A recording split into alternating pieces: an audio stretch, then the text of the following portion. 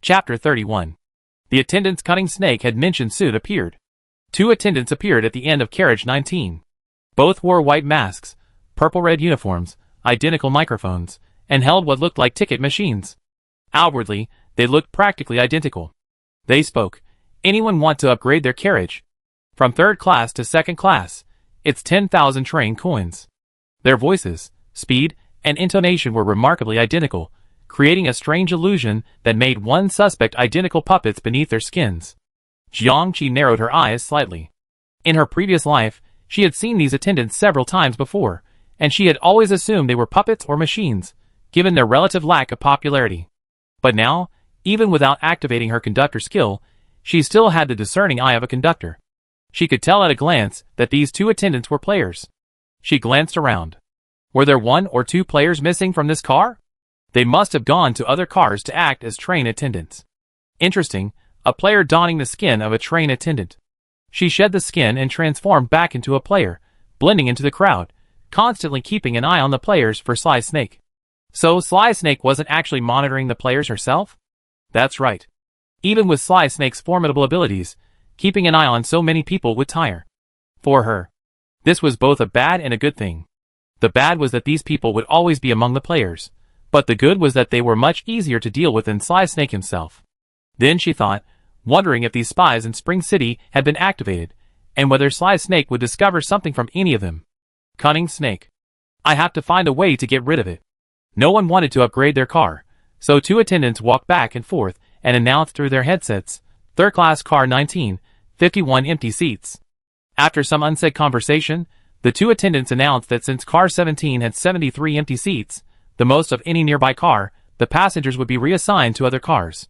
Soon, many passengers from car 17, dusty and laden with bags, arrived and were assigned to the empty seats. Seat 60, Jiangqi's seat, was occupied by a stern-faced, burly man who looked formidable. Seat 53, across from him, was occupied by a frail, expressionless woman. The arrival of these two people and their luggage made the space even more crowded. Everyone's feet, seats, and bodies were crammed with luggage, and a low murmur of complaints filled the carriage. Half an hour later, all seats were adjusted, and two attendants, once again with ticket machines, began collecting fares one by one. Each person was charged 500 train coins. If they couldn't pay, they would select a backpack slot and collect the items, regardless of whether they were large or small, good or bad, or worth more than 500 train coins or not. Only after paying the fare could one continue riding the train and unfreeze the panel. Jiangqi's mouth twitched slightly. This fare was much more expensive than in his previous life. Was Jiasha going crazy out of poverty? Or was he trying to make the players spend money again? How could they do this? This is too much. The players grumbled softly, but ultimately swallowed their anger and borrowed money from those around them. But no one would lend money easily, so those short on cash had to reluctantly use supplies to cover their expenses. The attendant held the ticket machine over the player's forehead. After a few flashes, the attendant said, "Your seventh backpack slot has been randomly selected." The player immediately pleaded, No, that slot is full of important items." The attendant ignored him, and a light flashed on the ticket machine, collected. Then a ticket slowly dispensed from the machine. The attendant collected the tickets one by one, and Jiangqi also looked at them one by one. She was roughly certain that the ticket machine could see through the players' backpacks. Because every time a slot was collected, the players were extremely distressed, presumably because the most important items were being taken away. How could it always be so coincidental? Furthermore, even for players who paid, the ticket machine would first touch their foreheads. Without this step, the panel could not be unfrozen. So, whether paying money or handing over supplies, the player's panel would be visible. Dong Shengfeng whispered, "Is that enough money?" Jiangqi nodded, of course. Command had prepared some money for her, but they didn't give her too much, fearing it would seem unreasonable. Soon, the attendant arrived at Jiangqi's row. Jiangqi let them toss her around. After unfreezing her dashboard, she counted out 500 train coins from her backpack and gave them to them, receiving a paper ticket in return. Jiangqi glanced at it casually. It seemed just as ordinary as in her previous life. She put it in her pocket and opened her player dashboard. Name, Sando. Status, passenger. Train number, Cunning Snake 270144. Car, third class carriage, car 15, seats 58. Wealth, 356 train coins. Jiangqi noticed that car 19 had become car 15. This means that, in the recent adjustments, for cars were lost from car 19 onward. After car 19, the number of cars lost will be even greater, combined with a recent increase in train speed. Thus, streamlining the cars can reduce operating costs and increase speed.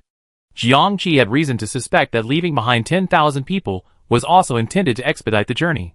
No wonder it only took 3 days to reach the next dungeon. In his previous life, driving between dungeons typically took around 7 days. So in such a hurry? Are they rushing to reincarnate? Oh, maybe they're rushing to send the players to reincarnation. The thawing of the player panel did have some benefits. Food was finally plentiful, and there was medicine to take. Jiangqi took a few healing pills, and the discomfort in his chest finally eased. The newly arrived man, number 60, was annoyed by the wind and pulled a steel plate from his backpack. He leaned it against the window, blocking out the gusts. The others also reached into their backpacks and blocked the broken windows. The howling wind finally died down in the carriage, but the light dimmed considerably. Everyone, exhausted, settled in for a quiet rest. Dong Shumfeng whispered to Jiangqi, "You rest first. I keep an eye on things." Jiangqi didn't try to be brave. He leaned against Dong Shumfeng's shoulder, closed his eyes, and silently channeled the energy he absorbed from the doctor, sending as much as he could into the Yingqi. The time on the train was excruciating. The clanging noise, the cramped space, the hard seats with vertical backs, and the soon-to-be smelling toilet, all of it was excruciating. In his previous life, Jiangqi had been in the even grimier 4th-class carriage, and he'd been able to tolerate it. However, after a trip to the restroom on the first day, he tried not to drink water. The same thing happened with Dong Shumfeng. While the others had their share of minor quarrels and clashes, perhaps because everyone was weakened by the poison and too lazy to stir up trouble, ambush attacks while someone was away from their seat were largely unheard of. Life on the train was much more peaceful than in my previous life. 1 day, 2 days, 3 days. On the 3rd day, it was completely dark outside the train, and everyone could feel the train moving downward. The wind outside the train became whimpering, like the wails of evil spirits. Sometimes, you could see a few blurry ghostly faces clinging to the windows, or hear the sound of claws and teeth being sharpened outside. Even bloody handprints, dripping water stains, and unusually long hair would mysteriously appear in the train. But as long as everyone stayed seated, these things wouldn't get close. One player, unable to hold it any longer, went to the restroom. Handprints and water stains on the roof immediately followed, and then screams erupted from the restroom, followed by the crunching sound of something chewing, and the stench of blood quickly filled the air. It was clearly cold. Some players in the carriage scoffed, others looked solemn. Time passed in this atmosphere. No one knew how long it had lasted, but finally, the train began to slow down, and after more than 10 minutes, it came to a complete stop. Passengers, the train has arrived at the next stop, Underground Ghost Banquet. Gather what you need and disembark. I'll be waiting for you here in a month. Cunning Snake's voice rang out again from the broadcast. By the way, before you disembark, you can choose to exchange currency. A small floating screen appeared in front of everyone. The Underground Ghost Banquet dungeon only accepts ghost coins. Should I exchange train coins for ghost coins at a 1:1 exchange rate? Jiangqi frowned. In her previous life, before getting off the train after arriving at the dungeon, players could use train coins to purchase items to deal with potential crises. That's how many of the players' items came from. This time, there was no purchase process, and they went straight to the exchange process. Were they so certain the players couldn't survive that they were refusing to even pretend? She thought about it, and decided to exchange all of them. Soon, the train coins in her hand were gone, replaced by a handful of ghost coins. Each ghost coin was irregularly shaped, with a smoky, distorted pattern, resembling a blurry, twisted ghost face. A cold, eerie aura emanated from the coins into her hand. If she stared at them long enough, she could almost hear the ghost's venomous cries. Jiangqi, How could it be the same with her half-finished train coins? Jiangqi had long been immune to this, but the other players who received the ghost coins started to cry out loudly, some even clutching their heads and howling, or looking as if they were in a miasma. The ghost coins' cries were even more rampant and triumphant. Jiangqi, She could only imitate Sanda's personality and act out a startled performance. After the performance, she put half of the ghost coins into her backpack and the other half in a small wallet, which she kept on her body. This was to prevent the backpack from freezing again. Players gradually left the train. Jiangqi and Dong Shumfeng still held hands to avoid getting separated. 3 days of sitting in the train compartment had not been without benefits for Jiang Qi. At least, she had not only sorted out all the energy in her body and stored it in the yin pool, healing the injuries on her chest and limbs, but she had also quietly detoxified, clearing the toxins from her left leg. Her current level of poison stacking was at the level of an average player.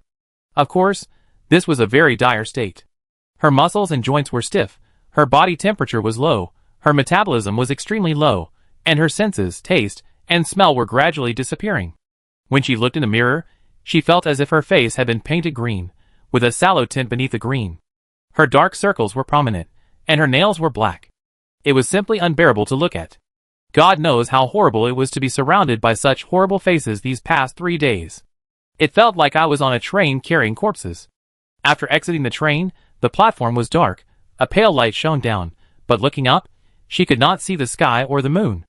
In the distance, billowing black fog rose, and a faint figure approached. Stiff, tense jumping. Everyone looked back in shock, only to find that the train behind them had disappeared without a trace, and so had the players in the other cars.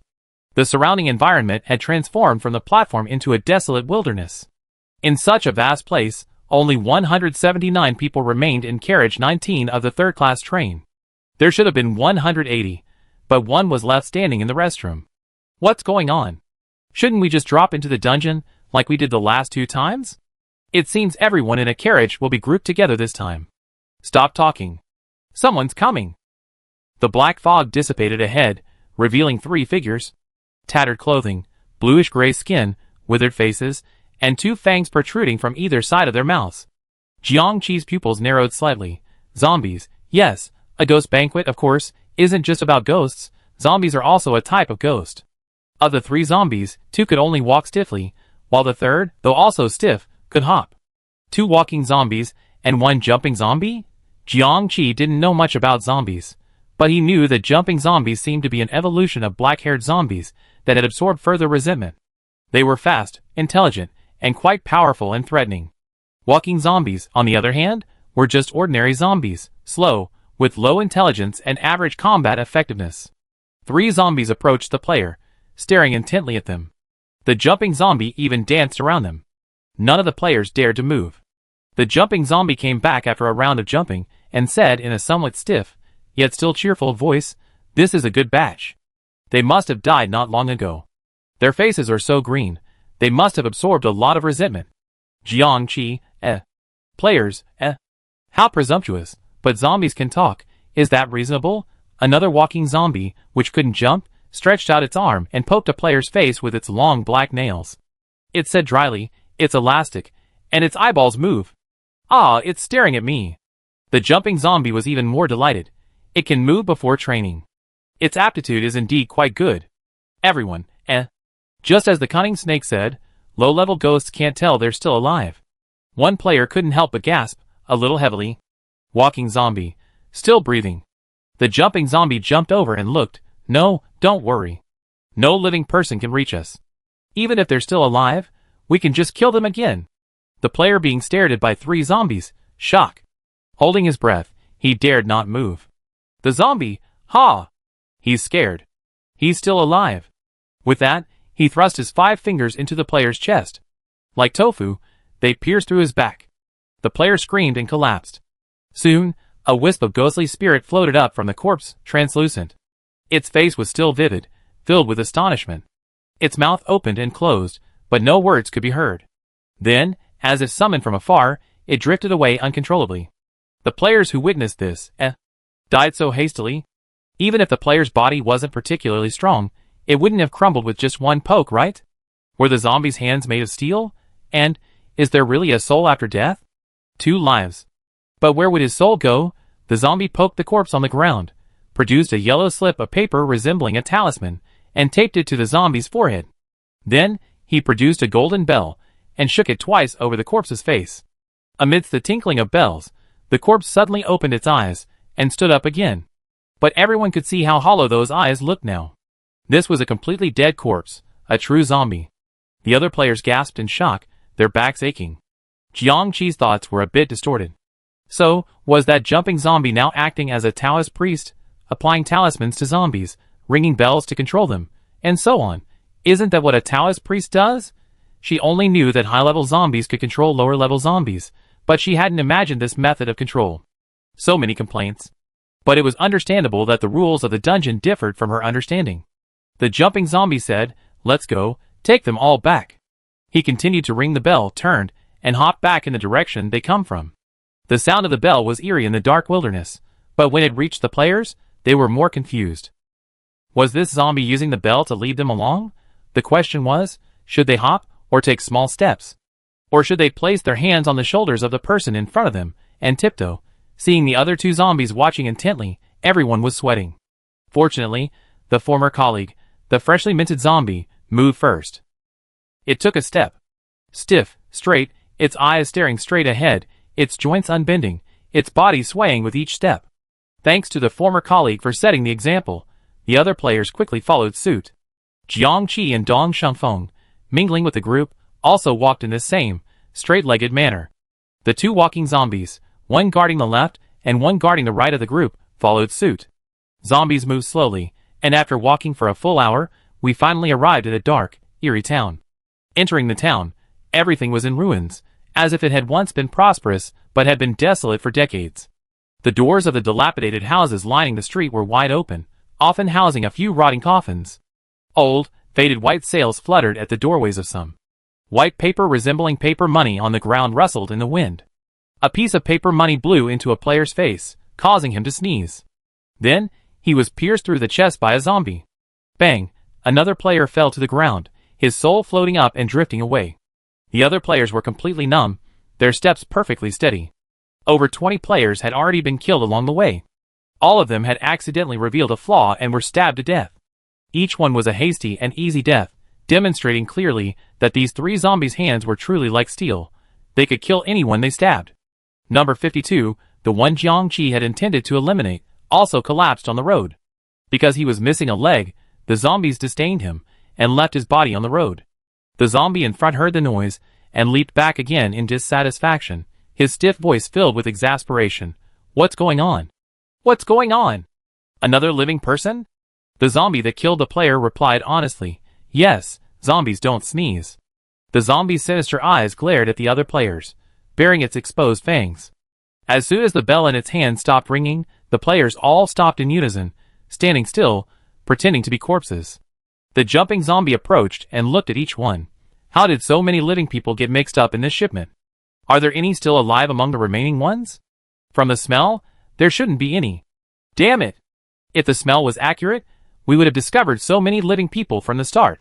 If we offered so many living people, the Lord would tear my head off, burn my body to ashes, and then sprinkle it with black dog blood.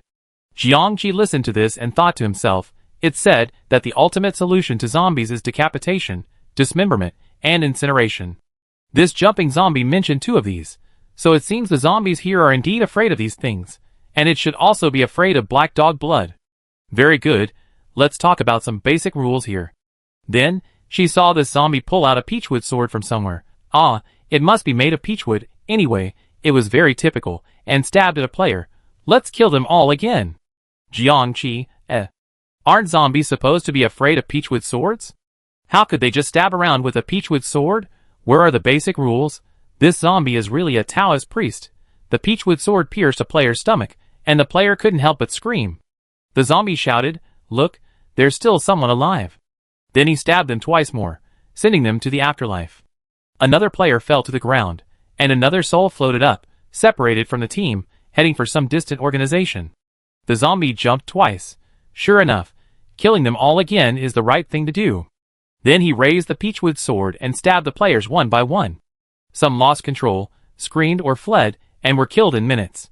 Others held on, making it through. When the jumping zombie reached Jiang Qi, it first stabbed her leg with its sword, then pierced her instep, and finally stabbed her in the stomach. Jiang Qi, shock.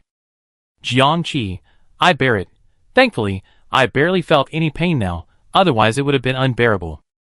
The jumping zombie drew its sword and leaned forward to examine her. Jiang Qi held her breath, staring straight ahead, her eyes unwavering. It said with satisfaction, "This is real." Then it taped a piece of paper to Jiang Qi's forehead. Then it stabbed Dong Shanfeng. Jiang Qi worried for Dong Shanfeng, but thankfully he held on. Only after the jumping zombie moved on to poke the others did they quietly breathe a sigh of relief. Jiangqi touched the wound on his lower abdomen. Perhaps because the blood flow had slowed, the wound hadn't bled much. Haha, the cunning snake had really done a good thing. She then looked at the paper taped to Dong Shengfeng's head. It wasn't some talisman paper, but a small piece of paper with just 4 words. This is the real deal. Jiangqi, She must have thought the paper on her forehead had the same message. She and Dong Shengfeng exchanged glances through the paper, each seeing the speechless look in the other's eyes. The jumping zombie pokes and pokes, killing several players. Finally, one player can't stand it anymore and shouts, "Damn it! I can't take it anymore. Brothers, there are only 3 of them. Let's go and kill them." Jiangqi cursed them inwardly, and indeed, quite a few idiots responded, rushing out from the team and charging at the jumping zombie. "We have 2 lives, so who's afraid of whom? Go!" A chaotic battle ensued. Dozens of players faced 3 zombies, some taking advantage of the chaos to flee. Soon, all the players fell. 2 walking zombies had their heads chopped off, but the jumping zombie only lost an arm and a leg, still standing unshaken. Victory or defeat was decided. It even killed the fleeing players. The players who remained motionless were horrified. This jumping zombie was so powerful, players were completely outmatched against it, but common sense dictated that it should only be an early-stage minor boss. Sure enough, this damn dungeon wasn't for newbies. The jumping zombie, instead of being angry or upset about its own broken arms and legs, said coldly, "Wouldn't it have been better to reveal yourself sooner?" It waved its finger, and pieces of talisman paper were applied to the corpses scattered across the ground. A bell rang, and new zombies rose from the ground. Jiangqi saw the souls of these players floating in the air, their faces filled with anger and resentment, baring their fangs and claws at the jumping zombies, but they were quickly forced to float away. A chill ran down her spine. Were all these players truly so impulsive, so unforgiving? No, they felt they had 2 lives, that even if they died now, they still had one. That's why they were so fearless and so intolerant. They, including the players who had previously exposed their weaknesses and lost their lives, had the same mentality. She suddenly understood the cunning snake's sinister intentions. He had told the players in advance that they had 2 lives in this dungeon, so they would think they had a way out and would be less cautious, and thus they easily lost their first life. Death was so easy when they had a body, but without it, just a ghost, how long could they last? She suddenly had a guess. In this dungeon, the body actually provided a natural protection for the player, wasn't it? So the player was first sent to the zombies, where they would destroy the player's body and release the fragile soul. She took a deep breath and made a decision. No matter how confident she was in the strength of her consciousness, she would never give up her body unless she was desperate. The team set out again. This time, only a dozen or so players remained among the 178 zombies. The rest had become bona fide zombies. The leading jumping zombie hopped on his one remaining leg, shaking a bell with his one remaining hand. A satisfied smile flickered in his eyes as he glanced back. But as his gaze swept over the dozen or so players with this as real signs, a creepy look returned. At that moment, in its eyes, the 4 black characters "This is genuine" on the note seemed to be scorched by a flame, fading into a distorted, blood-stained text. "This is a living man." Jiangqi was incredibly perceptive. He glanced over at the sight of such a gaze, seemingly inert, yet swift. Through the layers of heads in front of him, he caught the unrelenting malice in the jumping zombie's eyes. Her heart skipped a beat. Shouldn't the group behind it already be fully fledged zombies in the eyes of the jumping zombie? Why would it still be gazing at him like that? Could it be? At that moment, a calm, mechanical sound echoed in her mind. Beep! Detection of an intern entering a new dungeon. The dungeon's inhabitants are extremely hostile and threatening. Triggering the 3rd phase of internship. Chapter 32. 3rd internship. Jiangqi's eyes lit up, a touch of surprise. In fact, when she cracked open the doctor's skull that day, she had interacted with his train conductor panel. Although it was only for a moment, and the information she obtained was very limited, she was certain that the doctor didn't have a first-term or second-term internship. He had always been a first-term intern. Triggering a project, then completing it, 99 projects spanned a considerable period of time. In contrast, she had a second-term internship, but it was only because, after her 40th first-term internship project, the train conductor panel had determined she had reached the level of a full-fledged train conductor, thus ending her first term early and allowing her to begin her second. In other words, all the subsequent projects were profitable, and all the subsequent internship opportunities were additional opportunities for self-improvement. And now, her third-term internship had arrived. How could she not be delighted? She listened to the train conductor panel continue, observing the players and zombies around her, especially the jumping zombies in front, to prevent them from noticing anything. Thankfully, they were all normal. The train conductor panel states, "You arrived in a new dungeon. The natives are hostile to you, yet you know nothing about them. As a train conductor, allowing the natives to bully you is a serious sign of incompetence and dereliction of duty. The three-phase internship is designed to enhance your control over the natives. Whether it's information management, practical objectives, individual control, or group control, all essential skills for a strong train conductor. The three-phase internship is based on your time in the current dungeon and does not trigger specific tasks. All attacks, sabotage, domination, and harvesting of the natives will be calculated as experience points, added to the experience pool, and rewarded to you in real time with substantial rewards. After the internship, there will be a comprehensive evaluation, which will affect your final internship grade." The panel finished its words in a serious tone, and Jiangqi paused in thought. The first internship is triggered for players, improving the train conductor's basic abilities and skills. The second internship builds on the foundation of the first, further strengthening the intern. The third internship is directly targeted at indigenous people. It's becoming increasingly comprehensive. This truly requires the comprehensive training of a train conductor. Luckily, it was Jiangqi who got this opportunity. She mentally asked, "Panel, are you there?" The rigid voice just now was clearly the panel's inherent programming, but what she wanted to hear was the self-aware voice beneath it.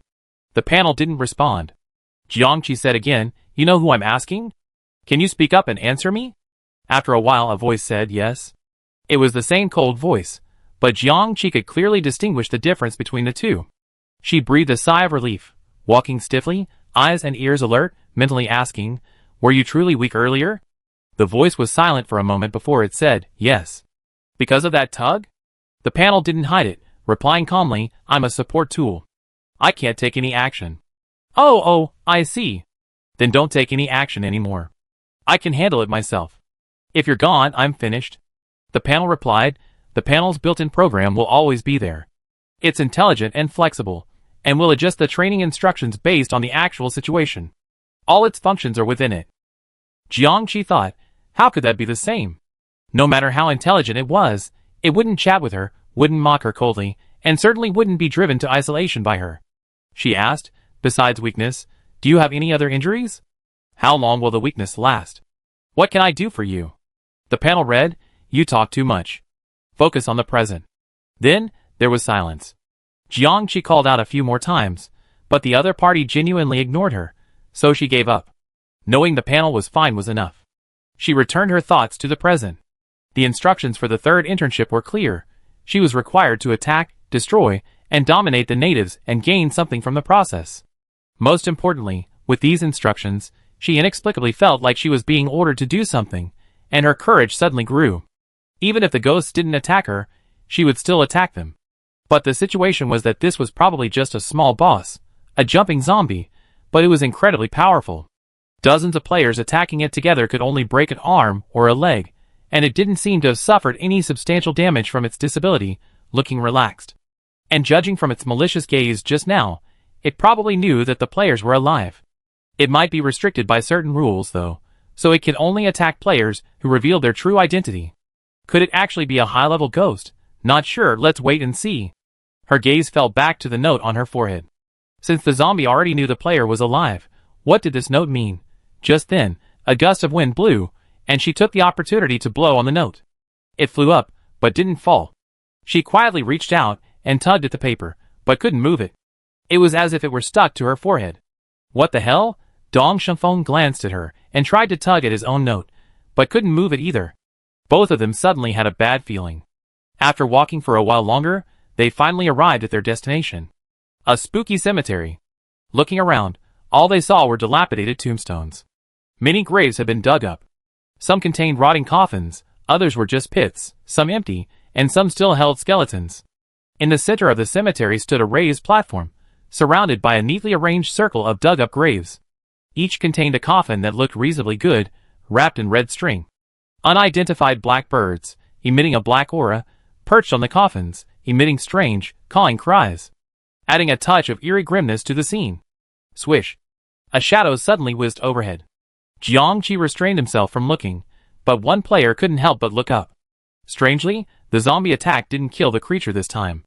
Then swish, swish, swish, the shadow flew back and forth several times before finally coming to rest on the platform. The jumping zombie said excitedly and flatteringly, "Sir, this is the new batch of zombies." Jiangqi kept his head still, secretly looking up. On the platform was another zombie, covered in green hair. A green-haired zombie, and judging by its fluttering movements, it was clearly a flying zombie. She recalled the limited knowledge she had. Flying zombies are the result of long years of cultivation, absorbing a great deal of the essence of heaven and earth. Not only can they fly, they are also incredibly fast, intelligent, and capable of using magic. They are a very dangerous and terrifying kind of zombie. Flying Zombie spoke, his voice barely stiff, almost speaking at the pace and tone of a normal person. "You're the first one here." "Well done." Flying Zombie glanced at the zombies, naturally noticing the notes, saying this is a living person. He added, "Well done." Tiao Zombie was excited. "With these new zombies, your excellency will be even more powerful at this ghost banquet." Flying Zombie, "They're all too naive. This graveyard is filled with evil spirits. Burying them, there will accelerate the transformation." Players in the team, shock. "Damn. I've been pretending to be a zombie for so long, and you're telling me I've been here to get buried alive? Are there any chances of survival?" The players tried to move, but found themselves unable to move. Jiangqi also realized she couldn't move, her brow burning slightly. She looked at the note on her forehead. Sure enough, there was something wrong with this thing. It had frozen her, and the player interface was once again inaccessible. At this moment, other zombies arrived from different directions, one group after another, more than 20 in total. As they approached, they each revealed a single jumping zombie leading a group of players. The groups of players varied in size. If we were categorizing them by carriage, the largest group would be in 4th class, the smaller group would be in higher class, and the group with about 180 people would be in 3rd class. Clearly, there were players from every carriage. And just like Jiangqi's group, the vast majority of players had already become actual zombies. Only a few, pitifully hidden among the zombies, had notes taped to their foreheads. So, the scene was filled with players standing in groups of 3 or 4, each among their own zombie piles, staring at each other. Jiangqi looked expressionlessly at the zombie hordes, then at the one jumping zombie that came standard with each group. Excellent, with so many of them, these jumping zombies clearly weren't high-level ghosts. So Cunning Snake's statement, "Ordinary ghosts can't recognize players as strangers," was just bullshit. It must be, ordinary ghosts pretend not to recognize players as strangers, right? Damn old ding, you're always setting traps and saying bullshit. It's a foul to trick the players like this. At the flying zombies' command, the jumping zombies rang their bells, and the zombies, one by one, walked towards the pits in the cemetery and lay down. Only the immobilized players remained, only 400 or 500. Even a fool knew they had been exposed. Their faces were so pale that they didn't even need to act. They were pure zombies. A jumping zombie said grimly, "Surprise? You acted so well, but unfortunately you've been seen through." As it spoke, the paper on the player's forehead seemed to burn, revealing the bloody words, "This is a stranger." Immediately, the blood-red writing on the 4 characters seemed to melt, blending into the paper, and climbing up on its own, transforming into a talisman. A talisman that had been altered slightly to even work on living beings with a faint breath. The ferocious, blood-red brushstroke stung all the players' eyes. One player couldn't help but exclaim in anger, "They say zombies are brainless, but you're incredibly clever. Kill me if you can." The flying zombie on the platform spoke, "You made it this far, so you're quite capable. Using your living corpses, perhaps you can give me a surprise." It raised its hand, "Put them in the coffin." Then, a group of walking zombies appeared from nowhere, walking stiffly towards them, picking up the players, and throwing them into the circle of coffins surrounding the platform. Players, shock. The players tried to struggle, but couldn't move at all. They could only curse, but that was completely useless against the zombies. Dong Shengfeng whispered, "What should we do?" Jiangqi didn't answer, but instead asked, "How many of our own people are here?" Dong Shengfeng was stunned and looked at the other players. To prevent one person from being caught, and then being used to cheat through memory searches, not everyone knew each other's player profiles. Although Jiangqi had been responsible for killing players to help seize the dashboard, except for the first day, he had avoided looking at their profiles and appearances. Therefore, he only knew the player profiles of a small number of people. The hidden mark was incredibly successful. It not only fooled Cunning Snake, but even Jiangqi, the one who placed the mark, was able to deceive her. Even when she activated her disguise-seeing skill, she still saw the appearance of the player the other party had replaced. It was completely indiscriminate, completely flawless. Dong Shafeng was responsible for contacting people when necessary. He did know a few people, but only a dozen in total, communicating primarily through code words. Unable to turn his head, Dong Shafeng managed to scan the area with his eyes, barely moving his lips as he spoke. I can only identify one person. Judging by their aura, there are at least a dozen people present, but considering the proportions, there were 67,411 players on the train. Assuming all of them boarded, there would be 1,000 of them on board. That means there were about 15 of them on board for every 1,000. The total number of players present, including the living and dead, was over 3,000. While there wouldn't be any on board in the special and first-class carriages, they were still a small percentage. Furthermore, he had confidence in his own people, assuming no one was discovered alive and eliminated along the way. So, theoretically, among the players still alive, there are 40 to 50 of us, Jiangqi said. Dong Shafeng, yes. Jiangqi sighed slightly. Even if she could remove the corpse-binding talisman herself, she couldn't rescue so many people. Even if she could escape, with the current strength of the players, leaving here wouldn't be enough to protect against the dangers elsewhere. This dungeon is a sure-kill situation for players of her current level. But if she could harness the power within the dungeon to become stronger, and then have these 40 or 50 people become her support. She looked at the flying zombie on the platform. It wasn't impossible to take it down. She glanced at the coffins. Living corpses? There was no other way, only to give it a try. She lowered her voice. Can you send a signal so everyone can stay calm and survive the corpse refining? Dong Shafeng didn't ask how to survive the corpse refining, simply saying yes. Then she whistled. Several long, several short sounds, Morse code, among the players already thrown into the coffins, being carried up, and still standing, several eyes flickered. At the same time, Jiangqi closed his eyes, channeling the energy within the fluorescent pool. Then, abruptly opening them, a shimmering purple light surged beneath his eyes, completely blocked by his black lenses. Spying and walls have ear skills activated. Instantly, the entire cemetery was enveloped by her consciousness, the players becoming distinct points within her mind, capturing every movement. All the players who had shown signs of unease at the signal appeared before Jiangqi's eyes. Found. Huh? Wrong.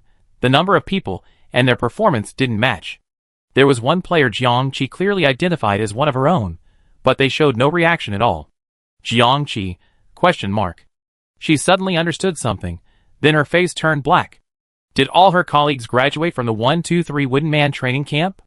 Could they please not be so silent? This was making it difficult for her to confirm their identities, okay? Or was it their zombie state that made even subtle expressions difficult? It wasn't anyone's fault. The expert team had made numerous plans, including numerous schemes for codewords and contact. Unfortunately, Jiangqi had spent the last 11 days lying down, leaving her with no time to learn anything, let alone practice anything. So now they were stuck on the contact. At that moment, a zombie carried Jiangqi. Jiangqi, No time. She gritted her teeth.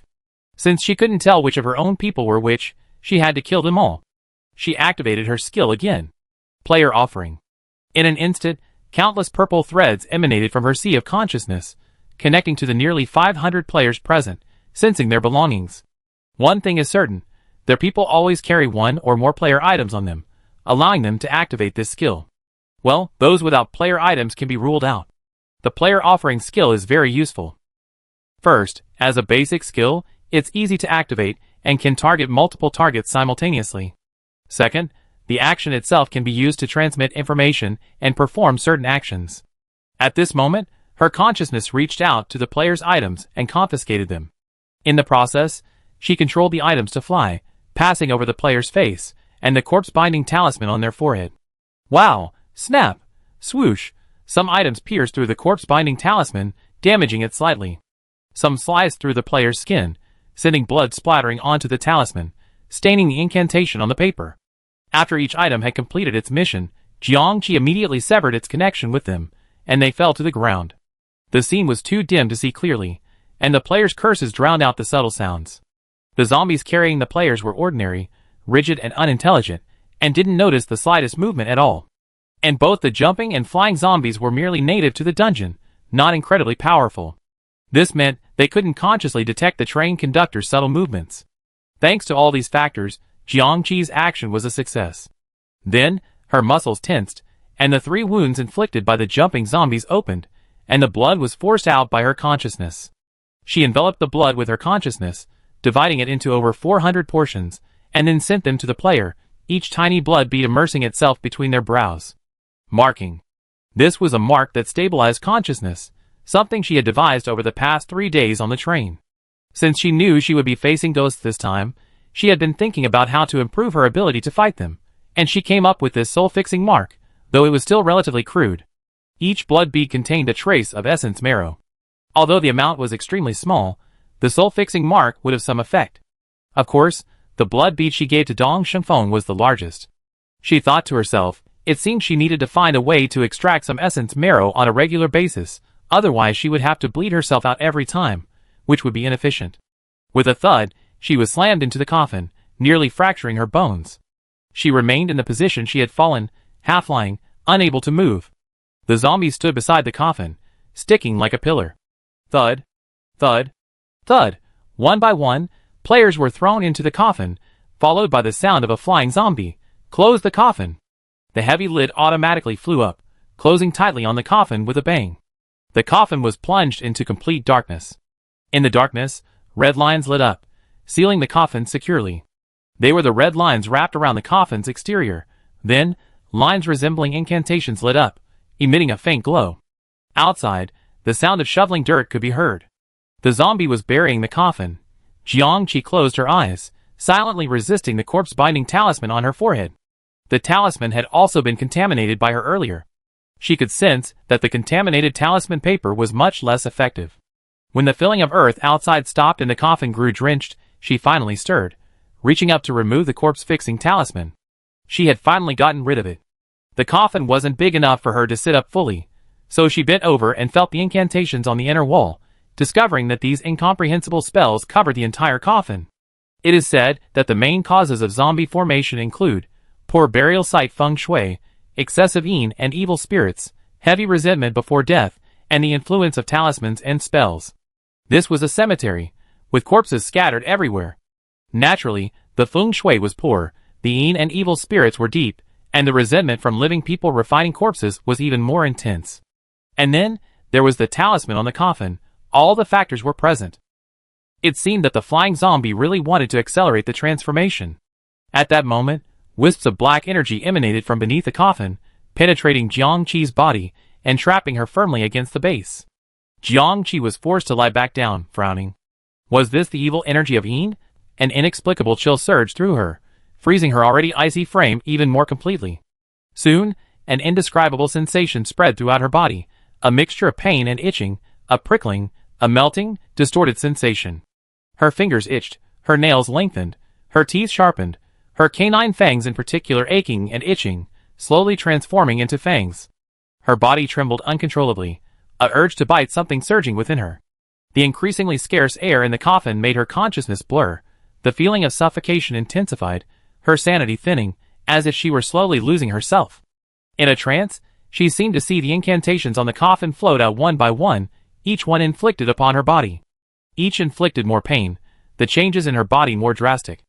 The next moment, a sinister aura enveloped her. Jiangqi's veins bulged, his teeth clenched, and he closed his eyes. A few breaths later, she opened them again, a look of calmness in her eyes. Oh, this is the transformation of the corpse, Jiangqi thought. It didn't seem so bad. The body was indeed deformed by these forces, painful, but bearable. The greatest challenge was staying conscious during the suffocation and transformation process, a fantasy for most people. But for Jiangqi, it wasn't that difficult. Accepting the gradual decay of the body, its withering, hardening, and deathly stillness, allowing herself to continue existing without breathing, imagining herself as a fish in a vacuum. All of this is merely a reconfiguration of bodily functions. As long as the consciousness within your body remains clear and stable, you remain yourself. If your mind loses consciousness, you are truly dead. Jiangqi closed his eyes again, his consciousness calmly observing his body's instinctive struggles from a bird's-eye view, as if undergoing a rather peaceful evolution. Simultaneously, outside, the coffins at the edge of the platform were buried under the earth, and new grave mounds appeared one after another. Beneath a thick layer of soil, the players' cries and howls could faintly be heard, each filled with pain and despair, resentment and unwillingness. Flying zombies stood on the platform, listening to these sounds with satisfaction.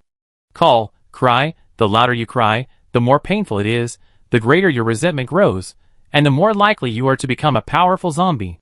But why were these cries accompanied by the banging and even scratching of coffins? Aren't they immobilized by the immobilizing talisman?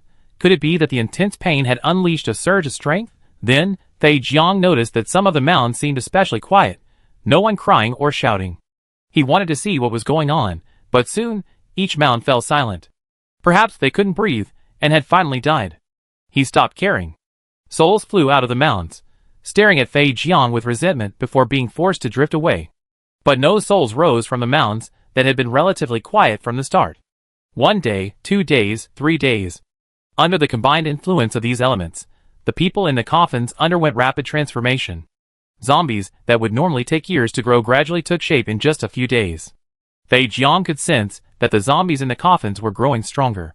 From ordinary zombies, they grew white hair, becoming white-haired zombies. Then the white hair faded, black hair grew, becoming black-haired zombies. Then the black hair faded. Inside the coffin, Jiangqi opened her eyes and slowly raised her hand. In the pitch-black coffin, she could clearly see with her consciousness. Her nails were long and black, and her arms were covered in coarse, wiry black hair. She looked down at her body, which was also covered in black hair. She had become a true zombie, a black-haired zombie. But this was far from enough. An ordinary black-haired zombie couldn't even defeat a jumping zombie. But no matter how hard she tried, meditating, even trying to practice as a zombie, she couldn't shed the black hair and make any further progress.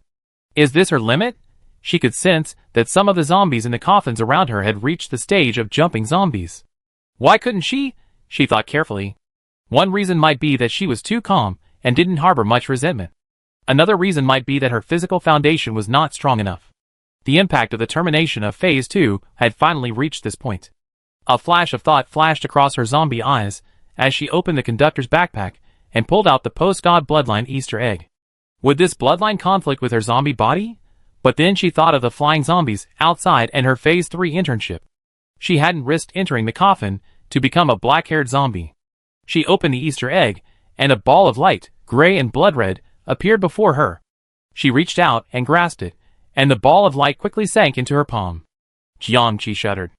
The pain she had lost since becoming a zombie returned to her body in full force.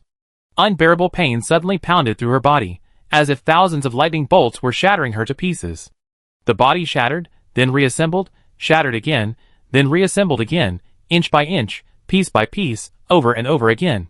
Jiangqi's eyes quickly filled with bloodshot, and his parched, hardened skin, like a dead tree reborn, quickly returned to its former healthy, supple state, only to quickly revert to its zombie-like form, repeating itself over and over again. Another day, 2 days, 3 days. Seeing the ghost banquet was about to begin, Fei Jiang finally decided not to wait any longer. It sensed that hundreds of zombies had reached the stage of zombie jumping. With such a group of zombie-jumping zombies under its command, it could be a sight to behold at the ghost banquet. It waved its hand, and the vast mounds of graves opened one by one, and the zombies transformed from the players' bodies within rows to their feet. At a glance, there were thousands of them, some white, some black, more white than black, and not a single one without its black fur. Fei Jiang's expression froze. This was far worse than it had expected. What's going on? They only just reached this stage of transformation. It was daytime, and despite the dim light, these low-level zombies were still terrified of the sunlight. They seemed idiotic, some even considering crawling back into their burials. Flying zombie. A bunch of useless things. The flying zombie looked at the circle of graves surrounding the platform, figuring this place wouldn't disappoint. Refining a living corpse would surely be more effective. It was about to wave its hand to uncover the graves when it suddenly paused. The sinister aura of the entire cemetery surged towards a single mound, a black current flowing into that single point, like 100 rivers flowing into the sea, unstoppable. A fierce wind swept across the cemetery, sending sand and rocks flying and the earth trembling. The flying zombie was startled. A very powerful zombie is about to be born. How is this possible? In this place, with these conditions, and in such a short time, the most it can produce is a jumping zombie. It only wanted stronger subordinates, not a zombie as strong as itself, or even stronger. It immediately lunged towards the grave, determined to stop it. But the next moment, it was blown away by a strange force, sending the entire zombie flying a long way. What was going on? This wasn't a zombie's power. It even sensed a hint of terror in it, an instinctive fear. What was this? It roared, fangs bared, and lunged again fiercely. This time, the strange force didn't resurface, but just as it was about to touch the grave, it suddenly exploded. Amidst the dust and sand, the coffin lid below cracked open, and a zombie leaped out, charging fiercely. A green-haired flying zombie, exactly like him. Chapter 33. Bang! Two zombies slammed heavily into a dirt slope, causing it to collapse. Before the smoke and dust had even cleared, two more zombies flew out of the slope, battling from the ground to the sky, from east to west. Each one faster than the other, their claws sharper, their fangs more ferocious, as they attacked each other fiercely. The flying zombie was horrified. What the hell was going on? How could they have raised a flying zombie? It was even as powerful as them. It had cultivated from an ordinary zombie to a flying zombie. Who knew how much time it had taken, how much sun and moon essence it had absorbed? How could this zombie have become a flying zombie in just a few days? Not only did it disobey its commands, but it also attacked it furiously the moment it emerged. The flying zombie was filled with jealousy, anger, and a hint of inexplicable fear. No, there's something wrong with this zombie. It must have deliberately sneaked in, pretending to be an ordinary zombie, waiting for this moment to surprise and harm him. The flying zombie was quick to react and adapt. With a roar, it issued a command to the zombie horde below. Then, its former jumping and walking zombies, hearing the command, rushed over. The large group of freshly minted white and black-haired zombies also gathered around. The graves around the platform also burst open, and zombies jumped out one by one. Most of them were black zombies, but a few jumping zombies, whose black hair had faded, also leaped over quickly. Thousands of zombies converged on the center of the cemetery like a tide. Seeing this, the flying zombies slammed the cunning and treacherous green-haired zombie into the pile of corpses. With a loud bang, the green-haired zombie, Jiangqi, was slammed into the ground. The flying zombie's strength was terrifying. Fortunately, she was now made of steel, insensitive to pain and unable to bleed. It had to be said that zombies' bodies were practically invincible. They were incredibly resilient. She slammed into the horde, crushing several walking zombies and cratering the ground, yet she herself remained unscathed. She was just a little dizzy. She shook her head and looked around. A sea of corpses. This flying zombie was actually trying to use it to consume her. She had just evolved into a green-haired zombie, and was inferior to it in terms of toughness, strength, and speed. Especially since it could use spells. While she knew nothing except flying, she wouldn't be able to defeat it in a one-on-one fight. But it still chose not to confront it head-on. Should I call it cowardly or cautious? Seeing the fastest jumping zombies about to leap at her, she dodged two and grabbed another, clenching her fingers and tearing it apart, ripping the entire zombie in two. Then she lifted off the ground, opened her mouth, and roared. Around the platform, dozens of graves remained unopened. Hearing the roar, it was like a charged horn. They suddenly burst open, and from them leaped zombies. Yes, all of them. The flying zombies in the air watched this scene, their eyes nearly popping out. Why were all of them zombies? It tried to control them, but found it impossible. They wouldn't listen, and the last zombies to emerge, like Monkey King finally freed after 500 years of oppression, their eyes blazing with rage. They howled and screamed, and some even pounded their chests. I'm dying of suffocation. Damn it, refining a living corpse. I do you a damn good job. Haha, I didn't expect it, I'm still here. Yes, the souls within these jumping zombies are still players. They maintained their clarity of consciousness during the transformation process and persevered. So, even though they become zombies, their breathing and heartbeats gone, their souls haven't left their bodies, so they can't be considered truly dead. Jiangqi glanced around and saw over 70 of them.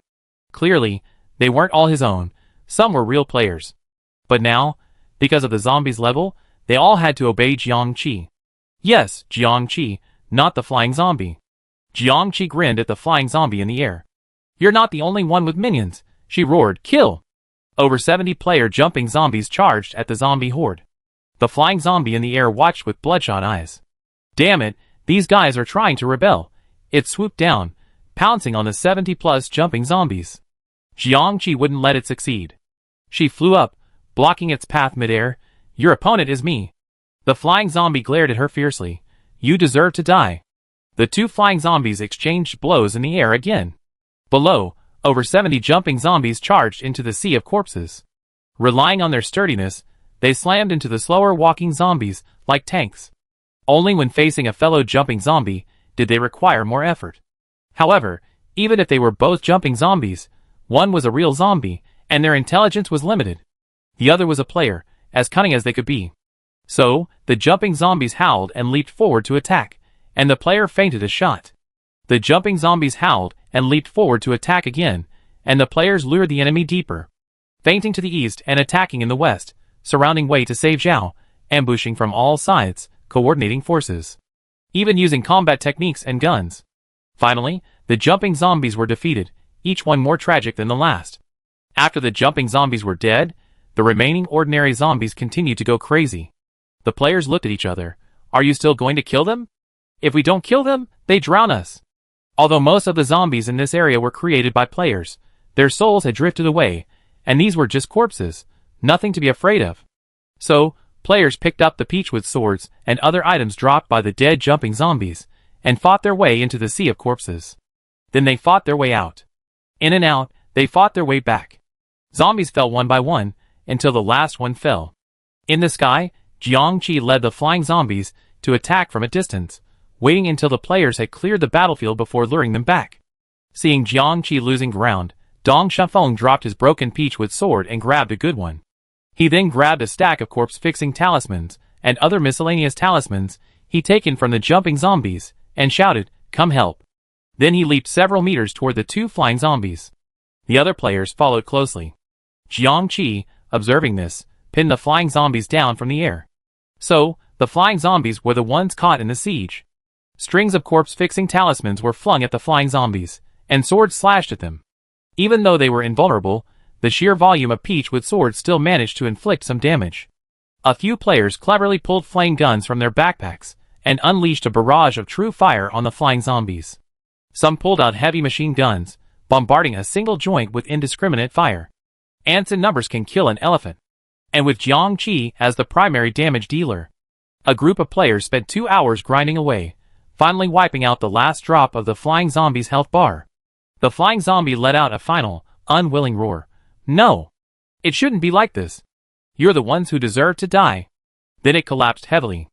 Jiangqi didn't hesitate, grabbing a mahogany sword and neatly chopping off its head.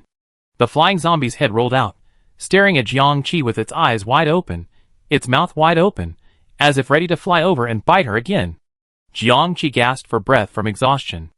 After a long gasp, she realized she wasn't breathing. Suddenly she realized, oh, she was a zombie now. She didn't need to breathe. She touched her nose awkwardly. She looked at the players. Their faces and muscles were shrunken, their skin was a pale gray, their eyes bulging, their teeth buckling, quite an eye-catcher. But looking at herself again, she couldn't dismiss the players as ugly. She was the most abstract person present, and the sight of her green fur was unsettling. However, she only then noticed that during the transformation process, the players' masks must have been deactivated, revealing their true appearance. If it weren't for the utter disfigurement of these zombie faces, their own people would have been exposed immediately, their racial characteristics exposed. She subconsciously touched her face, and felt a handful of hair. Okay, with this layer of hair covering it, nothing can be seen. As Jiangqi looked at everyone, the players were also looking at her. The ordinary players looked at her with mixed emotions. They were all players, yet this person had become such a powerful flying zombie, and they, as jumping zombies, instinctively feared and obeyed her. If she ever asked them to do something dangerous later, they wouldn't be able to refuse.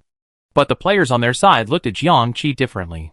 During the corpse refining process, when they were almost unable to hold on, a strange energy in their minds stabilized their consciousness. Though they didn't fully understand the cause and effect, their dashboards were all marked with Jiangqi's hidden mark, and they were familiar with this energy. Combined with the Morse code they had received earlier, there was no doubt that the flying zombie before them was their team leader, Jiang. They hadn't expected to meet their team leader here. It was like winning the lottery. Without team leader Jiang, they wouldn't have been wiped out, but at least not so many of them would have survived. Jiangqi was about to speak when the train conductor's dashboard suddenly rang in his mind. Through your own willpower, persistence, early accumulation, and a bit of luck, You become a true green-haired zombie.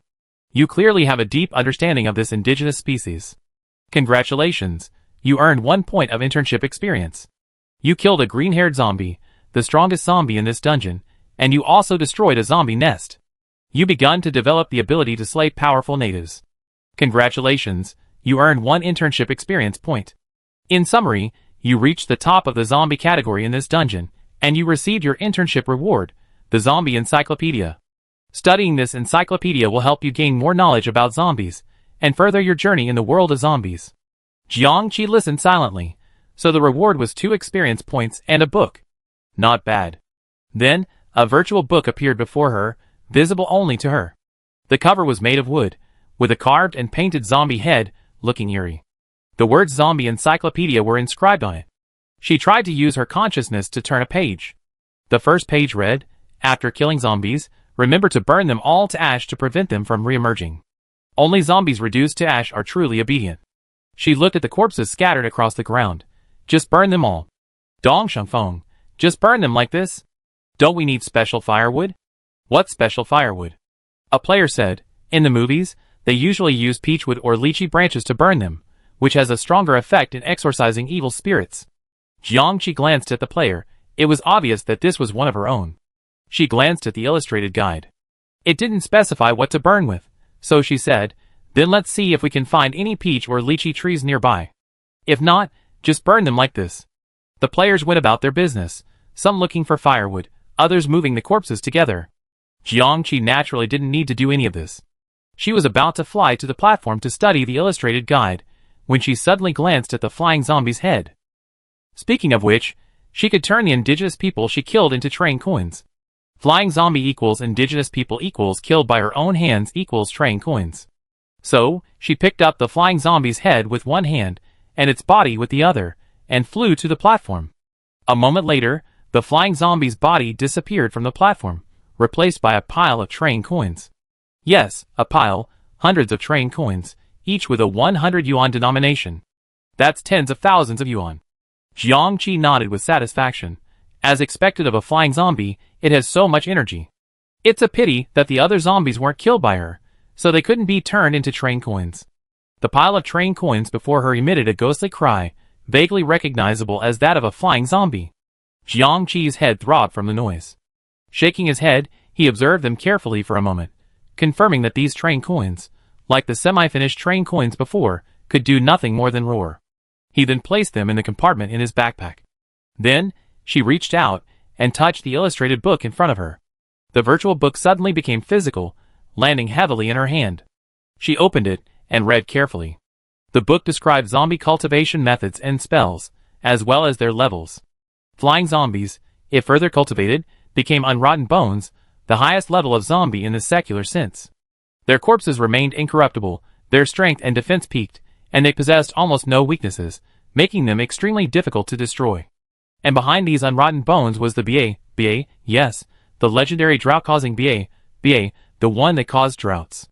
There were also corpse demons and corpse devils, zombies that had cultivated into demons or devils, representing a branch of the phylogeny. Jiangqi's gaze returned to the Ba. The introduction later stated that destroying the Ba might require divine magic. This already had a somewhat mythical quality. Divine? She pondered, closing her eyes and looking inward. She saw her consciousness, or rather, her soul, stained with the color of the post-god bloodline Easter egg, a dark gray background with a blood-red glow. A few days ago, after absorbing the post-god bloodline, it took her the better part of a day to successfully fuse it. During this process, she thought she was going to die several times. Thankfully, she persevered. After the successful fusion, her body, which had previously been unable to absorb the evil energy, immediately began to actively attract it, continuing its transformation into a corpse. But the evil energy in this graveyard was limited, a limited amount, shared among thousands of zombies. If she wanted more, she'd have to steal it from the other zombies. So, she actually stole it. Fearing the flying zombies would notice, she kept her pace low, moving quietly until the flying zombies were about to overturn the grave. Then, she made a final, powerful move, absorbing all the evil energy in one go. Yes, the reason those thousands of player zombies were the strongest, and only black zombies, was because she had absorbed all the evil energy. Of course, that wasn't the point. The point was that when she first merged her bloodline, the red glow in her soul was just a few wisps, the same red glow from the original Easter egg. But after becoming a flying zombie, those few wisps of red light became a single, solid red glow. It was like absorbing nutrients. Or more like collecting stamps. Every stamp you collected illuminated a patch of color. Besides that, she hadn't felt any power from the post-god bloodline yet, except for the shock that had sent the flying zombie flying. But that was more like a passive skill to prevent the transformation, and it was a one-time effect.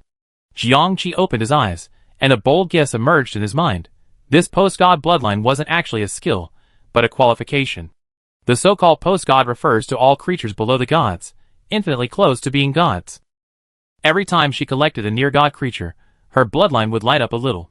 Once she had collected enough near-god creatures, the bloodline would fully light up and activate. Jiangqi sighed. If that's the case, this bloodline is really a rip-off. The fusion process was so painful and dangerous, and afterward, it provided no power. It only served as a catalyst and a one-time protective function when the body transformed into a zombie-like creature. This was a late-game ability, with a long lead in time.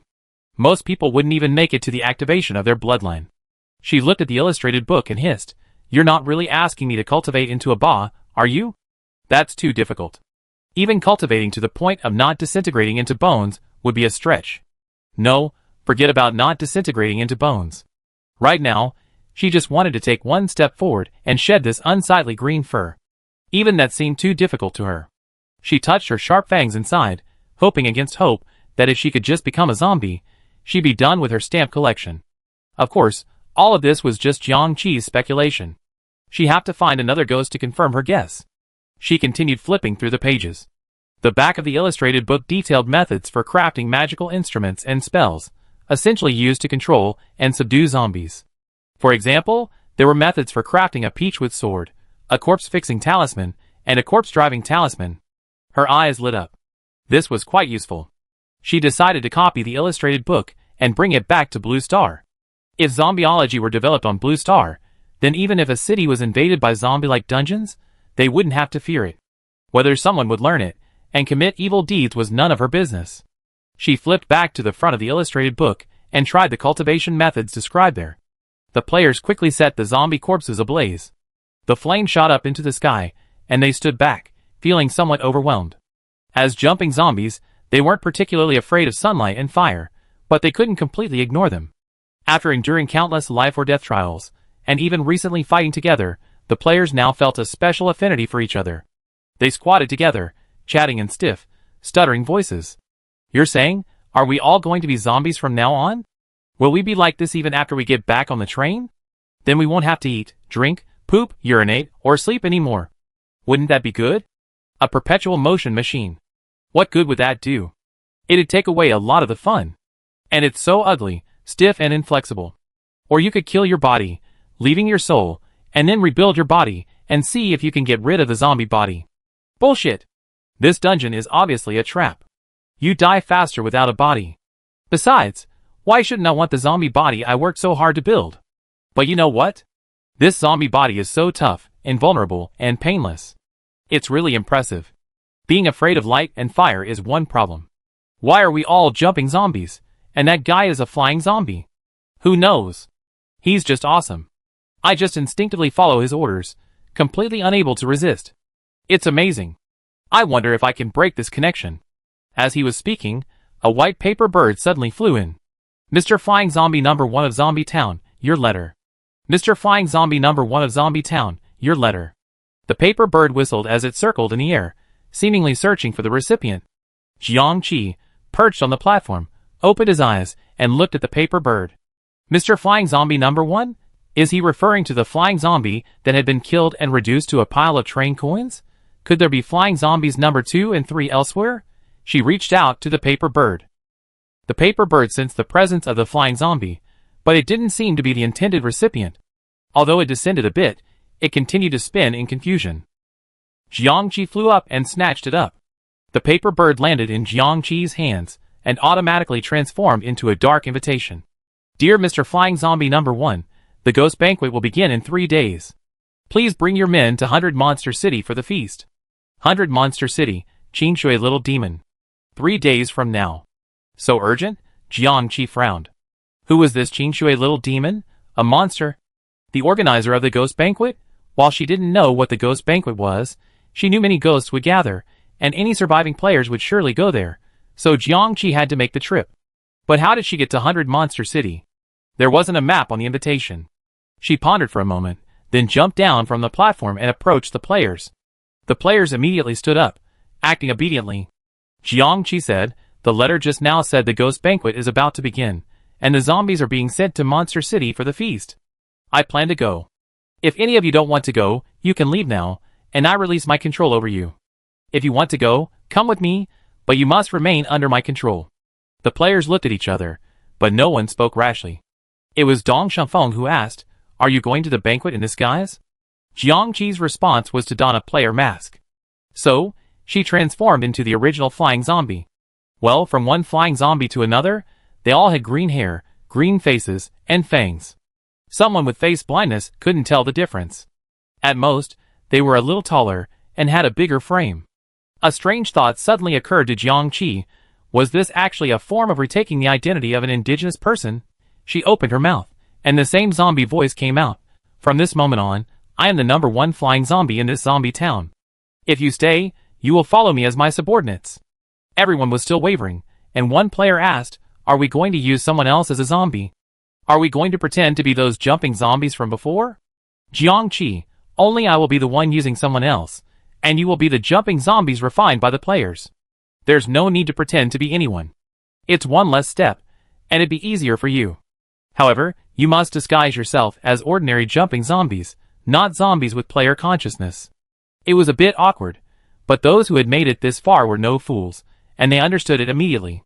Jiang Qi looked at the player with black hair and familiar features, suspecting he was one of them. He added, "Of course, if you're not satisfied with your current look, you can use the player panel to modify it, especially the hair. It's best to make it black. The zombies here all have black hair, and colored hair would be a bit too noticeable." The ordinary players suddenly realized, looking from Jiang Qi to the other black-haired players. "So, this was modified using the player panel?" The player in the group responded, "Eh." Team leader Jiang was amazing. He fixed the hair color with a single sentence. The players debated for a while, but in the end, no one wanted to leave. The reason was simple. This dungeon was too dangerous. Although they had become zombies, their self-protection abilities had improved significantly. Who knew what they might encounter if they went it alone? It would be better to follow Jiang Qi. For one thing, they were all players, having fought through life and death together, and had developed a certain camaraderie. They felt that Jiang Qi wouldn't order them to die. On the other hand, Jiang Qi was a flying zombie, inherently formidable. Who wouldn't want to hang out with a strong one? Seeing no one wanted to leave, Jiang Qi raised an eyebrow and added, "I killed a flying zombie and gained some of its memories, including some zombie cultivation techniques. I teach you now, so you can familiarize yourself with them. However, the evil energy here has been depleted, making it unsuitable for cultivation. Once the corpse is burned, we set off. If we encounter areas with strong evil energy along the way, we make plans." Hearing this, the players erupted in excitement, thankful they hadn't left. There was actually a cultivation method. What a steal! After teaching everyone the cultivation methods, Jiang Qi called Dong Shanfeng aside. "How many of us are here?" "I see, over 30? Dong Shanfeng said, 43, and the other 29 are ordinary players. I spoke with these 43 and gathered information. Originally, there were 48 of them, but during the corpse refining process, 5 of them couldn't hold on." Chapter 34. 5 people. Although Jiang Qi had known there would be casualties, hearing the exact number still weighed on his heart. Dong Shanfeng, on the other hand, took it easy. Over 400 people received your soul-fixing mark. Only 72 remained, and we were able to get 48 to 43, which is quite impressive. Besides, those 5 aren't completely dead. Perhaps their souls are still making their way through the ranks somewhere. She added, "Oh, I asked, and they didn't suffer any casualties along the way. They all made it to the coffin stage." In other words, in this small section of the zombie town, they only lost those 5 people so far. Compared to the average player, out of over 3,000, only 29 remain.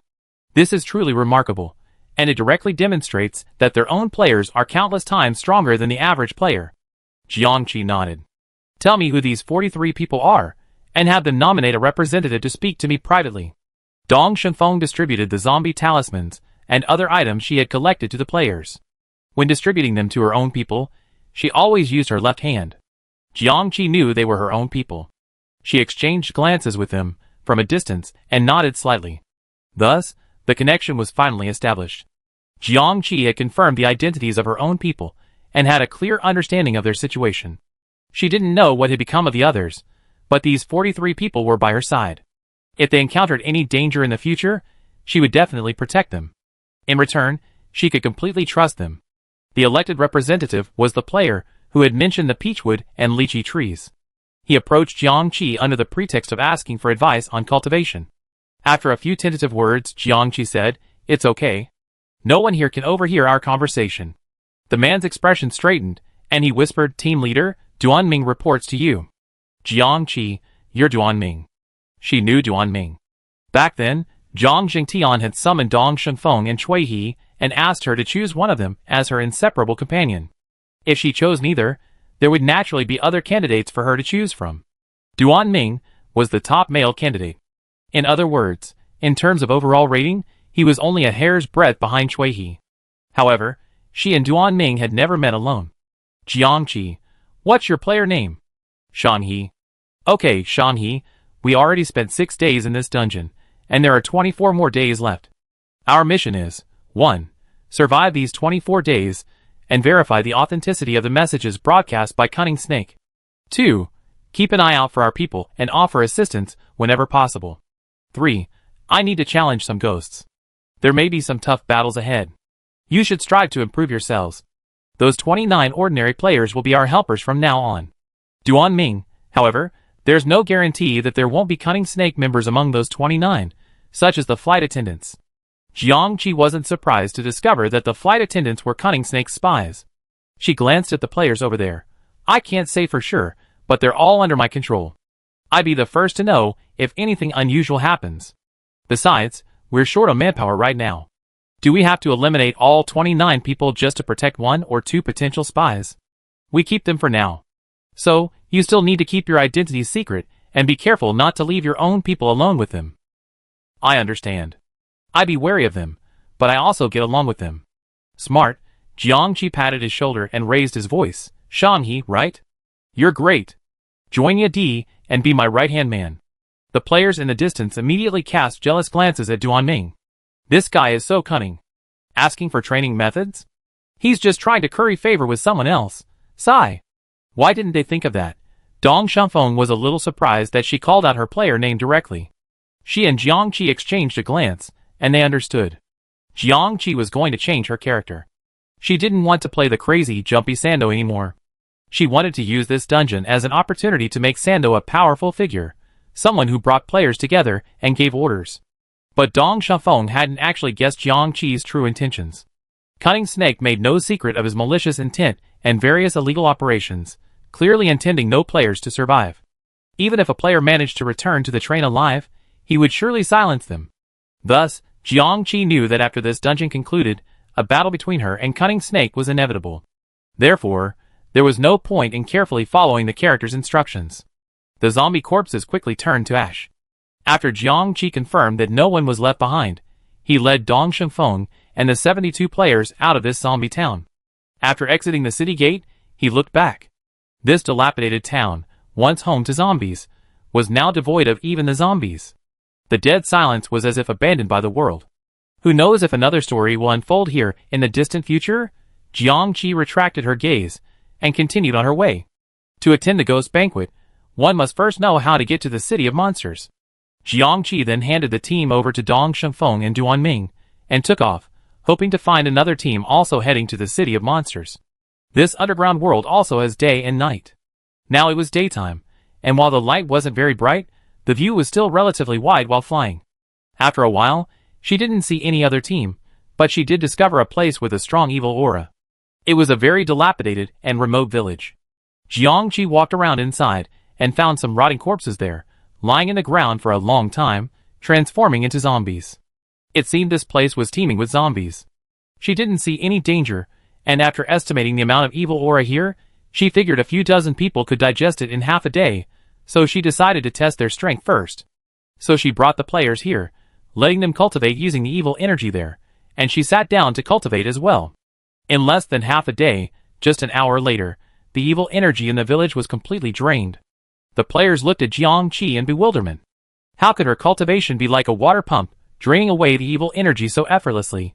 However, miraculously, when Jiang Qi cultivated, the evil energy became particularly active, and they benefited from it, feeling that their cultivation was extremely efficient. In reality, zombies cultivate very slowly. Except for those forced transformations under special circumstances, they generally require a long period of time to evolve, gradually absorbing the essence of heaven and earth. But now, Jiang Qi seemed to have sped everything up many times over. Jiang Qi scratched her face. I didn't expect that. But looking at the slightly shed green hair on her body, she was still pleased. The group set out again. After they left, the corpses in the village, deprived of their evil aura, their transformation into corpses aborted, quickly becoming piles of bones. Later, Jiang Qi found several more locations filled with evil aura. A group would go in, drain the evil aura within an hour, and then another group would come out. It was like a rush. Dong Shunfeng, noticing her high enthusiasm for cultivation, discussed it with Duan Ming, and they took turns forming teams to explore the terrain and find new training grounds. Thus, Jiang Qi once again lived a life of having her subordinates run errands for her. After leaving one training ground, she could head straight to the next, no longer having to spend time searching for it herself. The team continued to move, stopping and starting for a day and a night, absorbing nearly all the evil energy within a radius of several kilometers. It felt as if the sky above them had become brighter. Dong Shunfeng was still somewhat worried and asked Jiang Qi, at this rate, will we be too late to reach 100 Monster City? Jiang Qi observed her arm. The green hair had faded considerably, and her skin was no longer a dull gray, but had regained a hint of whiteness. It seemed that her return to normal human form was imminent. The illustrated guide said that the appearance of uncorrupted bones could be made indistinguishable from that of a living person. Thinking about it, she felt a bit hopeful. After hearing Dong Shunfeng's words, she lowered her arm and nodded seriously. Yes, a day has already passed. Only 2 days remain. It's time to get serious about our journey. As soon as he finished speaking, a player hopped over, advancing several meters with each jump, as if his legs were spring-loaded, faster than running. Clearly, everyone had benefited greatly from the intermittent practice that day. Before he even reached them, he said, Sir, we spotted a group up ahead. Jiang Qi stood up and asked, What group? How many people are there? I don't know what group, but I estimate there to be 2,000 or 3,000. Their steps look very stiff from a distance, but they're not zombies. Shang He and the others are watching and asked me to report back. Jiang Qi, I go check it out. After getting the directions, Jiang Qi took off and quickly reached the destination. Duan Ming and 2 other players were hiding on a hillside. One of them was a member of the team, the other an ordinary player. As he said, Duan Ming mingled with the other players, and wouldn't have traveled with only his own group unless the situation was exceptional. Jiang Qi approached them, and looked down. A long slender procession stretched across the narrow valley, a dazzling array of figures. And their movements were indeed very stiff. Jiang Qi squinted. There was nothing she could do. Zombie's eyesight wasn't very good. Duan Ming handed her a pair of binoculars. Jiang Qi held it up to her eyes, and her vision suddenly cleared. The men in the procession had shaved heads, their faces heavily painted, and their clothing was uniformly painted. Their skin reflected a hue reminiscent of wood and porcelain. Their bodies were also unusual, appearing rounder than normal, their facial features appearing slightly flattened. Jiang Qi's gaze swept over their faces one by one. Players. Duan Ming said gravely, Yes, their eyes were lifeless, their movements were stiff. I'm afraid they're all dead? I saw a few inside who looked like our people. Jiang Qi lowered his binoculars, felt for a moment, then opened his eyes, seeing through the passengers' disguises. Then, only a few people in the group had their train numbers and seats visible above their heads. Jiang Qi said regretfully, Yes, most of them are corpses, with only a few still possessing souls. Duan Ming, what kind of ghosts are these? Jiang Qi, I don't know. Their bodies resemble a bit of wooden figurines, a bit of pottery figurines. They don't look capable of fighting, but rather figurines for display. I think this group of players were taken to another kind of ghost and suffered the same fate as us. Those who revealed flaws were killed immediately, while those who managed to disguise themselves to the end were made into figurines alive. In this process, most people died from exhaustion, with only a few resilient individuals surviving. Jiangqi raised his binoculars again and looked around. Every few steps in the procession, there were several taller black terracotta figures, much more agile, seemingly guarding the colorful figures. These black figures were likely indigenous ghosts. Jiangqi said, "This group might be heading to 100 Monster City. I follow them. You guys." Just then, a colorful figure in the procession staggered twice and collapsed. Then, a soul floated out of it. Another dead one. Jiangqi looked at the clearly dazed soul and changed his mind. "I follow them and see. Shenghe, you and Yadi, take everyone and stay far behind the terracotta group. When we reach 100 Monster City, wait for me in an inconspicuous place outside the city. I can sense your location." Duanming received the order, "Yes." Jiangqi transformed himself into an inconspicuous figure and swiftly flew across the valley, following the spirit. In the ranks below, several black terracotta figures looked up. What was that? It looked like a bird flew over. Duanming and the other two immediately ducked to avoid being seen. Then, they saw the black figure approach the fallen colored figure and lash it twice with a whip. The colored figure climbed up and continued forward. If they hadn't seen the spirit just now, they wouldn't have known that the colored figure had just died. The three of them looked at each other, feeling a sense of grief. Duanming said to his companion, "Go find Yadi, and have her gather everyone and bring them over. We continue to monitor from here." Jiangqi chased the soul, neither too close nor too far. She had long wondered where the soul would go, and now, with the ability to fly, it was relatively easy to catch up. After chasing for over 20 minutes, she saw a hilltop. The soul in front of her was drifting towards that hilltop, and other souls were drifting in from all directions, all heading towards that hilltop. She picked up the telescope and took a closer look. Those souls must have been players. Some of them were shouting and swearing, while others, like the human players, were in a daze, as if tortured and completely lost. She slowed down and floated near the hilltop. She circled it, but didn't find any traps. However, she did spot a building on the top of the hill. It was surrounded by a high wall, and she couldn't see what was inside. A layer of fog blocked out any prying eyes. The souls drifted into the wall, then floated out again, heading to different destinations. What was going on? Jiangqi quietly descended, landing on the wall. Using the shelter of a dense tree, she surveyed the scene inside. She was a zombie, devoid of any trace of human energy. Once she suppressed her corpse aura and moved with minimal effort, she was as thin as a stone. Thus, the miasma that blocked prying eyes didn't hinder her. She then saw that the courtyard was teeming with player souls. New souls waited in the courtyard before lining up to enter a deeper courtyard. For some reason, even the normally active souls became numb upon entering this courtyard, showing no sign of resistance. Jiangqi cautiously probed deeper into the courtyard. Then, she saw a man with long hair. His skin was pale, and his figure was like a shadow, almost ethereal. In short, he looked unremarkable. He lay lazily beneath a giant locust tree, a long roll of silk cloth covered with dense inscriptions floating in front of him. A soul entered from outside and stood before the man. He looked him up and down, saying, "You're almost losing your mind. Go to the coinsmith." As he finished speaking, a row of small characters appeared on the silk cloth. A shadow flew out from the small characters and struck the soul. The soul then floated away from the mountaintop, heading in a different direction. Then another soul entered. The man looked at it and said, "You're full of evil energy, suitable for being an evil spirit. Go to the evil spirits."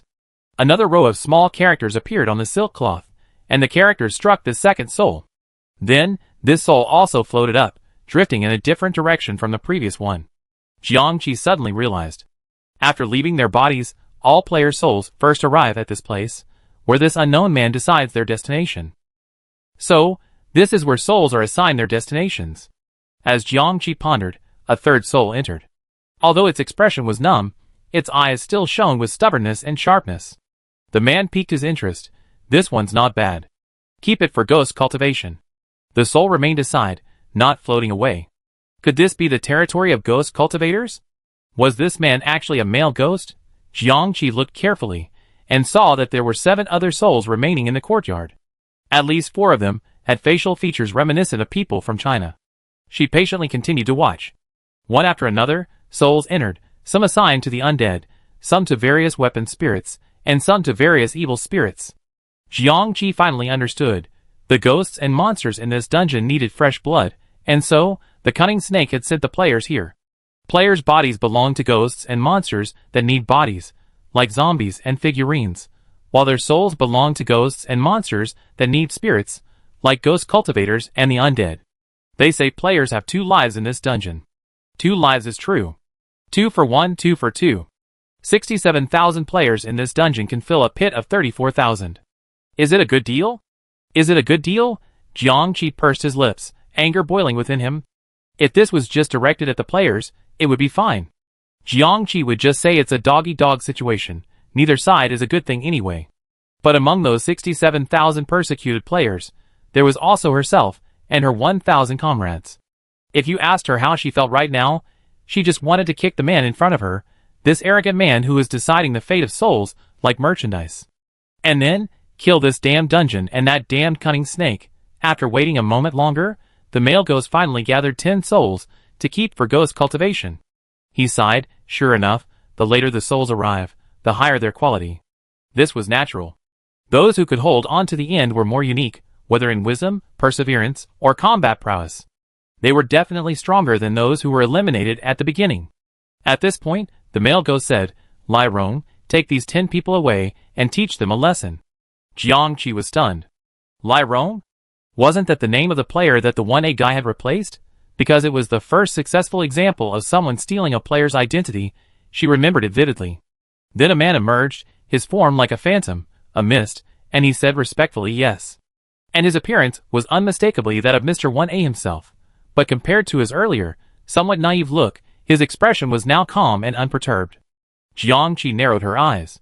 Seeing Mr. 1A leading the 10 souls to the back, she began to follow. The long-haired male ghost immediately noticed her movement. Jiangqi felt something blast her toward her, and she quickly dodged, rolling over and standing on the tiles of the courtyard wall. Looking up, the long-haired male ghost had appeared 5 meters in front of her, hovering in the air, his long hair flowing, his entire body completely unaided. You actually managed to get this far. The male ghost spoke slowly, no human breath, no pulse or heartbeat. Are you a puppet? Or a clay doll? Jiangqi's expression was impassive. Your ancestor for 8 generations. Below, the 1A guy couldn't help but falter, looking up. Those who enjoy calling themselves ancestors while cursing must be compatriots, right? Players don't seem to have this hobby. Jiangqi attacked the male ghost first. But just as she was about to touch the ghost's body, he dispersed, then reunited behind her, his hair suddenly growing longer, and he advanced towards Jiangqi. Undeterred by the illusory hair, Jiangqi raised his hand and cleaved it apart. The two exchanged several blows in a flash. The result was that the male ghost was completely incapable of harming Jiangqi, and none of Jiangqi's attacks had any effect on him.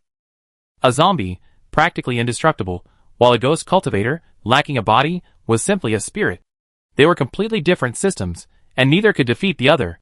But Jiangqi knew she would be at a disadvantage if she continued fighting, because she actually had a soul. Who knew what methods the ghost cultivators had to penetrate the body and directly affect the soul? Or, who knew if they had any method specifically designed to deal with zombies? In any case, she had no way to deal with the ghost cultivators. She immediately changed her strategy, charging towards the house below and smashing into it like a cannonball. Bang, bang, whoosh! The house, the courtyard wall, the furnishings, Jiangqi smashed them to pieces. The male ghost was furious, and then numerous ghost cultivators rushed out from every corner to stop Jiangqi. Jiangqi also smashed into the bodies of these ghosts, smashing each one to pieces. Finally, she rushed to the large locust tree in the yard and grabbed hold of the thick locust tree, which even 3 people could not hold together. With a fierce roar, she pulled it up violently. She thought it would be difficult, but it was surprisingly easy to pull up. A quick look at the roots revealed the tree was nearly dead. Its roots were dry and gnarled, unable to hold onto the soil. No wonder it was so easy to pull out. The male ghost, seeing his locust tree uprooted, was furious. Stop! He hadn't expected someone to pull a tree out right under his nose, and indeed, to have such immense strength to pull it off. Therefore, the tree had no restrictions at all. Seeing him lunge at her with his fangs bared, Jiangqi grabbed the tree and bolted away. It was as if she come all this time just to steal the tree. The male ghost, enraged, chased after him. A group of ghost cultivators followed suit. The souls in the courtyard were left standing there, bewildered and numb. Amid the chaos, no one noticed that youngster 1A hadn't moved. He looked at the silk cloth that had fallen to the ground in the courtyard. It records the whereabouts of all souls. Jiangqi carried a massive locust tree, gliding past a group of ghost cultivators.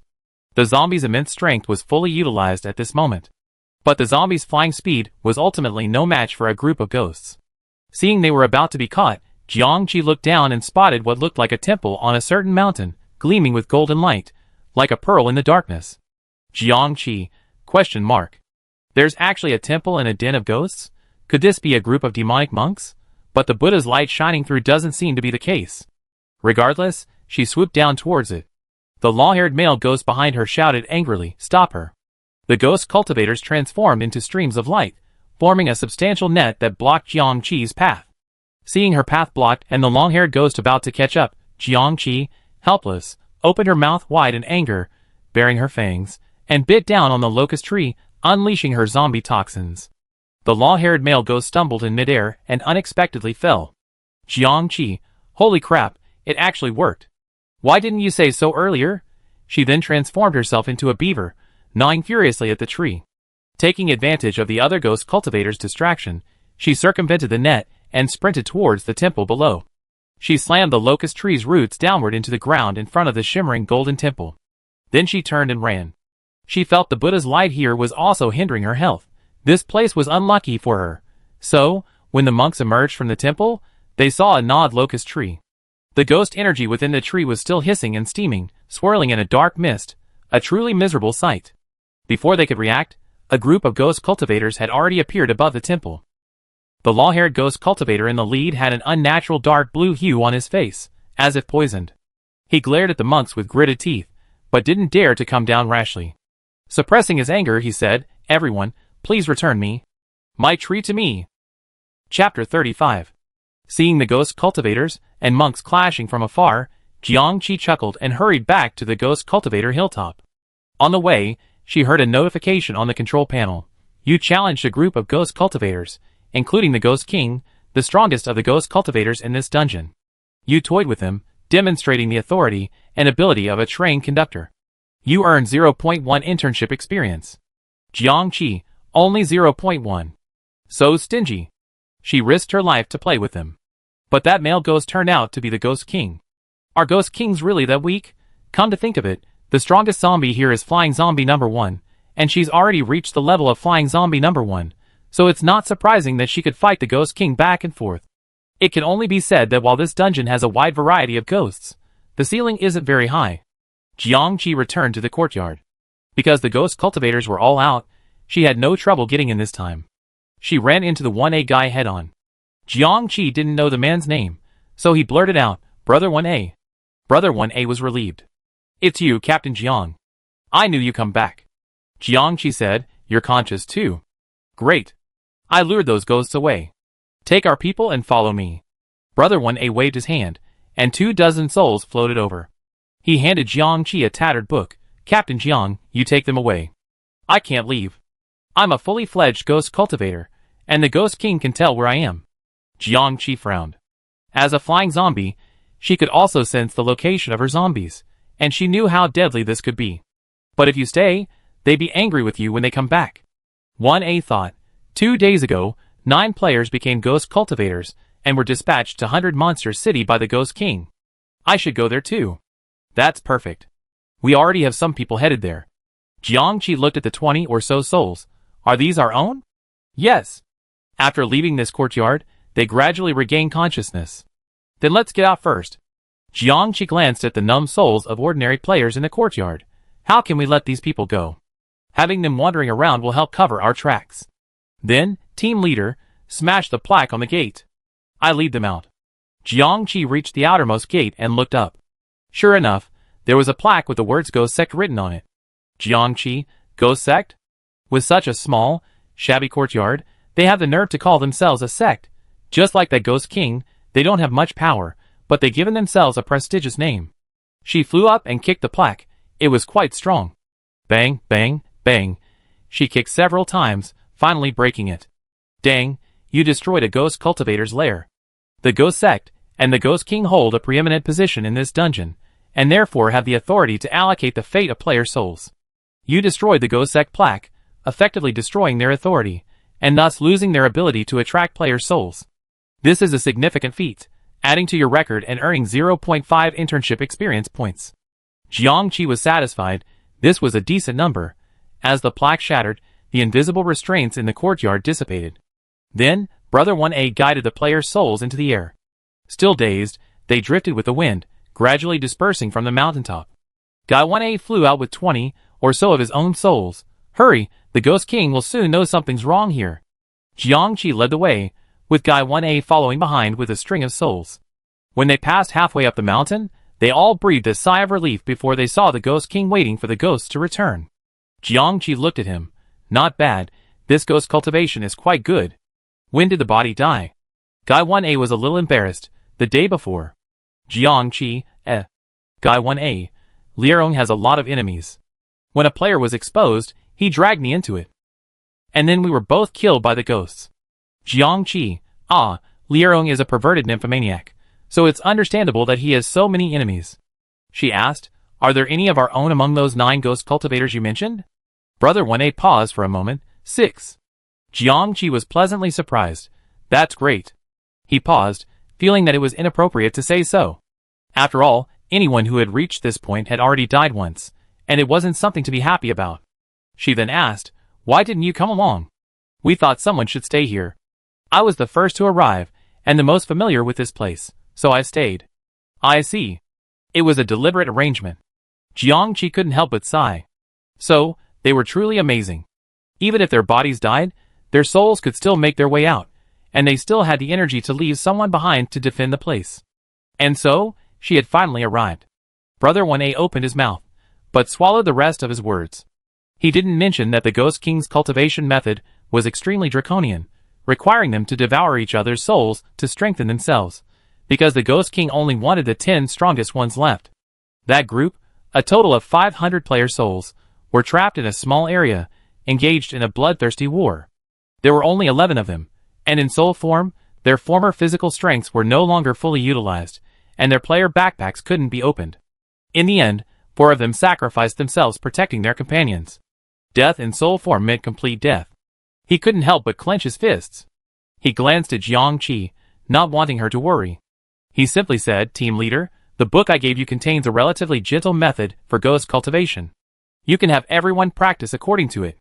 Ghost cultivation cultivated on your own isn't controlled by the Ghost King.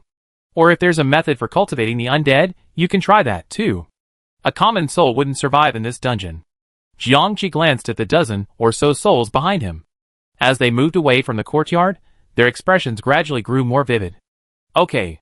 Brother 1A continued, there are several pieces of paper in the book, recording the locations where the souls of our 164 comrades were sent. I kept some of my notes, and I just copied them down from that silk cloth. I might have missed some, so I wonder if this can help. Jiangqi said seriously, okay, I find a way to find them. By the way, how many players are currently recorded on that silk cloth? A lot. 94 or 95% of the players are on it. Jiangqi was shocked. Doesn't that mean there are only a few thousand players left who haven't died once? Brother 1A. Species, like demons and monsters, require living people, so players who go to those places after entering the dungeon should have a slightly higher survival rate. Jiangqi suddenly realized that, having stayed in the ghost sect and intentionally gathered information, he knew quite a bit. She said, tell me everything you know. A few minutes later, they reached the foot of the mountain and parted ways. Jiangqi led the gradually regaining consciousness souls to find a suitable place for cultivation. Since they were to practice ghost cultivation, they naturally needed a place with a strong ghostly aura. Finally, they arrived at a hidden river. It was said that this river was infested with water ghosts, who would emerge at midnight. It was daytime, and the water ghosts hadn't appeared, but the surface and surrounding areas still held a ghostly aura. A zombie and several souls, hidden in the dense grass, pulled out the secret manual given by the 1A boy and began to study it head-on. After studying it for a long time, Jiangqi asked everyone, any ideas? We can give it a try. The souls looked at each other, opening their mouths to say something, but unfortunately, Jiangqi couldn't hear. Anyway, they assumed the postures described in the manual and began to practice. Jiangqi looked at them, then rubbed her chin and thought, wondering if she too could practice a bit. She hadn't forgotten her stamp collecting mission. Ghost cultivators, transcended the realm of mortals. Could they also be considered close to the gods? She carefully observed her surroundings, making sure there was no danger. Then she closed her eyes, her consciousness detached from her body, hovering above her head, and began practicing according to the instructions in the secret manual. A moment later, a chilling wind blew up from the dark river, rustling the withered weeds. The ghostly aura that permeated the surroundings gathered in one direction. The ghost in the river? ? What's going on? Why has the ghostly aura disappeared? The leader of the water ghosts, sound asleep, angrily emerged from the riverbed and ordered his minions to come ashore to investigate. The ghost shoved and shoved, afraid to go. It was daytime, and they were afraid of the light. The leader was furious. What a bunch of wimps. Why are you water ghosts? You might as well be cowards. He climbed to the surface and looked in the direction where the ghost energy was being sucked away. Ah, there were so many ghosts on the shore, and one of them was sucking in the ghost energy the most. Damn it, where did these lonely ghosts come from? Sneaking into his territory and feeding on them. Just as he was about to crawl over to chase them away, he suddenly felt his body getting lighter and lighter. Looking down, all the ghost energy had been sucked away from him. His entire ghost was deforming and shrinking. An hour later, Jiangqi opened his eyes, and almost thought he had moved to another place. How did that once dark river in the distance become so clear? How did the light around here get brighter?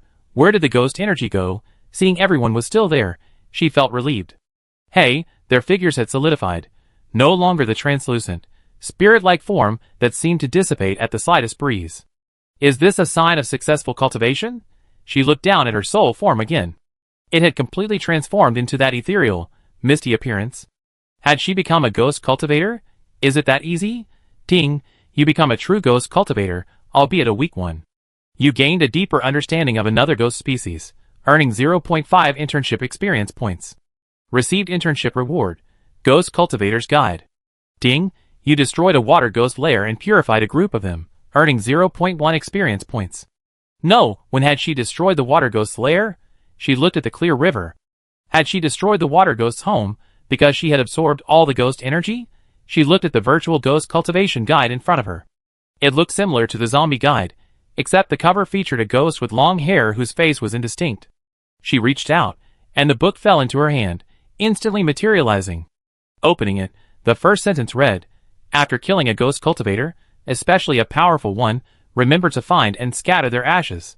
Only those without ashes are truly honest ghost cultivators." Jiangqi, Are the first sentences of all these guides so targeted? This guide records many ghost cultivator cultivation techniques, ghost cultivator artifacts, how to restrain ghost cultivators, and so on.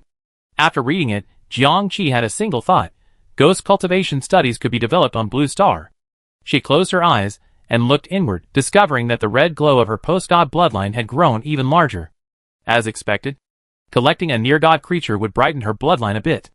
And the post-god bloodline would grant her a zombie sacred body as a zombie, or a ghost cultivator sacred body as a ghost cultivator, allowing her to cultivate rapidly. Her consciousness returned to her body, and she pondered whose stamp collection she would collect next. She opened her eyes, and saw the souls gathered around her talking, but Jiangqi still couldn't hear. Jiangqi said, "I still can't hear you, but it doesn't matter. It will be fine once you become a ghost cultivator. There's no ghost energy here anymore. I take you to the next location." Then the group scurried away. A moment later, 2 monks arrived. They looked at the now beautiful landscape and chanted a Buddhist mantra. The elder monk sighed, "We were right to follow that donor." The younger monk had already run to the riverbank, his robe lifted, holding a sack-like bag. "Brother, don't waste time. Come quickly. There are so many water ghosts. Come and catch them." The elder monk came over to help. "Brother, don't be so impatient. If you don't hurry, they run away. We finally eliminated their ghostly aura, and they're all so stupid and dumb, perfect for catching them." The 2 monks reached into the clear river, plucked a water ghost's hair, stuffed it into the sack, and then pulled up another, as efficiently as pulling weeds. In a moment, hundreds of water ghosts were packed into the same pocket.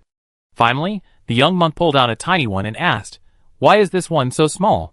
A baby? And why does it look so old?" The leader of the water ghosts, shrunk into the size of a fist, said, "You're old. Your whole family is old." The older monk said, "I don't know. Just put them in. Send them back to the temple for salvation. The Ghost King is still blocking the temple entrance. I better go back later." The young monk said, "The abbot received word that the evil aura in the zombie city area has greatly decreased. He was going to take us there, but the Ghost King showed up. I go see what's going on first. The older monk thought for a moment and said, going alone and encountering a flying zombie is too dangerous.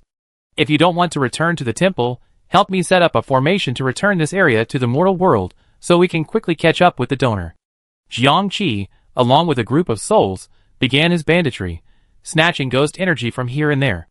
Jiang Qi, There was a strange sense of familiarity. Anyway, they were busting this evil ghost's lair, then purifying that vengeful spirit's lair, plus 0.1 experience points, plus 0.1. She didn't know that 2 monks had been following them, picking up loose ends, no catching ghosts. However, she noticed that the places she had drained of their ghostly energy seemed to have vanished one by one, as if they had vanished from a map. The entire landscape was subtly shifting. She didn't take it too seriously. In a world of ghosts, strange things were normal. After a busy day, Jiang Qi's ghost cultivation skills improved rapidly. Finally, she sensed the presence of a familiar figure and excitedly went over to see Dong Shengfeng and a group of jumping zombies, leaping around. Jiang Qi smiled and said, "You're finally here?" Dong Shengfeng jumped over and said, "As soon as I received Xiao Zhou's message, I brought 30 people here. When we got nearby, we saw the secret code you left. However, the terrain seems to be constantly changing, so we took a detour." Xiao Zhou was brother 1A. Jiang Qi wasn't sure how long it would take the souls to cultivate to the point where they could protect themselves, and she couldn't handle it alone. So she asked brother 1A to go to the zombies first, and asked Dong Shengfeng to bring some reinforcements. Maybe they're affected by the ghost energy.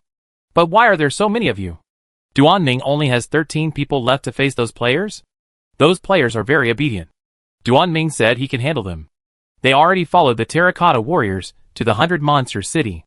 Jiang Qi patted Dong Shengfeng on the shoulder and said to everyone, "Thank you for your hard work." "It's not hard." One person asked anxiously, "Team leader, where are our people?" "Follow me." Jiang Qi led them back. This was a mass grave, thick with ghostly energy. 26 souls were cultivating within it. They're almost reaching ghost cultivation. Once they do, they have the power to protect themselves. Jiang Qi explained, then added, "You stay here to protect them. I go do something more important." Dong Shengfeng disagreed. "We're all here. How can we let you fight alone? I take half of the men and hold the line here, and the rest of you can follow." Jiang Qi thought, 5 of you will be fine, follow me." Jiang Qi led the 5 jumping zombies and charged towards a hilltop. This was a spirit's lair, also a production workshop specializing in one thing, ghost coins. Jiang Qi and his men charged straight in, taking down the various guarding spirits along the way. Then they arrived at the workshop on the mountain. It was enormous, with a complete assembly line surrounding it. Various spirits were working on a silvery metal. There were water wheel spirits, bellows spirits, machete spirits, scissor spirits, and file spirits, those responsible for power, those responsible for burning, those responsible for cutting, those responsible for grinding, and those responsible for tempering. Each spirit had its own part of the process, working together in a bustling atmosphere, a scene of peaceful tranquility. Jiang Qi curled his lips. "Kill!" They rushed in, catching the spirits off guard. These spirits were primarily responsible for production, and their combat effectiveness was no match for the guards below. Jiang Qi didn't even have to make a move before the jumping zombies tackled each one. Jiang Qi continued inside, entering the innermost courtyard. Several players' souls drifted about the courtyard, each one dazed and unconscious. From within the house came the sound of hammering. Jiang Qi peeked through the half-open window, his pupils dilating slightly. An old man inside was hammering a small piece of silver metal, the same small, round, coin-like object that had been processed on the assembly line outside. A younger, thinner man nearby grabbed a soul, tore off an arm, and then kneaded and rolled it into a fist-sized ball. He handed it to the old man, who then hammered the soul into the small piece of metal. As he continued to hammer, the soul let out a series of screams, which grew fainter as the soul was completely pounded in. The silver metal turned a smoky color, resembling a ghostly face. It was a goblin coin. This was the coinsmith, and this was how goblin coins were made, according to the record Xiao Zhou had given. 12 of his own men had been sent to the coinsmith. He also said that souls sent elsewhere, injured, disabled, or abandoned, might also be sold here for waste recycling. What a waste recycling! Jiang Qi silently tried her luck. Seeing the old man and the young man about to strike another ghost coin, she broke through the door and walked in. The 2 people inside were startled. "Who?" Jiangqi walked over to a box. Inside was half a box of ghost coins, like millions of mouths screaming, making an extremely piercing sound. Jiangqi used his hand to move the ghost coins, and his cry became louder. Are these all made in the past few days? The old man and the thin man exchanged glances. They seemed to be coming with bad intentions. The two men suddenly attacked Jiangqi from both sides. The old man raised his hammer high at Jiangqi, while the smaller man's hand quickly transformed into a pair of fire tongs and stabbed Jiangqi's neck. The next moment, Jiangqi kicked the old man and the hammer away, while the smaller man's wrist trembled from the shock, causing the fire tongs to deform. He stumbled several steps, his hand gripping the deformed fire tongs, sweat dripping from his forehead. What a hard body. Are you a puppet? A stone demon? Or something else? The old man climbed to his feet and retreated to a corner with the thin man. Who are you? How did you get in? We're minting coins just fine. How have we offended you? Jiangqi didn't answer, but instead asked, how do we release the souls from these ghost coins? The old man threatened, these coins are to be submitted to Monster City as new currency for the ghost banquet. If you fail to do so, you suffer the consequences. Jiangqi didn't want to waste time with him. He grabbed the old man's neck and said, speak or die. The old man's face turned grim, and he suddenly transformed into a hammer, an enormous hammer, which he smashed down on Jiangqi's head. Jiangqi turned sideways, slamming the hammer to the ground. 5 sharp, black nails suddenly extended from her fingertips, and her entire palm transformed into a zombie's. She grasped the wooden handle of the hammer and exerted force, shattering it inch by inch. The hammerhead flew out, transforming back into the old man. He fell to the ground, his lower body completely shattered, spitting blood. You're a zombie. Zombies have never interacted with us, and we don't use money. Why? Jiangqi stomped on him. I'm going to mess with you. What excuse do I need? Half an hour later, Jiangqi descended the mountain with 5 jumping zombies. 2 of them clutched a large box of ghost coins, while another held the shattered head of a hammer handle. The other 2 jumped zombies flanked, keeping watch. After exiting the mountain gate, Jiangqi looked at the massive stone tablet at the entrance. On it were the words Money House. Jiangqi smashed the tablet with a single punch. Damn, you destroyed the Money House. This is the only place in this dungeon that can produce ghost coins. The essence of producing ghost coins is to eliminate excess, useless remnant souls, while also recycling their energy, concentrating it for use by the ghosts. From now on, this dungeon will no longer be able to produce new ghost coins. With the recycling channel cut off, remnant souls will be difficult to effectively eliminate.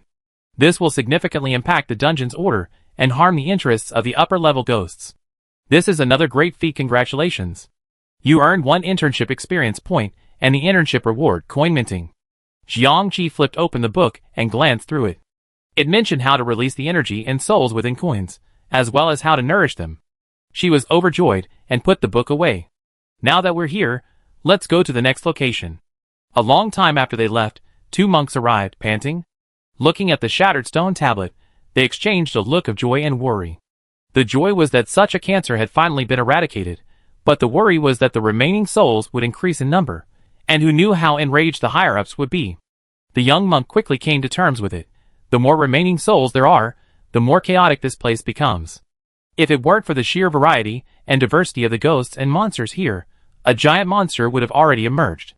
In fact, this sheer variety and diversity was the result of their interference. Recently, a ghost king emerged, threatening to unify the spirit-like ghosts. Just as they were about to curb him, a mysterious figure descended from the sky and ate the locust tree he inhabited into pieces, sending him to Mingguang Temple. This forced the Ghost King to endure negotiations with the temple even now.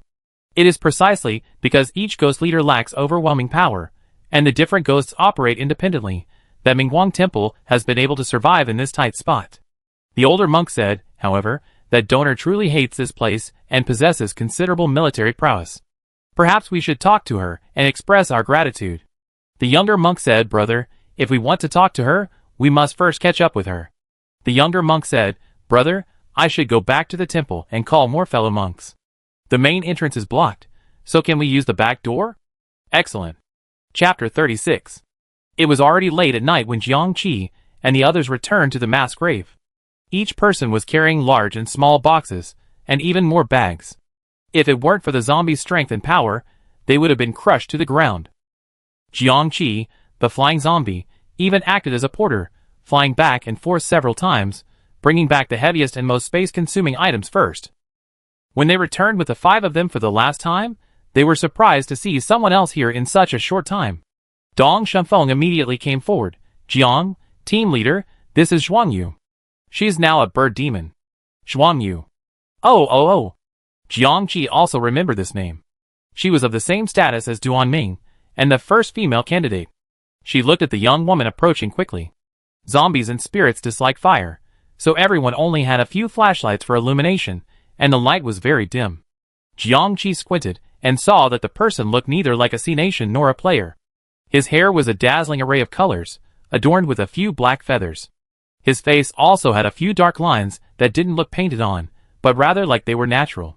His clothing was also all black, resembling a flowing robe. It had to be said that the outfit was quite beautiful. Jiang Qi subconsciously activated his ability to see through disguises, and through the veneer, he saw the face of a player.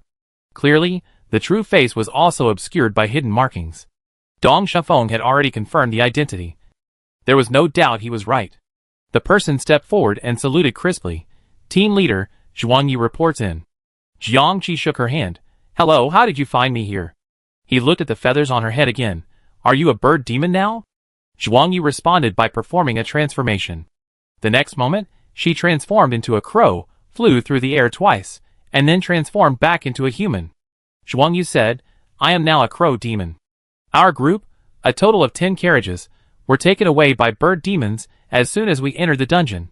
We were forced to transform and become bird demons. Jiang Qi pressed on. Besides you, where are the others?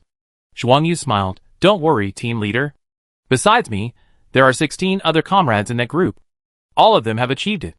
I sent a message for them to come over. Jiang Qi felt a small weight lifted from her heart. She was now terrified to hear about someone else's sacrifice. That's really good news. Now that you succeeded, you won't be controlled by the bird demon leader? We should have, but the bird king is dead. Huh? Zhuangyu's expression was a bit complicated. Team leader, do you remember that cloaked man? Bai Hong? Of course I do. Well, he was in the same special carriage as us. Didn't he have black wings? Perhaps because his innate ability is related to birds, he cultivated the fastest, becoming a black eagle, and then killed the bird king. Jiang Qi. Ah, then he's very powerful. Zhuangyu nodded. Yes, he is truly powerful. I even think that even if he hadn't become a black eagle, he could still have killed the bird king. Jiang Qi. Old players joining a new group are like cheating. Because he killed the bird king early, the bird demons were busy escaping, so everyone's cultivation was relatively peaceful afterwards. All 17 of us succeeded smoothly. Of course, many players didn't succeed, but their lives weren't in danger. After all, the cultivation process was too painful, and without the bird demon's urging, most people couldn't persevere. So where is he now? Gone. Zhuangyu paused. He didn't leave right after killing the bird king. He waited 2 days, until yesterday, until all 16 of us succeeded. He left then. I think he was secretly watching over us. Jiang Qi gasped. You mean, he can recognize your identities? Zhuangyu. She felt that the cloaked figure was only looking out for them out of Jiang Qi's favor, so she felt it necessary to tell the team leader about this, so she would be aware of it. But the key point the team leader had grasped. Was it wrong, was it? Jiang Qi frowned. After the hidden mark was applied, even she couldn't tell her own people's true identities. This Bai Hong was quite perceptive. It seems that even with only one eye left, nothing can be hindered. This old player, whose background is unknown, is really unattractive. However, this also indirectly shows that the doctor was able to control him before. Chun Chun had the natural advantage of being a trained conductor. In other words, Jiang Qi didn't need to be afraid of him. She nodded. I understand. Don't worry about it. If I run into him later, I will thank him. She smiled and said, You arrived just in time. What we're short of right now is manpower. Birds should have excellent eyesight, right? Dong Shunfeng said, Of course they do. Xiuzhuang was flying in the sky when he saw people flying in and out of the mass grave. He thought it was a bit strange, so he came down to take a look. Jiang Qi, flying in and out? You mean her, right? Apparently, she wasn't careful enough. She said sincerely, seeing so clearly at night? That's amazing. Zhuangyu, what does the team leader need us to do? Jiangqi showed them their haul today. She turned on her flashlight and shone it on the pile on the ground. 2 large boxes of ghost coins, over a dozen boxes and sacks of various tools, lamps, mirrors, swords, weapons, gems. There was also a large box of various paper figurines, paper utensils, and anything else made of paper. As everyone approached, they could hear the incessant, eerie cries of ghosts. Everyone's face paled. This is...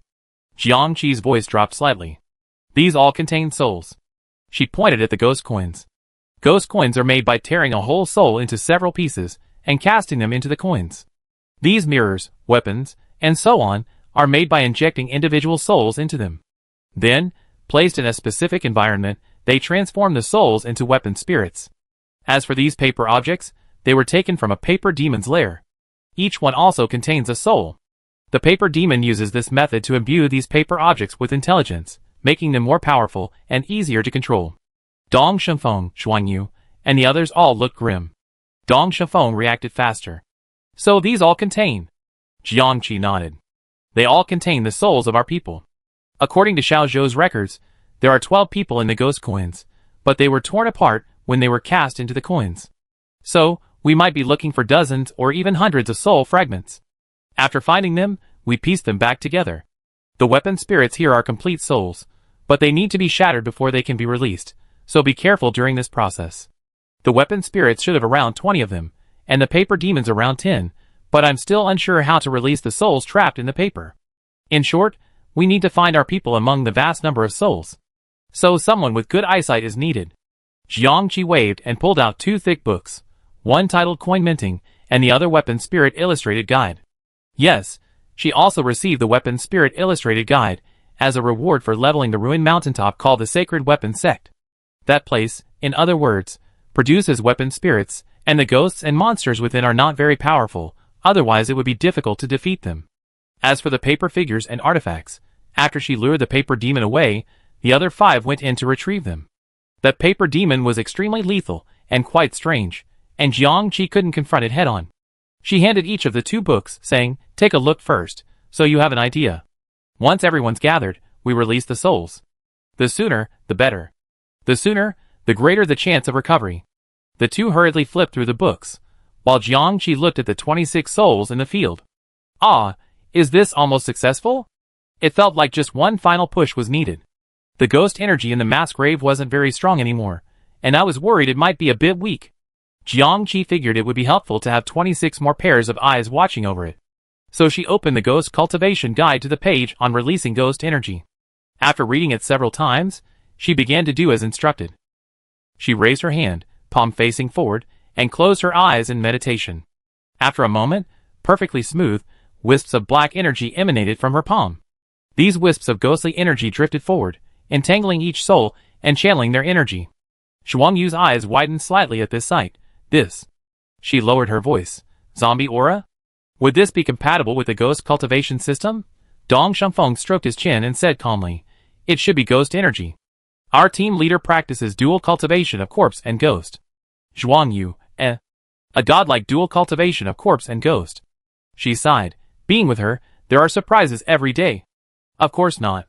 But is it okay for us to meet directly like this, knowing the team leader's abilities and hidden abilities? If they were captured and soul-searched one day, everything would be exposed. Dong Shifeng, she should be fine. She doesn't want to hide it too much. Besides, in this instance, if we keep hiding things from each other, we're really not going to be able to play. The 2 of them continued to read.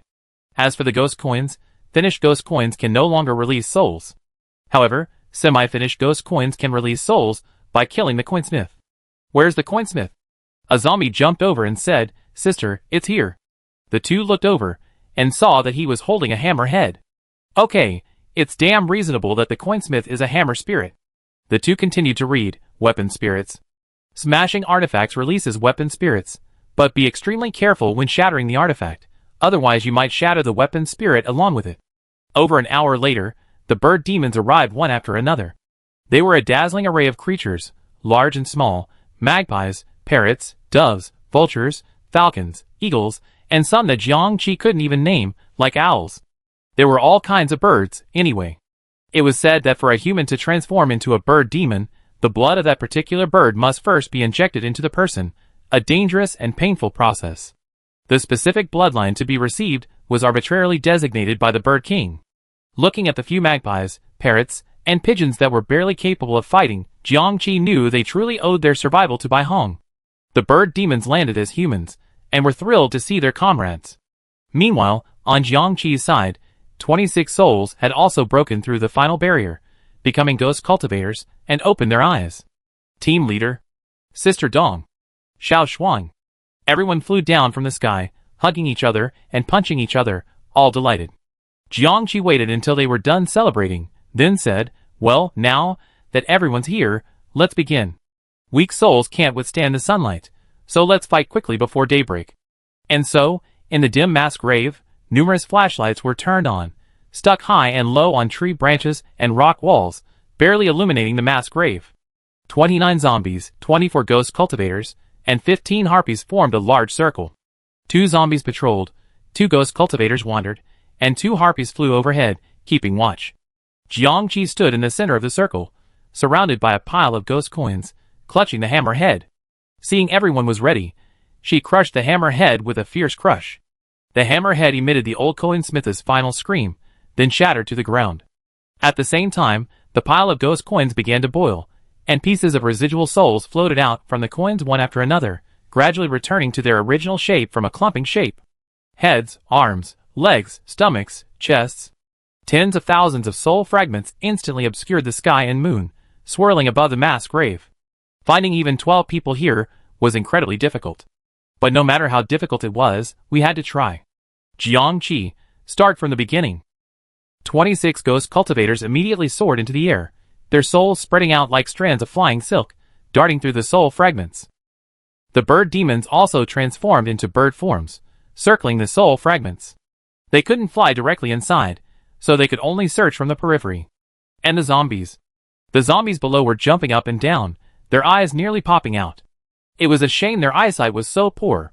Soon, a ghost cultivator brought out a head and flew down to give it to the zombie. Followed by, a bird demon also brought out a head and brought it over to the zombie. Jiangqi silently watched, head tilted upwards. Suddenly, 2 ghost cultivators patrolling the periphery gave a warning cry. She immediately came out. Team leader, there's a group of ghosts coming up ahead. Jiangqi looked into the murky night. Dark shadows swayed. As they approached, she realized they were a group of vengeful spirits. Vengeful spirits are different from ordinary ghost cultivators. Ghost cultivators actually practice cultivation techniques. In the ghost world, at least in this instance, they are considered orthodox. They hold high status, possess powerful abilities, retain their sanity, have clear pathways for advancement, and a high ceiling. Though the Ghost King is a bit weak, in this instance, he's far beyond the reach of the vengeful spirits. Vengeful spirits, on the other hand, are powered purely by resentment. They feed on resentment and other spirits, and most lack reason, relying solely on instinct. Simply put, even if the ghost sect is so short of new ghosts that it's about to close tomorrow, they wouldn't even bother to look at these things. At this moment, the horde of wraiths before her was drawn in by the scent of soul fragments. They possessed a terrifying, abstract appearance. Some had their heads severed, their limbs bent backward, their tongues lolling out, their bellies enormous, their faces covered in hair, and some squirmed on the ground like lumps of rotting flesh. They rapidly approached, radiating an intense appetite, their voices wailing, "Hungry, hungry, hungry, eat, eat, eat." Jiangqi narrowed her eyes. So ugly. She detached her consciousness and swiftly arrived before the wraiths. With a wave of her hand, a sharp ghostly aura, like a blade, instantly cleaved the first few rows of wraiths. She continued to charge forward, scattering the wraiths in the back row as well. Just as she had dealt with them, the ghost cultivators over there sounded the alarm. She hurried back to see another horde of ghosts. They approached with giggles, their eyes glowing dark red. Before they were even in sight, a thick, malevolent aura of malice and evil overwhelmed her. It's an evil spirit. Compared to the resentful, evil spirits still possess intelligence, but their methods are more sinister. Rather than devouring souls, they prefer to torture them. And not just to torture souls, they torture everything they encounter, wreaking havoc everywhere. Well, in this dungeon, which ghost isn't committing evil? Just as Jiangqi was about to attack, a sudden burst of golden light appeared, sending the evil spirits screaming and fleeing in panic. The slower ones were instantly dissolved by the golden light. Jiangqi froze, feeling a sharp pain throughout her body. The golden light was restraining her. She immediately returned to her body, feeling better thanks to the strong barrier of her zombie form. However, she could sense that her zombie form wasn't feeling well either, facing the golden light. This feeling. It was the Buddha's light from the temple. At this moment, the sound of chanting could be heard from within the golden light. She immediately called to the ghost cultivator behind her, "Back off. Don't touch that golden light. Amitabha, benefactor, please don't be alarmed. We are here to thank you, and we have no ill intentions." The golden light ahead gradually dissipated, revealing the figures of 3 monks. Jiangqi remained wary. "Thank you?" The monk in front had a kind face, twisting a string of Buddhist beads in one hand and holding something like a golden bowl in the other. Jiangqi suspected that the golden light had just emanated from this bowl. Behind him were 2 monks, one older and one younger. They looked a little breathless, and the younger monk, wearing a rag bag, kept looking in the direction of the retreating evil spirit, looking a bit restless. Jiangqi ignored him, and looked at the monk in front, who was clearly the leader of the 3. The monk smiled and said, "My name is Jingchen, and I'm a disciple of Mingguang Temple." During the day, a donor sent a locust tree to the temple. Jiangqi, seeing how clearly he spoke and not sensing any hostility from the other party, generally believed he was from the temple. She asked, "What happened to the locust tree? Is it still in the temple?" "It's still in the temple. It's the Ghost King's abode. The Ghost King's ashes are hidden within the trunk, and that's why the Ghost King still hangs out at the temple gate." Jiangqi raised an eyebrow. The Ghost King's ashes were actually inside? Why didn't he do something to protect the tree? He just pulled it out. This Ghost King is truly incompetent and unreliable. She asked, "Is that why you're thanking me?" Jingchen, "Yes, but there's more to it. The donor went around purifying the ghost energy during the day. It was a great act of kindness, and it also benefited my 2 junior brothers." Jiangqi, "Huh?" Jiangqi looked at the 2 monks behind him. The young monk finally couldn't help himself. "Brother, those evil spirits are almost gone. If we don't catch them now, it will be too late." Jingchen's face froze. The older monk's mouth twitched, and he glared at him. "Where's your dignity? We're representing the reputation of Mingguang Temple now. Stop making such a fuss." Without even glancing at his 2 brothers' expressions, the young monk scurried out, grabbed an evil spirit still crawling on the ground, opened his waist pouch, and stuffed it in. Then he continued to catch and stuff. The evil spirits, illuminated by the golden light, moved much more slowly. He caught them like bullfrogs, nailing them with every ounce of his power. He didn't forget to call out, "Brother, come quickly." The older monk had no choice but to apologize to Jingchen and run off to join the capture. Jiangqi, ? What a strange painting style. Jingchen smiled again. "Donor, can we talk? You helped us so much, and we can lend a hand too. For example, we can help you save the souls within." Jiangqi remained wary. Who knew if the monks in this ghost dungeon were genuine monks? Just because the Buddha's light can suppress evil spirits doesn't mean monks are good. She said, "That's fine." Jingchen didn't care. "Donor, I'm afraid you still don't know how to release the souls within the paper figurines." Jiangqi's eyes sharpened for a moment, and she stared at him for a moment. "It seems the master is well aware of our intentions." Jingchen sighed. "Donor, you're the first person we waited so long for, and you've given us hope. Would you be willing to listen to a story?" Outside the mass grave, Jiangqi and Jingchen sat opposite each other. This location was neither too far nor too close. If there were any disturbances within the mass grave, Jiangqi could rush back immediately, and if Jingchen wanted to cause trouble, there was a buffer zone for Jiangqi to intervene. However, with the 2 monks circling around like bullfrogs, any ghosts that came were simply knocked unconscious and bagged, leaving the place quite peaceful. Amidst this tranquility, Jingchen frankly and candidly recounted the origins of this ghost realm. Yes, Jingchen and his fellow monks called this dungeon the Ghost Realm. They weren't originally from the Ghost Realm, but had come from the real world. About 280 years ago, an evil spirit suddenly appeared in the human world. Its power enveloped an entire city. From then on, those within the city could not leave, and those outside could not enter. A month later, the evil spirit's power faded, and the city was littered with corpses. Jiangqi's fingers trembled. "This is a survival instance." She looked at Jingchen's face, her expression becoming more serious. Jingchen lost in memory, his expression growing sad. For decades thereafter, the same thing happened over and over again. City after city was destroyed and massacred, from the borderlands to Guangzhou, from small towns to large cities. Even the imperial city was not spared. Nations after nations were destroyed, lives were lost, races were wiped out, and afterward, all sorts of evil spirits emerged everywhere. The various ghosts and monsters you see in this ghost realm today were also found everywhere on the earth back then. Jiangqi frowned. So, after a certain degree of destruction by the instance, will the entire world become a paradise for those creatures? Until a saint appeared. She had once been a concubine of the great Yong dynasty. After the evil spirit descended upon Yong imperial city, it was likely thanks to the bravery of the imperial guards that, a month later, some members of the royal family, dignitaries, and a few commoners were still alive. This concubine wasn't among the living, but her body had never been found. At the time, it was assumed she had been devoured by the evil spirit.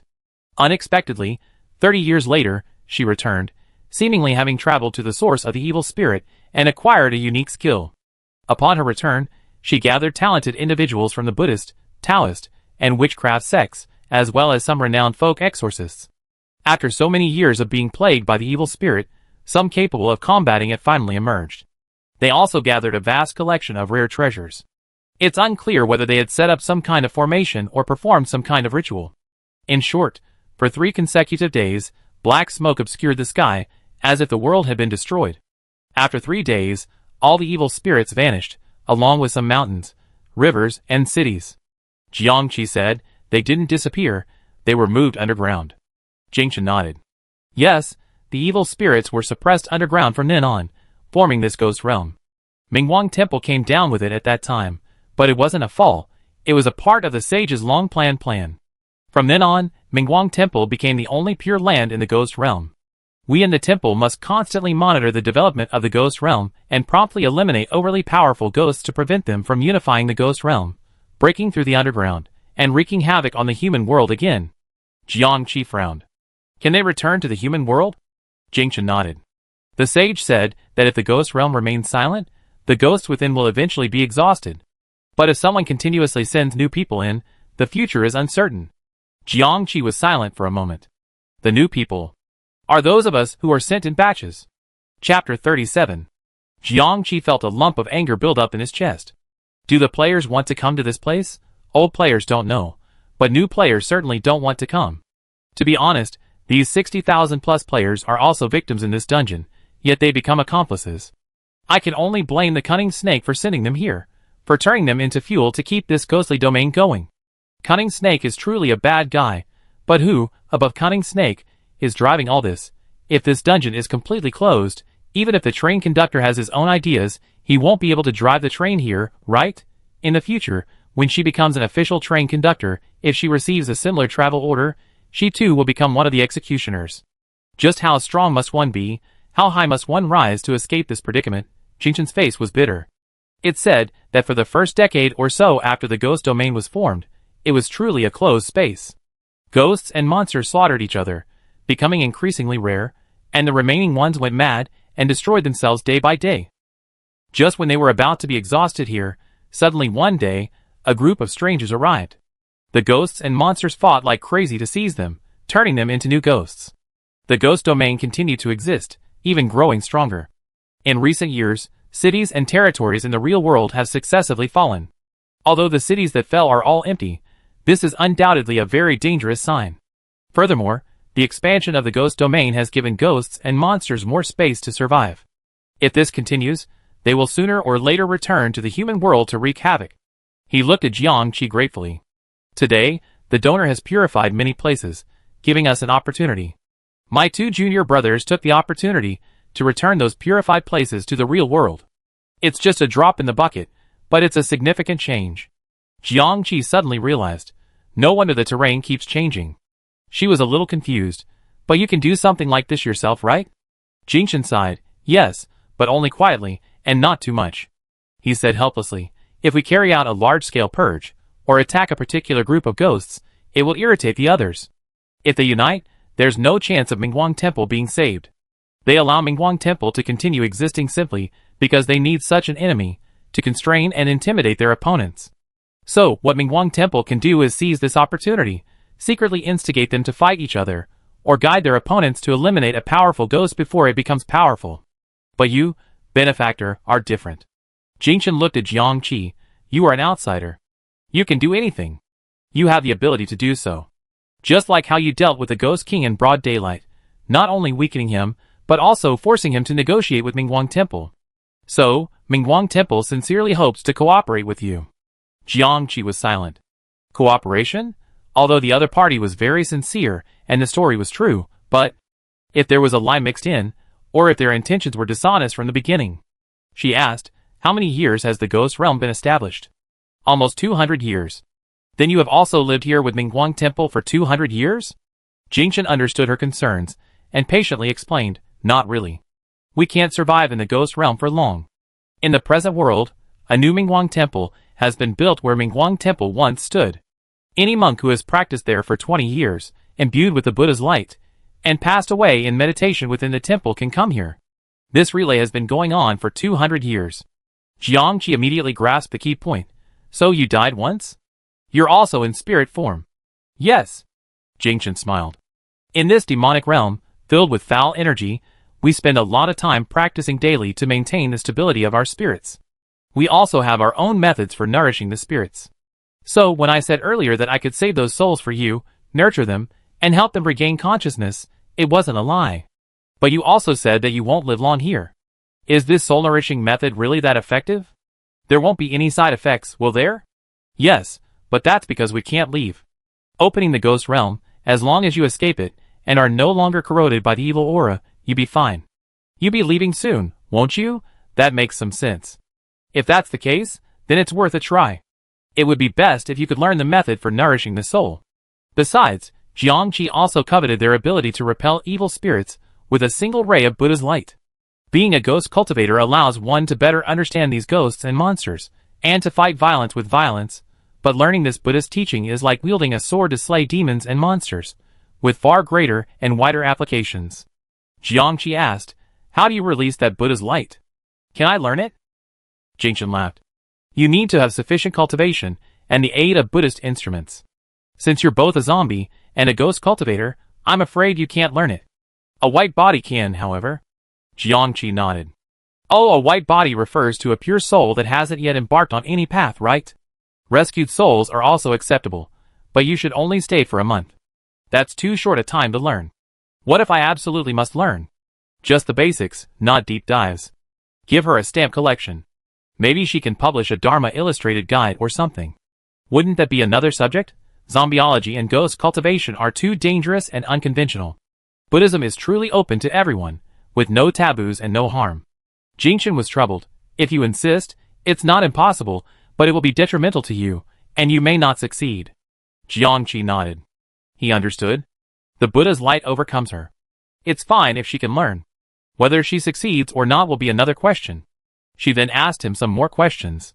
For example, how often do new students arrive in the ghost domain?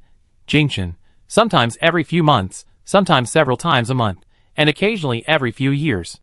But usually there are only a few thousand. Does the donor know why there are so many this time? Mingguang Temple was eager to cooperate with Jiangqi, and they were also worried that the arrival of tens of thousands of people would become a regular occurrence.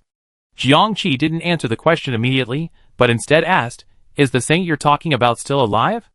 Jingshan was stunned, a flicker of struggle in his eyes, but he ultimately told the truth.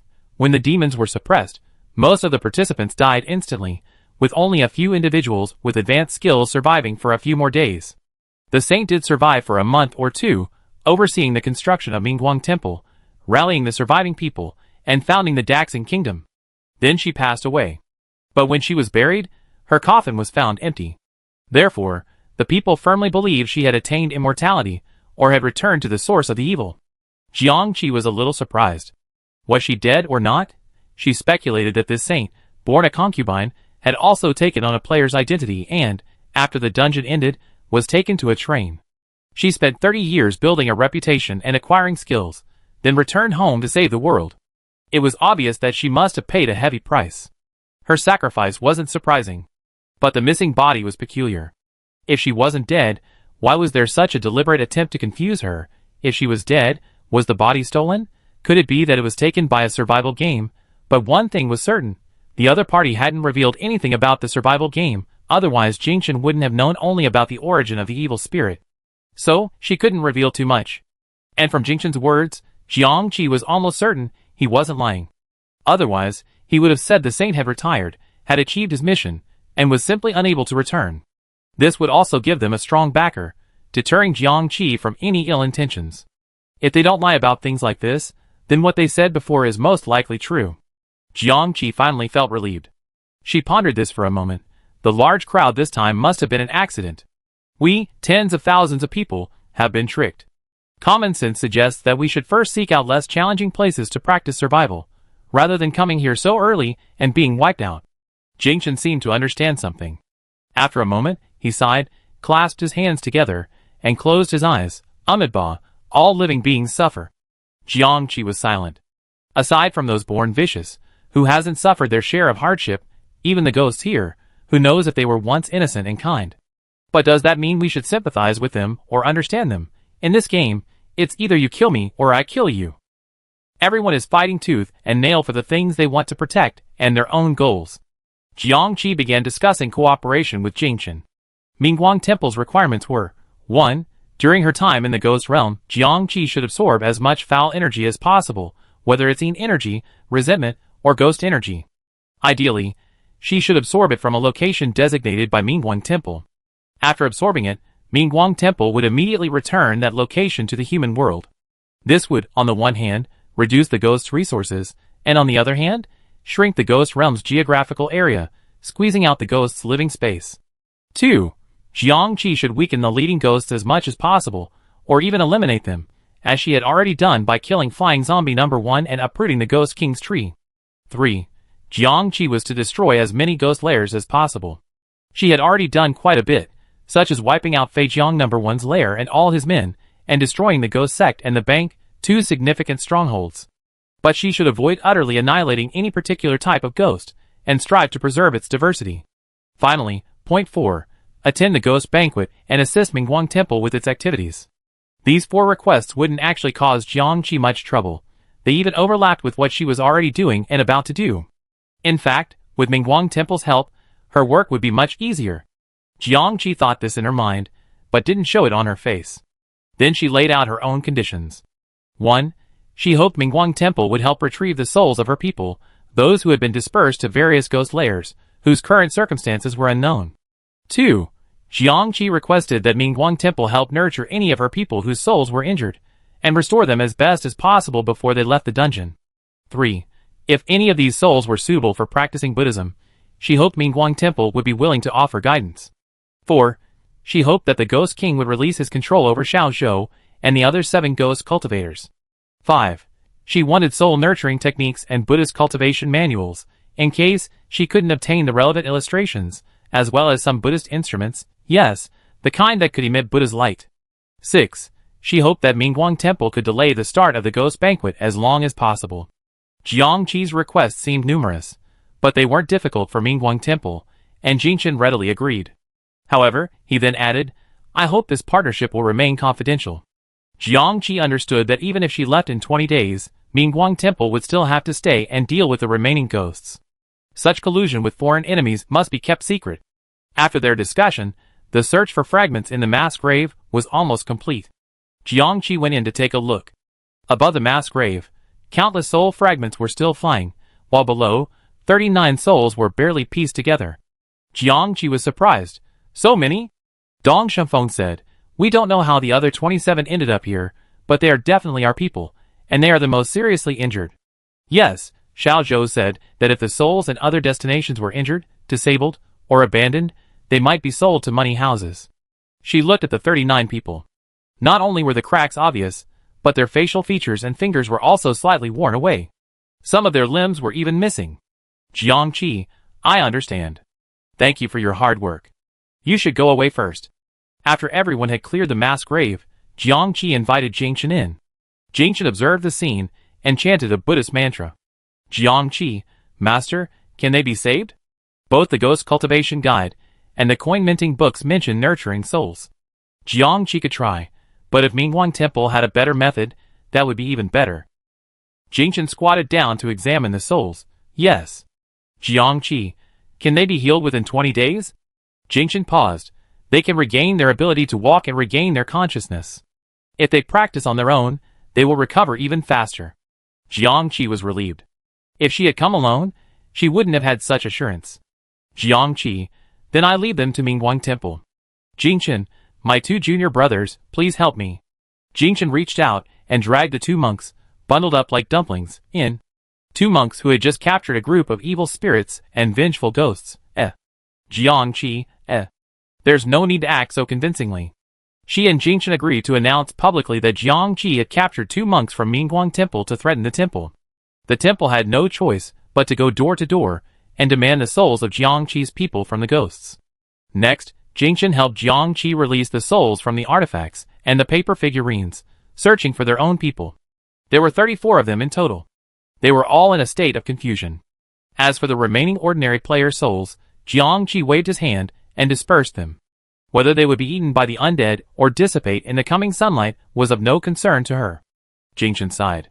Jiangqi, Master, do you think I'm cruel for ignoring them? I'm a small-minded person, and I can only protect my own people. Jingchen, I simply lament that so many souls could bring so much power to the ghost realm, but they haven't yet been contaminated by corruption. Perhaps they still have a chance and a path to salvation, making them difficult to liberate. Jiangqi, Master, you're truly pragmatic. A total of 73 souls were taken away by Jingchen. Jiangqi assigned several bird demons to accompany them and keep her informed. The demons weren't particularly afraid of Jingchen. At least they were stronger than zombies and ghost cultivators. If someone more suitable for the temple were found later, they would be replaced. Jingchen, in addition to leaving behind his 2 junior disciples, also kept the Buddhist beads and the golden bowl as a deposit. Jiangqi looked at the beads and the bowl in his hands.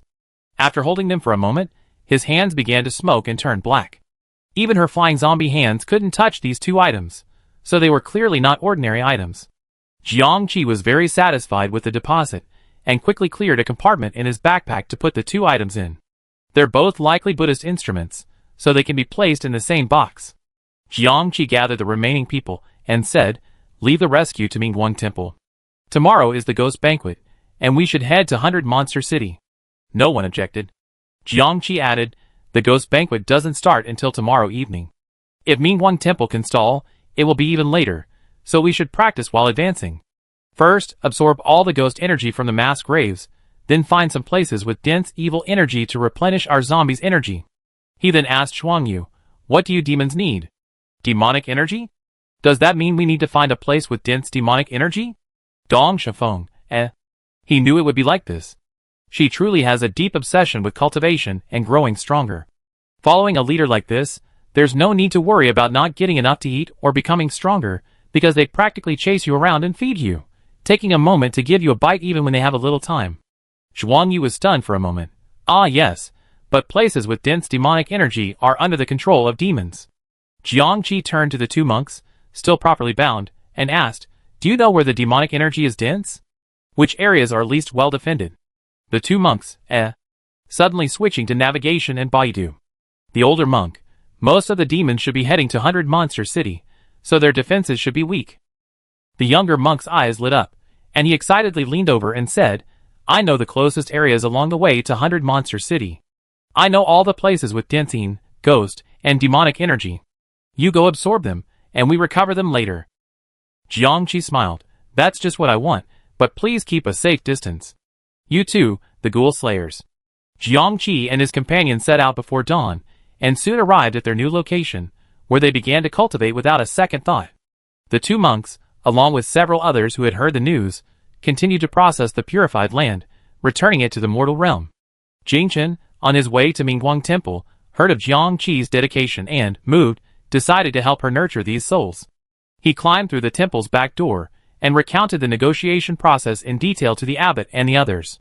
The abbot pondered. From what Sang has requested, it seems she is sincerely cooperating. In that case, we must also properly carry out the task she has entrusted us with. Bring me the list, and I will personally come and retrieve the individuals. Although Mingguang Temple never initiated conflict, living peacefully in this ghost realm, on the surface, its status over the years was not in vain. They had the right to come and ask for a few new souls. One person said, the Ghost King is still blocking the temple gate. The abbot said, he must be deeply resentful of Donor Sang and the others. If we let him go now, he definitely caused trouble. You should act like you're negotiating with him. Delay him any further, and he's the key to delaying the ghost banquet. The monks immediately divided the work and began to work together. At this point, the Ghost King was practically mad with rage. Daomingguang Temple, holding back his tree, he already spent a whole day and night here with them, not even returning to see the ghost sect destroyed. What a bunch of bald assholes. They really gave them face. The Ghost King hovered above Mingguang Temple, a black aura emanating from his body, his eyes already red. Just before his patience ran out, someone finally emerged from the temple. Your Excellency the Ghost King, would you please come down for a chat? Day 9 of the dungeon was also the day the ghost banquet began. Jiangqi arrived at 100 Monster City early that morning, but didn't see Duan Ming and the others outside. She sensed their location and found them inside, seemingly running around. Were they looking for someone? Or were they hiding from someone? She thought for a moment and assigned tasks to everyone in the team. Some would enter the city, while others would stay outside with Dong Shafeng, ready to be contacted at any moment. The two monks merged into 2 Buddhist beads and asked Jiangqi to carry them with him. Since monks were not allowed into 100 Monster City, this was their only way to get in. After entering the city, Jiangqi discovered a diverse array of buildings, and the ghosts and monsters that roamed the streets were equally diverse. Flying in the sky, crawling on the ground, scurrying across rooftops, in human form, beast form, plant form. It was truly bustling. Unlike other places where daytime was gloomy, the light in 100 Monster City was bright, like that of ordinary human life, yet it didn't seem at all off-putting to ghosts and monsters. Jiangqi glanced up at the sky, curious about the source of the light. Suddenly, a gigantic, eerie figure floated from the sky. Its red head resembled a hot air balloon, its black body covered in strange patterns. 10 wooden fingers held countless silver strings, each holding a puppet. There were probably over 100 puppets, some humanoid, some ghostly, each one quite small, less than a meter tall. The ghosts clamored, "It's the puppeteer! Run away! Don't get caught and made into puppets!" Jiangqi looked up at the abstract, enormous puppeteer in the sky. Carrying a string of puppets, it stomped across rooftops, collapsing a large section of buildings, roaring, "Who is it? Who stole my puppets?" The puppets, each in a different shape, opened their mouths and shouted stiffly, "Who stole my puppets? Who stole my puppets?" The sound was agonizing, like mental pollution. Jiangqi glanced at the silver control lines, and saw that several of them were indeed without puppets at the end.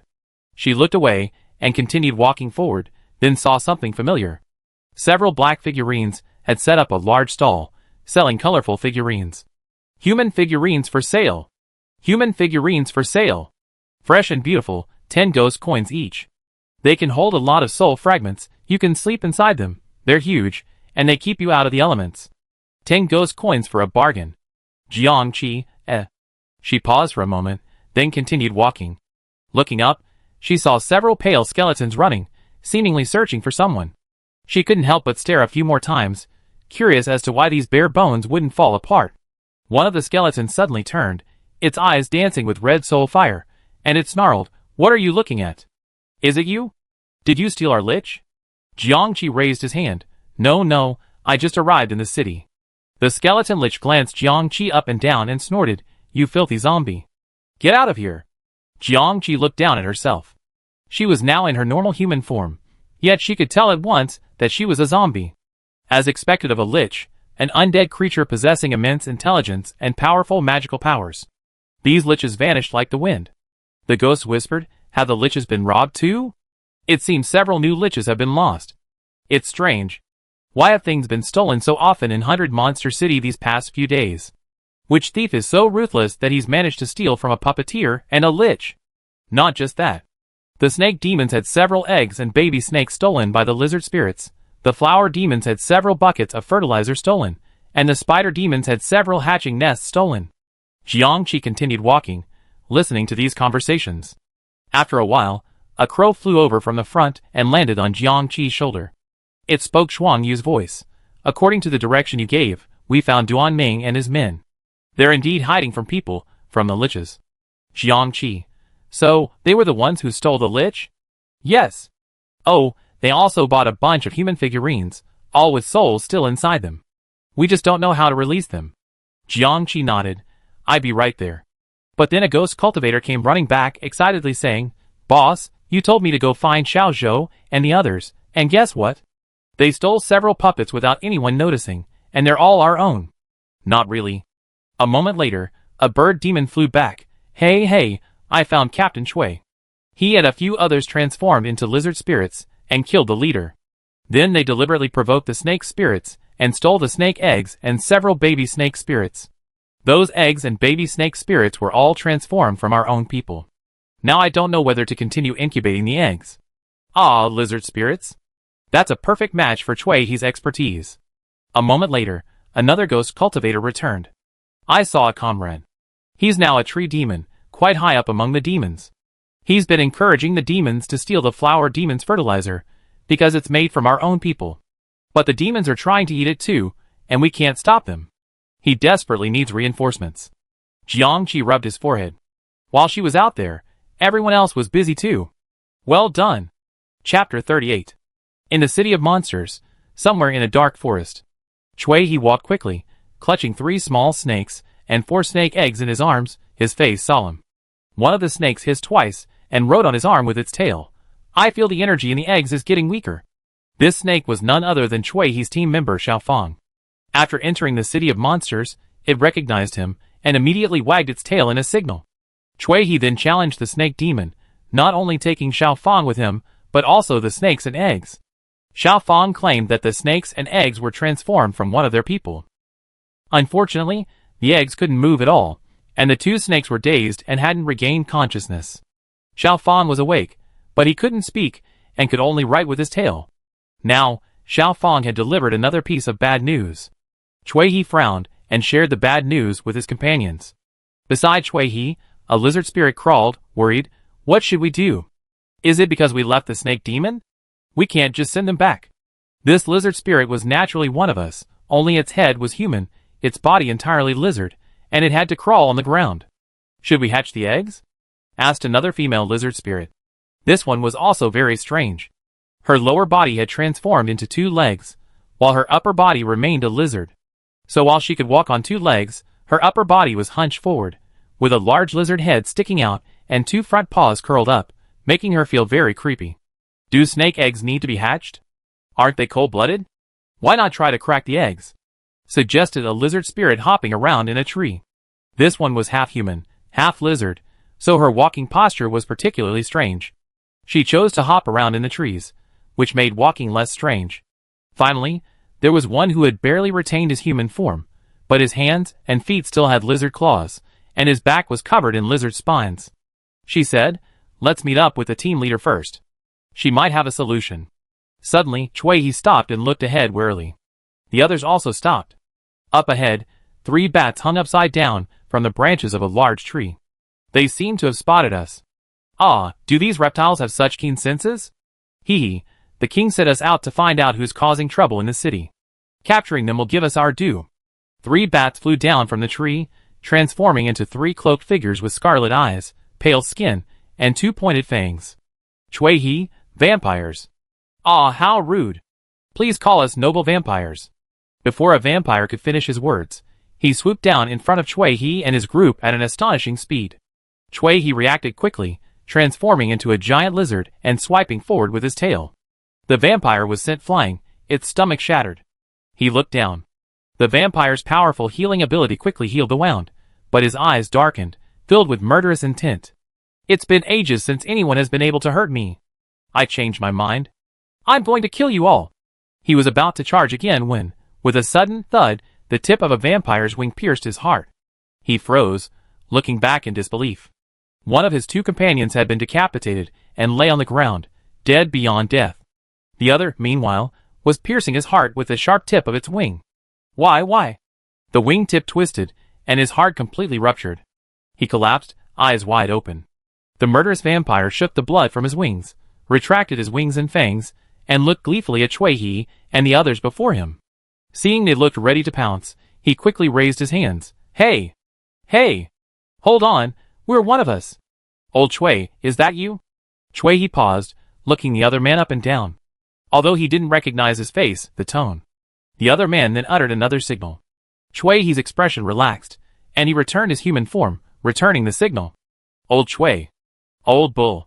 The 2 shook hands vigorously, and the old bull punched Chui-He. I didn't expect to see you here. I heard there were some lizard spirits causing trouble, and I wondered if it was you. And it really was. In Spring City, Chui he had fused with the blood of a giant lizard, while the old bull had fused with the fangs of a vampire. As it turned out, upon arriving at this den of demons, one actually became a lizard spirit, and one actually became a vampire. Old Cow looked at the other 4 lizard spirits, his lips twitching. Your appearances. The 4 of them responded, Okay, no need to judge.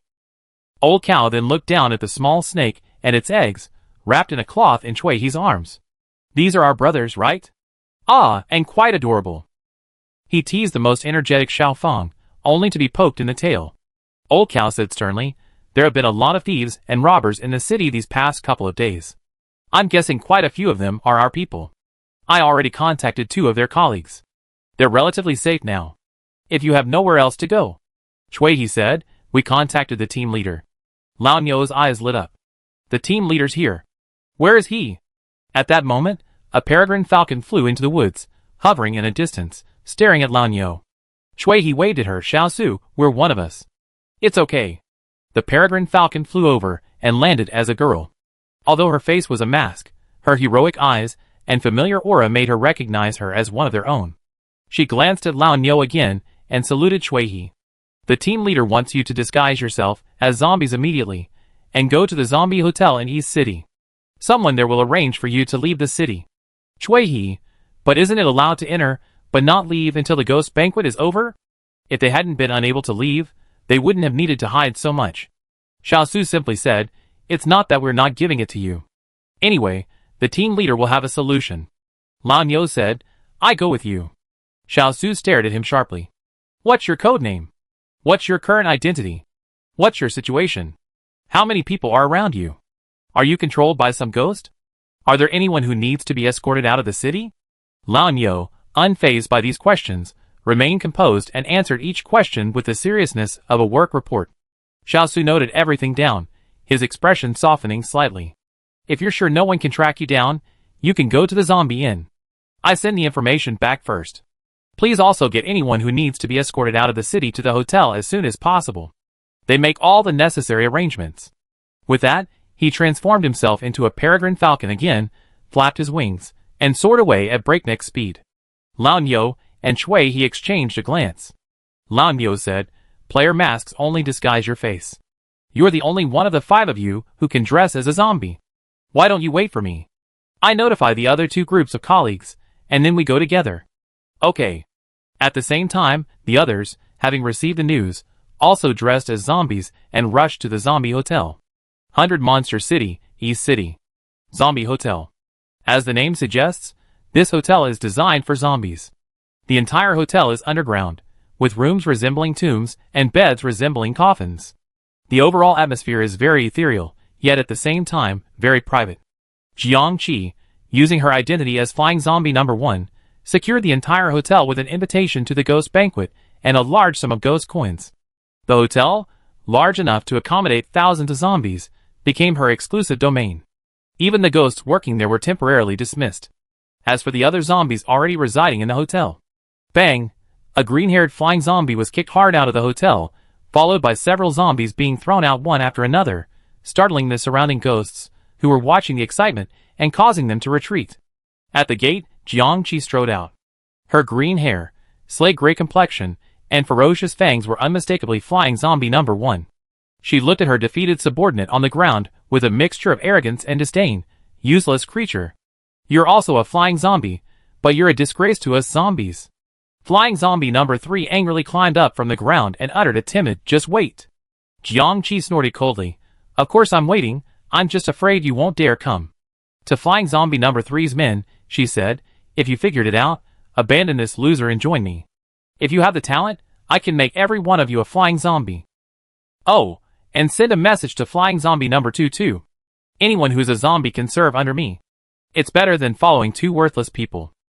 The zombies' eyes flickered, their expressions wavering. Flying Zombie No. 3 was furious, daring not to allow Jiang Qi to manipulate his men any further, and quickly led them away. Jiang Qi glanced at the surrounding ghosts, and spotted a few liches among them. She withdrew her gaze, and turned back inside. Then 2 tall zombies emerged, standing on either side of the doorway like door gods. The ghosts watching the excitement immediately began to chatter. Flying zombie number 1 is so impressive. I saw him last time at the ghost banquet, but he wasn't this impressive then. He's also a flying zombie, yet he's surprisingly able to hold his own against flying zombie number 3. It seems the zombie king is about to be born, and the 3 zombie tribes will merge into one. Will that zombie's power be immense? Can the other ghosts just stand by and watch? At this moment, another zombie emerged from the inn, searched among the ghosts, and beckoned to a tall black figurine. You come here. The black figurine twisted its clumsy neck, glancing left and right. Me? Yes, you. The black figurine walked over somewhat reluctantly. It was just here to watch the fun. It didn't want to offend the zombies, did it? This zombie, Duanming, said, you sell figurines, right?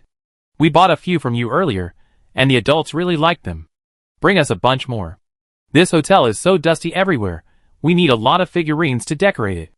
Okay, I go with you, just in case the adults don't like what you sent. The black figurine was startled, a look of obvious delight on its slightly flattened face. This was a big deal. It led the way with a chuckle. Please follow me. Duanming nodded, and before leaving, he solemnly instructed the 2 zombies guarding the gate, no outsiders are allowed in. However, if zombies come to seek refuge, they will be allowed in. The 2 zombies on the inside also acted convincingly. Yes.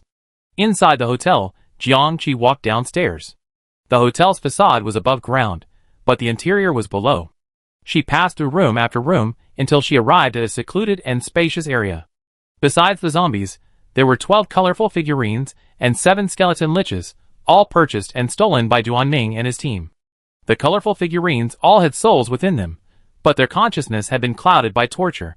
Only after purchasing them and repeatedly testing and verifying them did they confirm that 3 of them were ordinary players and 9 were on the inside. The skeleton liches were still relatively conscious, indicating that they were all on the inside.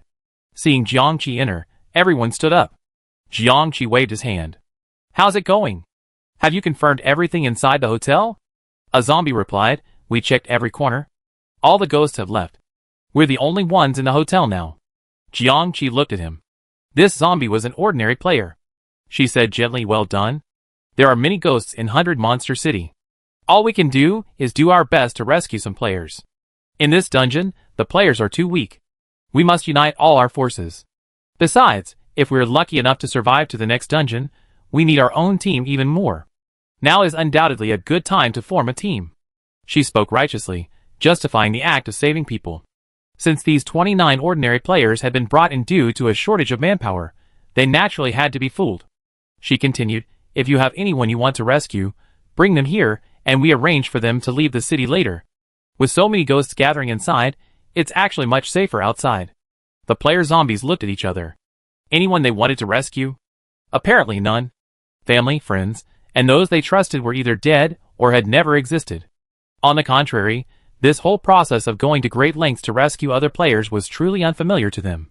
Previously, Shang He had led them to buy human figurines with souls, and to help the 7 liches escape, forcing them to hide from place to place.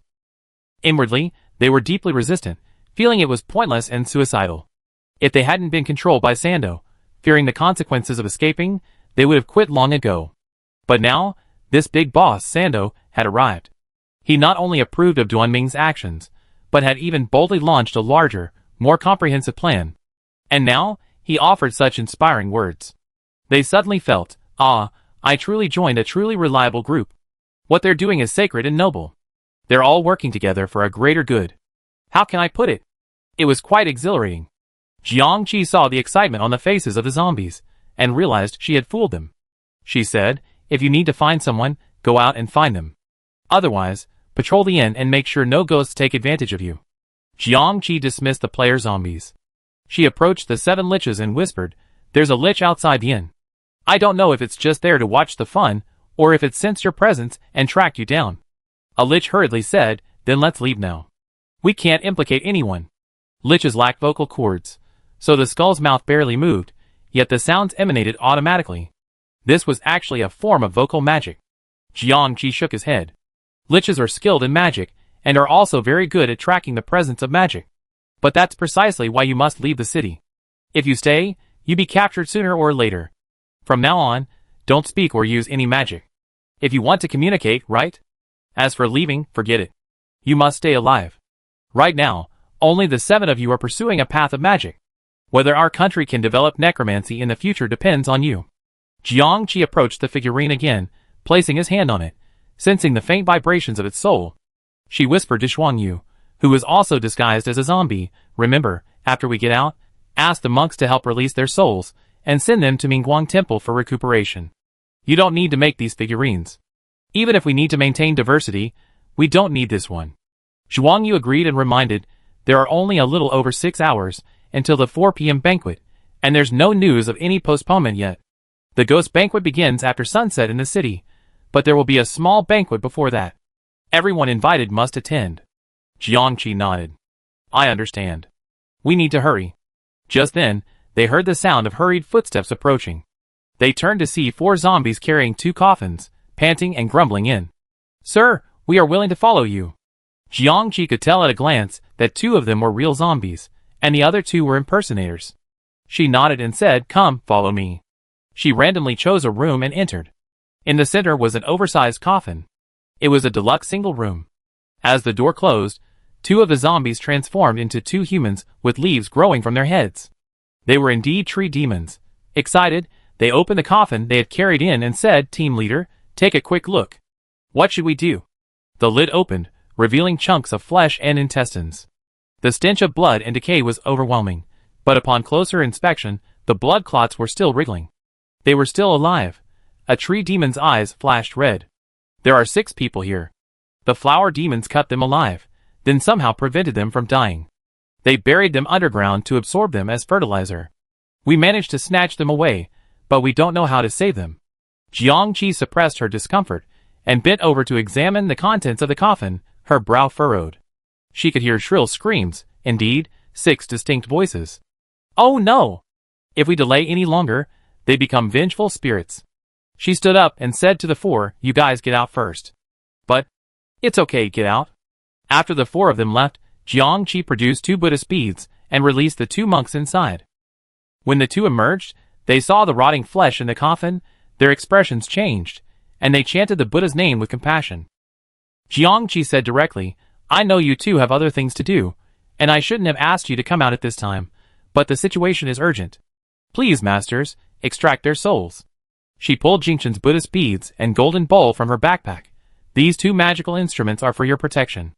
A moment later, Jiangqi emerged from the room and explained the situation to the 2 anxiously waiting tree spirits outside. They both breathed a sigh of relief and continued to guard the door like door gods. Not long after, more zombies arrived, their disguises removed, revealing the wounded they had brought with them was the spider spirit's hatching nest. The side of a healthy human being used as a breeding ground for spider eggs. Beneath their skin and flesh lay eggs after eggs, too numerous to be picked out in a short time. It was a truly horrifying sight. Jiangqi simply turned the person into a zombie. With one bite, the zombie toxins were released, and the person gradually turned black and blue. As their skin and flesh shrank, the spider eggs naturally inactivated and hardened. After that, he could simply go the zombie route, which was actually much easier. After that, wave after wave of zombies arrived. Some of them were genuine zombies, who had come to seek refuge, so they had no choice but to assign them other tasks. When they were disguised as zombies, few were in good condition. They suffered various injuries. For those who couldn't be saved, the 2 monks would extract their souls. For those who could barely retain their bodies, Jiangqi would bite them, transforming them into zombies. For those with minor injuries, he would treat them with ordinary methods. The inn was filling up with more and more people, and everyone was getting busier and busier. Occasionally, a team from Chuanhu would enter the inn and immediately join the emergency response.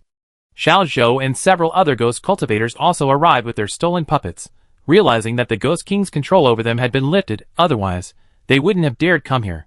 Jiangqi's mood had been gloomy, and the more he saw the horrifically wounded, the worse it became. A sense of depression and resentment surged within him.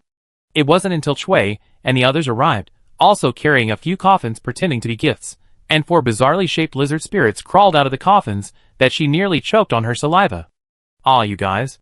The 4 incredibly distinctive lizard spirits were a bit embarrassed. Hello, team leader. Ah, hello everyone. Jiangqi glanced at them again and again, especially at the lizard spirit with a strong sense of stealth. He suppressed a smile, and his mood couldn't help but lighten up a bit. She soothed him. It's okay. The half-human, half-demon form is due to a lack of demonic energy. Just go out of town and absorb some. Shanfeng is outside the city. She knows where there's plenty of demonic energy. She touched the little snake named Xiaofeng again, and looked at the half-dead eggs. Send them all away. They're also struggling to develop due to a lack of demonic energy. Then she looked at the old cow and said with interest, vampires? The old cow said, yes. Then you can give people a first embrace, right? Oh, you can. That's great. I'm going to a banquet soon. You stay here. If there's a case that's difficult to treat, bite them, and turn them into a vampire like you. Duan Ming and the others can actually bite people into zombies, but if they're not careful, they can easily die. A vampire's first embrace is a normal and reasonable procedure, with less risk. Old cow, this seems like a way to save lives. I guarantee you complete the mission. Shui asked, how are we going to leave the city? Jiang Qi then took them to see the hundreds of colorful figurines Duan Ming had purchased. We researched them. Anyone in spirit form can enter. 1 figurine per person. There's absolutely no visible problem. As for the physical human, we can only hollow out the figurines and force them in. Shui, won't they be stopped when leaving the city? Jiang Qi. So, I had Duan Ming bribe the ghost guarding the city gate. Shui, Laonyo, Huh? That works? You can even resort to bribery here? Jiang Qi laughed. Of course, not under normal circumstances, but who told us we have so much money? When she destroyed the bank, she looted all the ghost coins from it. What was destroyed in the mass grave were only the latest semi-finished products, but she also looted quite a few older finished coins. Add to that the thousands of player zombies she had killed, and everyone had some ghost coins on them, which adds up to a considerable sum. Add to that the ghost coins Jiang Qi and the others had exchanged on the train.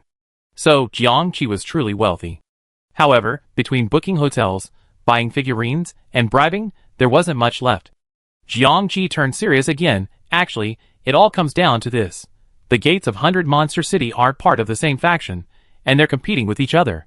The east gate I chose is guarded by a stone lion spirit. Normally, there's less ghost traffic, so their income is relatively low. Stone lion spirits belong to the stone demon clan. Stone demons generally don't have as many tricks as other ghosts, so they have fewer ways to make money, and therefore need money more.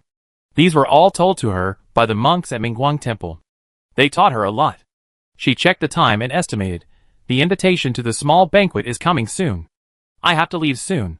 Let's have a meeting and finalize the plan. At around 3 o'clock in the dungeon, a white paper bird flew to the entrance of the zombie inn. Mr. Flying Zombie Number 1, your letter. Mr. Flying Zombie Number 1, your letter. It muttered as it began to fly inside, but was stopped by the zombies at the door. Aw, don't stop me. Don't stop me. The paper bird cried, its body growing larger and becoming more aggressive, ready to force its way in. Just then, Jiang Qi emerged and grabbed the paper bird. When the paper bird touched the recipient, it reluctantly transformed into an invitation, a pale blue card that was less formal than the previous invitations. Mr. Flying Zombie Number 1, the ghost banquet is about to begin. Please head to the 100 Monster stage for an appetizer. Qinshui Little Demon. It was that Qinshui Little Demon again. Jiang Qi said, let's go. Over 100 zombies followed her out of the zombie inn. Among them were the 29 ordinary player zombies, and the rest were the real zombies, who had just arrived. She took all of them away, leaving the inn to her own people, so they could run free.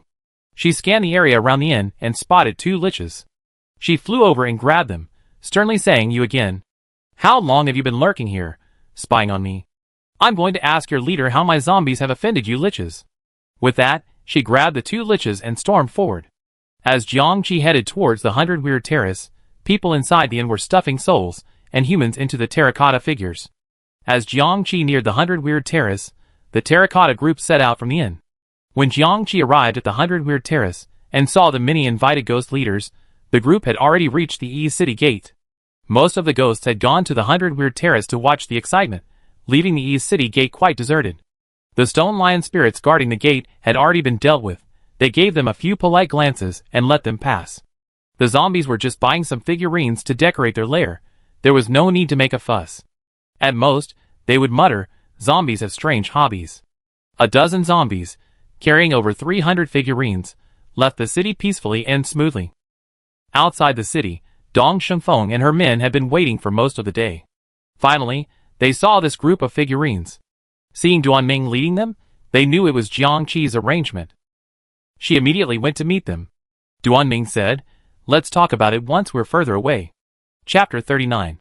The Hundred Strange Terrace, located in the center of Hundred Strange City, was originally a mountain several hundred meters high. Later, the peak was flattened and 3 tall buildings were built. Using the buildings as support points, a vast platform was constructed, known as the Hundred Strange Terrace. So, from a distance, it looked like a slender mountain peak, perched atop a giant 3-legged flying saucer. The shape was quite peculiar. At the foot of the mountain, Jiang Qi looked up at the platform for a long time, feeling that it wasn't made of stone. Are there any architectural experts among the ghosts here? How was this built?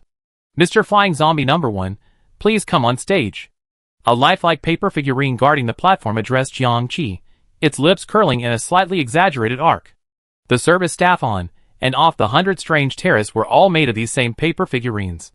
It is said that 4 types of ghosts hold the most influence in Hundred Strange City: stone ghosts, paper ghosts, ghost cultivators, and plant ghosts. Among them, stone monsters and plant monsters are the most diverse and numerous. Ghost cultivators are superior to all other spirit-type ghosts, and possess a unique status. Only paper monsters are the most mysterious, rarely appearing in public. Jiang Qi thought of the paper figure he had encountered before. Its methods were truly bizarre, and he wondered what level it ranked among paper figures. The paper figure before him was well-dressed and refined, its body clearly a paper figure, yet its resemblance to a human gave it a distinctly creepy air. The small black eyes nestled in their sockets radiated a strange, chilling light. From any angle, they seemed to be secretly watching you, accompanied by a deathly smile. More than creepy, they seemed even more despicable. Jiang Qi felt like punching it. Although the paper figurine bent slightly, gesturing an invitation, there were no steps leading up. It was asking people to fly directly up. As Jiang Qi gazed at the peak, another wave of people arrived. Their human forms were all exceptionally beautiful, their bodies covered in flowers, truly dazzling. Jiang Qi's gaze fixed on them. This must be a flower demon. That beautiful form, those vibrant blossoms, I wonder how much fertilizer they must have consumed to nurture it. Noticing her gaze, the flower demons also looked over, covering their noses with their hands. Ah, a zombie! It smells like a dried corpse. I don't like dried corpses, but rotting corpses are fine. Ordinary rotting corpses are too smelly. Ones with souls are better. They're so sweet. You're making me hungry again. The flower demons chatted and laughed. After showing the invitation, they extended their vines and roots, clambering up the peak wall. Just as the flower demons ascended, another group arrived. They had pale skin, crimson eyes, and fangs bared from their mouths. Vampires. After presenting their invitations, they transformed into bats and flew towards the platform. Then, a group of stone demons arrived. They looked like a branch of the stone monsters, each with a vaguely humanoid form. They were even more powerful. They simply pressed their bodies against the mountain peak, as if blending into it, and in 2 strokes, they soared upwards like cricket pupae. It was like the 8 immortals crossing the sea, each displaying their magical powers. The player zombies following Jiang Qi were a little anxious. Sir, how are we going to get up? They couldn't fly, and climbing this steep mountain seemed difficult. Just then, another group arrived. They happened to be zombies. Leading the charge were 2 green-haired flying zombies. They were talking when they looked up at Jiang Qi. One of them paused, a look of utter anger and fear on its face. It was Flying Zombie Number 3, the one Jiang Qi had thrown out of the inn. It was truly astonishing how that stiff, furry face could express such a rich tapestry of emotions. And the one next to it was Flying Zombie Number 2. There were 3 zombie branches in this dungeon, led by Flying Zombies Number 1, Number 2, and Number 3. There wasn't a clear distinction between the 3 flying zombies, none of them yielded to the others, but that was in the past. Flying Zombie Number 2 also glanced at Jiang Qi. Judging from its form, it was a female zombie. It gave Jiang Qi a subtle look. Number 1, long time no see. Jiang Qi remained silent, her gaze wandering through the ranks of Numbers 2 and 3. Several of the zombies looked like players to her. Flying Zombie Number 2 also looked at the zombie horde behind Jiang Qi and said disdainfully, I heard you were so arrogant at the zombie inn, but why did you only bring these traitors to the banquet? Are your own zombies not up to par? Oh, I forgot to tell you, these traitors are nothing to me and Number 3, but I didn't expect you to treat them like treasures. It then addressed the traitor zombies, You just accepted a new master, so you better behave yourself. It spoke for a long time, but Jiangqi didn't respond. Feeling bored, it presented the invitation and flew towards the 100 Monsters arena. Number 3 didn't dare face Jiangqi alone and quickly followed. The zombies under their command retreated to the base of the mountain, clinging to the rock wall and leaping upwards. As they passed by Jiangqi, the player zombies gave him a deep look. Jiangqi's heart was as clear as a mirror. Great, she was indeed one of them. They certainly didn't recognize her current appearance, but after hearing about the commotion she caused in the zombie inn, they could probably guess her identity. Those who could find the zombie inn were those who weren't controlled, but there were still many who were controlled by the ghosts, unable to move freely and independently. These people would be in even greater danger. Jiangqi turned around and asked the zombies, "Do you want to go up?" Both the player zombies and the ordinary zombies looked eager. Jiangqi then followed closely. With that, she soared into the air. This gust of wind lifted the hundreds of zombies behind her, and like a huge tail, they clung to Jiangqi and followed her towards the 100 Monsters arena. The paper figurine's eyes widened slightly. The other ghosts approaching from afar were all shocked. Hey, that's a zombie? Are they all flying zombies? It's a flying zombie leading a group of zombies. Damn! It's really that powerful. I heard flying zombie number 1 suddenly became very powerful. Turns out it's true. Looks like the zombies might really be merging into one. On the 100 Monster stage, flying zombies number 2 and number 3 flew up, looking at each other triumphantly. Number 2 even tried to console number 3. Number 1 is just pretending to be powerful. If he had useful zombies under his command, would he bring those traitors out to embarrass himself? Just wait, none of those traitors will be able to climb up, and then he'd be left with only one zombie. Let's team up and take him down first. As soon as he finished speaking, a figure swooped up from below and landed safely. They looked over and saw number 1 coming up. Number 2 was about to say something when a swish, swish, swish, and a large group of zombies also came up, landing behind Jiangqi, each one bursting with excitement. We're up. We're flying. This is what it feels like to fly. Amazing. Number 2, Number 3, They opened their mouths wide. They closed their mouths. They silently shrank to the side. How powerful must the magic be to be able to fly with so many zombies? They couldn't do it anyway. Seeing number 2's eyes wandering and a look of daze, number 3 whispered, "Are we going to team up and take down number 1 later?"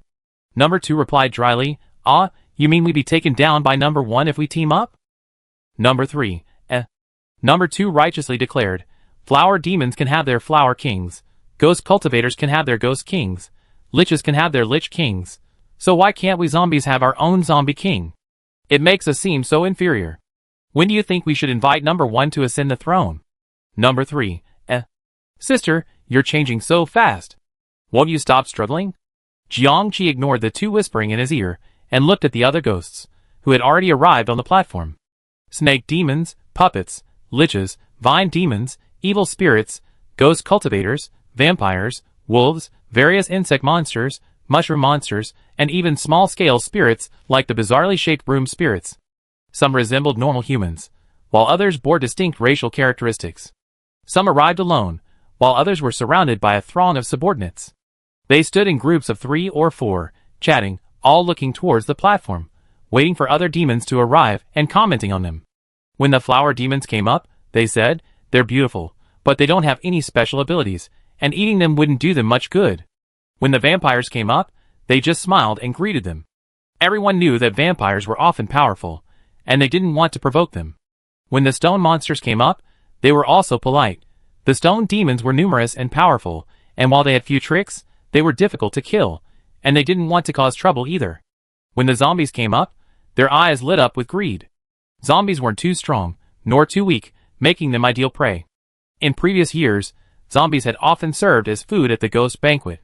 But with Jiangqi's arrival, and the arrival of the 100 or so zombies behind him, they all put away their scorn.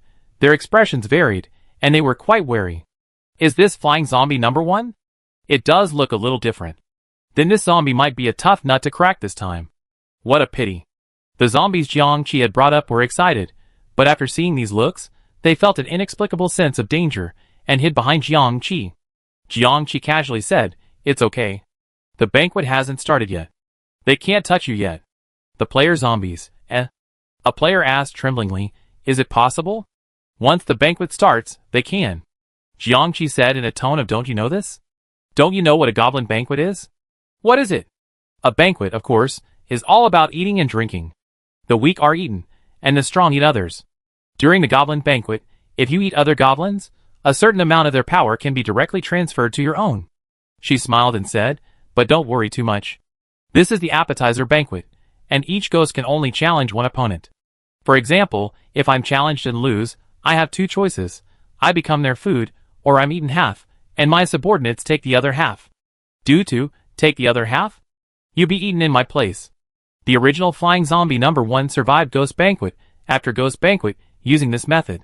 One of the reasons it had so many powerful subordinates was to serve as scapegoats for its food reserves in critical moments. Jiangqi said confidently, don't worry, I do my best not to be defeated. After a pause, he added, but once the Ghost Banquet officially begins, you can't just hide behind me anymore. You have to hunt for ghosts to eat, but you also have to be wary of being eaten by other ghosts. Anyway, the whole city will be a mess. The player zombies were struck by lightning. You're confident, but we aren't. This banquet is like this. If they had known, they wouldn't have come. Jiangqi smiled at their frightened faces. She had naturally learned all this from the monks. The essence of the ghost banquet is that the big fish eat the small fish, and resources are reorganized. It's not that a ghost banquet is held every time a player comes, but only when the ghost power of the entire dungeon is sufficient, ideally to create a few super powerful ghosts. So why didn't she bring her own people? On the one hand, they really didn't have the time, and on the other hand, it was simply too dangerous here, so there was no need for them to come. Even if eating other ghosts could increase their strength, so what? Trading outside the city could also improve one's strength.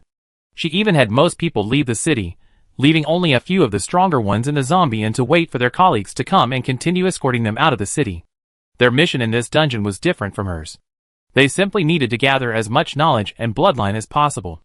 Once they had gathered, they could escape this place of trouble. As Jiangqi spoke, he carefully scanned the crowd of ghost minions. I spotted some more players. I wonder how many of them are my own. She turned and walked around, then came to the edge of the 100 Monsters arena, looking out into the distance and down. She lifted her sleeve, revealing the 2 bones on her wrist, and turned her head to focus on the railing, the material of the platform beneath her feet, and every detail.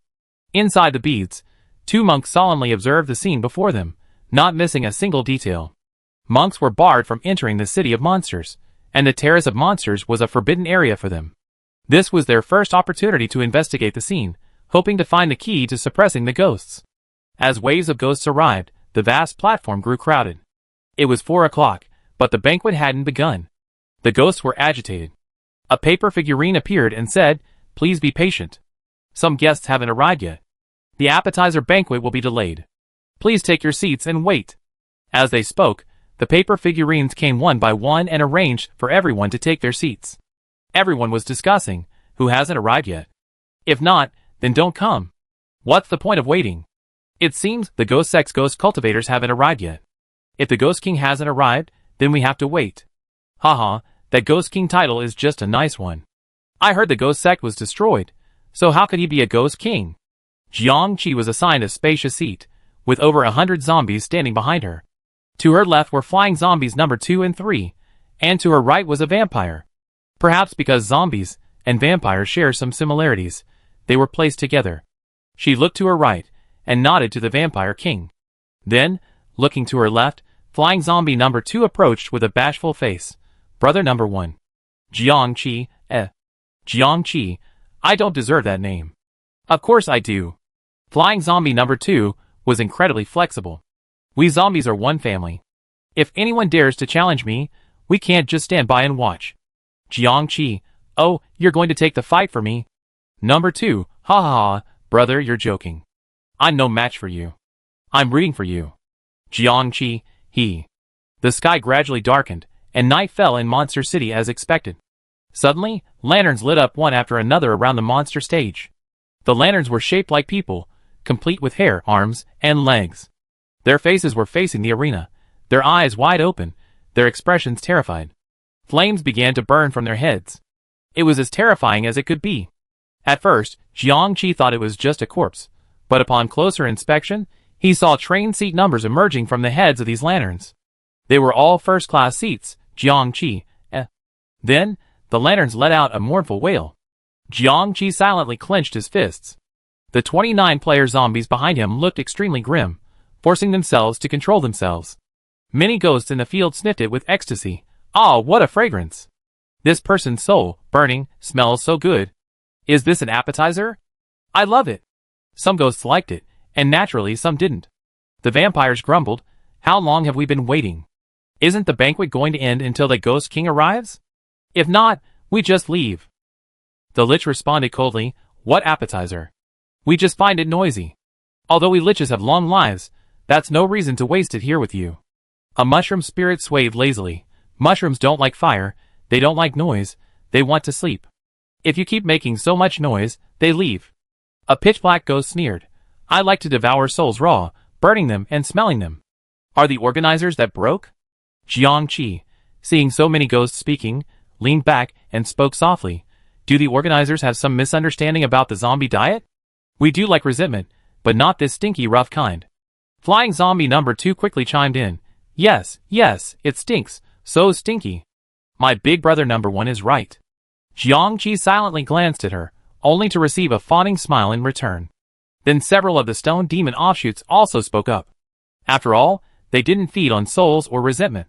Lighting this human lantern wouldn't benefit them anything except for making noise. The paper figures present paused, and then, one by one, the human-shaped lanterns went out and were carried away, transforming into round paper lanterns that naturally emitted a bright light. Jiangqi felt a slight sense of relief. Although the players waiting in line were undoubtedly all ordinary players, with no one close to her, she also harbored a deep resentment towards those players who had caused the Spring City tragedy in her previous life, even feeling they deserved their deaths. But as a human, witnessing another humanoid being slaughtered so brutally was still deeply uncomfortable. The center of the platform suddenly lit up, and a beautiful paper figure appeared. With a gentle smile, she bowed slightly to the crowd. Hello everyone, and welcome all the ghosts to the opening ceremony before the Ghost Banquet, or this little appetizer. I am Qin Shui, the organizer's representative. Is this Qin Shui the little demon? Jiangqi examined the paper figure carefully. From its appearance, it looked almost indistinguishable from a living person. Dressed in a water blue dress, its figure was slender and delicate, its skin radiant and lustrous. Unlike the other paper figures, whose eyes were smaller, it possessed a pair of large, watery, and bright eyes. If it weren't for some details that revealed it was a paper figure, she would have mistaken it for a living person. Due to certain circumstances, the Ghost Banquet may need to be postponed. However, to avoid wasting everyone's time, our appetizer banquet will proceed as scheduled. Now, please draw lots. Qin Shui little demon waved her hand, and a flock of paper birds flew out from her sleeves, circling the arena. The ghost leaders each grabbed a bird from the flock. Jiangqi followed suit. She grabbed a paper bird, and it immediately transformed into a number plate, number 31. That was pretty early. After all the ghosts received their numbers, Qin Shui little demon said, each ghost who receives a number must, and can only choose one to challenge. If you win, you can eat the other person. If you lose, you will be eaten by the other person. The chosen one cannot refuse the challenge. Now number 1, please choose your opponent. Number 1 stood up.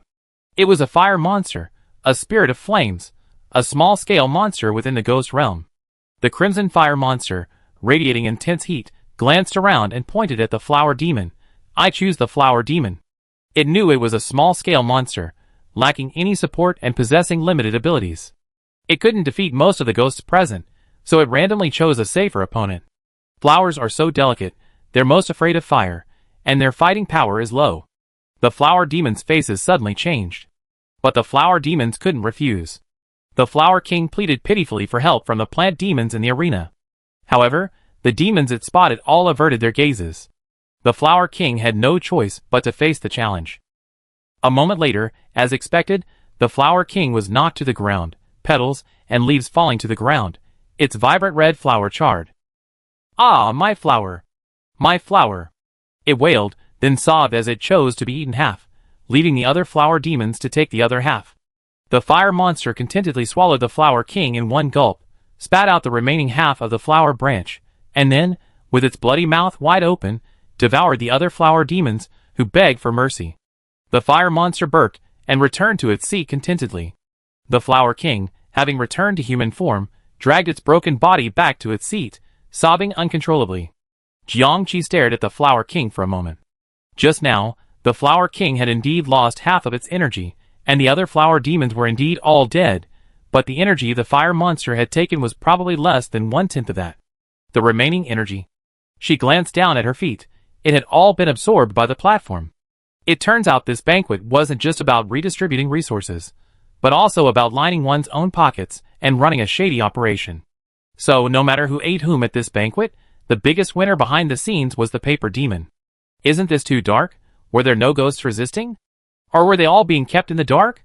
She glanced around calmly, trying to see if the ghosts had noticed anything. Oh damn, zombie vision. From a distance, I can't really make out their expressions. From up close, many of the ones with non-human appearances couldn't make out anything either. But when her gaze fell on the face of the nearby vampire, she paused. There was a hint of sarcasm at the corner of the vampire's mouth, but she couldn't tell what it was about. While she was pondering, number 2 had already stood up. Number 2 was a lich. The Lich King extended a white, skeletal finger and pointed at Flying Zombie number 2. I choose it. Flying Zombie number 2's face paled. This was the Lich King.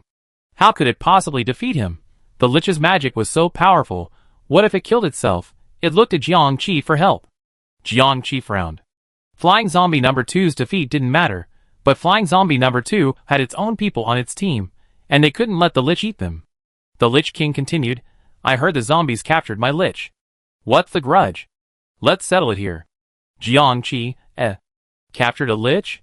The 2 Liches stalking the entrance? Or the 7 Liches from before? Flying Zombie number 2 quickly said, I didn't capture that Lich. I never captured a Lich.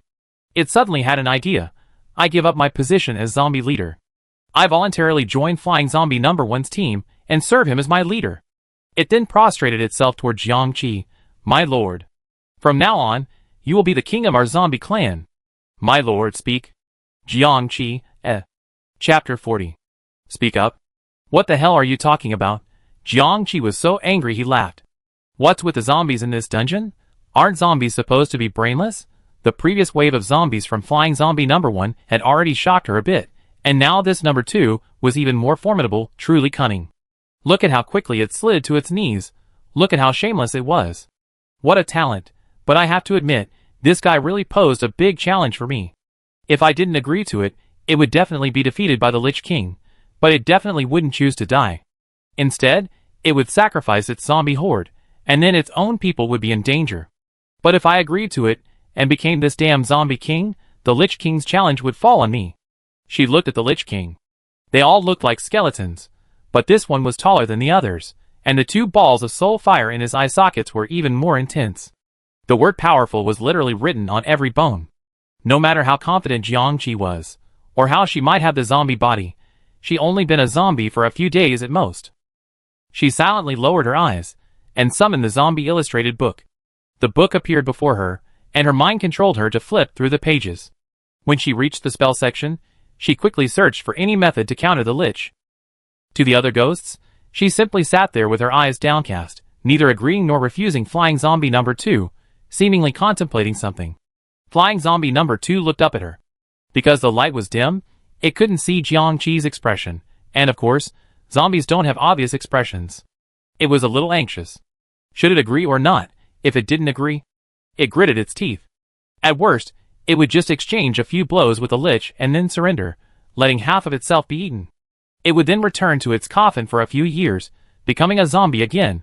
All the ghosts present were looking at Jiangqi, eager to see what Flying Zombie number 1 would do. If it agreed, a zombie king would be born in front of the ghosts, and this newly born zombie king would be instantly defeated by the Lich King. If it rejected Flying Zombie number 2, that meant number 1 wasn't that powerful either, and it could consider challenging it later. In short, no matter the outcome, they could just watch the show. The Lich King was getting impatient. Who among you will accept the challenge? Jiangqi finally raised his head from the zombie atlas, glanced at the Lich King, then at the paper figurine Qinshui, and asked, So, I accept Flying Zombie number 2's recognition as my master. Is this in accordance with the banquet rules? Qinshui maintained his near-perfect smile. Yes. Those invited to the banquet are representatives or leaders of a certain type or branch of ghosts. This is the Ghost Banquet's recognition of you. If you recognize another ghost as your master, you automatically relinquish your status as the invitee, and any challenges you face will be borne by this new master. However, few ghosts would do this. After all, failing to accept a challenge usually means losing half your life, but recognizing another ghost as your master on the spot is not only humiliating, but also depriving you of your freedom. Qin Shui glanced at Flying Zombie number 2, who was also a little surprised by the Flying Zombie's choice. Flying Zombie number 2's mouth twitched, and he suddenly realized that he had been a little impulsive. If number 1 lost to the Lich King, he might be handed over to the Lich King for his own consumption. That would be truly disastrous, but the words had already been spoken. It was deeply troubled. Jiangqi continued to ask Qin Shui, approval from the Ghost Banquet? I always been curious about who's behind the Ghost Banquet. Who sets these rules? The Paper Demon Clan? She asked the other ghosts. With so many ghosts, so many powerful beings, do you all just obediently follow the Paper Demon's orders year after year? The other ghosts were stunned, realizing this for the first time. Yes, why do they all obey the Paper Demon so much? They came when told to attend the Ghost Banquet, and they followed the rules when told to. Although many ghosts came voluntarily to become stronger, it seemed as if the thought of resistance had never entered their minds. Many ghosts had thoughtful expressions. Qin Shui's expression froze slightly, his smile falling. He said calmly, the Ghost Banquet has existed for many years.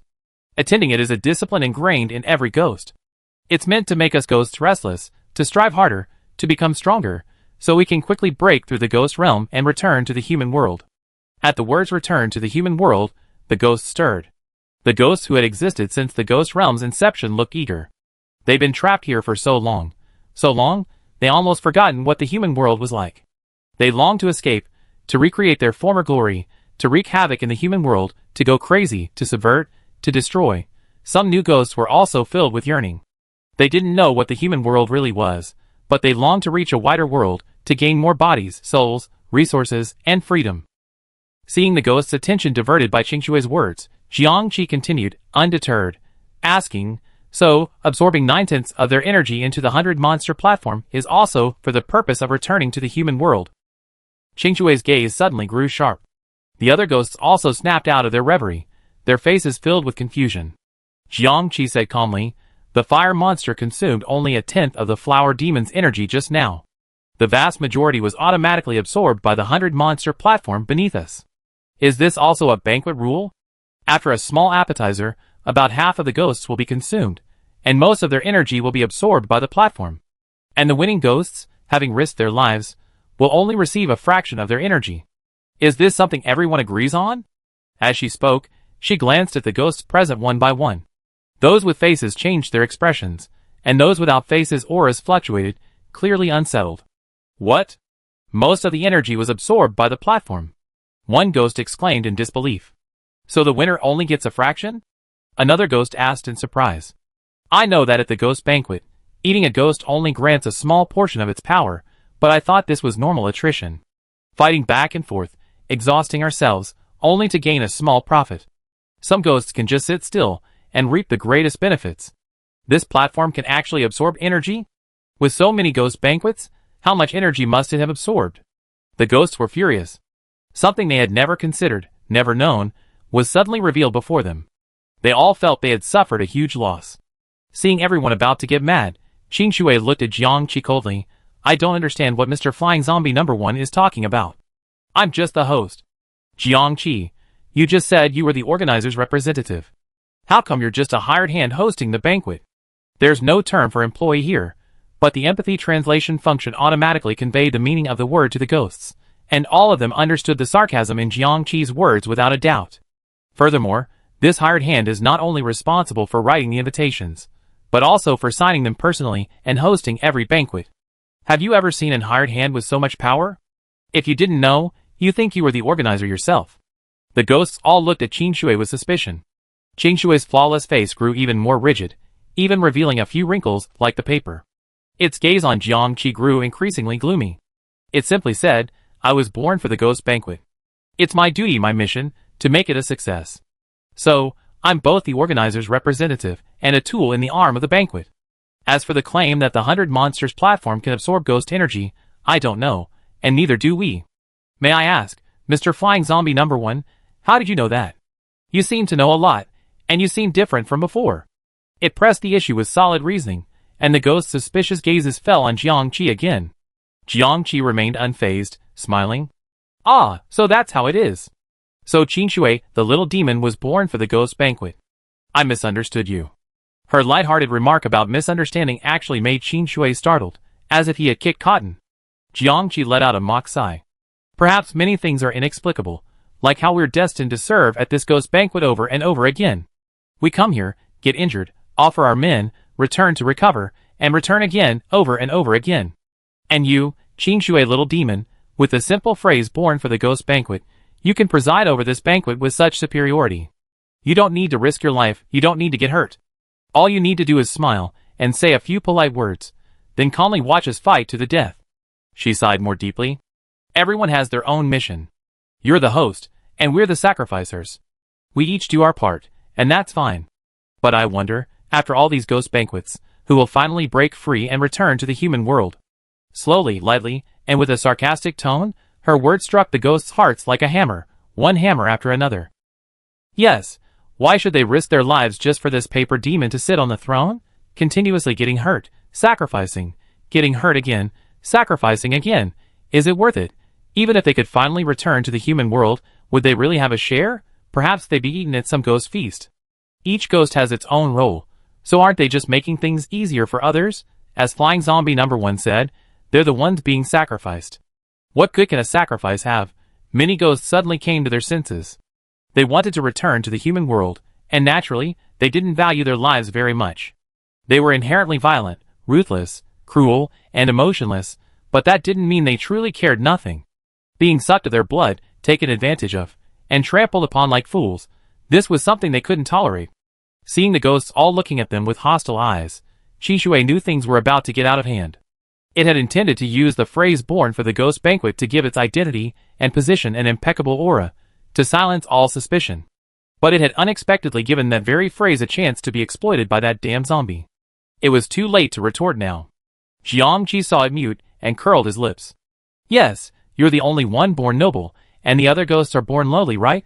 But ghosts are the last to accept theories of birth. Here, there's only strength, not class.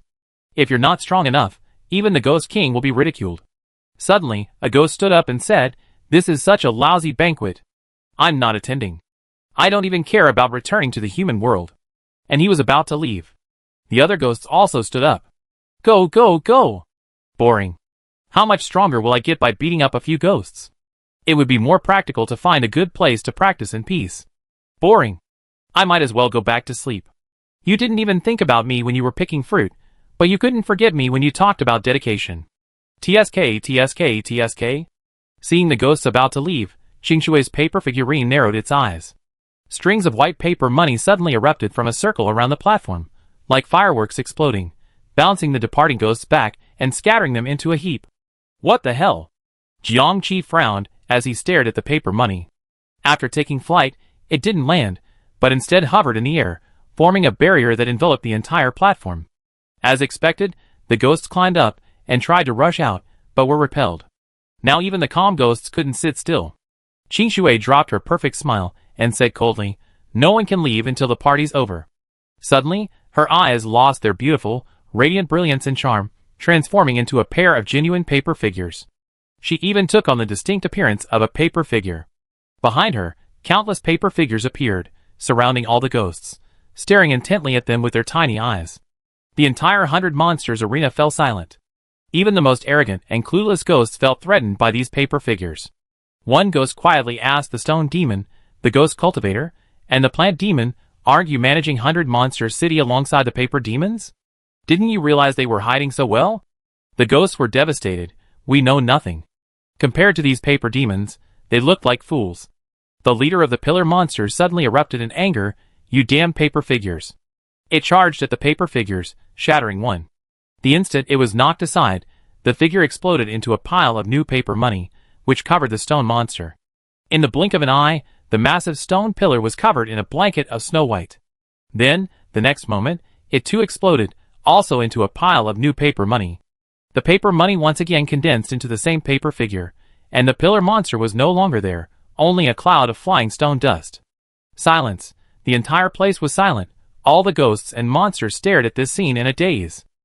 While the pillar monster wasn't particularly powerful, Its body was incredibly tough, resistant to magic, spells, and physical attacks. Such a massive creature would be difficult to kill quickly. And so, he died at the hands of a paper figurine.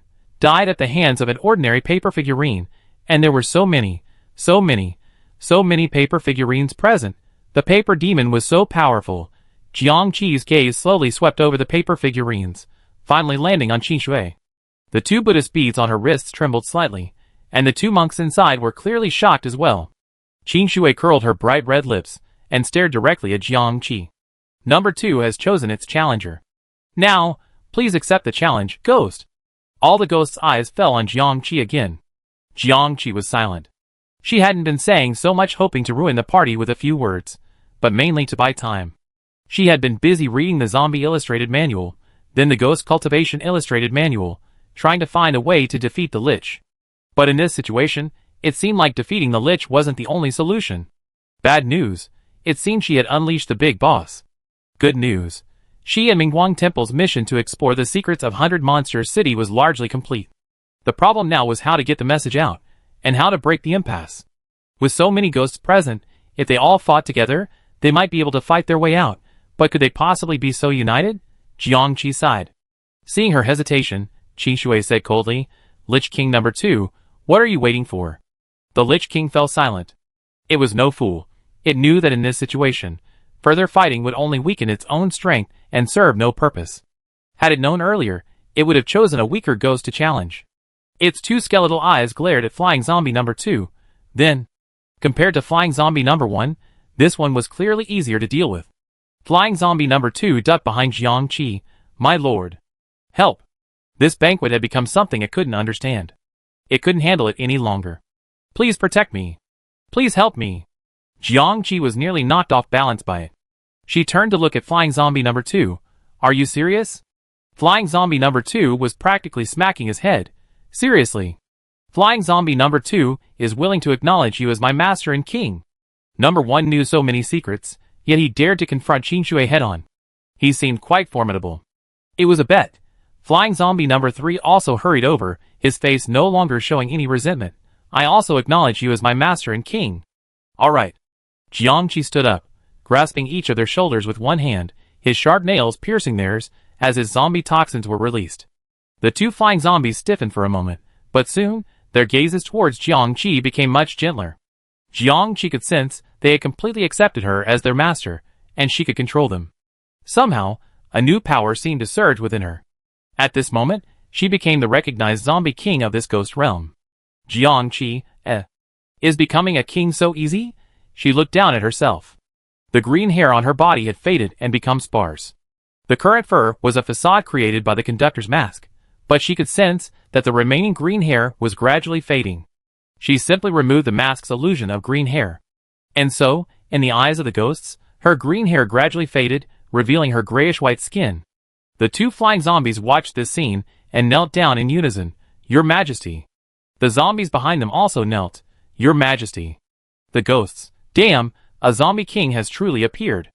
Jiang Qi, Being kneeled by so many zombies is not a pretty sight. However, at this moment, Jiang Qi discovered that he could control all the zombies, whether they were his own zombie minions or the 2 flying zombies' minions, whether they were present or not.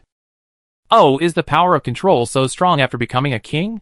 Then this title of king does have some use. She glanced at the zombie group and met the eyes of her own men. Great, she finally got them back. She turned and looked at the Lich King. As a zombie king, I'm not disgracing you, the Lich King, am I? The Lich King's skeletal face seemed to reveal a grimace. The ghosts looked from one to the other. Although the current situation was grim, their innate desire for chaos still made them want to shout, fight, fight, fight. Qin Shui's paper figurine smiled with satisfaction. Whether either of them lost would provide it with abundant energy. So what if they had discovered the secret of the ghost banquet? Wouldn't these ghosts still have to follow its orders? Jiang Qi walked out of his position and into the open space. The Lich King also arrived. A zombie and a lich stood facing each other, examining each other. Jiang Qi also had a basic understanding of the liches in this dungeon. Liches are powerful undead creatures, often possessing a wide range of magic, including necromancy, elemental magic, mental magic, protective magic, illusion magic, as well as curses, rituals, and other magic. But they had few weaknesses. The first was the phylactery, in which liches stored their souls. As long as the phylactery existed, they would be immortal. Clearly, even if she carried such a valuable item, it would be difficult for her to obtain it. The second was holy magic or light magic, neither of which Jiangqi knew.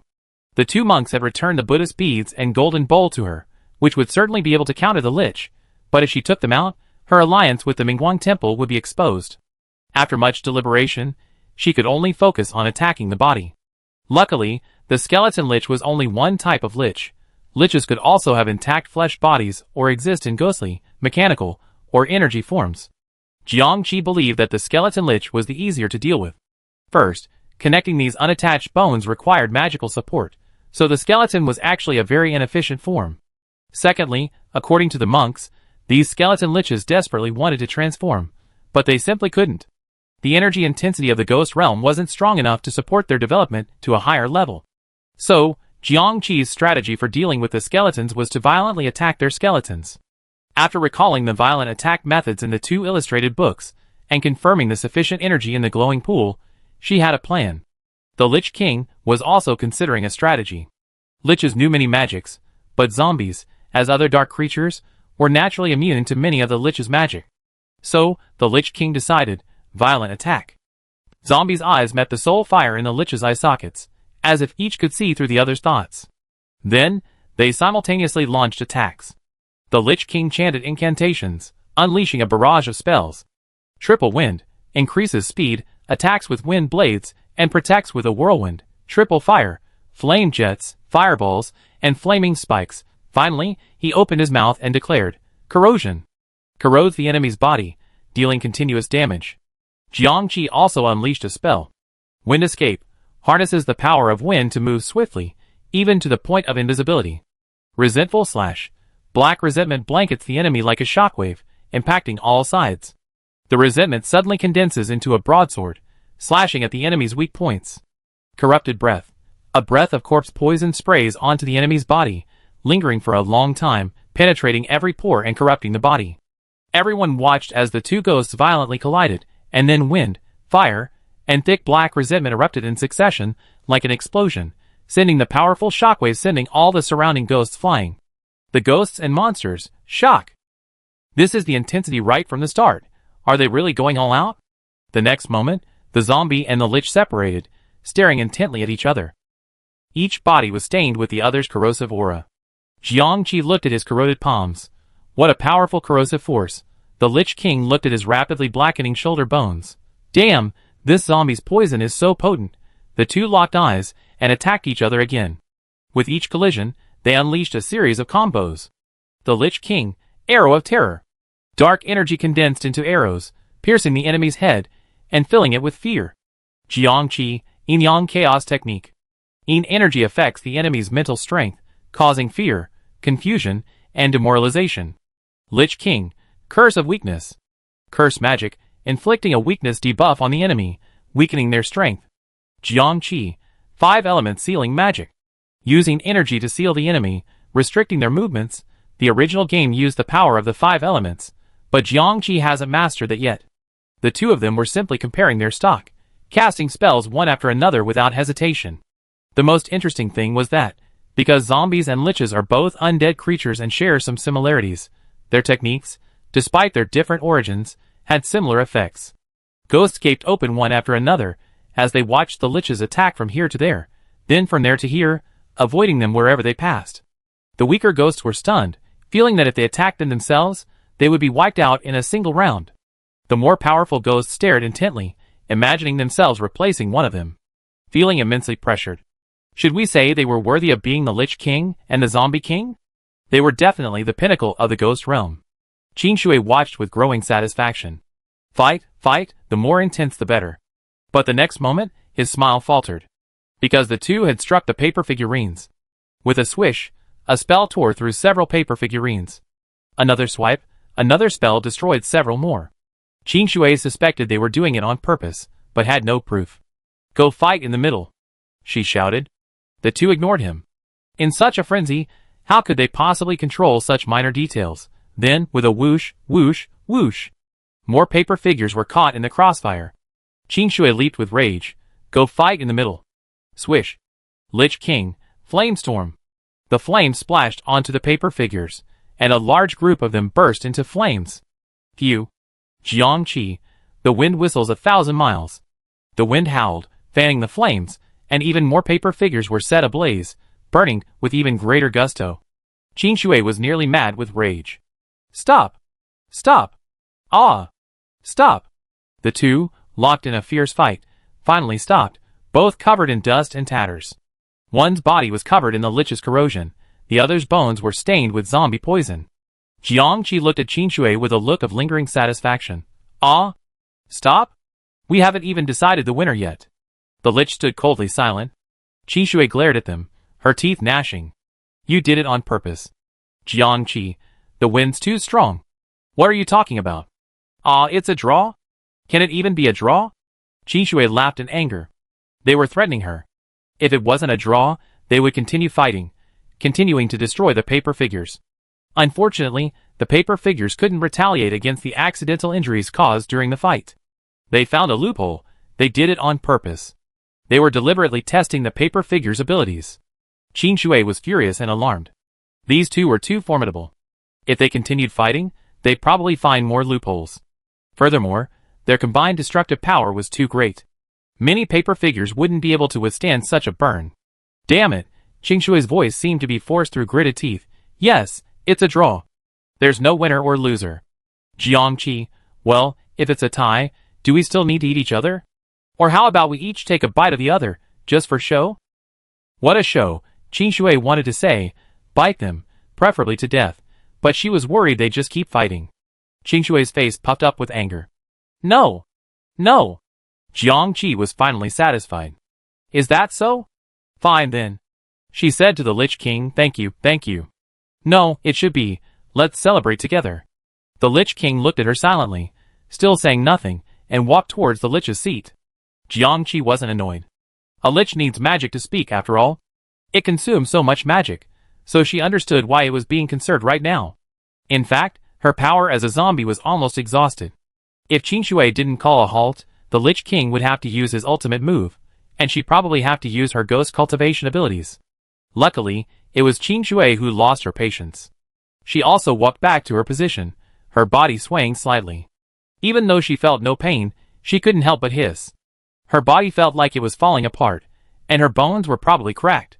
Damn that Lich, how powerful. The destruction of the paper figurine was real, but so was the brawl. She and the Lich King not only used magic to attack, but also engaged in physical combat. One used his hard body to ram, the other used his hard bones to smash. Both were immortal, a true test of who was tougher. The most annoying thing was that the Lich also used the Great Strength spell to increase his strength. It was simply cheating. Still, the Lich King didn't get the upper hand. His bones must have cracked quite a bit. Flying Zombie number 2 looked at Jiangqi with stars in his eyes. My king! You are so mighty!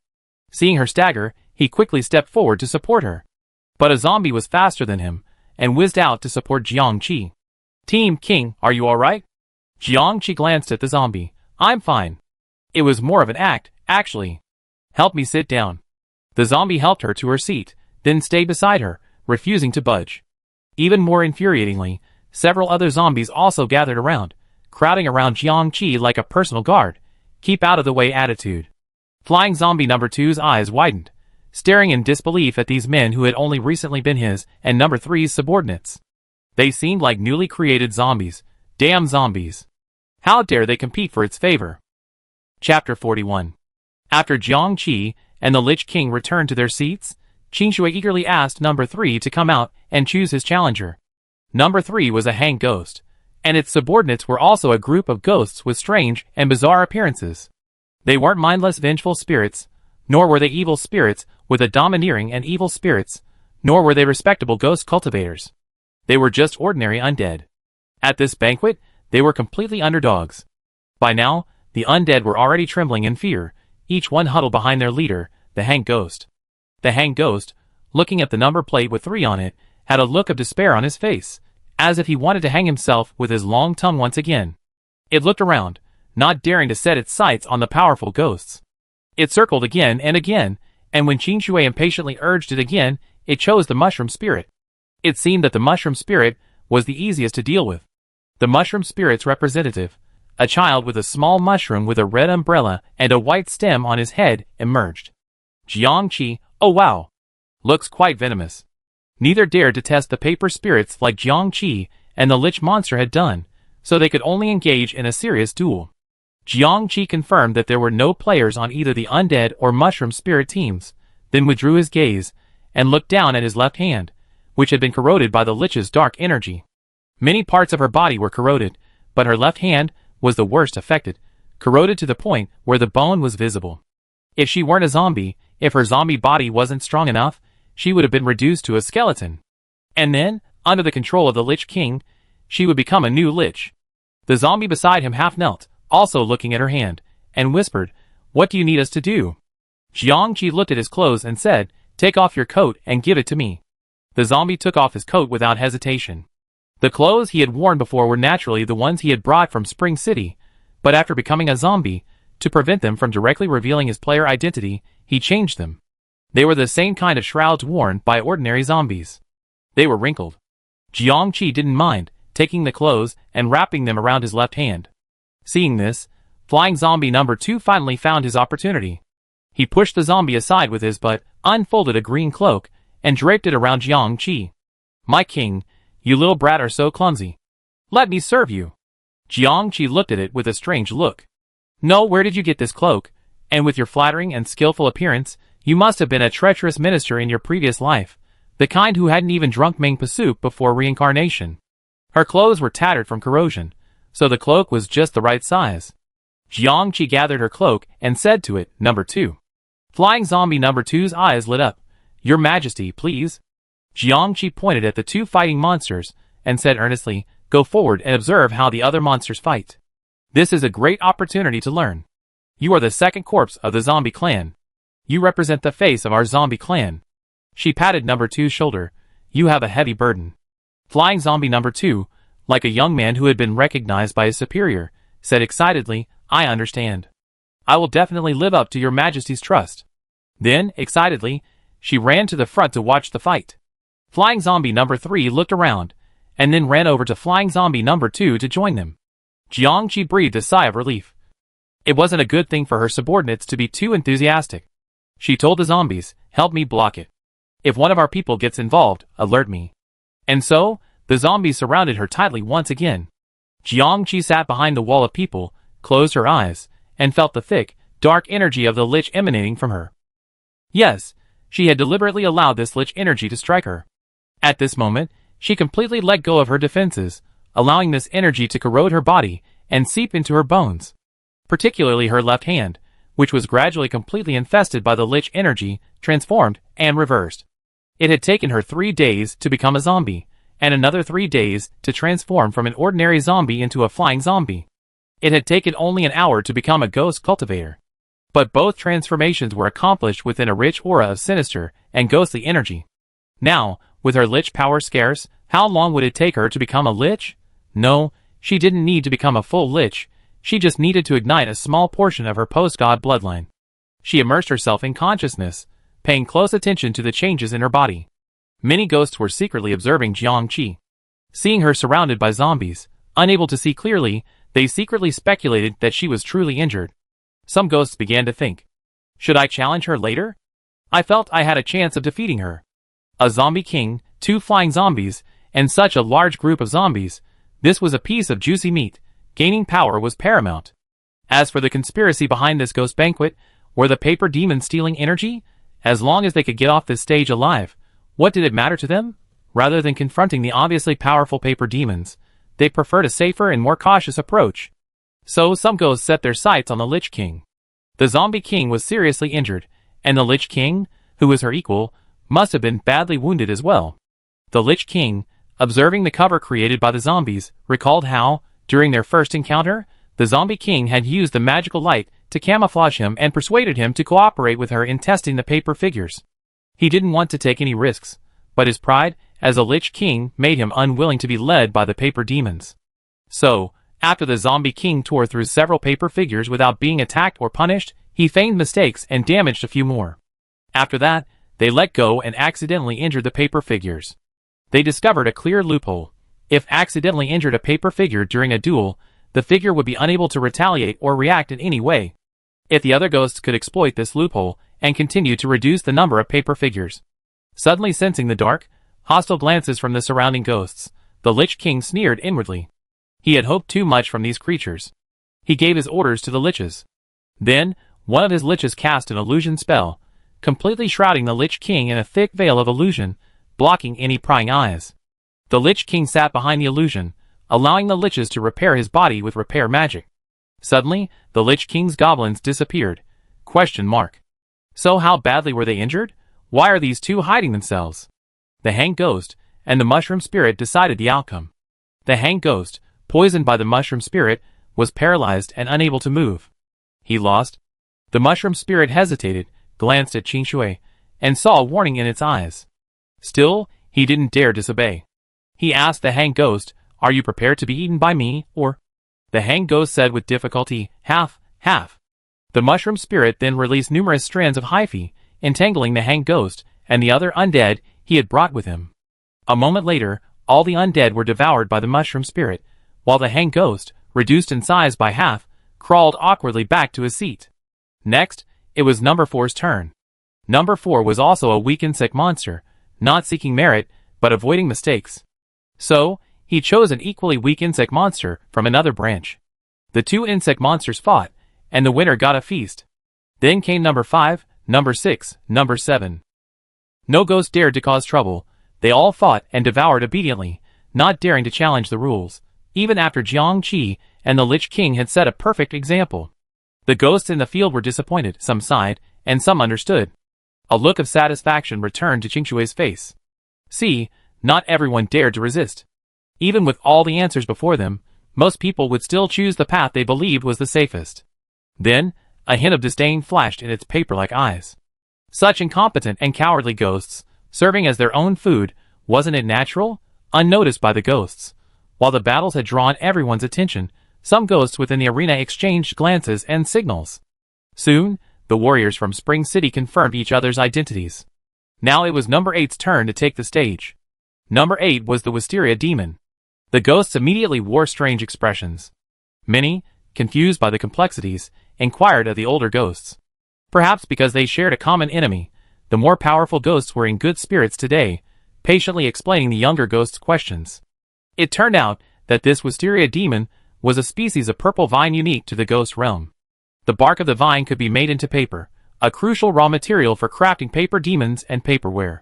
At first, the paper demons cultivated the purple vine themselves to produce paper, but they soon discovered that the cultivation and production process was arduous, and that the paper itself still required numerous refining steps, making it a complex and tedious process. So, the paper demon directly helped the purple vines become demons. Once born, the purple vine demons could manage ordinary purple vines on their own. Powerful purple vine demons could even directly produce high-quality paper imbued with special energy, which was more suited to the paper demon's needs. Thus, the purple vine demons completely served the paper demons, and the paper demons, in turn, supported the purple vine demons. A certain ghost said, "So this is essentially the paper demon's minion." So, who would this paper demon's minion choose to challenge?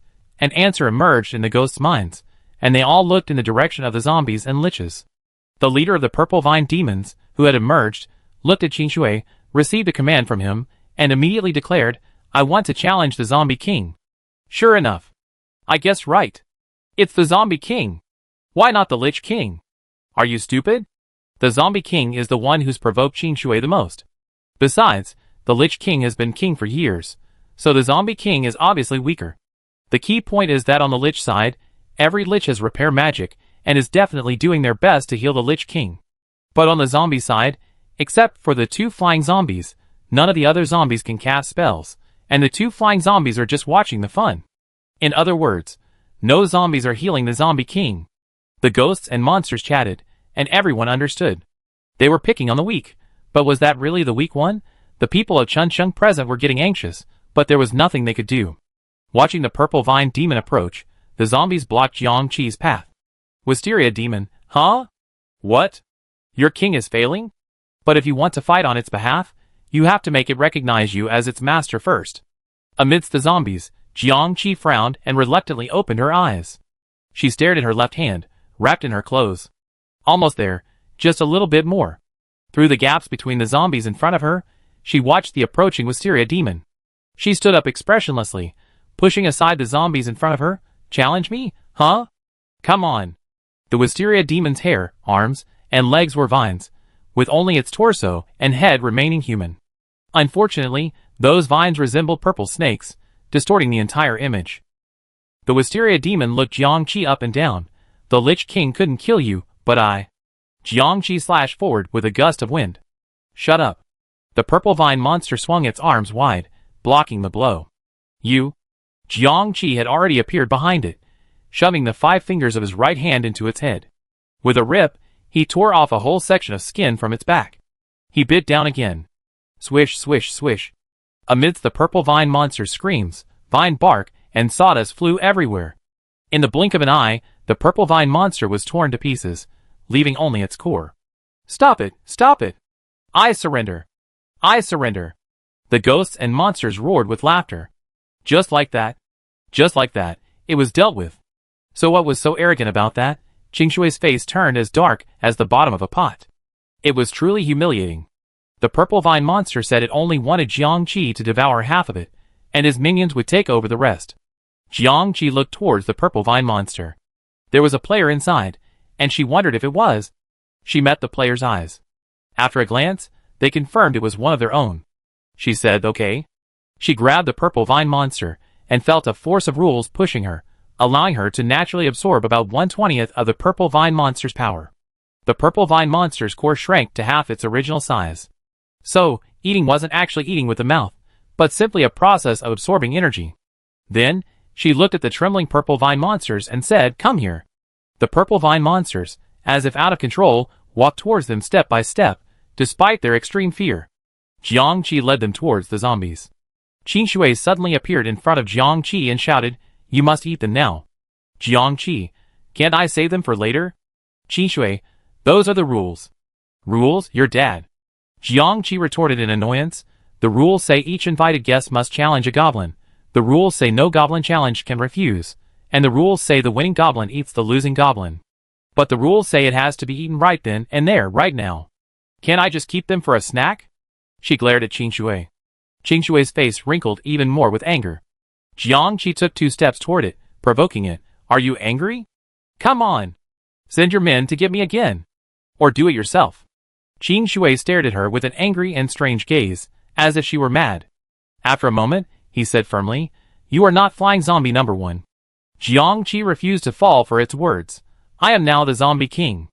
Jiangqi pointed at its chest. You, whether you are the organizer or a worker, you serve this party, and I. She pointed at herself again. I am an invitee, a guest at the party. People. So you're serving me now. Jiangqi directly exposed the underlying logic of this banquet. Seeing Qingshui's utterly grim expression, he produced the 2 invitations he had received. As long as this banquet isn't over, as long as I don't leave the 100 monsters arena, as long as I have these, do you dare attack me? Can you attack me? She had the invitations, proper invitations, verified by the paper figurines. So she was flying zombie number 1, a guest at this banquet. Qingshui was speechless, staring at Jiangqi with even greater horror. Jiangqi scoffed, and with a flock of quail-like purple vine monsters, he returned to the zombie ranks like a victorious general. The entire audience was stunned. Oh my god, this zombie king is truly amazing, to the point of being incredibly powerful. The most important thing is, Qingshui couldn't refute a single word she said, which meant everything the zombie king said was true. So, as long as the banquet wasn't over, they had nothing to fear from Qingshui or those paper figures. The ghosts erupted in a frenzy. Amidst the heated discussion and cheering noise, Qingshui trembled with rage, but soon calmed down and turned to stare intently at Jiangqi. Zombie king? No, this is a new outsider who has entered the ghost realm. She must die. Jiangqi returned to the zombie's side and received admiring glances from flying zombies number 2, number 3, and the ordinary zombies. Jiangqi ignored them and simply handed the purple vine monsters over to her family. Keep an eye on them. The family understood her meaning and quickly divided the dozen or so purple vine monsters into several groups, each assigned to a different group of zombies. Their own people among the purple vine monsters naturally had to be guarded by their own family. Another one has returned to the team. Everyone was happy. But even a blind man could see that Jiang Qi had completely offended Qi Shui, and he was worried again. Jiang Qi sat down again, his face thoughtful. She had already offended Qi Shui the first time she provoked him. Even without those words just now, he wouldn't have let her go. So this wasn't a big deal. And the question just now confirmed her suspicions. Not only were the paper monsters unable to retaliate against accidental injuries, they were completely unable to actively harm the guests at the banquet. As long as the guests didn't actively attack the paper monsters, even if they rode on their heads and shit, they couldn't do anything to them. This is a fatal weakness. If the ghosts united, they could bring the paper demon to a mental breakdown. Alas, the ghosts were destined to be unable to unite. Not only did they each have their own agenda, but some, like the Wisteria demon, were paper demon minions. She set all this aside, closed her eyes, and began to focus her full consciousness. She concentrated all the lich energy she had on her body into her left hand. She severed all support, leaving it helpless and powerless, like a solitary entity, allowing the lich energy to unleash unchecked. The hand, wrapped in clothing, trembled slightly. If someone could see through the clothing, they would see that the flesh on the hand was rapidly corroding, evaporating into a black mist, revealing increasingly white bones. Jiang Qi gritted his teeth. Transform me. It was unknown how long it took. Wow. In her spirit, a patch of the post-god bloodline ignited again. Ding! Part of your body has become a lich. You have unlocked part of a new ghost type.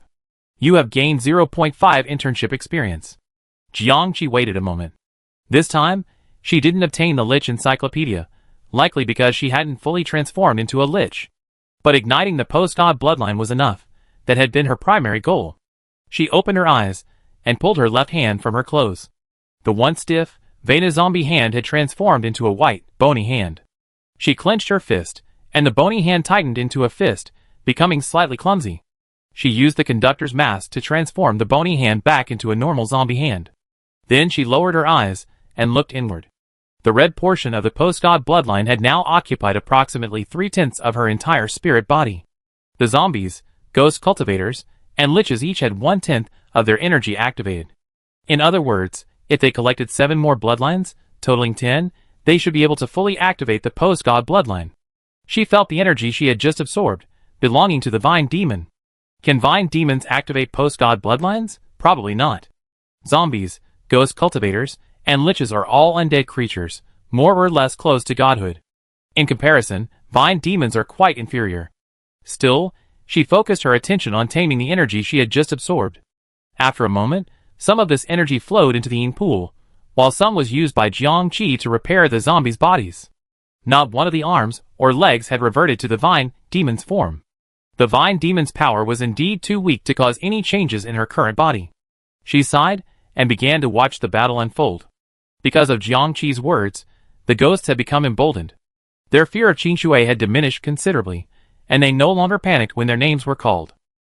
So, almost an hour had passed since Jiang Qi returned to his seat, and the battle between number 9 and its chosen challenger was still ongoing. They were hitting each other like tickling, and everyone was growing bored. The whole place was filled with chatter, and all sorts of conversation. Honestly, at this moment, it truly felt like a banquet. Qi Shui and the paper figures stood outside, watching the scene expressionlessly, as if they had given up. Amid the chatter, Jiang Qi also spoke to the zombies. To prevent the paper demons from having any eavesdropping abilities, Jiang Qi simply closed both the conductor panel and the player panel, thus disabling the empathy translation function. In this state, only her own people and ordinary players with the same empathy translation function could understand her when she spoke in Country C. So, she sent the 29-player zombies out to eavesdrop on the goblins' conversation, leaving only her own people and ordinary zombies around. Without her mask, she wrapped herself in her cloak, and shielded by the wall of her own people, she wasn't worried about the goblins noticing anything. Of course, due to the ravages of this dungeon, even without her mask, she still looked like a zombie, just not flying zombie number 1. She asked who else was her own people, and someone, who had also turned off their screen, pointed them out one by one. Well, of the hundreds of goblins present, more than half had some kind of her own people among them, ranging from 1 to 3 or 4. About 80 or 90 people in total. Jiang Qi lowered his voice. I find a way to get them all here. Qin Shui won't let me go after the banquet, and it might even refuse to let most of the ghosts leave alive. I find a way to give you an opportunity. You escape, Go to the zombie inn, gather us all together, and get out of the city as quickly as possible. No, I won't let you out even if we all die here. Jiangqi said angrily, I don't intend to die here. You've seen my strength. If you all stay, you won't be of much use against an enemy who can trap me. It's better for you all to leave. I have no worries, and I can free my forces.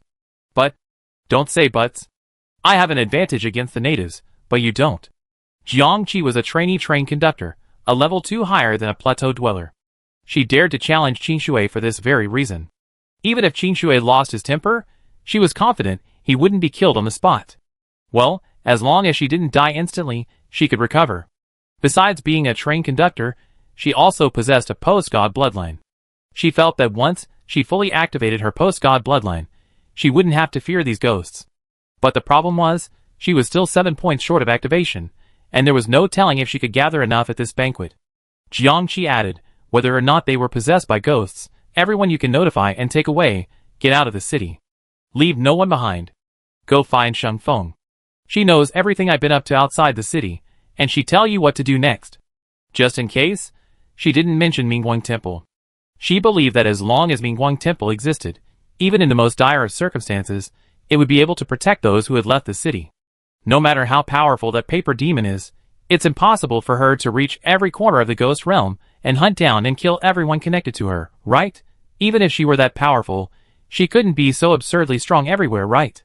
In that case, Mingguang Temple must have a way to deal with it. So, Mingguang Temple is everyone's umbrella of protection outside of 100 Monster City. Touching the Buddhist beads on her wrist, she continued, then, you will tell the right people everything that happened at the banquet, so they can prepare. The right people? Sheng Feng knows. Jiangqi looked at them. What I said above is an order. The few of them exchanged glances and accepted the order. Jiangqi pondered if there were any other instructions, when the two ghosts number 9 finally decided the winner. They had been fighting leisurely for a while, thinking they could fight forever, but one of them suddenly attacked and took out the other without warning. This? The ghosts present were stunned. Their relaxed, spectator-like state of mind was instantly sobered up, as if a bucket of ice water had been poured down upon them. Yes, even if you don't want to kill the other person, you still have to be wary of whether they intend to kill you. In the silence, number 10 appeared. He immediately declared, I want to challenge the Zombie King. Jiangqi raised an eyebrow. Great, another business opportunity, right? Tell me what ghost it is this time. Can you give me a stamp collection? She was so calm. She put on her mask again, transforming into the mighty Zombie King, and walked out to take a look. Number 10 was a figure with a pinned body and a human-shaped head. Jiangqi searched for information in her head, but with so many different ghosts, she simply couldn't recognize him. Flying Zombie number 2, however, shouted, Pinned Ghost. Another paper demon's lackey. Chapter 42. What is a pinned ghost? Another experienced ghost present explained the young ghost's confusion. Jiangqi pricked up her ears. Her eyesight wasn't very good, but her hearing was excellent, so she quickly caught on to the details. The pinned ghost is a very special ghost in the ghost realm. It's said that in order for paper demons to acquire a powerful, tangible body, possess limbs and facial features with different functions, and create various paper objects, they need to use special brushes to draw these objects on paper. Thus, the paper demons specifically created ghosts like the pen ghost. They seek out ghosts with the corresponding skills, craft special pens, then capture ghosts and stuff them into the pens. Using special methods to refine and catalyze, they ultimately create the pen ghost. If the wisteria demon is the paper demon's subordinate, then the pen ghost is simply its tool, its servant, its lackey. Jiangqi sighed. It wasn't surprising at all. However, this paper demon is truly formidable. They need their own support tools, and even a seat at this banquet. I'm afraid the wisteria demon and the pen ghost must have eaten plenty of these things at past ghost banquets. Not only did he steal the lion's share of the ghost banquet's energy, but he also stuffed his own subordinates into the buffet. Jiangqi looked at the ghosts present. How many of them were paper demon subordinates? Both openly and covertly. You were the banker, you were the cheater, and you had your people among the gamblers, yet you stood by and watched the entire process, untainted by the dust.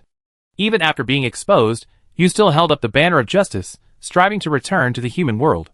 She peered across the crowd of ghosts, and met Qin Shui's gaze, praising him wholeheartedly. Genius. Suddenly, her eyes narrowed uncertainly. He hadn't seen it wrong. Qin Shui had returned to her former, vibrant and beautiful self, looking calm and confident. Jiang Qi had a grim suspicion. Perhaps once it absorbed enough energy, it could truly become a living being. Or perhaps it would break through some limit, undergoing some kind of qualitative transformation. Die! The pen ghost raised its pen tip, and with 2 swift strokes, it drew a knife, slashing towards Jiang Qi. Jiang Qi dodged, a hint of surprise in his eyes. So this was the pen ghost's ability. Whatever it drew would become reality. However, the knife looked more like a paper knife than a true metal one. Jiang Qi attacked the pen ghost, but this time, the pen ghost drew a shield, blocking the attack. Sure enough, the shield was also made of paper. As expected of a paper demon's lackey, this ability was learned from him. Jiang Qi became interested, slowing down his attacks and slowly engaging the pen ghost. The pen ghost drew sharp paper scissors and snipped at Jiang Qi, severing several strands of his hair. The pen ghost drew another spear, one that pierced Jiang Qi's cloak. The pen ghost also drew a long rope, entangling Jiang Qi, but it snapped the next moment. Every time the pen ghost drew something, Jiang Qi was caught off guard, always just shy of injuring him. Encouraged, the pen ghost pressed forward, drawing with increasing vigor. Jiang Qi seemed overwhelmed by the pen ghost's endless tricks, and retreated repeatedly. Many of the pen ghost's attacks landed on the surrounding paper figures, puncturing and shattering them one after another, revealing a belly full of paper money. The pen ghost was furious. "Ah, you did it on purpose." Jiang Qi looked innocent. What did she have to do with it? This was all the pen ghost's attack. She guided the pen ghost's movements, feinting at crucial moments, and a hail of arrows from the pen ghost's drawing spurted towards Qin Shui. Qin Shui stood there motionless, but a group of paper figures leaped out, shielding it from the hail of arrows and sacrificing themselves gloriously. From behind the swirling paper, Qin Shui's beautiful eyes sneered at Jiang Qi, as if seeing through all her tricks and mocking her for their futility. Jiang Qi felt a pang of regret. Sure enough, such a petty trick couldn't harm Qin Shui. Qin Shui couldn't attack the guests, but once it calmed down and stayed out of the storm, there was nothing he could do to it. They were now in a stalemate. During this stalemate, Qin Shui would continuously absorb energy, awaiting a certain transformation. So, it wasn't in a hurry. Jiang Qi also hoped to fully activate her post-god bloodline, and then undergo a certain transformation as well. So she couldn't rush. Who would be faster? Who would seize the initiative? Jiang Qi exhaled and looked at the pen ghost. After fighting for so long, she had almost exhausted all of its abilities, and she didn't intend to play tricks anymore. 2 minutes later, the pen ghost's bristles were completely plucked out, and the entire pen broke into 3 pieces, falling miserably to the ground. Qin Shui's voice, calm and unwavering, rang out. Pen ghost loses, Zombie King wins. Jiang Qi, just as before, absorbed some of the pen ghost's energy, and then took the others away. Among the pen ghosts were 2 of her own family members, so she fished them out first. Then, like a fire sale, she paraded the remaining pen ghosts around. Who wants these pen ghosts? I trade with you. The ghosts were eager to make a move. This was the paper demon's lackey. Even if he couldn't use it for his own purposes, having the paper demon's lackey in his hands and at his disposal was quite interesting, wasn't it? It's because the paper monster is so hated. I want it. What can I give you in exchange? A loud voice rang out. Jiang Qi looked over, and saw it was the stone monster representative. A huge, human-shaped stone face, its stone eyes wide open, as if they could spit fire. Oh, a stone monster, I understand. The stone pillar monster's death, at the hands of the paper man, was a resounding slap in the face. It would be strange if the stone monster didn't hold a grudge. Jiang Qi walked over with a smile. Trade your stone monster minions with me. 1 stone monster for 1 pen ghost. The stone monster hesitated, feeling a bit sorry for his minions. Jiang Qi pointed at the players in the stone monster group. I only want these 3. Of these 3 players, 2 were family members, and 1 was an ordinary player, but Jiang Qi wanted them all. Qin Shui must have seen that she was a player, so she would save all players. Otherwise, it would seem too targeted to only want this one and not the other. Seeing that the 3 stone monsters were new members, the stone sculpture monster immediately agreed to trade them back. So, Jiang Qi traded the 3 back. Then, the other stone monsters followed suit. Jiang Qi traded with the stone lion spirit for one of their own. He traded with the stone house monster for one of their own. He traded with the stone mill monster for a player. She also traded one of her own among the stone pillar monsters. After this round of trades, she was about to leave when a vine monster suddenly said, "We like to trade with you for a purple vine monster. Do you want to?" Jiangqi looked over. It was the kudzu vine monster. Due to the rise of the purple vine monster, the kudzu vine monster's living space had been greatly squeezed, and the two sides were practically feuding. There were no players among the kudzu vine monsters. Jiangqi said, "Swap, but I don't want your monsters." "So what do you want?" "I want those two mushrooms." She pointed to a patch of glowing mushrooms. They were moonlight mushroom monsters. The light they emitted had a certain hallucinogenic effect, and two of their own were among them. The leader of the vine monsters looked over at the moonlight mushrooms, and went over to negotiate. The deal was finalized on the condition that the vines would build a small house for the moonlight mushroom monsters in the future. Jiangqi then traded in a water monster, a grass monster player, two evil spirits, and a big belly ghost player.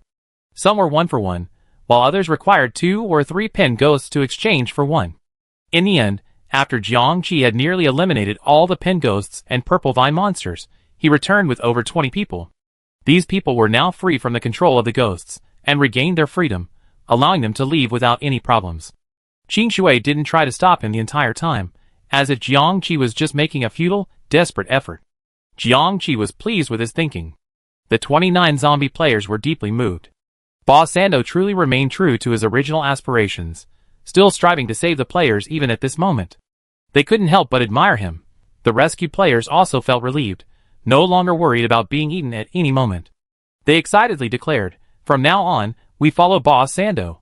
And their own family members, who were among them, said, "Yes, yes, yes. Boss Sando is awesome."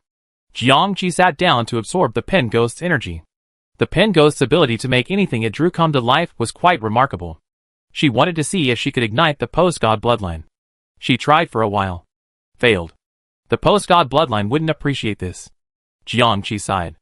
"Could you please stop being so picky? This is enough. At this rate, when will it fully activate?" She glanced at the vampire next door, wondering if the post-god bloodline would look down on a vampire, even an undead creature. If she had known back at the zombie inn, she should have let the old bull bite her. Just then. Number 12. The vampire king stood up, number 12 in hand, and glanced over.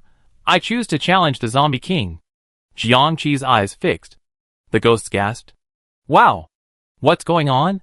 The Wisteria demon and the pen ghost have already proven that the zombie king is no pushover, yet the vampires still choose her. Is she that confident in herself?" Even the Lich King withdrew his illusion, watching with surprise and caution. "Vampire King, will Zombie King accept this challenge?" Jiangqi looked at it for a moment, then stood up. Of course. She was a little puzzled.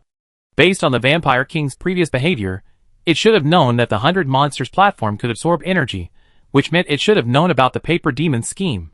But now it was targeting her, who was clearly at odds with the Paper Demon. Were they in league with the Paper Demon? These thoughts flashed through Jiangqi's mind, but she brushed them aside. She stared at the Vampire King before her, gathering her composure. This one might be even more formidable than the Lich King. If liches are magicians, then vampires are more of a melee-focused berserker. Vampires are incredibly powerful, possessing not only superb speed and immense strength, but also terrifying shape-shifting abilities, such as transforming into bats and mist. In addition, powerful vampires possess hypnotic and enchanting abilities. Their powerful regenerative abilities were also a challenge. So, when a vampire and a zombie clashed, it was a truly head-on clash. Jiangqi could cast spells, but the Vampire King's heightened senses always allowed him to dodge his spells. Jiangqi could fly, but so could the Vampire King, his super speed allowing him to stick to Jiangqi like a shadow. They moved so fast they practically teleported across the field, their every pause a battle that dazzled the goblins. After half an hour, just as the goblins were dizzy and ready to vomit, the two sides finally stopped. "My lord!" the zombies cried. "My lord!" the vampires exclaimed. The Lich King stood up. On the field, Jiangqi's right arm was severed below the elbow, his right leg vanished below the knee, and the entire right side of his body was deformed. The Vampire King's back was bloody, its wings severed, its entire back shorn in half, and its arms completely twisted. Most terrifyingly, a wooden sword pierced its heart. The most effective way to kill a vampire is with a wooden stake through the heart. While this wooden sword wasn't a stake, it was still made of wood. The Vampire King had actually been defeated? The ghosts were in an uproar. Jiangqi drew his mahogany sword with his left hand, and used it to support himself. The Vampire King collapsed to the ground, gasping for air. Blood trickled from his body, his blood-red eyes slowly losing their luster. More than a dozen vampires rushed over and knelt beside him, sobbing and wailing. The Vampire King sighed, his face weary. I lose. Eat me, only me. King! Eat me! I'm willing to die for you. The vampires scrambled to shout. Qing Shui appeared in the arena, sighing, B12. Vampire King loses, Zombie King wins. As he finished speaking, the Vampire King's body dispersed and melted like ash in the sun. 1/10 of the energy automatically flowed into Jiang Qi's body, while the remaining 9/10 was absorbed by the platform and, through some unknown path, into Qing Shui's body. Qing Shui squinted his eyes in enjoyment, feeling the satisfaction of his first full meal of the day. His entire body seemed to brighten. The ghosts watched in amazement. This huge amount of energy actually entered its body. It's not even pretending. When Qing Shui opened his eyes again, his face had become even more beautiful, his red lips more vibrant, his eyes more lively, and even his eyelashes more distinct. Jiang Qi looked at him coldly. He had become more like a living person. Qing Shui smiled at her, as if to say, look, you lost both your arms and legs, but it's all just for me. Jiang Qi said nothing. The Vampire King's energy surged through her, clashing fiercely with the zombie's strength. She wanted nothing more than to quickly absorb this energy. This time, there was a chance she could ignite another piece of the post-god bloodline. Then her fight wouldn't be in vain. The zombies rushed over, trying to help her back. However, behind her. Qing Shui, number 13, please step forward and choose your challenger. Number 13, Snake Demon Representative, chooses to challenge the Zombie King. Jiang Qi paused and slowly turned to look. A giant python swam out, its massive head erect, its vertical pupils narrowed as it stared at Jiang Qi, its tongue flickering dangerously. That's too much. The zombie supporting Jiang Qi grumbled, they want to wear you down, my lord. We? What about us? He couldn't finish. He wanted to say that with so many of them, they could definitely fight for her. But no, they weren't qualified. It didn't go against the rules of this appetizer feast. He wanted to say they all protect Jiang Qi and fight their way out. But that wouldn't work either. Those paper figurines weren't just decorations. They couldn't get out. This and that wouldn't work either. The real decorations were them, the ones who could only watch helplessly as that damn Qing Shui harassed their team leader. At that moment, everyone, from their own family members to the ordinary players and the zombies, glared at Qing Shui and the snake demon with hatred, wishing they could go in and kill them themselves. Why would that damn snake demon listen to Qing Shui? Damn it! Jiang Qi suddenly smiled, pushed away the hand that was supporting him, and looked at the giant python. Snake demon, huh? Fine, come on. My lord. Flying zombie number 2 jumped. Jiang Qi, back off, back. Qing Shui smiled and stepped back. Round 13, begin. Instantly, the strangers on the field were pushed aside by an invisible force, leaving only Jiang Qi and the giant python. The giant python's pupils opened, its golden pupils reflecting Jiang Qi's figure, which consisted of only one arm and one leg. Then it charged at Jiang Qi, its maw wide open. The snake's attack speed was incredibly fast, and in an instant, the maw was in front of Jiang Qi. Jiang Qi didn't resist, but instead adjusted his stance and was swallowed whole by the jaws. Ah! The goblin was shocked. Oh my god! This is the regretful ghost. My lord! This is flying zombie number 2 screaming. Boss! This is the players. This is the voiceless family. A deathly silence fell. Qing Shui's lips curled slightly. Match 13, Snake Demon. Before she could utter the word win, the giant python suddenly stiffened, then rolled over in pain, letting out a shrill scream. The ghosts? ? What happened again? Inside the snake's belly, Jiang Qi lay in the cramped space, far more cramped than a coffin. Layers of muscle bound her like countless thick, wide leather belts. Luckily, zombies lack a sense of smell or heat or cold, otherwise it would be an agony. She also found it incredible that this snake demon had the audacity to devour a zombie. Did she think, seeing her broken arms and legs, that her stomach juices could melt her? Do you know how toxic the corpse poison is? Do you know that she still carries the dark power of the Lich? How could a snake demon with flesh and blood dare to resist the energy of an undead creature? Her left hand transformed into a bone hand, thrashing and clawing in the snake's belly. The next moment, the giant python truly began to writhe. Jiang Qi rolled with it, and no matter how it strained its stomach muscles to disgorge her, she clung to it and refused to budge. You eat me if you want. You spit me out if you want, don't you? Don't I have any dignity? Anyway, she was determined to stay within the snake's belly. She had to thank the snake for offering its belly and providing her with this rare moment of solitude. Jiangqi closed her eyes, sensing the vampire power within her. This power was powerful, transforming her body. The bloodline of the post-god was stirring. Great. Finally, there was a harvest to be had. When the giant python's writhing stopped, she scratched and bit it a few more times, using her lich energy and corpse poison to her heart's content, occasionally casting a spell or two to change things up. In short, her goal was to stir up trouble within the snake's belly, making it so sour and pleasurable that it couldn't stop. On the 100-monster stage, the ghosts and monsters watched the giant python writhe in agony, round and round. Every time it finally stopped for a moment, it would writhe even harder the next moment. It desperately tried to vomit, its belly rolling, but nothing came out. It could only madly charge at the surrounding ghosts, biting them with its jaws open. The frightened ghosts fled. They didn't want to spend a day in a snake's belly. Qin Shui had retreated to the sidelines, watching the farce with an expressionless face. This farce lasted for a full 3 hours. For those 3 hours, the giant python's agony never ceased. Everyone watched as it repeatedly banged its head against the ground, biting itself until it bled blood, even attempting to rip open its own belly. But the first time it bit its belly, its underbelly instantly became rock hard. It was hilarious. It couldn't bite at all. In the end, except for its belly, the rest of the python had been gnawed to pieces, its flesh ripped and bones shattered. The python lay dying on the ground, breathing more out than in.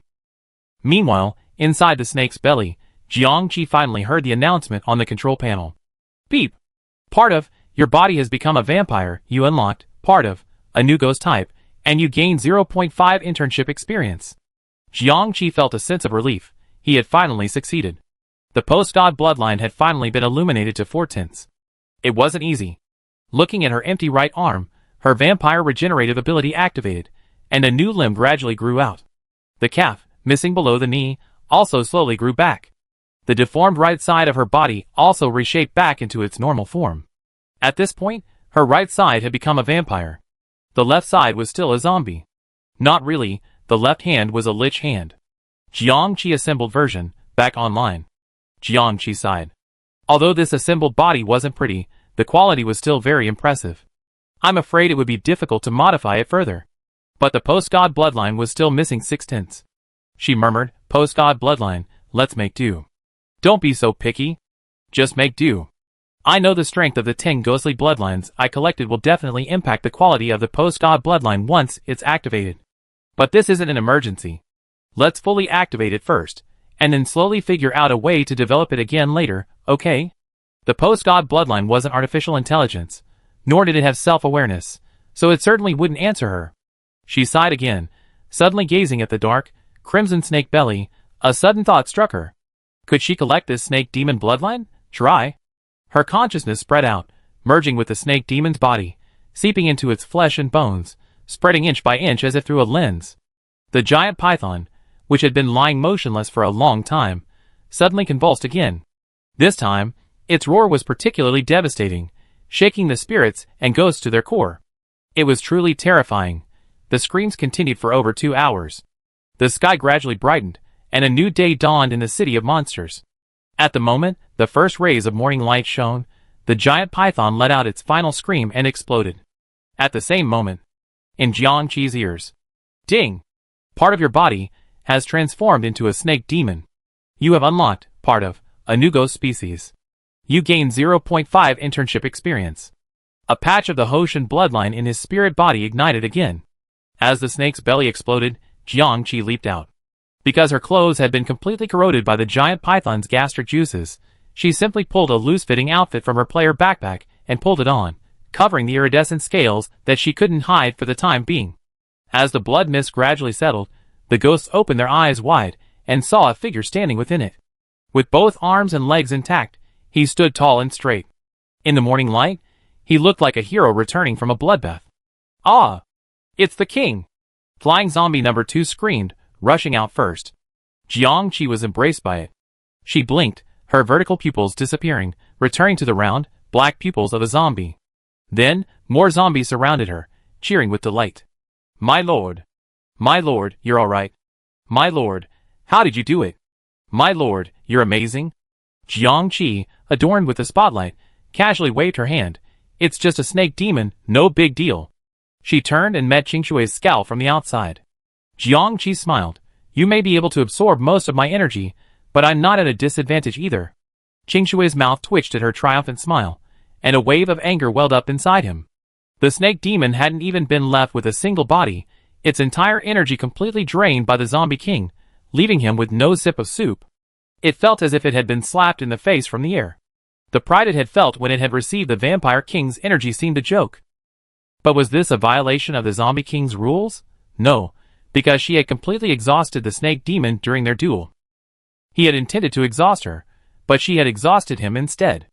Chapter 43. The giant python was dead.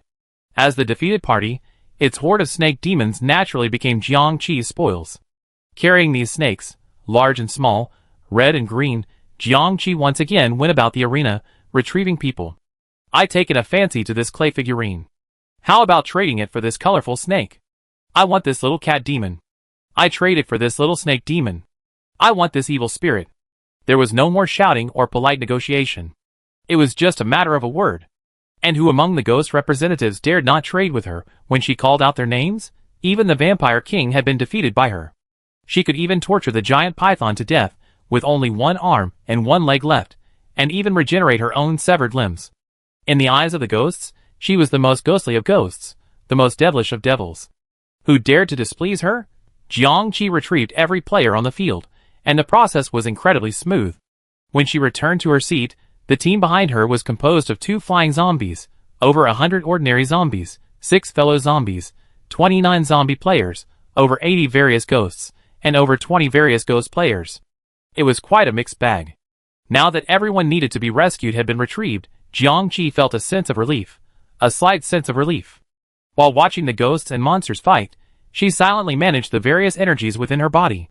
Zombie, ghost cultivator, lich, vampire, snake demon, her body simultaneously contained these 5 different energies and abilities, plus the abilities of the players and the train conductor. Making them coexist and smoothly transition between them was no easy task. Countless gazes, both overt and covert, fell upon Jiangqi. One in particular stood out. She glanced over and met the Lich King's eyes, gleaming with soulfire. Jiangqi nodded graciously. The Lich King nodded calmly. He withdrew his scrutiny of her. Liches are blind. Their seeing and hearing of their surroundings is essentially a form of perceptual magic. Thus, it could sense that Jiangqi's aura was complex, as if she were absorbing certain characteristics from the ghosts she fought. Even her own. Because it sensed the Lich's dark aura from Jiangqi. So, by allowing the ghosts to challenge her, Qingshui had actually helped her. Realizing this, the Lich had to admit that this mysterious zombie king might indeed be capable of fighting Qingshui. It used magic to communicate to the Liches, and the entire Lich team then became very quiet. Jiangqi also said to the zombies around him, "Everyone, be alert. When I tell you to leave, do not hesitate and leave immediately." The zombies were startled. It's only the 14th round. It's still a long time before the banquet ends. Jiangqi glanced at Qingshui. It's always a good idea to be prepared. No more ghosts challenged Jiangqi. It's unclear whether the ghosts were afraid of Jiangqi, or whether Qingshui realized that allowing ghosts to challenge Jiangqi again would actually help her. In short, Qingshui simply followed the flow, and the fights proceeded quickly. Jiangqi frowned slightly. At this rate, she would not be able to collect any more useful bloodlines. Qingshui, however, could continuously absorb energy. She glanced at the number 31 in her hand. Perhaps, she only had one chance. She glanced at her teammate. After completing this dungeon, everyone had transformed into a different species. Bring 1,000 people out, and don't let them return without a single pure human left. She thought for a moment, and called the mud all over. It was a female player named Wanwei. She asked casually, unconcerned about overhearing, "Wanwei, what are the characteristics of your muddle's body?" Wanwei, receiving Jiangqi's glance and understanding that she could speak freely, said, "Muddle's bodies can become like soft mud, and even if separated, they can be reunited. A powerful mud all can survive even if only a speck of mud remains. Mud alls can also blend into environments, like the earth and swamps. They have strong concealment abilities, can move swiftly through the mud, and can transform themselves into various shapes." Jiangqi listened to everything, memorized it, and said, "Can you give me a? Would you like to make a ball of your clay?" Wanwei stretched out her hand, and it transformed into a ball of mud, plopped into Jiang Qi's hand. Jiang Qi examined it closely. It resembled the fine, soft clay used in pottery, yet possessed a bit of the elasticity and flexibility of plasticine. This clay puppet seemed to quite possess the immortal trait. Unfortunately, the clay energy contained within Wanwei alone wasn't enough to ignite the post-god bloodline. Her gaze flickered to the distant clay puppet representative. The clay puppet representative suddenly shuddered, feeling a chill on his neck. Jiang Qi withdrew his gaze and called over a colleague whose body was a mirror, asking, "What are you doing?" "I'm a mirror demon.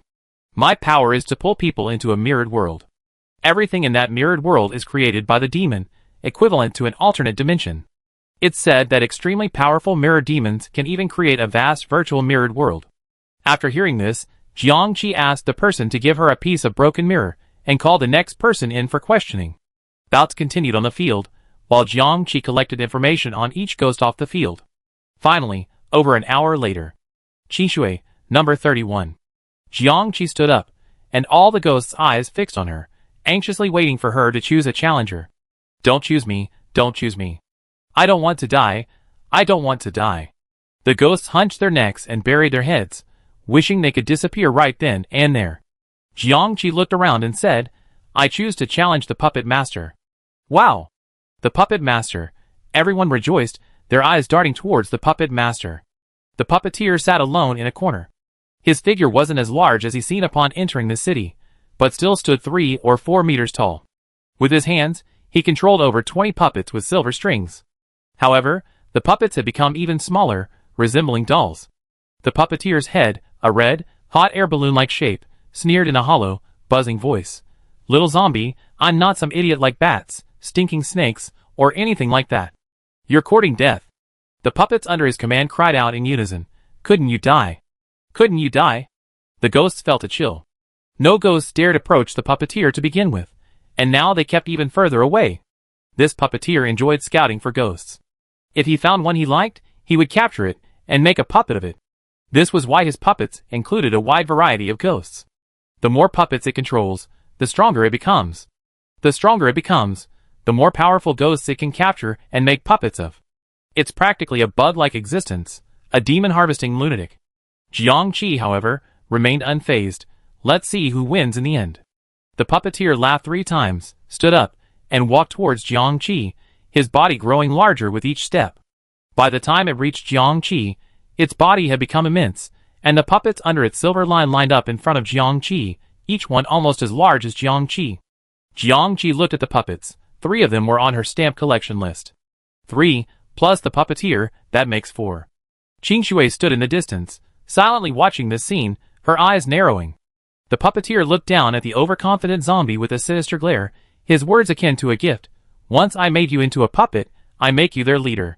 After all, your physical qualities are quite good." With his words, he flicked his fingers a few times, and the puppets were about to attack Jiang Qi. Jiang Qi also took up a combat stance. Just then, "I haven't even arrived yet, and you already started the feast." This familiar voice. Jiang Qi looked over. The ghosts and monsters also looked over. It was daytime, the light was bright, and everyone could clearly see a figure with flowing clothes and long hair flying over from a distance and landing on the 100-monster stage. A pale face, dark-eyed bags, a sullen gaze, a boiling dark ghostly aura surrounding him, and a looming, almost tangible, pressure. "Ah, it's the Ghost King!" All the spirit-like ghosts stood up. The Ghost King possessed an extraordinary influence and intimidation over spirit-like ghosts. Qingshui approached the Ghost King. "You're here." The Ghost King ignored him, scanning the area with his eyes until he found the zombies. His eyes instantly glowed red, and with a flash of his body, he appeared before the zombie column. Damn zombies! A vast ghostly aura surged from him, crushing them like a tidal wave. Jiang Qi, sensing a lurch, also quickly retreated, blocking the Ghost King's path. Then, a dark, oppressive aura descended upon Jiang Qi, causing him to stiffen and lose consciousness for a moment. It was as if she had been dragged into an endless hell. Beneath her feet lay a bubbling, grueling frying pan, surrounded by countless tortured ghosts, and countless resentful spirits rushed over, pulling, biting, and tearing her apart. "Come on! Go to hell! Heal you! Play with us! Hee hee! Ha ha ha!" But in that instant, Jiang Qi quickly regained consciousness. She was still on the 100 strange stage. the ghostly energy before her threatening to overwhelm her. Was that an illusion? No, it was a ghostly den formed by this ghostly energy. In the Ghost Cultivation Illustrated Manual, this move is called Netherworld Ghost Den, a ghostly energy field. Within this range, a person's 5 senses become confused, experiencing various hallucinations, and their strength rapidly drains. Furthermore, the ghostly energy within the field changes form and attacks according to the will of the domain master. It is a terrifying tactic. Once the ghostly energy touches the ground, a ghostly den is formed. Jiangqi didn't bother to hide anymore. He raised his hands up to hold up the ghost energy. Behind her body, another half-illusory figure emerged, a ghost cultivator identical in appearance to her own. It was the ghost cultivator's hands that supported the ghostly aura above him. The Lich King rose to his feet, his skeleton creaking. She indeed still possessed the aura of a ghost cultivator. Qingshui's eyes flickered in the distance. A corpse and a ghost in one body. No wonder they're so hard to kill. He glanced at the group of paper figures. Paper figures couldn't attack guests, but now that the guests were fighting among themselves, it was only natural for the paper figures to intervene. It was also normal for guests to be accidentally injured during the mediation process. The paper figures received the command, their eyes lighting up, and they flew towards the zombies. The puppeteer suddenly realized their target had disappeared.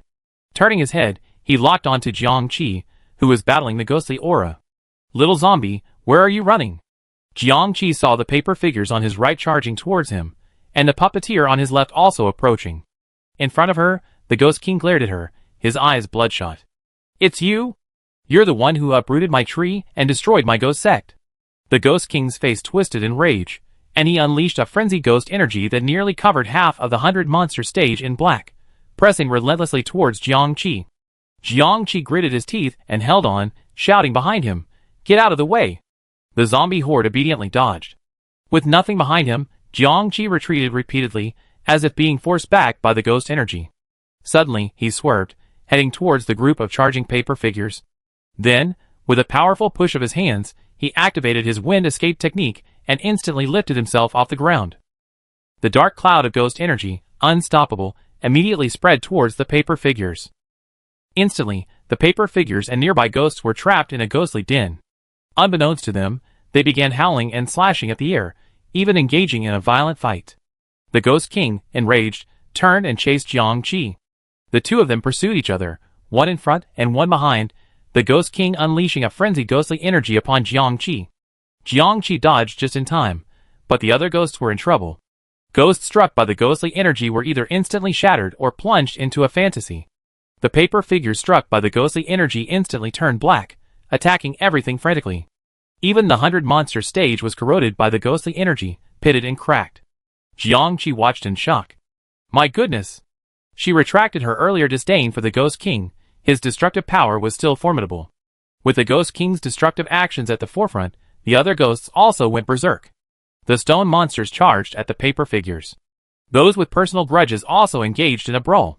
Unable to catch up with Jiangqi, the puppeteer roared in anger to the heavens, then commanded his puppets to hack and kill recklessly. In the blink of an eye, the entire 100 strange stage descended into chaos. Qingshui's lips curled slightly, and he spoke to the air in front of him, as if talking to himself, or perhaps to someone else. At this point, the banquet can't continue, right? It wasn't me who disrupted it. I didn't do anything. I just did my job conscientiously. Okay, the 79th appetizer banquet has been forced to end due to external interference. Now, clean up the banquet venue. After saying this, the corners of his bright mouth widened, and his eyes gleamed with excitement. Then, he closed his eyes, and his body floated up like a piece of paper, drifting away from the 100 strange stage, mumbling something. In an instant, the 100 monsters platform began to vibrate, as if some mechanism had been activated. Jiangqi had been keeping half an eye on Qingshui, and when she suddenly took flight, she knew something was wrong. Then, feeling the 100 monsters platform vibrate, she quickly soared up to look down. She saw the edges of the platform slowly rising, while the center was sinking. It was like a mouth closing. It was about to swallow all the ghosts and monsters. Jiangqi gathered her energy and shouted, "Eat! Eat! Time! Eat!" That was the signal she and everyone had agreed on to retreat. Even if the ghosts heard it, they wouldn't understand its true meaning. Below, her colleagues, who were engaged in a fight with the ghosts, immediately took flight upon hearing the signal. Those who couldn't fly were carried by those who could. But mid-flight, they fell heavily back. A terrifying suction pinned them to the platform. Jiangqi was startled. She also felt a powerful suction, as if the gravity she was experiencing had suddenly increased tenfold. She could still withstand the pull, and just as she was about to go down to save the people, a ghostly aura slashed towards her. She dodged, then turned to see the Ghost King, his hair flying wildly, charging at her. "Give me your life." "Jiangqi, idiot." The two Buddhist beads on Jiangqi's wrists trembled, and a monk's voice echoed in Jiangqi's ears. "Benefactor, leave this Ghost King to us. You go and save the people." "Jiangqi, no need." It was too dangerous for the two of them to be exposed in this environment. Her cooperation with Mingguang Temple had not included this item. Jiangqi pulled the Buddhist beads from the train conductor's backpack and plucked one from the string. Then she also released a stream of ghostly energy, like a knife, slashing fiercely at the Ghost King. The Ghost King caught the ghost knife with his bare hands and said sinisterly, "I will make you my ghost servant, kneeling before the ghost sect every day." Before it could finish, Jiangqi launched a ghost claw at the Ghost King. The Ghost King thought she was going to attack him again. It was not afraid of Jiangqi's attack at all. In its opinion, Jiangqi's ghost cultivation level was still very low, and her attacks were very weak. If it weren't for her extraordinary flying ability and speed as a zombie, there would be no way it could catch her. But the next moment, Jiangqi transformed his claw into a projectile and, with lightning speed, flung the Buddhist beads into the Ghost King's mouth, then covered its mouth tightly. Ghost King, shock. Ghost King, mmm. The Ghost King's eyes widened, completely stunned. The Buddhist beads fell into his throat, burning his stomach like red-hot charcoal. He cried out in pain, released Jiangqi, and curled up, desperately scratching at his neck. Ah! Black energy emanated from him, as he fell uncontrollably. Jiangqi scoffed. "You knew it. This thing that radiates Buddha's light is a ghost killer." She looked down. The 100 Monsters platform had tilted up almost 30 degrees, resembling a strangely shaped bowl. In the center of the bowl, a large, black hole had appeared, and any ghosts near it were sucked in. She checked for her family. Good, they were clever. Some were clinging to the edge of the platform, and behind them, one by one, they formed a long line, struggling to climb towards the edge. Jiangqi also saw the puppeteer at a glance. It was so huge, and the hot air balloon head was so eye-catching. She looked at the puppeteer, then at Qinshui in the distant sky. After a brief moment of hesitation, she flew down toward the 100 Monsters stage, hovering above the puppeteer. The puppeteer was manipulating the puppets on the tilted stage, causing them to slash and kill. Even then, they were still going mad. "Mad, huh? I let you go as crazy as you can." Jiangqi kicked their massive head, sending them careening towards the cave entrance. Puppeteer, shock. The puppeteer lost his balance for a moment, and his massive body stumbled towards the cave entrance, fighting the terrifying suction from below, and Jiangqi constantly kicking and pushing them from above. The puppeteer, even as he paddled his arms like a duck, waving his puppets around, trying to grab onto something, still fell into the hole. The next moment, their massive, balloon-like head had completely blocked the entrance. The puppeteer, "Ah! Who's harming me?" It screamed in anger, feeling a massive force below sucking it downward. Finally, it felt terrified. Its entire body, including its arms and puppet, was already below the cave entrance, with only its large head stuck. It desperately tried to make its head bigger and bigger to block the entrance, or it would fall completely. With the entrance blocked, the suction was also blocked. The ghosts on the 100 Monsters stage felt a lightening of their bodies, and hurried to climb up. Qinshui, in the air, saw this and chanted his incantation faster, causing the entire platform to rise faster. From a large bowl, it quickly transformed into a funnel. At the same time, bags bulged on the platform, quickly transforming into paper figures to capture the fleeing ghosts. "Ah! Let me go! Help!" Seeing its hope of escape being held tightly by the paper figures, the ghost cried out in anger and despair. Another group of paper figures rushed over, poking, stabbing, stepping on, and squeezing the puppeteer's head, trying to force it out of the hole. Jiangqi suddenly realized that this platform was actually a giant paper container. These paper figures were hidden within it. No wonder so many of them had suddenly appeared. Jiangqi cried out urgently, "Everyone, get off the platform. Fly!" Everyone took off immediately, but they were still a step too late. They had barely soared a few meters when their feet were grabbed. Looking down, a group of paper figures had grown from the platform, hugging your legs, their expressionless faces raised, their black eyes wide, staring intently at you. Everyone immediately used their ghostly powers to hack and kill the paper figures, drawing flames from their backpacks to burn them, spraying them with corrosive liquids, and even splashing them with dog blood. But it was useless. If one was knocked down, two would spring up again. If 1 meter collapsed, it would instantly rise 2 meters, drowning everyone. Jiangqi shouted, wind slash. Resentment slash. Blood slash. Wild winds, resentment, ghostly energy, different forces were instantly unleashed, like massive swords, shredding countless paper figures. But the next moment, even more paper figures emerged from the platform. Even clusters of paper figures sprouted from the platform, like giant whips, grabbing Jiangqi from midair. Jiangqi could only dodge left and right. The platform's tilt exceeded 70 degrees, and the sky above was reduced to a circle, about to close completely. Everyone shouted, "Team leader, leave us alone." Jiangqi quickly searched for any other means he could use to deal with this situation. Zombies and other abilities couldn't counter the paper monsters.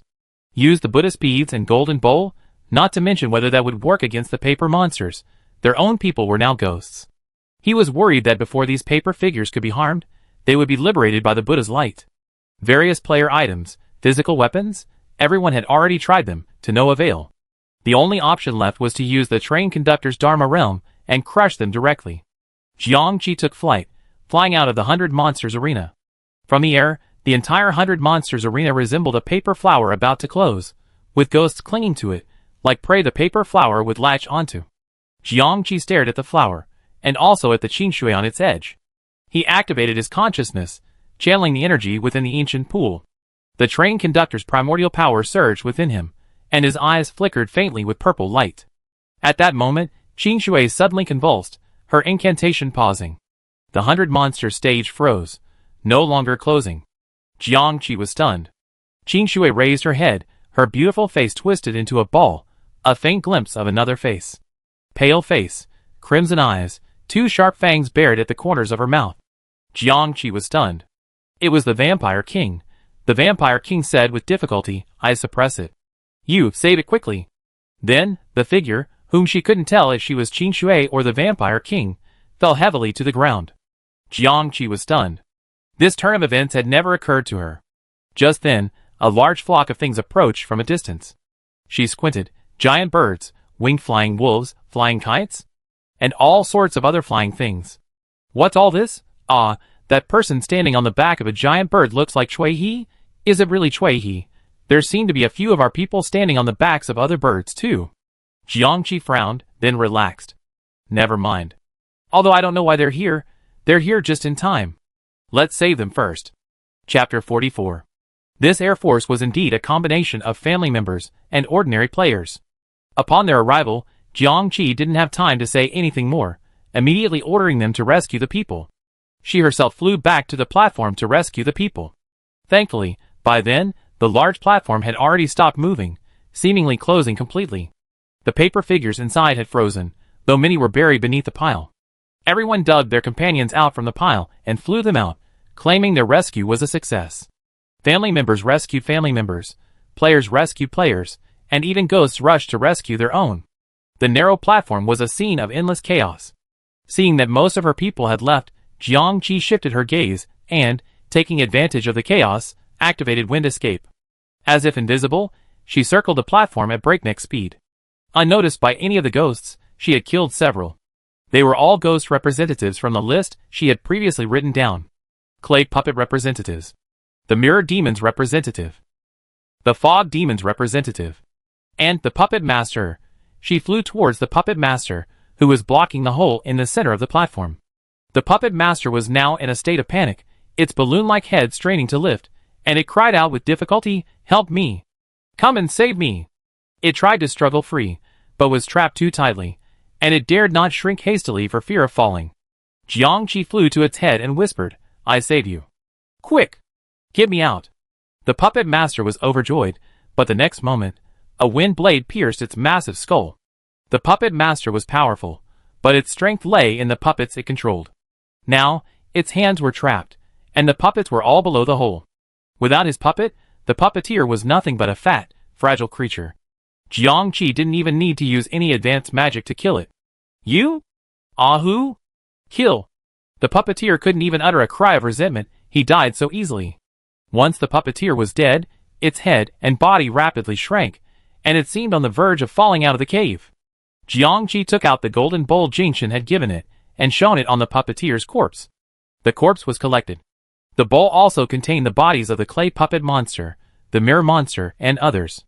Yes, this bowl not only releases Buddha's light that illuminates all ghosts, but also has the function of collecting demons. The corpses of ghosts, imbued with demonic energy, can naturally be collected. However, this storage ability is short-lived. If it's not taken out for a period of time, the bowl will automatically spit them out. Still, it's enough. Once we leave this place, or find a place to clear out some of the stuff in my backpack to free up a few slots, I can stuff the body in. After collecting the puppeteer's body, Jiangqi immediately fled, leaving the platform in an instant and flying towards his own group in the distance. As she flew past, she looked down at the ground. At the foot of the 100-strange peak, she saw Qingshui, or rather, the Vampire King, standing upright. In her mind, she asked the two monks in the Buddhist beads, "What do you think of this Vampire King?" The elder monk's voice sounded solemn. Right now, it appears to be taking over Qingshui's body. Possession? Can a vampire do that? It wasn't that she discriminated against vampires, but vampires and high-level techniques like possession didn't seem to fit the same mold. She was a bit more convinced when ghost cultivators claimed possession. The older monk said, "I don't know, but that's certainly the case right now." The younger monk said anxiously, "We can't let it succeed. It must have been plotting this for a long time. Qingshui was already treacherous enough, and now a hidden vampire king has taken over its body. How can we control it in the future? The mission of Mingguang Temple is to prevent any single ghost or group from becoming powerful. Both Qingshui and the Vampire King have fallen into this trap, not to mention the suspicion that the two are merging. One of Jiangqi's agreements with Mingguang Temple is to minimize the power of the leading ghost, or even eliminate it." As expected, the young monk said, "Please, Master Sang, help us eradicate this ghost." Jiangqi's eyes deepened.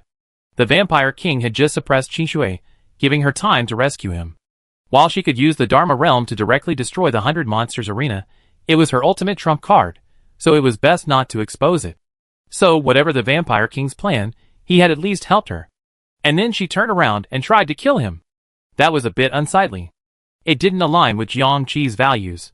But she said, if this possession was orchestrated by the Vampire King, then he's probably even more difficult to deal with than Qingshui. It's hard to say if we can defeat him now. If we all die, who will pass on such important information? For Jiangqi, cooperation with Mingguang Temple was important, but protecting his own people was even more important. If the Vampire King harbored no ill will towards her, and there was no irreconcilable life-or-death conflict between the two sides, why would she insist on a mortal enemy? Her previous opponent was Qingshui, and that was because he was determined to kill her. She had prepared to fight the entire dungeon's paper demons and their subordinates to the bitter end, but the Vampire King hadn't shown such hostility. To what extent has it possessed Qingshui's body? Can it completely replace Qingshui? If so, can it fully inherit Qingshui's abilities and power? Can it know what Qingshui truly intends to do? How much influence does the paper demon still have inside and outside the city? What does the Vampire King himself intend to do in the future? These are the things Mingguang Temple needs to understand more, aren't they? The two monks were silent, but they had to admit that this was true. Rather than rushing in and slashing at the paper figure, who wasn't sure if it was Qingshui or the Vampire King, it would be more appropriate to proceed slowly. Jiangqi added another layer of clarification. Since we already know Qingshui is the most powerful force behind this ghost domain, and now that this force is suppressed by the Vampire King, we can free our hands and take care of other ghosts, right? You mean, whether it's Qingshui or the Vampire King, trap them in 100 Monster City, while outside, Mingguang Temple can freely reclaim its lost territory. Jiangqi said calmly, "Let's completely reduce this ghost domain to the size of 100 Monster City." Jiangqi flew back to his team and checked everyone to make sure they were all alright. Then he asked Cui He, "Why are you here?" Cui He said, "Last night, we contacted all our companions in the city. Those who could be sent out have already been sent out. There are still over 200 people left, all controlled by ghosts and unable to leave. Then, we followed the other ghosts and monsters to the vicinity of the 100 Monster stage and watch. Because the ghost banquet didn't go ahead as planned, most of the ghosts and monsters in the city gathered here." Looking in the direction Cui He pointed, Jiangqi saw a large group of ghosts below, all gazing at the 100 Monster stage from afar. Just now, We first saw the Ghost King approaching in anger, and then the 100 monster stage deformed. Worried something might have happened, we came here to see if we could help. Jiangqi nodded. Now, gather everyone and leave the city immediately. Also, help spread the word, strangle all paper monsters and destroy all paper artifacts. Don't spare any ghosts associated with paper monsters. She didn't hold her voice down, and even the nearby ghosts could hear, but no one was surprised. After all, everyone had seen how Qin Shui had targeted the Zombie King, and everyone hated the paper monster with a vengeance. But as Jiangqi spoke, he slipped a note into Cui He's hand and pressed it firmly against his palm. Cui He met her gaze and calmly put the note away. Understood. What about you? I have things to do. Go ahead. Yes. Then, with a wave of his hand, he led everyone back.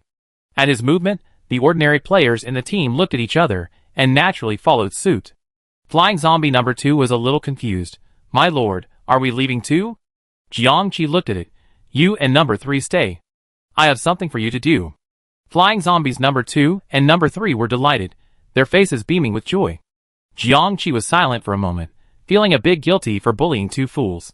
But thinking about how many players had perished at the hands of these 2 fools, that slight sense of guilt vanished. Before, she was a native, and the players were her enemies. Now, she was a player, so how could she empathize with the native goblins, whose hands were stained with the blood of the players? She looked at the retreating army. The birds Shui he had brought here were already skilled flyers, and their speed was so high that they could serve as flying cavalry. Now, carrying 1 or 2 people on each bird's back wouldn't affect their speed at all. In a few swoop, they were flying far away. She could still see Cui He standing on the bird's back, holding 2 bright red flags and waving them like a sailor, making several flag signals. Below, on the ground, goblins gathered, a vast, endless swarm including her fellow goblins-controlled colleagues. Now, they all saw the flag signal and understood it was an order to evacuate 100 Monster City as quickly as possible, and they immediately sprang into action.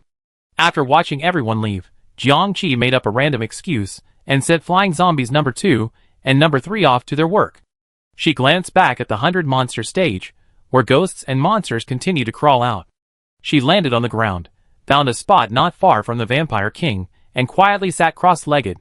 2 monks were watching the Vampire King's movements, while she pulled a ghost corpse from the golden bowl. The Mirror Demon's corpse was actually a mirror. She was intrigued by the Mirror Demon's ability to create a mirrored world, wondering if it could ignite the bloodline of the post-god.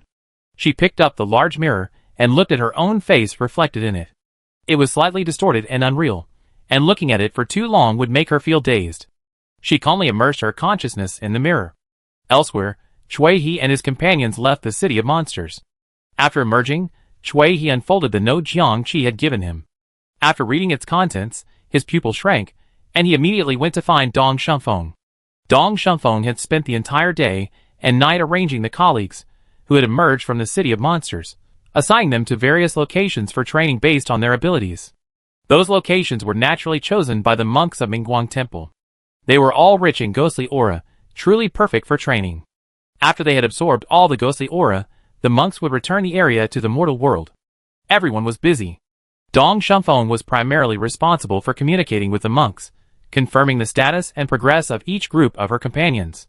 Bird demons, ghost cultivators, and other fast-flying creatures served as her messengers, flying back and forth to deliver information. Thus, she was the first to know Cui He had left the city. Dong Shunfeng's eyes lit up. Cui He's out. Because Jiangqi knew him and Cui He best within the team, they were the ones she trusted most and entrusted with important tasks. Although Jiangqi didn't say it explicitly, she had essentially entrusted the outer city to Dong Shunfeng and the inner city to Cui He. Now that Cui He had emerged, it meant that most of the people inside the city had evacuated, and Jiangqi should have been out as well. However, the news Cui He brought after his arrival startled her. You said the team leader wasn't planning to come out. She wanted to. Dong Shunfeng glanced around and lowered his voice. She wanted to keep an eye on the vampire herself? Cui He quickly replied, she didn't want to rush into a confrontation with the vampire, so she wanted to observe it closely and personally trap it. That was her first blockade. Immediately notify the people from Mingguang Temple, and have them guard the gates of 100 Monster City. That's the second blockade. Dong Shunfeng frowned. That vampire sounds good, but who knows what he's up to? Team leader, this is too risky. The dungeon doesn't end until 19 days. She wants to buy us some time for stable development. Qinshui, the Vampire King, and a large number of ghosts are inside the city. It's safer outside. Everyone has just become a ghost. With the exception of a few, most people lack time to adapt to their new bodies, strengthen their foundations, master new skills, and repair their souls. If this can remain stable until the dungeon ends, avoiding any potential fierce fighting, it will be beneficial for everyone. At the same time, Jiangqi is buying time for Mingguang Temple to reclaim its territory. Dong Shunfeng gritted his teeth. I understand. I notify Mingguang Temple immediately. She took 2 steps, then suddenly thought of something and turned back to ask, so, will the ghost banquet in 100 Monster City still be held? Cui He shook his head. The appetizer banquet has been interrupted. No one knows if the ghost banquet will still be held. But I think she'll find a way to make it happen. Not only are there many ghosts in the city, but they also contain over 90% of the mid to high quality ghosts in the entire dungeon. If the ghost banquet were to begin, they'd all be slaughtering each other. This would be a perfect opportunity to reduce the ghost population. Dong Shunfeng looked toward the 100 Monster City and sighed in frustration. Since we can't help her, let's just consolidate our strength and return home to build something when we have the chance. This is precisely why Jiangqi did his best to protect them and give them the opportunity to develop steadily. Ding! You comprehended the world of the Mirror Demon, unlocked a new ghost species, and gained 0.5 internship experience. Another evening descended, the twilight deepening. Not far from the 100 Strange Peak, Jiangqi's consciousness detached from the mirror, and he opened his eyes. The mirror before him silently shattered, and was blown away by the wind. The elderly monk was startled by the noise. What's going on? Jiangqi said, Nothing. What's wrong? The vampire has maintained the same posture, and the 100 Strange stage has remained unchanged. Jiangqi stood up and emerged from his hidden hiding place. He saw in the distance a group of vampires, 3 layers deep, guarding the paper figurine in the center. Surrounding them were a group of ghosts. They tried to approach, but the vampires kept them at bay, and they could only curse. Get out of the way! We're going to kill this damn paper demon. Hand over this little Qinshui demon. Does your vampire king want to become the next Qinshui and continue sucking our energy? Isn't the vampire king already dead? This paper figure definitely isn't the vampire king. Kill it! The goblins clashed as they shouted. The vampire's eyes grew redder, their fangs longer, and they violently killed some goblins and bit a few more. The latter fell, then staggered back to their feet, transforming into new vampires. The young monk jumped into his Buddhist beads. I told you, this vampire group is incredibly dangerous. Just one of them can create a whole swarm. The first embrace ability is pure cheating. It's so easy for them to transform others into their own kind. Jiangqi asked, every time new people enter a dungeon, it's easy for the vampires to turn them into vampires, right? The older monk sighed. Yes, other goblins suffer high losses when converting newcomers to their own kind, but vampires have almost no loss rate. But the other goblins know this, so they only give a small number of people to vampires each time. After a new vampire is born, it's usually eliminated by other goblins, either openly or covertly. Jiangqi, in other words, a sufficient supply of fresh blood and an extremely high elimination rate have created the vampire community we have today. However, such a community must be incredibly powerful. Jiangqi's gaze swept over the vampires.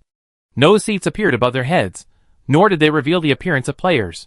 But if Jiangqi focused intensely, looking very hard and carefully, he would notice that the pale vampires' faces were slightly distorted, revealing another layer of their complexion. That was the face of a player. It was simply that, having not been a player for so many years, their player attributes had faded, making it difficult for Jiangqi to discern them. In other words, these vampires were, in fact, players. Of course, this seems like nonsense. The ghost realm has existed for over 200 years, and countless players have been sent there in those 200 years. They die here, becoming mindless food. They also get lost here, becoming unrecognizable ghosts. If not all of these ghosts today are players, at least some of them were once players. However, some have completely forgotten their past, while others still retain some memories and traces. Zombies are incredibly cunning, liches possess a strange sense of restraint, stone goblins rage at the deaths of their own kind, and vampire kings deliberately challenge and lose to themselves, just to possess Qinshui and find another way to survive. All of this is evidence that they were once living beings. Jiangqi silently averted her gaze, and looked up at the 100 Strange platform. On the 100 Strange platform, resembling a flower about to close, ghosts and monsters crawled up and down, in and out, seemingly enjoying themselves, howling like monkeys as they climbed. Jiangqi, never mind that, this is like something mad. She was just trying to find a place to practice her mirror demon abilities when suddenly, from the vampire side. Ah! A sudden, long howl startled all the ghosts and monsters, and Jiangqi immediately looked over. The paper figure, protected by the ring, suddenly trembled, its paper covering shredding inch by inch. At the same time, the 100 Strange platform suddenly closed, then sank completely into the 100 Strange peak at an astonishing speed. The ghosts and monsters that had been crawling in and out were trapped inside, crushed into the 100 Strange peak, emitting shrill screams. Not only that, the 100 Strange peak also began to sink into the earth. The entire ground shook, cracks appeared in the ground, and the surrounding mountains began to collapse. Jiangqi immediately took flight. Looking down from the air, with 100 Strange peak as the center, earthquake-like shockwaves radiated outward, and the ground collapsed inch by inch. The ghosts and monsters that could fly took flight, while those that couldn't could only run on the ground. However, no matter how they ran, they could not outrun the shockwaves, and were quickly swallowed up by the fractured earth. Jiangqi saw the vampires also flying, carrying the paper figure. But the paper figure struggled so hard that the vampires were about to lose their grip. She flew over, grabbed the paper figure, and lifted it higher into the sky. Looking down, the face of Qin Shui and the vampire king continued to alternate. She could feel two consciousnesses clashing fiercely within the paper figure, each draining away its own strength. She simply watched, waiting. The other vampires flew up and surrounded Jiangqi, but because she held her king, they dared not act rashly. However, just as Qin Shui was about to gain the upper hand, Jiangqi refused to stand by and punched Qin Shui in the face. Qin Shui glared at Jiangqi with resentment. "You dare hit me? I'm hitting you. I kill you." The next moment, Qin Shui's consciousness was pushed back by the vampire kings. This repeated several times, until the vampire king's consciousness finally achieved a temporary victory. And so, the body Jiangqi held in his hands became the paper figure's body, the vampire king's face, and the ground below finally stopped collapsing. The vampire king's face was pale. He opened his eyes, a weak look in his blood-red irises. The sharp auras of vampires and paper demons clashed fiercely within him, creating a chaotic chaos. Jiangqi released his grip, and the vampire king flew away, only to be held by other vampires. The vampire king said to Jiangqi, "Thank you." Jiangqi asked, "Is Qin Shui still there?" "Yes, I only temporarily suppressed it. I can't completely control this paper figurine." It glanced down at the tattered paper figurine below the neck, and a wry smile escaped its lips. It continued mumbling, "Not counting this time, the ghost domain has already held 78 ghost banquets, and Qin Shui has absorbed energy from them so many times. He's absorbed nearly all the energy of the ghost domain over the past 200 years. He's just one step away from nurturing this body into a living being. I waited so many years, risked everything, even schemed against you. Finally, I snatched this body, but I only managed to snatch a portion of it, and I lost so much energy. How many years will it take me to nurture it?" Jiangqi asked. "What's the point of nurturing it into a living form? What's the purpose?" The vampire king looked up at her, his blood-red eyes fixed, his voice suppressed. "If I keep it alive, I can become a player again, escape this cage, and even gain the privilege of reversing time, returning to the past I most desire and changing my destiny." Jiangqi's body stiffened, as if struck by lightning, a deep sense of shock and disbelief etched deep in his eyes. The vampire king smiled. "Of course, reversing time is probably just a legend. As long as I can obtain player status, I'd be content. Just for this, isn't it ridiculous? I used to hate the player identity, but now, I spent so many years, waiting to regain it. This is my all. Every time I see a new player enter, seeing how foolish or shrewd they appear, I feel jealous. What I've been unable to obtain is easily obtained by a group of people far inferior to me. But I also feel sad, because those people will soon become ghosts like me, forever trapped in this hellish den." He looked at Jiangqi and said word by word, "Master Conductor, I'm afraid you never experienced this kind of despair and torment." Chapter 45. After the first lightning strike, Jiangqi was struck in the head by a second. Train conductor. He had seen through her identity. The first thought that popped into Jiangqi's mind was that the vampire king had gained the memories of a colleague and thus knew her identity. The second thought was, had she been in this dungeon before, and as a train conductor, and had met the vampire king at that time? After all, the privilege of reversing time had shocked her earlier, and she couldn't help but wonder if she had also fought her way out of a similar dungeon, obtained this privilege, and been reborn. Could today's Qin Shui and the Vampire King be the same as her past? Her mind was buzzing, a turmoil of confusion. She met the Vampire King's stubborn, gloomy eyes, which even held a hint of jealousy and madness. It was the hatred of someone trapped in suffering, seeing someone standing in the sunlight. As if a bucket of cold water had been poured in her face, Jiang Qi instantly sobered up. No matter how he discovered her identity. Based on this hatred, her intention to trap him in the city of monsters was not wrong. She quickly concealed her shock, 3 parts calm and 4 parts puzzled. Conductor? Why do you think I'm a conductor? The Vampire King also calmed down. By the time I entered this ghostly realm, I had already completed more than a dozen dungeons. I'm considered a veteran player. I can still recognize the aura of a conductor. If I'm not mistaken, you're still a trainee conductor. Jiang Qi remained silent, but she felt a pang of wonder. What kind of aura did the trained conductor possess? How could he be so easily identified? Especially, could he even recognize a trainee conductor? Could a player who had gone through a dozen dungeons be this perceptive? Trainee conductor, entering this dungeon as a player? Clearly, you two have many secrets. I have no intention of exploring your secrets, but we can work together. One moment, he had looked so bitter at his fate, and now he spoke so calmly of cooperation. Jiang Qi felt that the Vampire King before him was far more formidable than Qin Shui. He had the experience of a player who had gone through a dozen dungeons, had honed his ghostly abilities over the years in this dungeon, and now had taken over Qin Shui's body. 3 elements combined, how powerful could that be? Wait, if this guy is so powerful, could he really not suppress Qin Shui? Was that near-defeated look just now just an act? After all, when it challenged him before, it had put on a desperate display, fooling even Jiang Qi into thinking he had truly defeated it. Thinking of this, Jiang Qi suddenly felt a chill run down his spine. Looking at the tattered body of the paper figurine before him. It was only the surface that was tattered, but what about the inside? Was it truly torn as well? It said a lot of energy had leaked out of this body, but had it really? Jiang Qi chuckled inwardly. Which of this guy's words was true? But her face didn't show a trace of it. Cooperation. What can you and I possibly cooperate on? While I sympathize with your plight, I don't think I can do anything to help you, and I don't think you can do anything to help me either. The Vampire King said, so, do you think you can leave this dungeon safely? For years, no player who has entered this dungeon has been able to leave. Jiang Qi remained calm.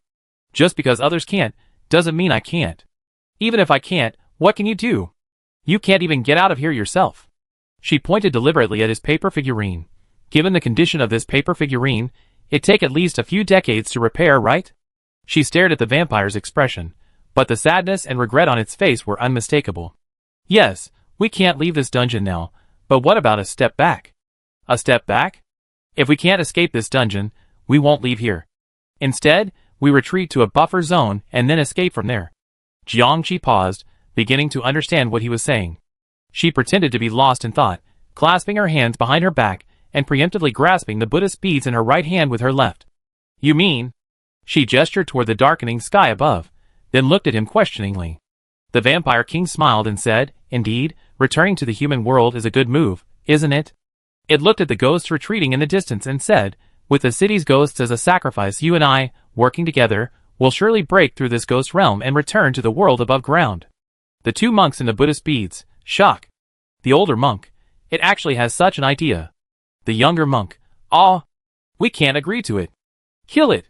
I said I kill it. Kill it now. Luckily, Jiang Qi had grabbed the Buddhist beads beforehand, otherwise the trembling force would have surely attracted the Vampire King's attention. She narrowed her eyes slightly, seeming hesitant. The world above the ground has finally returned to peace. The Vampire King, seeing her wavering, immediately said, we're just borrowing a passage. When the time comes, it will only be me and my people, you and yours, who will ascend. As long as we keep our men in check, we can find an opportunity to leave that world and gain true freedom. You can also take the people from Mingguang Temple with you, and together we can seal the ghost domain once and for all, without breaking our promise to Mingguang Temple. Jiang Qi clenched his hands a little tighter behind his back. He even knew about her partnership with Mingguang Temple. No, not just about their partnership, he was talking about their promise. In other words, he even knew the details of their agreement. This guy was indeed more formidable than Qin Shui. At that moment, Jiang Qi truly had the urge to kill this Vampire King. No matter how many hardships he had endured, how much suffering he had endured, how persistent his desires were, or even if some of his experiences resembled his own, such a person was too dangerous. It knows so much. The two Buddhist beads stopped moving, and the two monks were shocked. How much does this vampire king know? Jiangqi still hesitated, but his wavering expression was even more obvious. Vampire king? Or perhaps you have a better solution? Jiangqi was silent for a moment, then asked a question. There's something I don't understand. What? Jiangqi asked. Why can't players who enter this dungeon leave? Don't they automatically return to the train after a month? Or is it possible that the train conductor can block the dungeon and prevent players from leaving? This was what she had always wanted to understand. She knew the cunning snake wouldn't let them live, but she wasn't sure what its ultimate killer move was. The vampire king was in high spirits. The fact that Jiangqi asked this question showed she was seriously considering collaborating with him. He asked, what are the conditions for players returning to the train? Of course, the player panel. Anything else? Nothing else. That was the only condition.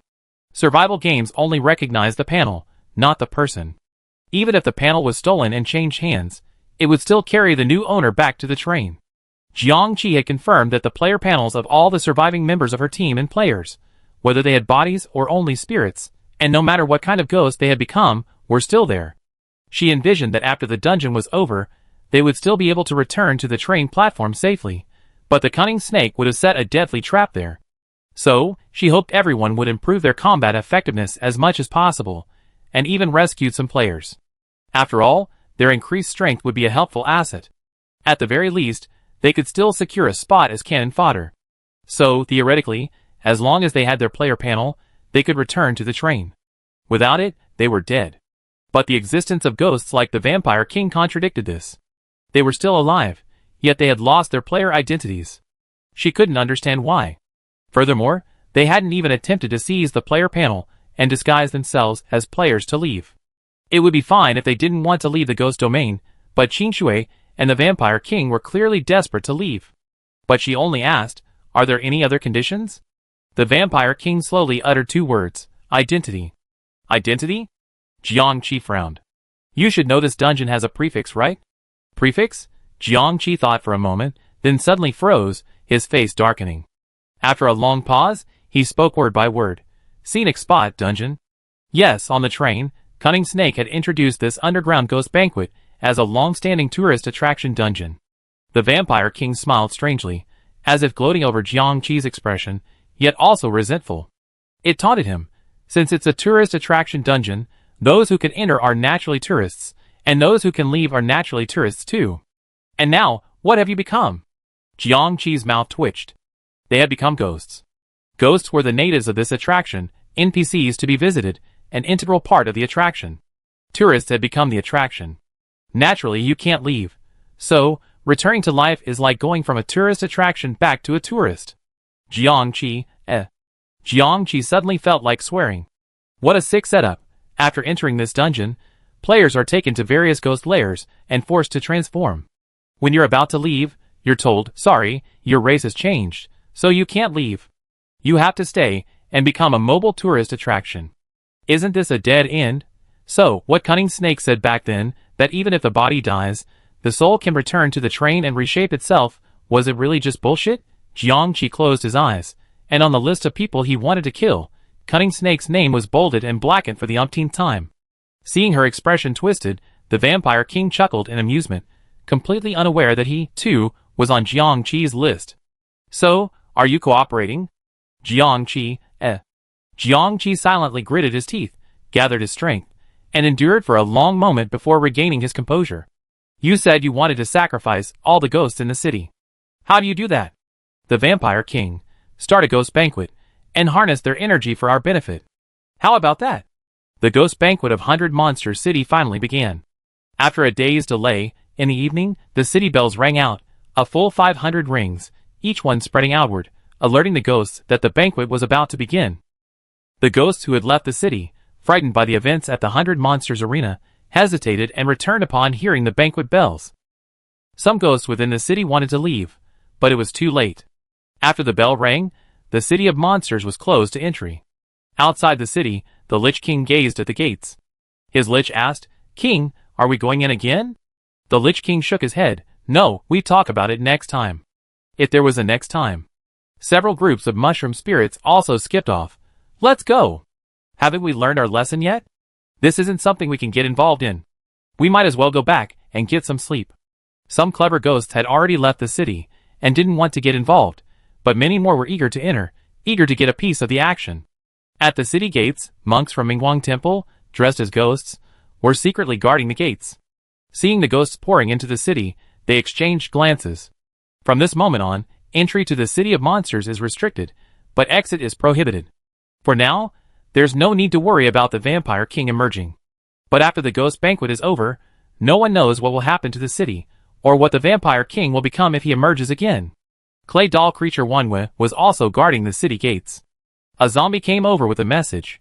This is the letter from Flying Zombie number 2, written by the team leader himself. Deliver it to Sister Dong immediately. Wanwe took the letter and asked, has Flying Zombie number 2 come out? Yes, he came out before the bell rang. He said the team leader sent him out on a mission. Wanwe glanced at the City of Monsters. The team leader had clearly left the 2 flying zombies behind because he was worried they might cause trouble outside, but now he let Flying Zombie number 2 out just to deliver a message. She shoved the letter into her clay doll's arm and said, I deliver it right away. Then she completely merged into the earth and burrowed into the ground. The zombie scratched its head. This clay puppet's ability was quite remarkable. Walking underground was more discreet and safer than flying, and it was also quite fast. Soon after, Dong Shunfeng received the letter. He unfolded it, and his expression changed. The letter contained 3 things. The first stated that the Ghost Banquet would likely lead to the mass extermination of the ghosts in the city. If Mingguang Temple wanted to preserve species diversity, it should not exterminate the ghosts outside the city. The second stated that the Vampire King knew of their collaboration with Mingguang Temple, and even knew some of the inside details. He warned them to be wary of traitors, especially one person. The third instructed them to strive to improve their strength, to be in peak condition before the dungeon ends, and to be prepared for losing their board and being trapped in the dungeon. After reading it, Dong Shunfeng burned the letter to ashes, his brows furrowed. The news of their collaboration with Mingguang Temple had leaked. Now that they were constantly interacting with Mingguang Temple, anyone with a sense of cunning could see something fishy going on. But if any internal details leaked, it would be a serious problem. If there was a traitor within Mingguang Temple, that would be fine. The real worry was that something had infiltrated their own ranks. This was probably exactly what Jiang Qi was worried about.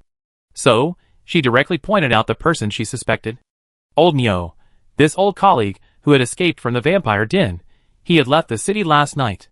Because of his strong credentials and abilities, and because he had saved many people, he hadn't avoided him during the subsequent discussions. Naturally, the details of their collaboration with Mingguang Temple hadn't been hidden from him. Thinking of old Neo embracing some of his dying colleagues, transforming them into vampires, Dong Xingfeng's zombie body broke into a cold sweat. She immediately contacted her own team members, along with Cui He, Duan Ming, and Zhuang Yu. Right now, these were the only people she could trust completely. Soon, they met, discussed the situation, and immediately launched an investigation. As for losing their control panel and being trapped in the dungeon, they weren't too worried. Firstly, there was no point in worrying about such a problem. Secondly, as long as they survived, there would always be a way out. After all, they still had Jiang Qi, the train conductor. In front of Jiang Qi, on the left was the train conductor's panel, and on the right was the player's panel. She stared at them for a long time. The 2 monks in the Buddhist beads had already run out, closely following the Vampire King to monitor him, so she wasn't worried about anyone overhearing her words. She muttered to herself, having lost my tourist status, after the survival attempt ends, the player panel won't be able to respond to the train recall process. Players who fail to leave the dungeon within the time limit will have their player panel automatically closed. While they won't die, they will lose their player status. But what does this have to do with me, the train conductor? She leaned back against a rock, gazing at the gray night sky. You say, Cunning Snake sent so many people in here. Will he come to see how many are still alive?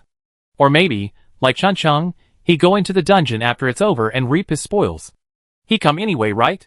She talked to herself for a long time, no one responding. She didn't care, just staring at the night sky and thinking silently. If Cunning Snake came, she wouldn't let him leave. This dungeon was perfect for burying the dead old Ding. But after that, she had no idea how anyone would leave. She counted silently on her fingers. First, kill the cunning snake. Second, get everyone back to the train. Third, ideally, find a way to get everyone back. I learned enough, and it's time to go back. If she could accomplish all three of these things, she could finally rest. She scratched her head. Never mind. She couldn't think that far ahead. She gathered her strength first. The distant bells continued to ring. When she heard it ring for nearly 500 times, she stood up, stretched her muscles, and prepared to go on a killing spree. As she walked, she continued, "So, that thing about turning back to life and gaining the privilege of reversing time is fake, right? It's just a simple matter of regaining your player identity. It's nothing that profound." In her mind, the voice that had been silent for so many days finally spoke. "It's true." "Huh? Were you listening to me? What did you just say? Is time reversal really possible? Then She paused, then whispered cryptically, "Is this how I got back?" The panel didn't answer immediately. Jiangqi quickly added, "It's okay if you don't answer. I'm not that eager to know. Let the past be the past. The present and the future are more important." The panel spoke again, a rare and lengthy speech. "There are rewards in the game for reversing time, given to those who can struggle out of extremely difficult and hopeless situations. But the conditions for obtaining these rewards are extremely stringent, and the reversal of time is only limited, affecting only the player and a small group of people around them." Jiangqi paused, slowing his pace. This time, he responded with his mind. "But in my case, the entire blue planet has been reverted to the past, and that has affected the 100,000 players in Spring City. Even the future of the train conductor, Jiaxia, has been affected. This range is not small at all. So, you don't quite qualify for this kind of reward. Therefore, don't tell everyone you've been reborn." Jiangqi's eyes widened. "How could I?" She glanced around, her voice hushed. "How could I tell everyone I've been reborn? Besides Commander Zhang and the other leaders, only Dong Shengfeng and Chui he vaguely knew. Oh, maybe Secretary Liu and some other staff members, but they're all staying on Blue Star, so the secret must be well maintained." The voice on the control panel seemed to be tinged with a faint smile. "Very good, keep guarding the secret." Jiangqi, This guy must be teasing her. She muttered indignantly, "Just wait and see. I'm so powerful now. I hypnotize those who know about this and make them forget it. Then, it be known only to you, me, and heaven, and no one else. Yeah, come on." Jiangqi snorted, looking ahead, his expression growing more serious. He repeated, "Just wait and see. This won't get leaked." The 500 bells rang out. The ghost feast began. Countless excited ghosts surged throughout Monster City, hoping to gain more meat at the feast, becoming stronger and more prestigious, and no longer being trampled underfoot by other ghosts.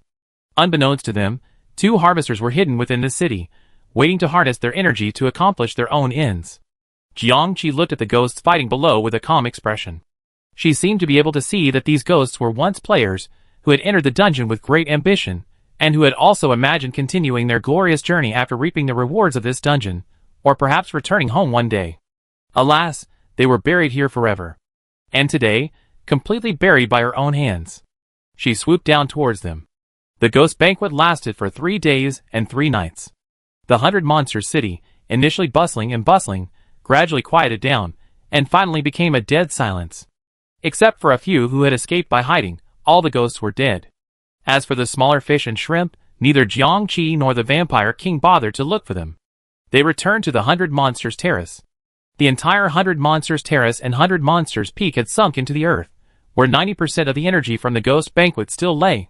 Yes, the Ghost Banquet was just like the Appetizer Banquet.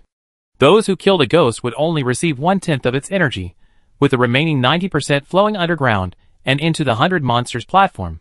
In the past, Qing Shui would slowly absorb this energy after the Ghost Banquet, sometimes taking months to fully absorb. But now, all this energy was the property of Jiangqi and the Vampire King. They infiltrated the base of the 100 Monsters Peak, which was a completely different den of ghosts.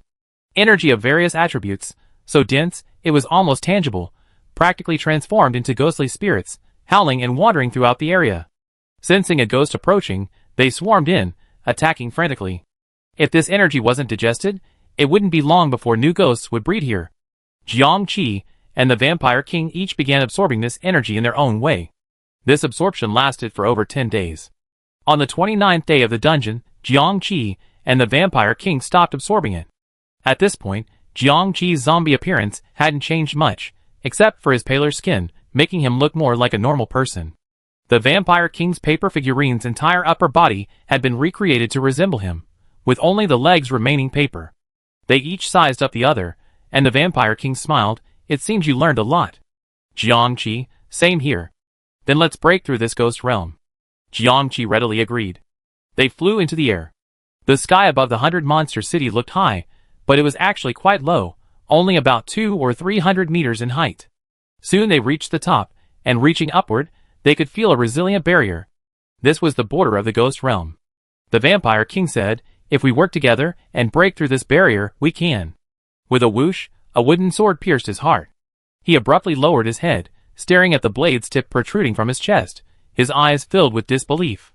He turned his head slowly, and the surroundings gradually shifted, like a mirror, cracking inch by inch, revealing the real world. The bright sky vanished, replaced by dim light. He was no longer in the sky, but still at the bottom of the cramped Baiguai Peak. He had never left this place. He widened his eyes in disbelief, wanting to fight back, but his entire body was paralyzed. The powerful energy within him leaked out like a ball with a hole in it, flowing towards Jiangqi. You? Jiangqi held the peach-wood sword she had modified and smiled. I'm sorry, I used some of my mirror demon abilities on you. That was the mirror world just now. How realistic was it? Wasn't it? Why? The Vampire King's paper figurine visibly deflated. Jiangqi tilted his head slightly. Aren't you also planning to eliminate me after breaking through the ghost realm? You completely accepted Qingshui's body and power, haven't you? You're deliberately hiding your abilities to show weakness to me, and to save enough to eliminate my power. I didn't. If I hadn't been planning to use the train conductor's power to destroy the 100 Monsters arena, you probably wouldn't have revealed that you entered Qingshui's body. You would have assumed Qingshui's form, watching everyone being swallowed by the 100 Monsters arena, and then started the ghost banquet. Perhaps in a year or two, or maybe 3 or 4, you'd be able to cultivate this paper figurine into a living being. Because of my appearance, you had to change your plans. You must hate me. Jiangqi was startled by the Vampire King's hateful gaze, but she simply assumed he was equally jealous and resentful of those with player identities. But after learning from the train conductor's panel that the reward for reversing time was real, she spent the past few days revisiting the incident, and gradually came to understand. The Vampire King simply hated her at the time, hating her for appearing and ruining his grand plan. In his view, she couldn't leave the dungeon, and if she stayed, she would inevitably become his biggest competitor. She would scheme against Qingshui the same way he had plotted against her. After all, the allure of regaining player status, leaving the ghost realm, and even gaining the power to reverse time was too great, and everyone would fight tooth and nail for it. So, he had no choice but to settle for the next best option, return to the human world. He could use his own power to break through the ghost realm, and then kill her when she was least prepared. The Vampire King was silent for a moment. How did you see through me? Jiangqi sighed. You acted well, but you shouldn't have revealed my identity. You said you were a seasoned player and could sense the conductor's presence, but that's impossible. You know too little about the conductor. Let alone just a dozen or so instances. Even if you completed dozens, as long as you're still a player, it's impossible to easily detect the conductor's presence. Not to mention distinguishing between an official conductor and a trainee conductor. Since you can't see through me with your naked eyes, how did you know my identity? After much thought, I can only think of one person, Laonyo. You hypnotized him, right? How did you know? This time, the Vampire King was truly shocked. Actually, with that suspicion, working backwards from the results, things become quite simple. Vampires possess the ability to hypnotize and seduce.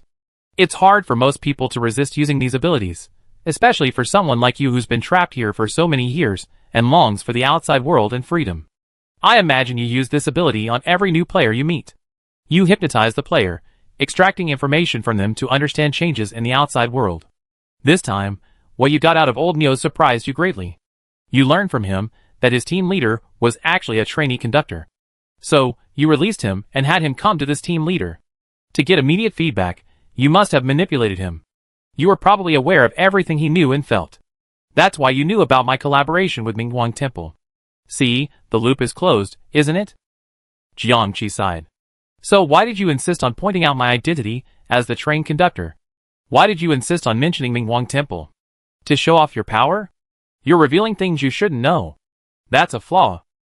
The Vampire King felt his power draining away, feeling himself grow weaker and weaker. He smirked. So you want to silence me, Jiangqi absorbed the energy surging from him and said calmly, "Oh, silencing me is part of it, but it's not just that. There's another reason. My energy is low, so I'm borrowing yours to replenish it." She felt it for a moment. Qingxue's accumulation over 200 years is truly astonishing.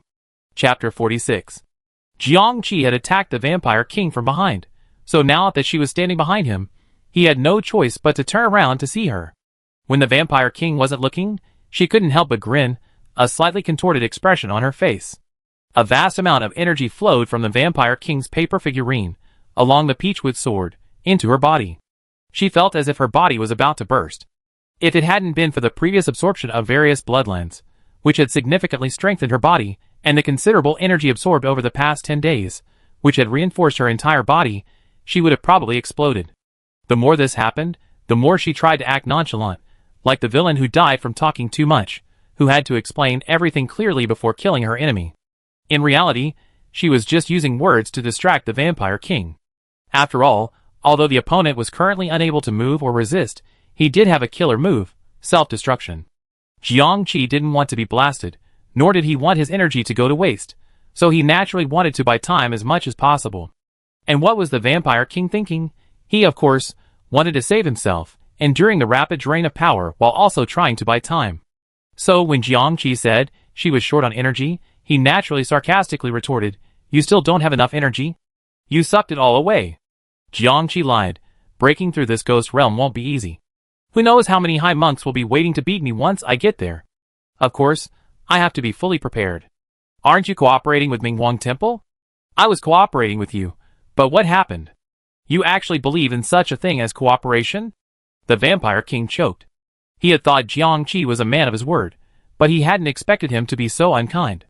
"I endured for so long, calculated so much, and I never thought you'd get away with it."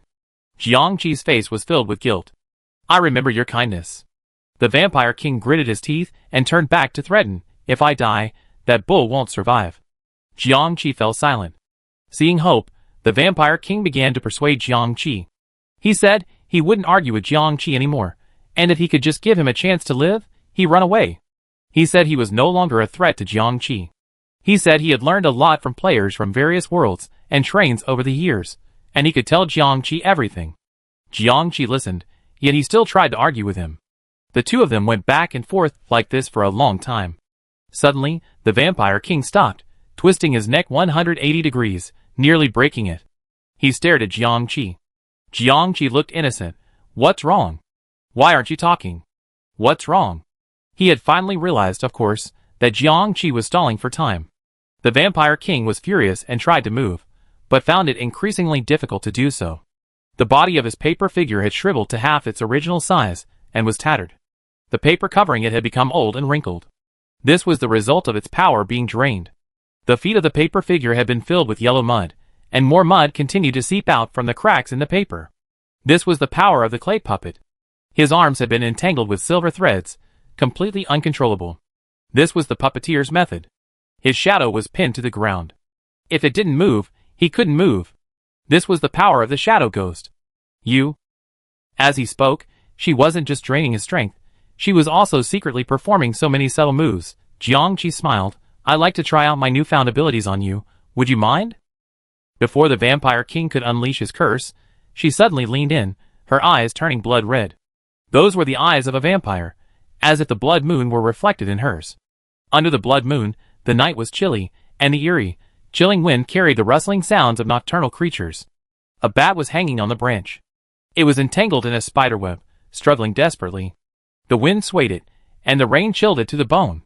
A pack of wolves circled beneath the tree, trying to devour it. All sorts of ghosts harassed it, mocking it. Other bats flocked over to help it, but eventually they all flew away. In the long night, it was finally left alone, awaiting death. It could only tell itself over and over again, "You were just carelessly entangled. Don't give up, you will break free. Come on, you can't be trapped here, you can't die here, you still have a lot to do. Hold on a little longer, hold on a little longer." But it was exhausted, utterly tired. Its strength was draining away, its eyes slowly closing, and all it wanted was sleep. Jiangqi watched the Vampire King, his eyes fixed on the illusion she had woven. The combination of the vampire's hypnotic abilities and the mirror demon's illusion-making skills was a perfect combination for creating illusions.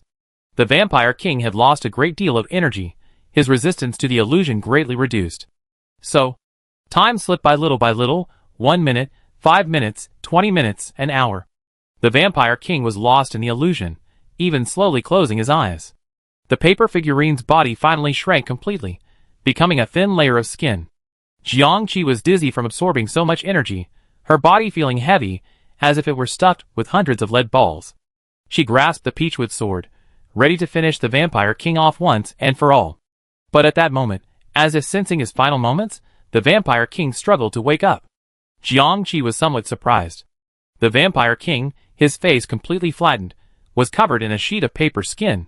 After realizing his predicament, he gave up struggling and said wearily, "I died at your hands today because I was inferior to you in skill. But can you spare the other vampires? They haven't seen the old bull's memories. They know nothing. They were once powerful players. You can conquer them." Jiangqi was silent for a moment. At that moment, she truly respected him. "Pity. I am moved by your affection, but I'm sorry, I can't fulfill your wish. Kill the leader and leave a group of followers, waiting for them to seek revenge one day. As for conquering them, would she be short of manpower?" At this moment, the sounds of fighting outside wafted in. The Vampire King seemed to realize something, and a deep dejection crossed his face. Then, a bloody bat flew in, transformed into a vampire. Seeing the Vampire King's miserable state, it cried out in pain and lunged at him. "King!" From behind, a lizard spirit scurried in, transforming into Chuihe. Followed by them, Dong Shengfeng and the others followed. Dong Shengfeng stepped forward and said to Jiangqi, "All the vampires have been dealt with, only this one remains." While Jiangqi was inside dealing with the Vampire King, they had already received a message from Jiangqi, telling them to enter the city and deal with the vampires. The messengers, of course, were the 2 monks in the Buddhist beads. The vampire hugged the Vampire King and pleaded with Jiangqi, "Let him go, even if it means he be trapped in this dungeon forever as a bat. He's the best player in our group. If he hadn't entered this dungeon, if he hadn't met you, he would have succeeded. It's been incredibly difficult for him to get this far." The vampire begged incoherently, tears streaming from his eyes. "I know you guys got through this as a team, helping each other. We did the same back then. You understand, right? We just want to survive and get out. We want justice from that train conductor." He clearly said this was just a simple dungeon. "We still have many plans to fulfill, many things to do." Everyone fell silent, looking at Jiangqi.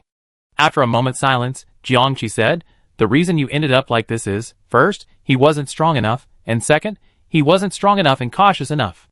Even if you hadn't met me, you wouldn't have gotten very far. In this game, the weak will be beaten, and the weak will surrender.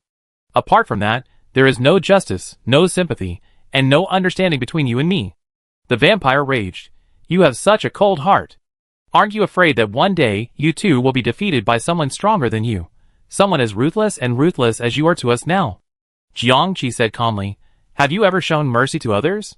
The vampire choked. Jiangqi said, "Today I am stronger than you, and if I kill you, tomorrow someone stronger than me will naturally come to kill me. Today I will not sympathize with you, and tomorrow those who kill me will naturally not sympathize with me either. You reap what you sow. If you haven't shown mercy to others, then expecting someone to understand your pain and show you mercy is ridiculous, isn't it?" Jiangqi's gaze fell on the Vampire King's face. "So, if that day ever comes, I will accept it calmly, because that is my fate. And now, it's time for you to accept your fate too. Is there anything else you want to say?" She respected the Vampire King, so she was willing to say these words, and to give him some respect. The Vampire King raised his hand with difficulty, restraining the vampire, who was about to speak. He sighed deeply. "If I could do it again, I wouldn't be so self-righteous and plot against you. One wrong step, and then another. Accept defeat, and proceed." Jiangqi drew his mahogany sword with a decisive blow, slashing horizontally, tearing the 2 vampires apart. Scrap of paper and flesh flew, mingling, and then slowly fell to the ground. Years of companions buried together, this was their fate. Jiangqi stared at the scene stunned. If the Vampire King hadn't known Lan You's memories, she could have spared his life. Alas, he did. He would have known not only that he was the train conductor, but also that Blue Star was behind them, that they had foreseen the dungeon's arrival, and that they were plotting to steal players' identities. If Jiangqi were alone, she could take the risk, but she had so many people behind her. So, the Vampire King's mistake wasn't in plotting against her, but in hypnotizing Old Bull and prying too deeply into other secrets. Dong Shumfeng approached. Team leader? Jiang Qi sighed silently. They might be my past, or perhaps my future. Dong Shumfeng immediately spat. How can you say such depressing things so casually? No, you have us, and a large backing. And you're powerful and cautious enough. How could you be the same as them? Jiang Qi smiled and ordered, burn this place down, then invite the monks from Mingguang Temple to perform a ritual. Leave someone here to watch over it, and make sure it's clean. No soul fragments, no memory shards, not a single one left. Yes. Jiang Qi walked out. How's old Neo? I go check on him. Old Neo had indeed been hypnotized by the Vampire King, but he had no recollection of it. After Dong Shumfeng and the others determined that old Neo was somewhat unwell, they stopped him from accessing any important information. Until today, when the Vampire King was subdued by Jiang Qi, Old Ox had fallen into a coma due to an accident, and was being watched by his own people and several monks to prevent him from causing any trouble. Jiang Qi circled Old Ox twice, and discovered that the Vampire King had left a trace of his consciousness within him, within his eyes. She snatched that consciousness out and strangled it, then deposited her own power within his eyes to ensure that nothing remained. As for the several people who had been transformed into vampires by Old Ox's initial embrace, nothing was amiss with them. After old Neo regained consciousness and learned everything, he blamed himself immensely. Jiang Qi patted him on the shoulder. At that time in the hotel, I didn't notice anything unusual about you. It was I who told you to use the first embrace to save the person. If you were wrong, then I'm even more wrong. Old Neo hurriedly said, what does this have to do with you, team leader? You weren't even a vampire at the time, so how could you know their tricks? Jiang Qi said, then you were still a normal person when you fell into the vampire's hands. How could you have realized you were being hypnotized and interrogated? Well, thankfully, nothing serious has happened. Now that everything has been sorted out, there's no need to worry about it anymore. Go back to your work. After sending old Neo away, Jiang Qi arrived at the edge of 100 Monster City. Looking out from the city wall, one sees a truly marvelous sight. A short distance outside the city walls, a misty barrier stretches across. The once vast expanse has vanished. All that remains of the entire ghostly territory is 100 Monster City, and the 100-meter wide expanse surrounding it. Before, all the players, goblins, and monks had been confined to the small open space outside the city. Now, the city gates were open, allowing everyone to enter. 2,000 or 3,000 players, a few hundred monks, and a smattering of goblins of various species couldn't even fill the 100 Monster City, leaving it still feeling empty. Jiang Qi saw among the goblins entering the city a Lich King with half his body missing, the soul fire dimming in his eye sockets, a Ghost King, shrunken to the size of a child, barely alive, and Flying Zombie number 2, with a broken arm, whimpering and screaming, supported by several zombies. Jiang Qi looked at Flying Zombie number 2. At that time, Flying Zombie number 2 would surely have died if it had stayed in the city, so she had sent it out to deliver a message. As she predicted, Flying Zombie number 3, who remained in the city, died, while Flying Zombie number 2, who left the city, survived. The last bit of her compassion she had wasn't for the Vampire King, but for this zombie. Jiang Qi silently cursed himself for falling for his flattery. Just then, a monk came over. It was Jingchen, donor, saying, thank you and your companions for all you done for the ghost realm. Jiang Qi ignored the polite words and asked directly, how's the city? Jingchen shook his head. The land within 100 Monster City cannot be reclaimed. Jiang Qi wasn't surprised, just as I expected. 100 Monster City is a unique entity in the ghost realm, both its center and its core. If the land within 100 Monster City could also be returned to reality, wouldn't the ghost realm be completely resolved?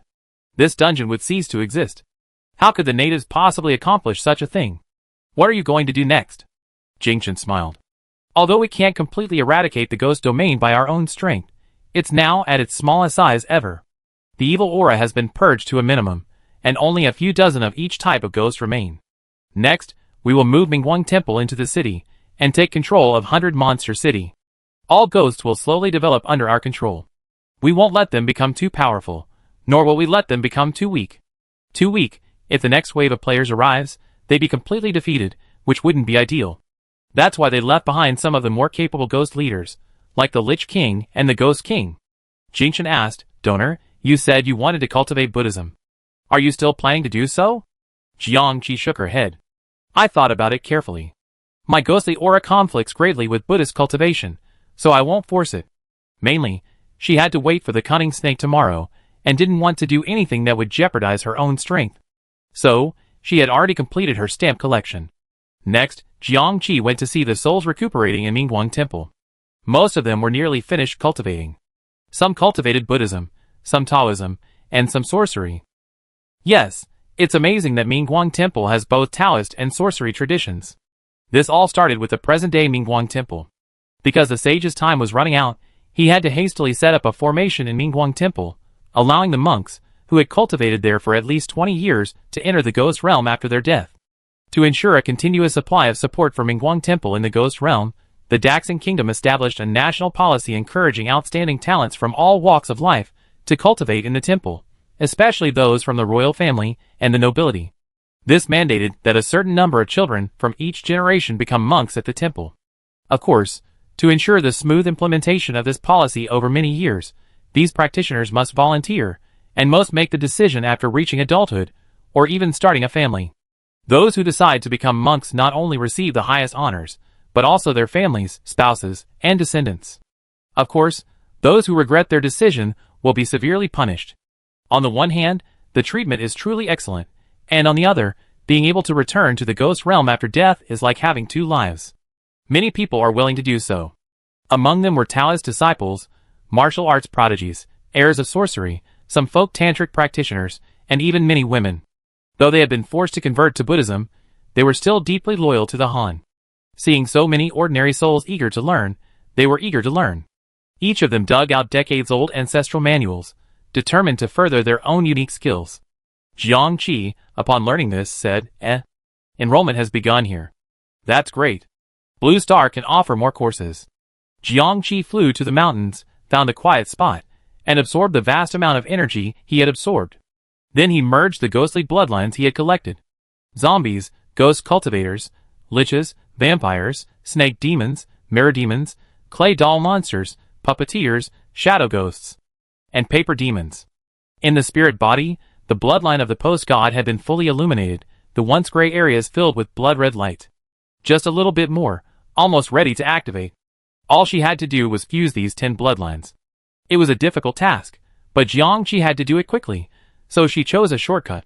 She chose one as the primary one, and then fused it with the abilities of the other bloodlines. She chose the zombie as the primary, fusing the ghost cultivator's soul transmigrating ability, the lich's dark magic, the vampire's hypnotic ability, the snake demon's scaly skin, the mirror demon's illusionary weaving, the clay golem's simple transformation, the puppeteer's control, the shadow ghost's stealth, and the paper demon's paper money exploding power. Powers collided violently within Jiangqi's body. Resentment, ghost energy, energy, demonic energy, and so on, enveloping her in a wisp of ghostly aura. Her hair and clothes danced in the windless air, her skin shifting from green to red. Water stains and blood beads emanated from her pores, her muscles, blood vessels, and even her bones constantly breaking and reforming. The sky gradually darkened, and the night deepened. A sparse stream of lights lit up in 100 Monster City. Those were the lights of the players, who counted the time under them, hoping to leave this haunted place tomorrow. The ghosts and monsters huddled in hidden corners, still reeling from the shock of the ghost realm's drastic changes. They were all listless and bewildered. Mingguang Temple sat on the edge of the former 100 Monsters Peak, atop a mountain. In the night, the circle of Buddha's light was particularly conspicuous, like a beacon in the darkness, a stabilizing force guarding the ghostly den. The Spring City 1,000-man squad was preoccupied, wondering how to deal with the cunning snake tomorrow, and what to do if they truly could not leave the dungeon. At that moment, a long howl, as if from deep within the mountains, echoed. Everyone was leaving, taking off, and looking in that direction. In the night, a brilliant crimson light blazed in that direction, illuminating half the sky. From afar, it looked like a fiery cloud, as if some powerful being had been born. What's that? Dong Shifeng stared at it. Is that the team leader there? She was excited yet nervous, wanting to go over but afraid of disturbing anything. She kept spinning around until a paper bird flew over and landed in her hand, transforming into a piece of paper with a message on it. Come find me, gather everyone, and hide. Dong Shifeng was surprised that Jiangqi had even created such a paper bird. She immediately went to call for help. In the mountains, the intense crimson glow gradually dissipated. On the collapsed mountaintop, Jiangqi slowly emerged from the rubble. She raised her hand, and in the dim light, she saw a flawless, white hand like jade. Jiangqi whispered, "Unbreakable bones." After fusing 10 ghostly bloodlines and activating her post-god bloodline, she achieved the state of unbreakable bones. In the secular sense, the highest level of zombies, true immortality. Even her heartbeat, breathing, and body temperature had returned, every detail indistinguishable from a living person. The mechanical announcement finally began. Beep, you fused 10 ghostly bloodlines. Your understanding of ghosts has reached a profound level. You earned 1 internship experience point. Beep, you helped clear the entire dungeon, severely impacting the ghost forces, reducing the dungeon's scope and scale. You achieved great success in this dungeon, earning 5 internship experience points. You completed your 3rd internship early, and are currently evaluating your overall performance. During your 3 internships, you unlocked 10 new ghost species, and earned 4 illustrated books, totaling 17.56 internship experience points. For excellent internship performance, you'll be awarded an additional 5 experience points and a 3rd internship medal. The 3rd internship concluded successfully, and the 4th internship began. 4th internship mission: defeat a full-time train conductor. After listening to this, Jiangqi opened the train conductor panel. Name: Jiangqi. Identity: train conductor. Level: intern, 72.33/100, Phase 1, Phase 3 completed, Phase 2 terminated, medals, Phase 1 medal, healing, Phase 3 medal, burst, number, ? Train number, ? Jiangqi reached out, and a red diamond-shaped medal fell into her hand. Burst attribute: when she received the first medal, she was in the most need of healing. Similarly, this medal should be what she needs most right now. It looked like tomorrow would be truly dangerous. She clenched the medal in her hand. Just then, in the distance, Dong Shifeng and the others arrived. Her clothes were already tattered, so Jiangqi pulled fresh clothes from her backpack and put them on. She cleaned herself up, leaped down the hill, and found a flat valley. With a burst of force, she smoothed the valley even further. So, when Dong Shifeng and the others arrived, they would have flat ground to stand on. Jiangqi looked at the vast crowd of people, some in human form, some in animal form, some in spirit form. Jiangqi glanced at them. 929 people? Dong Shifeng stepped out and said in a deep voice, "Yes. We were supposed to be there, but 929 actually showed up. The other 71 have already perished." Jiangqi paused, then observed the faint sadness on everyone's faces. He asked, "Has everything been confirmed?" "Yes, everything has been confirmed. Including the names, the location of the sacrifice, the time, and the process. Everything has been basically investigated and recorded in the book." Jiangqi held out his hand. "Give me the book." Dong Shifeng paused, then took out the book and handed it to Jiangqi. Jiangqi flipped through the book and said, "Everyone, hand over anything on your person or in your backpack that can prove your original identity." Everyone was stunned. Jiangqi closed the booklet and looked at everyone, explaining, "I called you here because there's a high probability we fight Cunning Snake tomorrow. I'm not entirely confident about this battle. Chui," he said, "everyone will assist you and give it their all." Jiangqi shook her head. "I don't need you to give your all. I just need you to be prepared for the worst." Her voice was neither too loud nor too soft, deep and steady, enough for everyone to hear, yet carefully controlled to keep it from spreading beyond the area. "Suppose Cunning Snake wins, then all of us will be his prey. It would be fine if he kills us outright, but if he uses hypnosis or memory searches, our hometown will be completely exposed." Everyone was startled and agitated. Old Cow in the crowd lowered his head in shame. Jiangqi's gaze swept over the faces of each player. "So, I decided to alter your memories, turning you into truly ordinary players from the inside out." Chapter 47. In a small hut somewhere in 100 Monster City, the light was dim and a chilling wind blew. 3 players huddled together, whispering, "Did you see that? Did you see that? Those players are all heading that way. What are they going for?" A player with a hairy face asked. "I don't know. I don't dare follow them. What if something gets dangerous?" Another player with a scorpion tail said, "Why bother with them? We barely made it this far. We be leaving the dungeon tomorrow. Let's stay out of their business." A third female player, a seashell on her back, said, "Ah, I still want to know." Those players seemed quite organized. "Who's their leader?" The hairy guy sighed. He had been so powerful in Spring City for several days, rallying a group of players under his command. He had thought he was going to become the leader of this group. Unexpectedly, Upon arriving in this dungeon, all his minions were dead. There were less than 3,000 players still alive in the entire dungeon. The thought of a hidden boss inside, doing something mysterious, made him itch. "No, I have to go take a look, just from a distance," the hairy-faced guy said as he stood up and walked towards the door. Before his hand could touch the tattered wooden door, a sudden gust of cold wind blew from outside. With a bang, the door flew open, revealing a dark figure standing outside. The 3 players inside screamed in fear and hugged each other tightly. It wasn't that they were cowards, but there were simply too many terrifying things in this dungeon. Monsters and demons could appear at any time, and if they weren't careful, they could be killed. They were already frightened to the point of nervous breakdown. They hugged each other and cried for a long time, but the thing outside just stood there and didn't come in. The 3 of them secretly opened their eyes and looked in. To their surprise, the person standing at the door was not some twisted, hideous monster, but a woman. Her long, slightly curly hair, a deep blue almost ink black, danced in the wind. Her face, even in the shadows, still showed her distinct and beautiful features. Her white fingers, set against the black fabric, had a morbid beauty, like jade and bone. Beautiful, beautiful, a beautiful ghost. The scorpion-tailed player's tail stood up in response, and the shell player desperately tried to get back into his shell. Only the furry player slapped the 2 of them hard, mustered up the courage to look at the person at the door, and stammered, Master E?" The person at the door raised an eyebrow, his voice colder than the incoming wind. "Langsai, I'm surprised you gotten into this state." Langsai, his face covered in lion fur, nearly howled, tears of bitterness welling up in his heart. "Master E, it's really you. You have no idea how I've been through this past month." Jiangqi wasn't interested in hearing his complaints and interrupted him directly. "This dungeon is too difficult. It's not your fault. I have a mission for you right now." Langsai quickly wiped the messy fur from his face, his eyes shining. "Go ahead."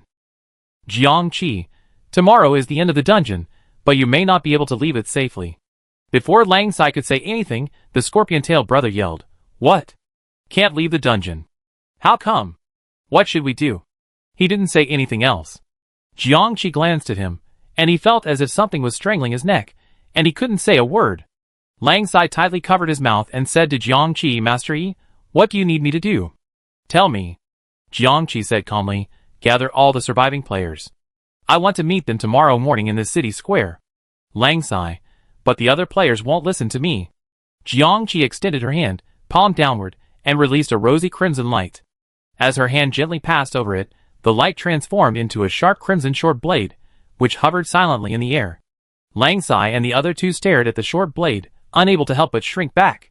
They sensed a terrifying aura from it, and the mere sight of it made their skin ache. "Jiangqi, this sword contains divine power, naturally capable of suppressing demons. Hold this sword and call out my name, and who dares disobey you?" Divine power. Langsai's breathing suddenly became heavy, and he stared intently at the sword before him. "Give me this sword?" Jiangqi smiled. "Yes, I give it to you." In fact, it wasn't divine power, but rather post-divine power. Post-divine power and divine power. A single word makes a world of difference.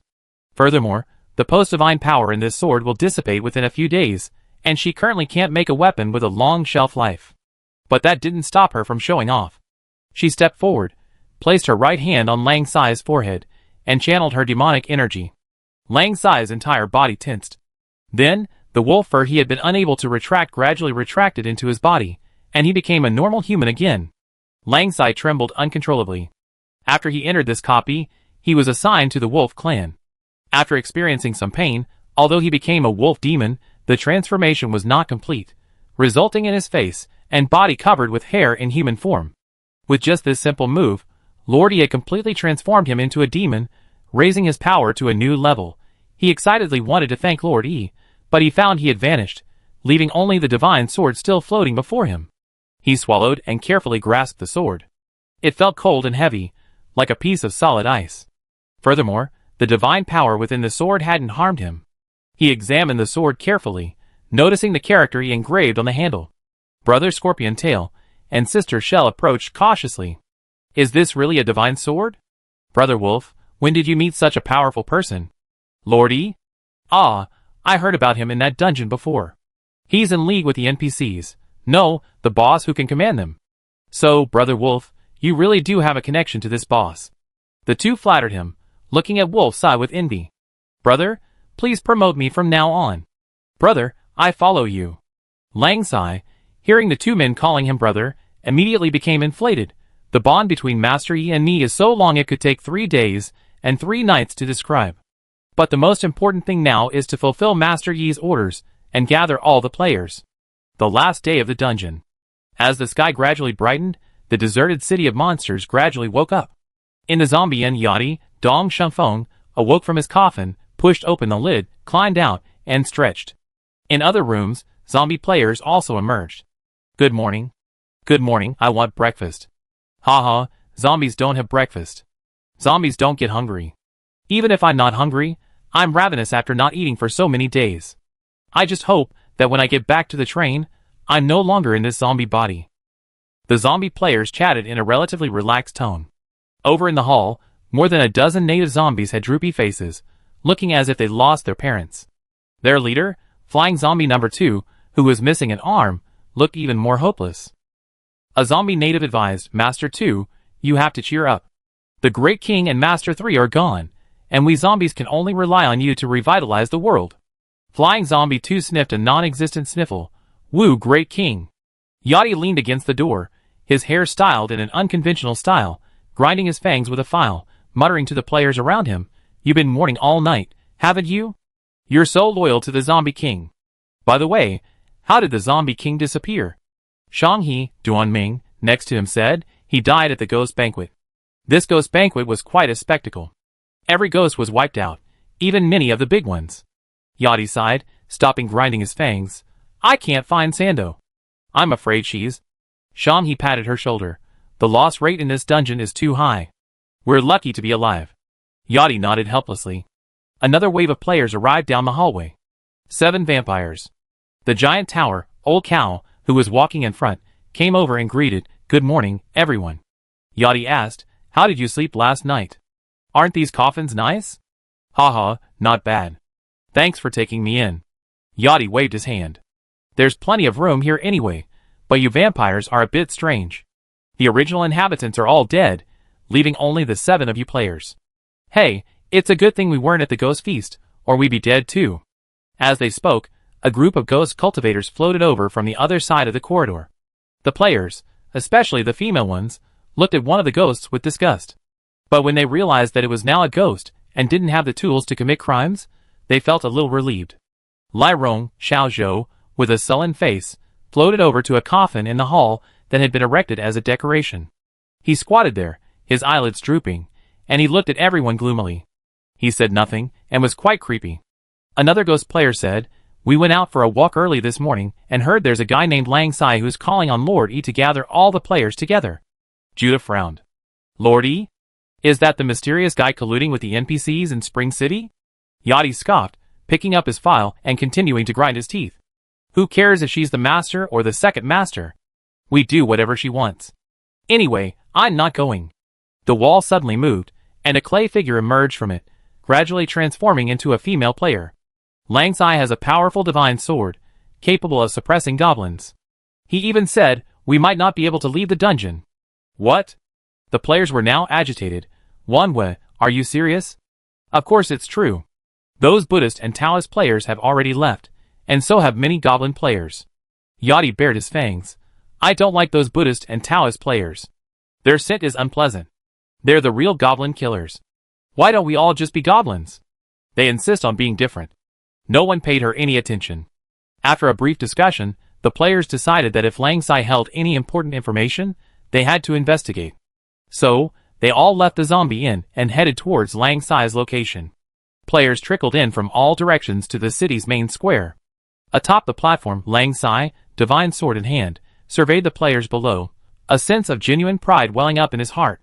Though he had led far more players than this before, these 2,000 or 3,000 were the only ones left in this dungeon after its trials and tribulations. They were the elite among the players. And now, they were all standing beneath his feet.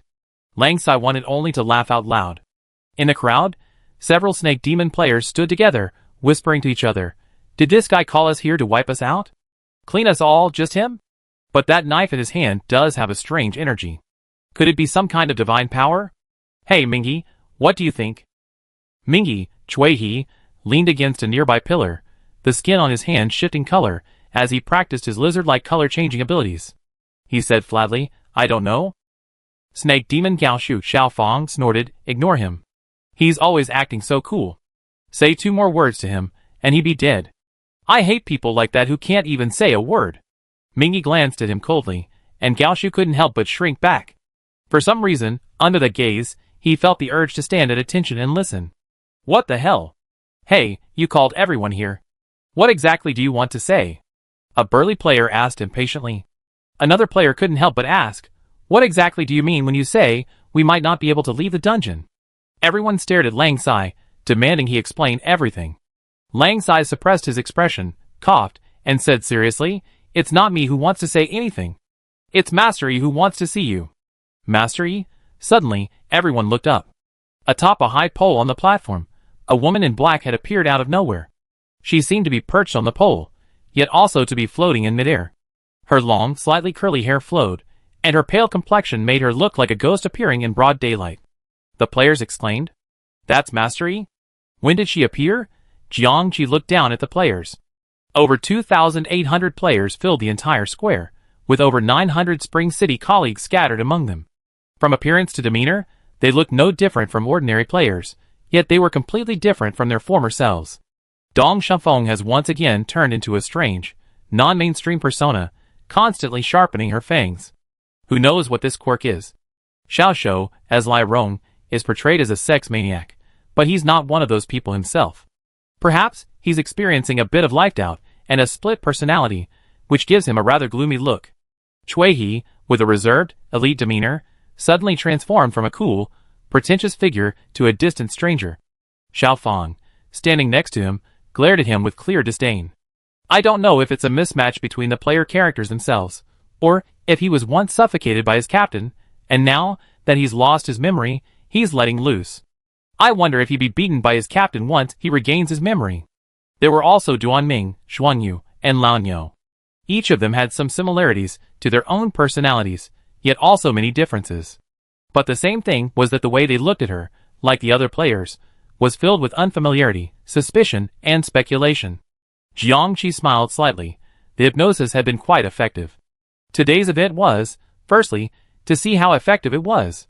Secondly, Dong Shifeng, Chui, and the others' previous actions were clearly organized, and if there was an organization, there must be a leader. If she lost to the cunning snake, and the cunning snake captured the players and questioned them, she wouldn't be able to hide it. So, she, the alias of Lord Yi, resurfaced, making a high-profile appearance before the players. And Lord Yi always had to have a top lackey to get things done. Rather than having Dong Shifeng and the others captured, it was better to bring Lang Sai out to divert attention. In Spring City, he was already labeled Lord Yi's man. So, after learning Lang Sai was still alive, she immediately decided to use him as cannon fodder. She looked at Lang Sai, who looked so proud and high-spirited, and inwardly apologized to him. She took one last look at the crowd. Putting aside the 900 or so of her own people, how many of the remaining 1,900 or so were cunning snake's spies? She pondered calmly, saying nothing as her figure vanished like smoke. Want to leave?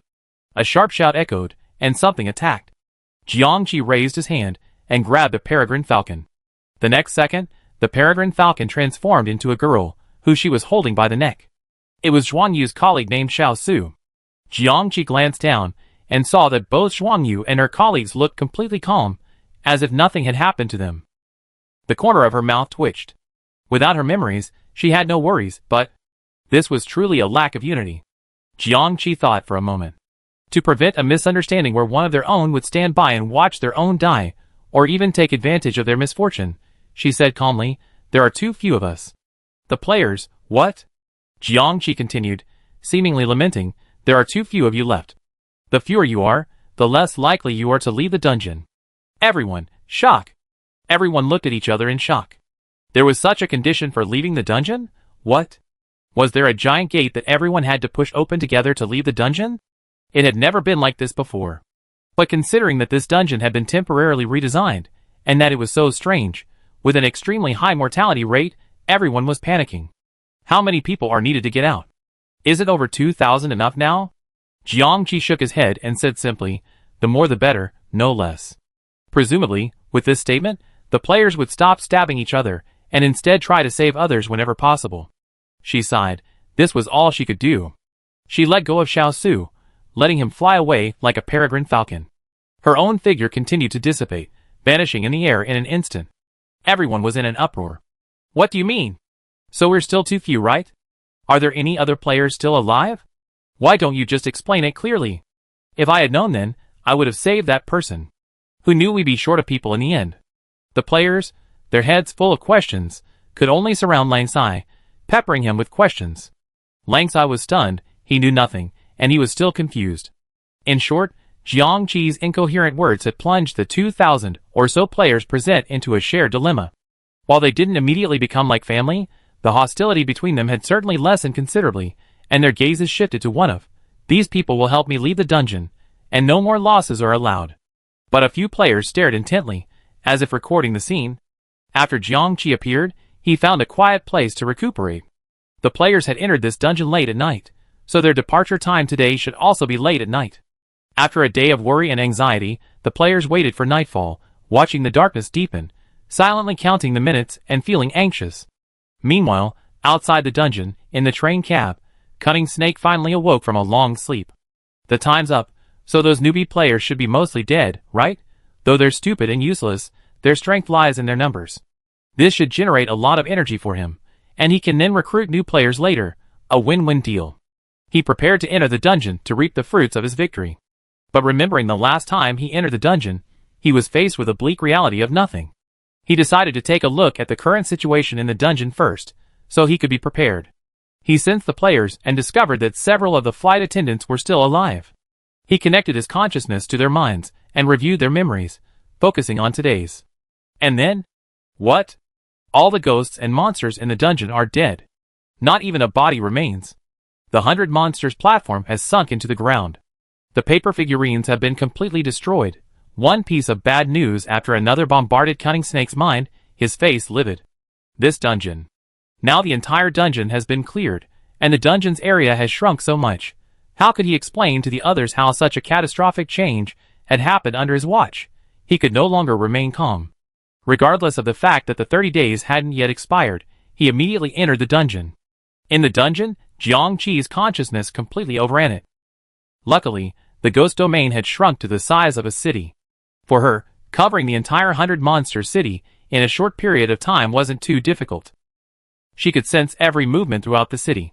After nightfall, her mind was on high alert. So, the moment Cunning Snake entered the dungeon, she noticed it.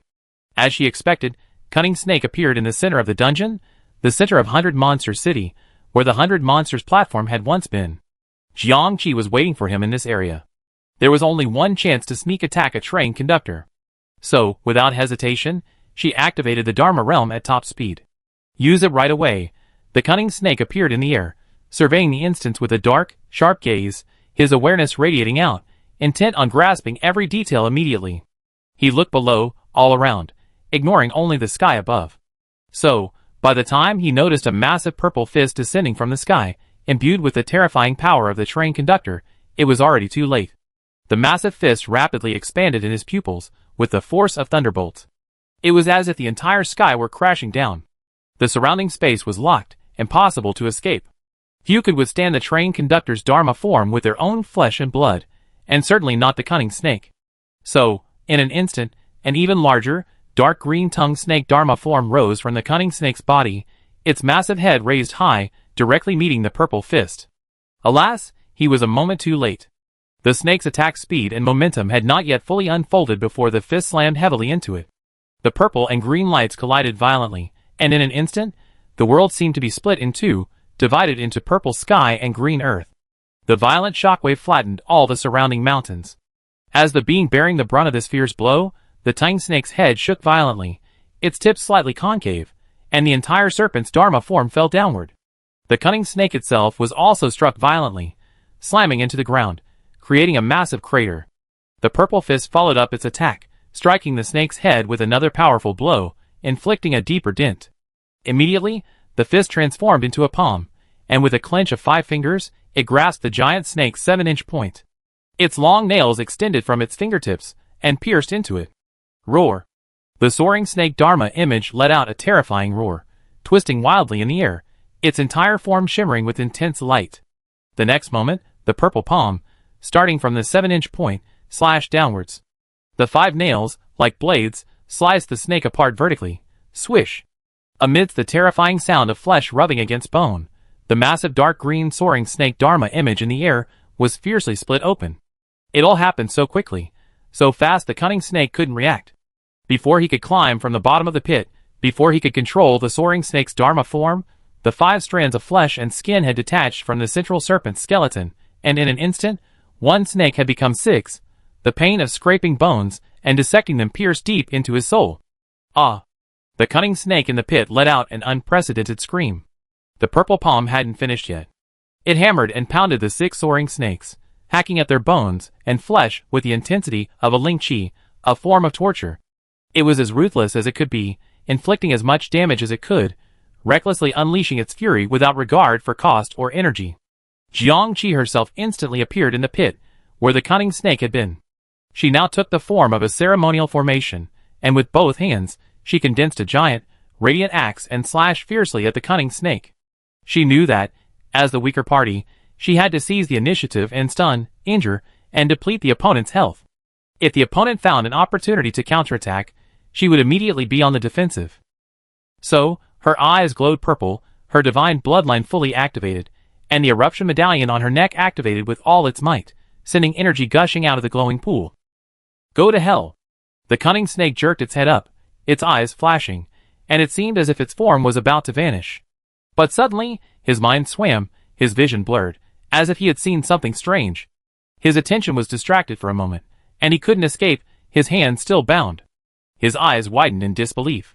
Jiang Qi, the vampire's hypnotic power, the mirror demon's illusionary weaving, the lich's dark magic bindings, and the puppeteer's silver cords, all 4 of these are working together to keep you here. You can't escape. Bang! The massive axe, imbued with the power of the afterlife and the essence of the source, struck the cunning snake's head fiercely. Even though the cunning snake instantly covered its head with scales, layer upon layer of hardened strength, and applied several defensive items, but just as the axe was about to strike, his heart sank. He knew he couldn't withstand it. The power of this axe was too terrifying, impossible to stop. In a flash, he decisively abandoned his head, his legs swiftly transforming into a snake tail. He was a snake to begin with, and the transformation required only a thought. Then, his thick, serpentine tail, exerting its full force, lashed out at Jiang Qi's waist. There's a saying that goes, attack the enemy where they must rescue. If he couldn't save his own neck, he would attack the enemy's vitals. As long as Jiang Qi defended himself, his head could be saved. But if Jiang Qi didn't, he would be torn in 2. 1 for 1, let's see if she dares. Jiang Qi sensed the cunning snake's intention, but she showed no intention of withdrawing to protect herself. He struck down with his axe without hesitation. The next moment, Xia Hong's axe struck the top of the cunning snake's head. Layer after layer of defense, whether it was the props or the force, shattered, and the last of the scales crumbled. The axe split open his flesh, spurting blood and the sound of cracking bones. Cunning snake, puff! He spat out a mouthful of blood, his brain trembling, his consciousness clouded. At the same time, his snake tail lashed out at Jiang Qi's waist. But the next moment, Jiang Qi's body fell apart, and a large ball of paper money exploded like fireworks. After a fleeting moment, these snow-white fireworks flew a few meters away, reassembling into Jiang Qi. The paper demon's paper money exploding power, Jiang Qi's face paled, and her body swayed. Looking down, she saw a dent in her right waist. Though she spread her body to absorb the force, she didn't do so quickly enough, needing to land the axe blow, and was still struck by the snake's tail. This was because her body was already incorruptible and strong enough, otherwise it wouldn't be just a dent. The official train conductor was indeed formidable, transforming and counterattacking with such power. But the cunning snake's injuries would only be worse. In the deep pit, the cunning snake lowered his head, blood suddenly flowing from his hair, running down his forehead and nose, bisecting his face, and making his expression even more terrifying.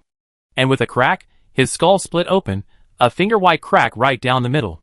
A fresh, throbbing brain was exposed to the air. He lowered his head and laughed. Good, good. Very good. His voice was sinister, as if forced through gritted teeth, and anyone could hear the rage within. I haven't been hurt in years. I didn't expect to be hurt in such a small dungeon. Bang! Another axe came down, striking the same spot on his head. The crack in the cunning snake's skull widened, and a whirring wind blew into the gap. Cunning snake, Jiangqi, he. Go to hell. You want to act like a devilish, wicked villain? Do I have to wait patiently for you to finish and then compose myself and stand up to fight me? Of course, I'm going to kill you while you're weak. Chapter 48. Jiangqi struck the cunning snake's head 3 times in a row with his axe. He forcibly split his head in half, splitting the brain inside in 2. But the next moment, the brain suddenly transformed into countless small green snakes and flew out. Jiangqi, shock. She quickly stepped back.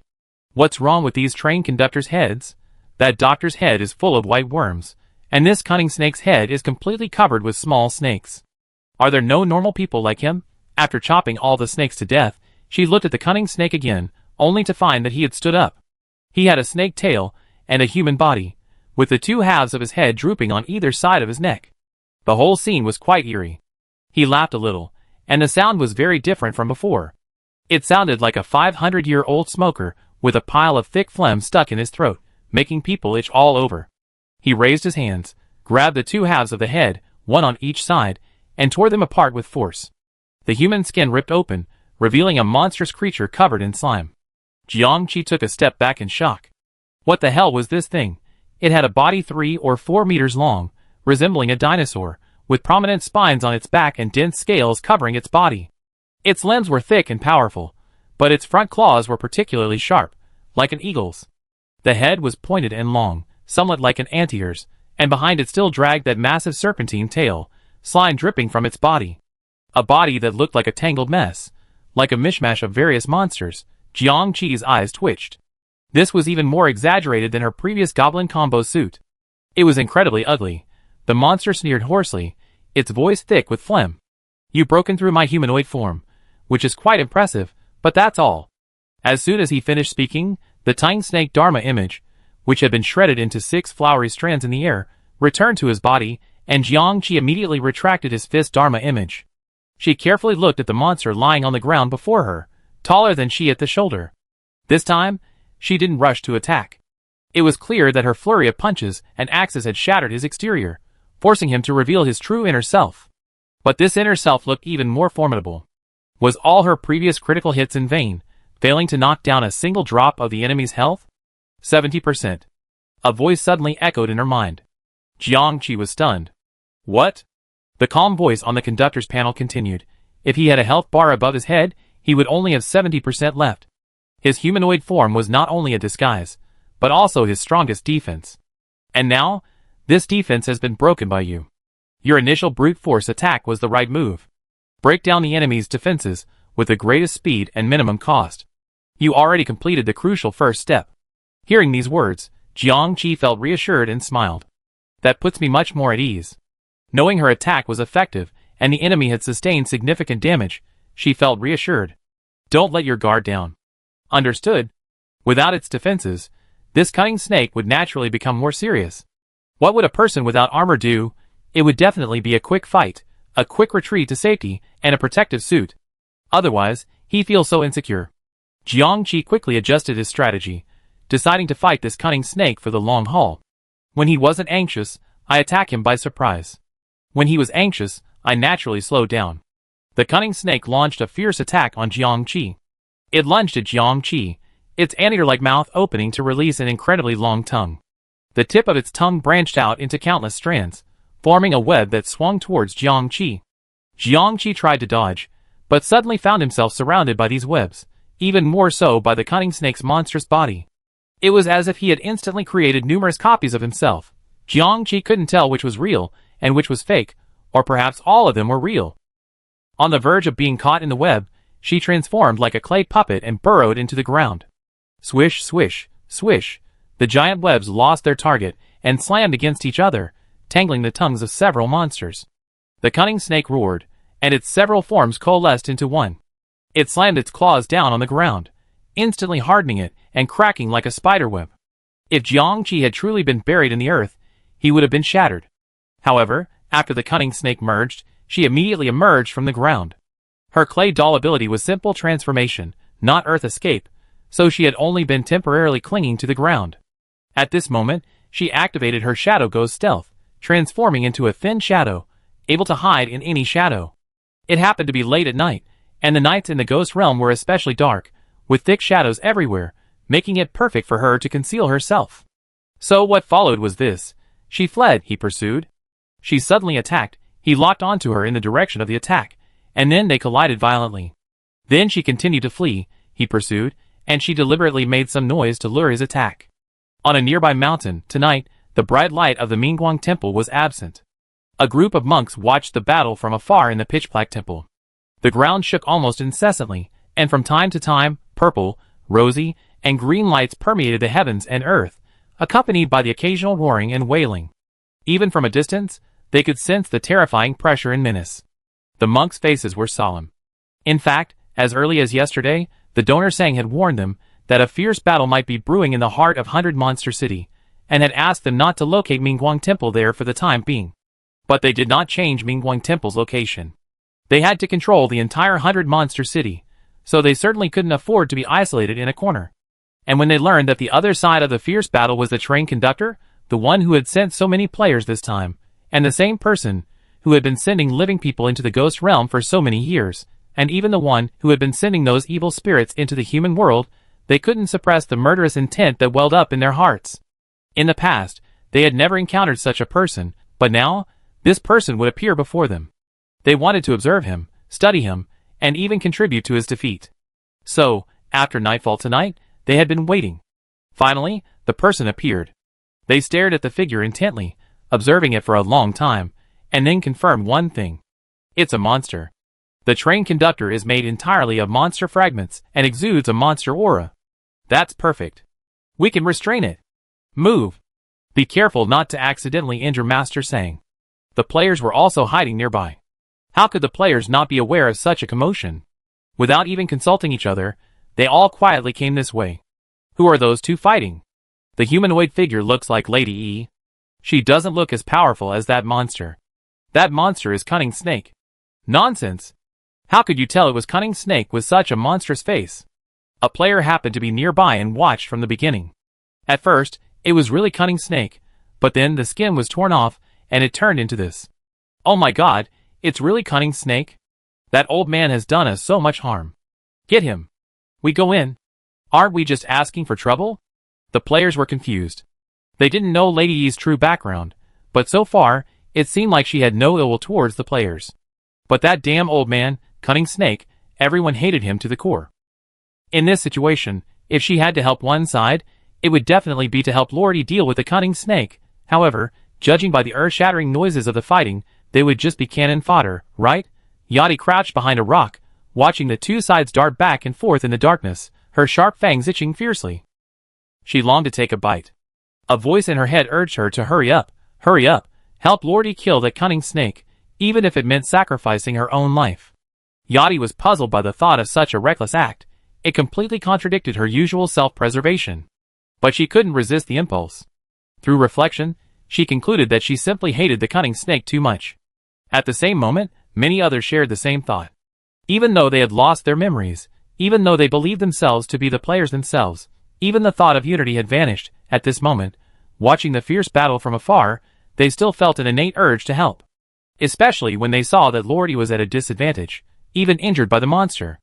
They had to help, even if it meant losing their lives. Such thoughts swirled in their minds, making them eager to do something. So, Mingy gathered the nearby players and mobilized them. We all know how malicious the Cunning Snake is towards us. The over 10,000 petrified players on the platform, the 3 days of poisoning on the train, and this dungeon is completely unsuitable for newbies. He wants us dead. If he wins, how can we survive? Elsewhere, Zhuang Yu is mobilizing the harpies and other players who could fly and attack with aggression.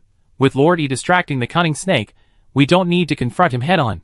We just need to find the right opportunity to sneak attack. 1 attack per person, 100 attacks, 100 attacks. Even if it only weakens the Cunning Snake by 1/10,000. Old Neo said to the 6 remaining vampires. We don't have ranged attacks, so let's just go for the most primitive, high-frequency sonic attack. The Lich was also stirring things up. We can use magic. How about a Sword of Fear? Strike Cunning Snake in the head, suffocate him with fear, and lose his will to fight. The Ghost Cultivators were also holding a meeting. We can try to open up that Netherworld Ghost Denver. Just envelop Cunning Snake alone, and let him experience the power of ghost cultivators. For a moment, the players were discussing how to act. The main idea was this: one person's power is weak, but with so many, they can definitely make Cunning Snake lose some weight. This might be their only chance for revenge. Seeing everyone so brave, and the rising spirit of resistance, Lang Sai, as Lord Yi's #1 subordinate, couldn't afford to back down. So, he gathered a group of players to discuss how to exploit any opportunity to take on Cunning Snake. Jiang Qi had no idea that a group of people were eagerly preparing to support him. She was having a tough time. Cunning Snake was truly formidable. He had a formidable array of tactics, a myriad of gadgets, and seemingly endless power. He was particularly adept at incorporating the conductor's essence power into his attacks. His essence power was highly toxic, and even though she was still incorruptible, after repeated attacks, her body gradually became numb and sluggish. Swish! Cunning Snake's 2 front claws transformed into mantis blades in a flash, slashing down at Jiang Qi. Suddenly, Jiang Qi could only cover her arms with a layer of snake scales as she withstood the blow. The mantis blade rubbed violently against the snake's scales, sparking sparks and lightning. Jiang Qi seized the opportunity to thrust a blade imbued with the power of the afterlife into the Cunning Snake's eyes. The two collided and separated in an instant. Jiang Qi's arm was severed in half, and one of the Cunning Snake's eyes had been blinded by her. But in the blink of an eye, the Cunning Snake's eye was restored. Jiang Qi also used his vampire regenerative ability to repair his arm, though not as quickly as the Cunning Snake's. Their wounds quickly healed, a fight unfolding, yet it seemed as if no fight had taken place. After a series of ferocious attacks, his performance was completely shattered. Thankfully, the dashboard displayed a timely reminder: 50%. Thanks to Jiang Qi's tireless efforts, the Cunning Snake's health bar was reduced by another 20%. Half of it left. Jiang Qi calculated that his energy and stamina were now less than a third, and his heart sank. Why is this guy so hard to kill? Suddenly, a golden light descended, enveloping the Cunning Snake. Then, chanting filled the air from all directions. Jiang Qi looked up sharply. A circle of monks hung high in the air, twirling Buddhist beads in their hands and chanting obscure scriptures. Each one was decked out with every wieldable magical instrument. Like light bulbs, they radiated a continuous and powerful stream of Buddha's light. This light enveloped the Cunning Snake, and the chants of the Buddhist verses attacked it like sharp arrows piercing its heart.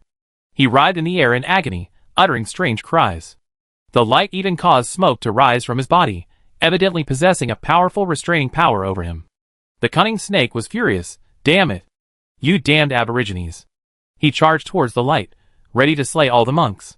Jiang Qi immediately blocked his attack, and the Dharma realm reappeared, smashing his head with a massive iron fist. Cunning Snake, ah! How dare you! A second later, his head regrew, and he struck back at Jiang Qi. But the next moment, high-frequency sound waves blasted into the snake's brain, causing it to freeze. Jiang Qi slapped him twice more, shattering his newly formed brain again. Cunning Snake grew a new brain. The Lich's arrows of fear arrived. Cunning Snake was overcome with fear. Jiang Qi chopped off his limbs with a single blow. Cunning Snake's limbs automatically grew back. Just as he emerged from his terror, a netherworld of ghosts enveloped him, countless spirits biting at him. Jiang Qi fiercely cleaved the snake in two. But a moment later, the snake's body fused together again. Jiang Qi gasped for air. This is killing me. No matter how hard I try, I just can't kill him. 40%. The panel sound remained steady. Cunning Snake was driven to insanity by the constant sneak attacks. Ah! You guys! Before he could finish his words, another wave of players attacked him. A poisonous mushroom player suddenly appeared, spraying him with poisonous spores. A broom monster player whose broom head transformed into a swarm of steel needles, peeling off a layer of his skin. A stone demon player who petrified and then shattered his body. A bird demon player who set off a maze of bird flocks. One wave left, another wave arrived, like a relay race, giving Cunning Snake no chance to breathe. These attacks didn't do much damage to Cunning Snake, but they did distract him. Jiang Qi took advantage of his inattention and attacked him again and again. He beheaded him, chopped off his tail, sliced off his limbs, and ripped open his stomach. She threw the severed parts away, leaving the Cunning Snake to rely on its own strength to grow new parts. No matter how strong his regenerative abilities were, or how much energy he possessed, he couldn't withstand such a drain. Jiang Qi could almost see his health bar dropping at a rapid rate. 30%. Ah! The Cunning Snake couldn't bear it any longer, and summoned the Dharma image of heaven and earth once again. The enormous soaring snake emerged from his body once more, transforming into 7 or 8 heads. It lunged towards the attacking players, and the monks overhead, intent on wiping out these annoying creatures. Jiang Qi's eyes glared, and he too unleashed the Dharma image of heaven and earth. An even larger hand descended from thin air, tightly enveloping the soaring snake. She exerted all her strength. With a resounding bang, the tongue snake was crushed, its purple palm shattered. The shockwaves sent everyone flying, including Jiang Qi. She saw the cunning snake fly in the opposite direction, dodging several times as if trying to escape. 20%. Jiang Qi felt a choking sensation in her chest. That previous blow had nearly drained her dry, yet this creature still had so much blood. Suddenly, a dark figure flashed out of the night, like a hunter who had been waiting for an eternity, swooping straight towards the cunning snake. Jiang Qi squinted his eyes to get a closer look.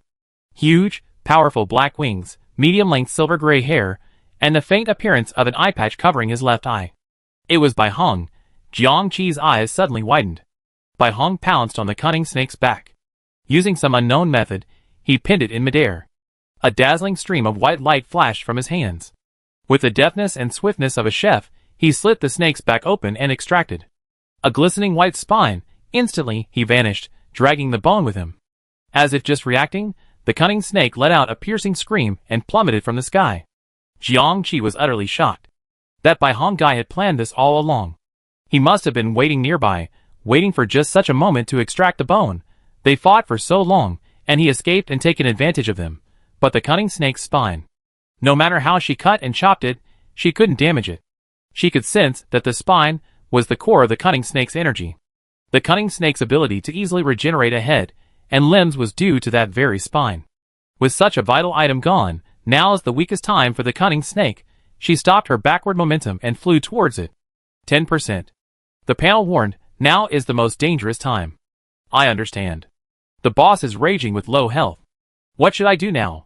With the cunning snake's power level, if he self-destructs, no one within 10 miles will survive except you. If he causes the train conductor's panel to self-destruct, the entire instance will collapse, and no one will survive. Jiang Qi was horrified. What then?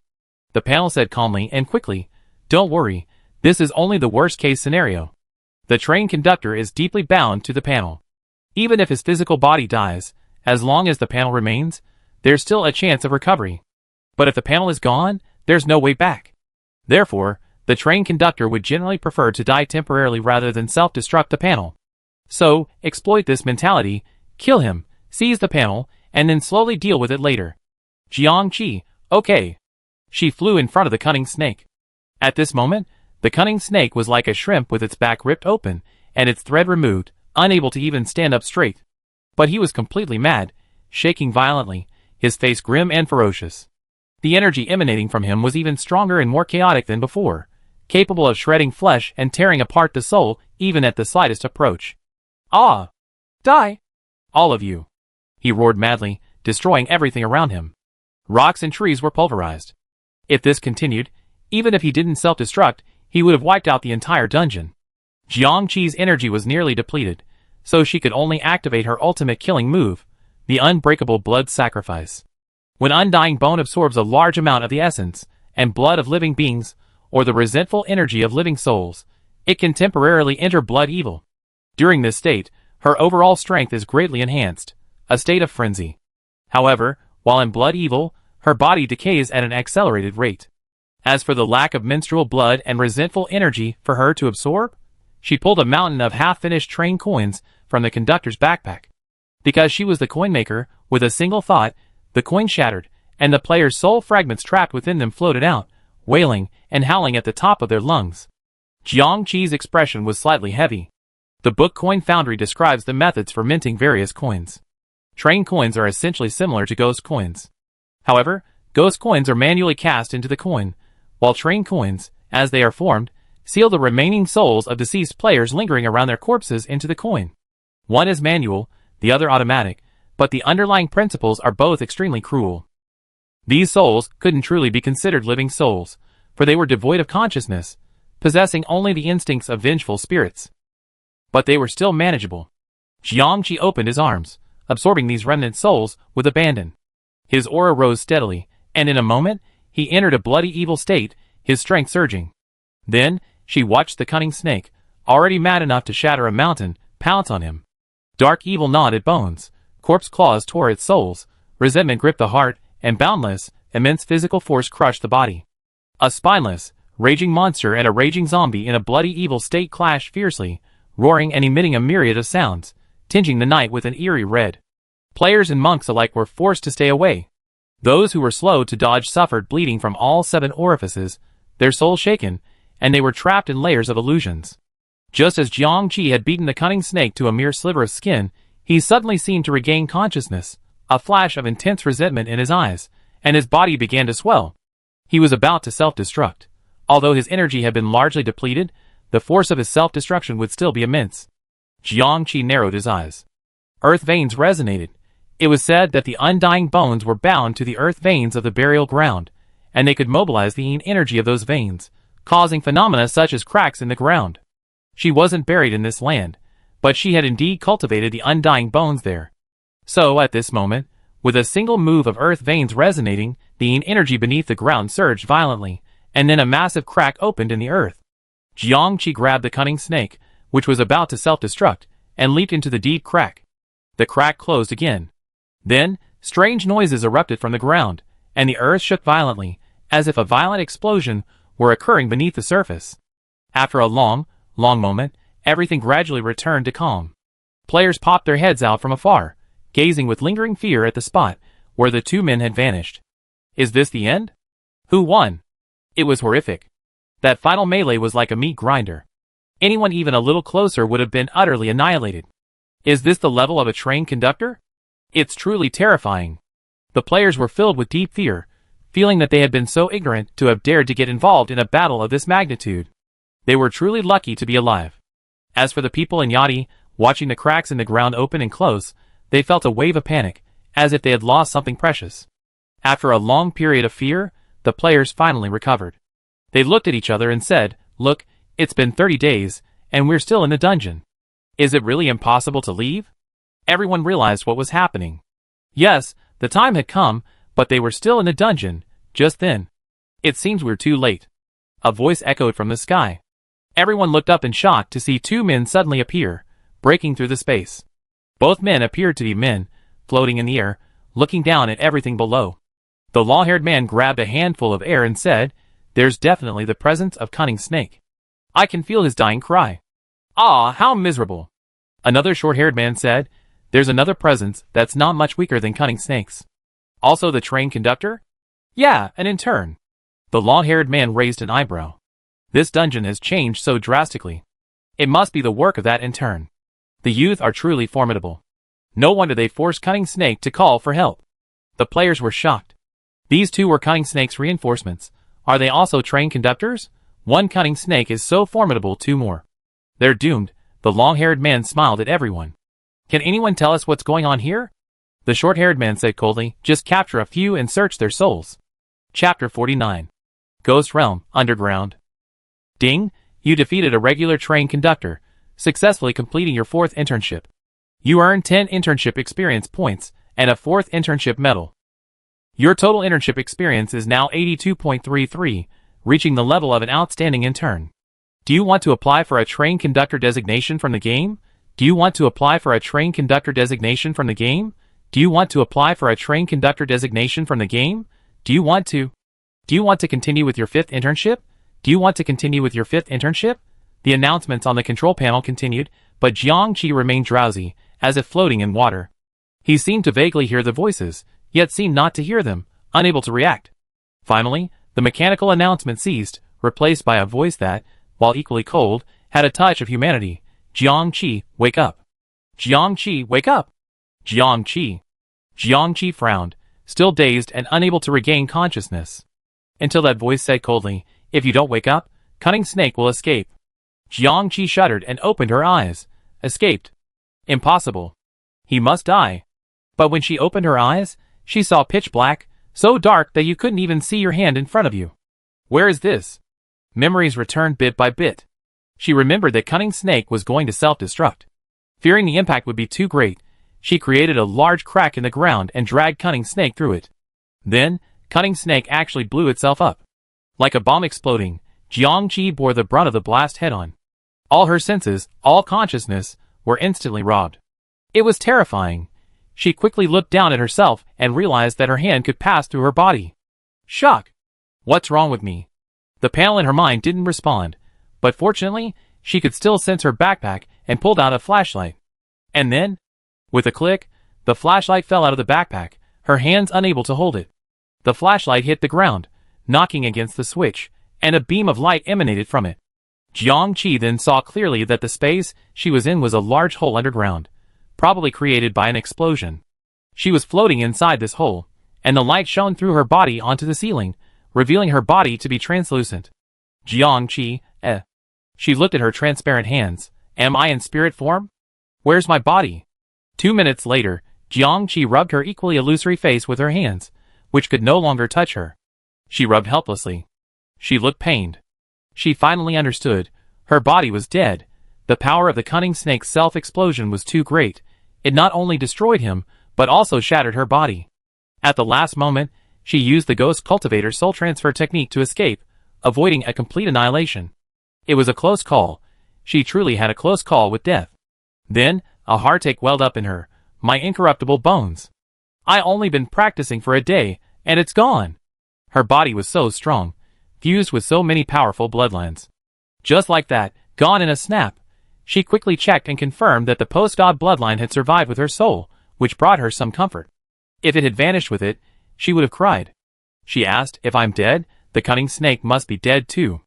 The panel in her mind, So you said cunning snake was going to escape? If I didn't say that, would you wake up? Jiangqi was speechless. Since cunning snake is dead, where's his conductor's panel? Go forward and find it. Jiangqi walked forward, floated forward. She floated to the soil layer, but couldn't get through. She tried the Ghost Cultivator's wall-penetrating technique, and sure enough, she passed right through, though her soul was a little shaken. After wandering through the soil for a while, she finally found something embedded in the earth, emitting a faint green light. Upon closer inspection, it was indeed a conductor's panel. It seemed to be turned off. Is this the right one? Conductor's panel. Yes, this contains the last shred of consciousness cunning snake had stored in advance. Once he awakens, we can reactivate the panel. Jiangqi rubbed his hands excitedly. Then we need to completely eliminate this last shred of his consciousness before he awakens. How do we do that? First, pick up the panel. Jiangqi reached out, only to have his hand pass through it again. Damn it, she was now a complete ghost, unable to touch anything. Jiangqi had no choice but to start practicing ghost cultivation from scratch. As soon as she began practicing, the ghostly energy from the underground began to slowly converge on her. 10 minutes later, her soul finally solidified enough to touch something solid. She lifted Cunning Snake's conductor's panel and withdrew from the soil, returning to the underground space where she had started. She sat cross-legged on the ground, staring at the now-powered panel. It had no buttons, just a floating shadow emitting a faint green light. She poked, but nothing happened. What do I do with this? It won't open. Press and hold the top left corner. Top left corner, top left corner. Jiangqi reached out and lightly pressed the top left corner of the screen. Circles of green ripples emanated from the spot where she pressed.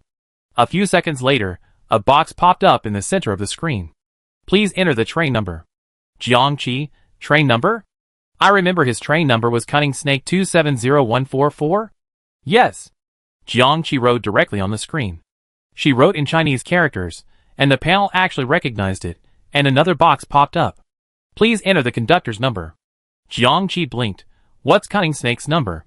The panel read, 5722. Jiangqi wrote these 4 words again. Then another box popped up. Please enter the conductor panel's restart password. Jiangqi, oh, what's this? The panel, I say you right. Then it read out a string of numbers, more than a dozen digits long. Jiangqi listened and wrote as he listened. When he finished, the entire panel lit up, and it had indeed been activated. Name, codename Cunning Snake. Identity, conductor. Level, level 3. Number, 5722. Train number, Cunning Snake 270144. Note, the conductor's death has been detected, and the archive consciousness is about to be activated. Looking at the personal information page, which had a layout similar to his own, Jiangqi was shocked. It actually opened. How did you know the password? The panel in his mind didn't answer this question, but instead said, Consciousness Archive found. Oh! Perhaps because it was the official conductor panel, it contained much more information than her own. Following the guidance of her own panel, Jiangqi found the Consciousness Archive for Conductor section and clicked on it. It said saved. Do you see the delete button? Yes. Click it. Jiangqi clicked delete. Do you want to delete the consciousness save? Yes. Non-authorized operation detected. Please enter the high authority key. Jiangqi blinked, then got stuck again. As expected, her universal panel spouted another string of numbers. Jiangqi quickly entered them, and successfully deleted the save. Save suddenly turned to unsaved. Do you still have any train or ghost coins? Jiangqi searched in the corner of his backpack, and found a few train coins. He hadn't taken all of them before. Yes, what's wrong? Click resave to save the remaining soul. Huh? Although the cunning snake's consciousness save has been deleted, it's still possible to recover it. Only by entering a new consciousness, and completely overriding the previous traces can we be absolutely sure. Jiangqi, This looks like an electronic device. For example, even if a cell phone is formatted, the internal data can be restored. However, if the memory is overwritten with a large amount of other data, the previous data is truly irrecoverable. Jiangqi felt a subtle sensation of metaphysics suddenly intersecting with science, but he continued to do as he was told.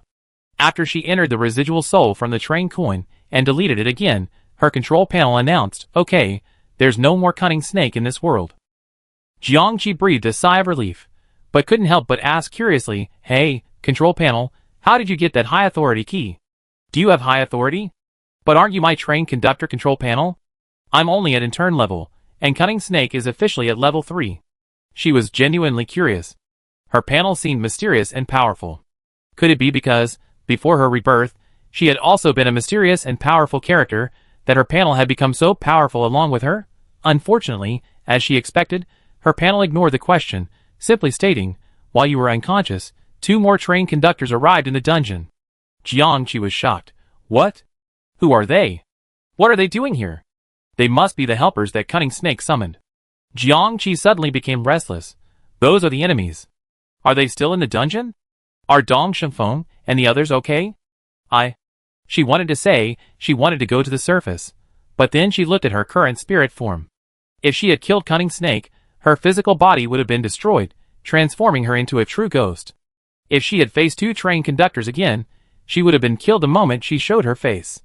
No, I just killed one, and here come 2 more. Does this Cunning Snake have such a strong backing? Are these train conductors so united? Wouldn't that mean endless enemies and endless troubles? She sat down on the ground in frustration. The interface suddenly said Jiangqi. Jiangqi sat up straight with a start. Yes. This was the first time this guy had addressed her by name so seriously. You completed 4 internships and have over 80 points of experience. You're qualified to be a real train conductor. Really? How do I get a permanent job? First, apply to the game for a train conductor number. The game will review it, which will take about 3 days. Jiangqi frowned. 3 days? It's already gone cold. Second, abandon your current panel and directly inherit Cunning Snake's. You also inherit Cunning Snake's number and train. Of course, this would also be like telling everyone that you killed him. Jiangqi hesitated. Give up your current panel, and what about you? Of course I give it up as well. How can that be? Jiangqi said immediately. I can give up anyone else, but I can't give up you. The panel was silent. The panel said calmly, with this panel, you will be the train conductor for all current players. You can lead them away. Jiangqi was startled. What? This was quite tempting. If she could just get everyone out of this dungeon, get on the train, and run away, would those 2 conductors still be able to pursue her? Of course, it was possible, but at least she had a chance to escape. Stay in the dungeon, and she would be at the mercy of others. But how could she give up her current panel, never mind how much it had helped her? Never mind how it could easily recite a long list of high authority keys. Never mind how much it knew about things she didn't. Just to put it bluntly, it must be related to my rebirth. It might even be the person who flew out of the train to save me in that memory fragment. Jiangqi closed his eyes. On one side was the threat from the 2 train conductors, the lives of over 900 Spring City colleagues at stake, and on the other was this cold voice in his mind. Jiangqi took a deep breath. I choose not to inherit it. She looked disgusted and said quickly, "What's so good about Cunning Snake's number? His train is tattered and smelly. I had the opportunity to get my own number, my own brand new train. Why should I pick up something old? Not to mention, it might even get me involved in his grudges. I don't want it." Jiangqi was incredibly resolute. "Don't try to persuade me. I made up my mind. Even if I die here today, I won't change it." Panel, oh. Jiangqi, question mark. You only have one, oh? Shouldn't I be very touched? Panel, what if I can transfer to Cunning Snake's panel? Jiangqi, I thought about it. Cunning Snake's bike can still be used after a wash. I don't have to wait 3 days for review. I can get it right where I am, and I can even take everyone with me on the run. It's still pretty good. With all the benefits, what else do you need a bike for? Panel, Ghost domain on the ground? In the wilderness, players lay scattered across the ground. Some were still awake, unable to move, while others were in comas. Those unconscious had been subjected to 4 soul searches. 4 soul searches can quickly retrieve the memories of the subject, but they can cause significant damage, ranging from minimal damage to the soul to complete annihilation. The 2 train conductors clearly didn't care about the lives of the players, and they were reckless in their attacks. The unconscious people looked bad. Swish. A gust of wind swept past, and 2 figures appeared. They were the 2 train conductors. They frowned and said, "We haven't found Cunning Snake." They had practically plowed the entire dungeon, but couldn't find Cunning Snake. Could he have left? They exchanged glances, their faces grim. Even the smiling, long-haired man looked displeased. They had come upon Cunning Snake's call for help, and it wasn't because they were close friends. First, Cunning Snake had reported that something was wrong with the underground ghost banquet dungeon, and as people who had also tampered with it, they naturally wanted to take a look. Second, Cunning Snake had promised them some benefits. Of course, they also had another thought. If Cunning Snake died, they could still obtain Cunning Snake's train conductor panel, which would be great for their own use or to sell. But now, Cunning Snake was gone. So was the trainee train conductor. That's like losing 2 panels at once. It would be strange if either of them looked happy. The long-haired man frowned. Could it be that the Cunning Snake is tricking us? The short-haired man shook his head. The aura is correct. There has indeed been a fierce battle here, and the soul search results prove it. Forget it, we can't stay here for long. The long-haired man agreed. The secret of this dungeon might have been exposed. Let's clean up the traces. The short-haired man glanced at the players. They had already seen them, so they couldn't stay. You go destroy the spell over at the 100 Monsters Arena, and I take care of these people. As he spoke, he walked towards the players. Chapter 50. Jiangqi quietly emerged from the ground, like a groundhog poking its head out of a hole, except that she was a transparent ghost, appearing to be nothing at first glance and invisible unless carefully observed. She saw the players lying in a mess before her, some of them clearly failing. Among them were Langsai and 2 of her own men. Jiangqi was furious. They actually used soul searching. She was angry, but she also knew it was inevitable. The strong wanted to know the secrets of the weak. Interrogation and coercion were too laborious, and threats and inducements were too troublesome. Soul searching was the quickest and most convenient method. She was only thankful that she had modified the memories of her own men. Suddenly, she sensed someone approaching and quickly dodged underground. It was the 2 train conductors. Jiangqi finally got a good look at their faces. One with long hair, the other with short, both dressed up to look quite presentable. She wasn't sure if they were masks, but she first memorized the 2 men's appearances in her notebook. Then, she heard them talk about destroying some rune on the 100 Monsters stage and killing the players to silence them. Jiangqi's heart sank. They really were going to kill them, and she had no power to save them now. It seemed that there was really only one way. Jiangqi dived back underground, looked at the panel of the Cunning Snake in front of him, and resolutely reached out his hand. His palm passed through the panel, and it spun, transforming into a stream of light that poured into Jiangqi's body. Thankfully, although the Cunning Snake was dead, the energy within his panel was still sufficient. After all, this was the capital he had left for his comeback. Beep, the conductor panel of train number 5722 is connecting with you. A harsher mechanical sound echoed. Ding, it's detected that you already have the trainee conductor panel. Do you want to overwrite it? Jiangqi, yes. Ding, the trainee conductor panel has been overwritten. It's detected that you're eligible for regular status. The conductor panel for trainee number 5722 has officially been connected to you, and is now at your service. Please complete your personal information, and complete the real name binding. Jiangqi skipped a series of steps that were not necessary for the time being. Do you want to take over the current mission left unfinished by the former conductor, trainee number 5722? Yes. Do you want to? Jiangqi ignored all the questions and selected yes. Then, she took over everything from Guile Snake, the entire panel unfolding before her. Ongoing train mission, Underground Ghost Banquet. Timeout has expired by 1 hour and 46 minutes. Current train stop location, Underground Ghost Banquet Dungeon Entrance. Current number of surviving players, 2980. Currently, Jiangqi ordered without hesitation, recall all surviving players and return to the train.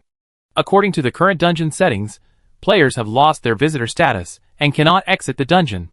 Please modify the dungeon exit conditions first. The dungeon settings below contain many requirements for players to exit the dungeon. Sure enough, it was Cunning Snake who was deliberately blocking the players. Jiangqi flicked his fingers on the control panel, canceling all requests.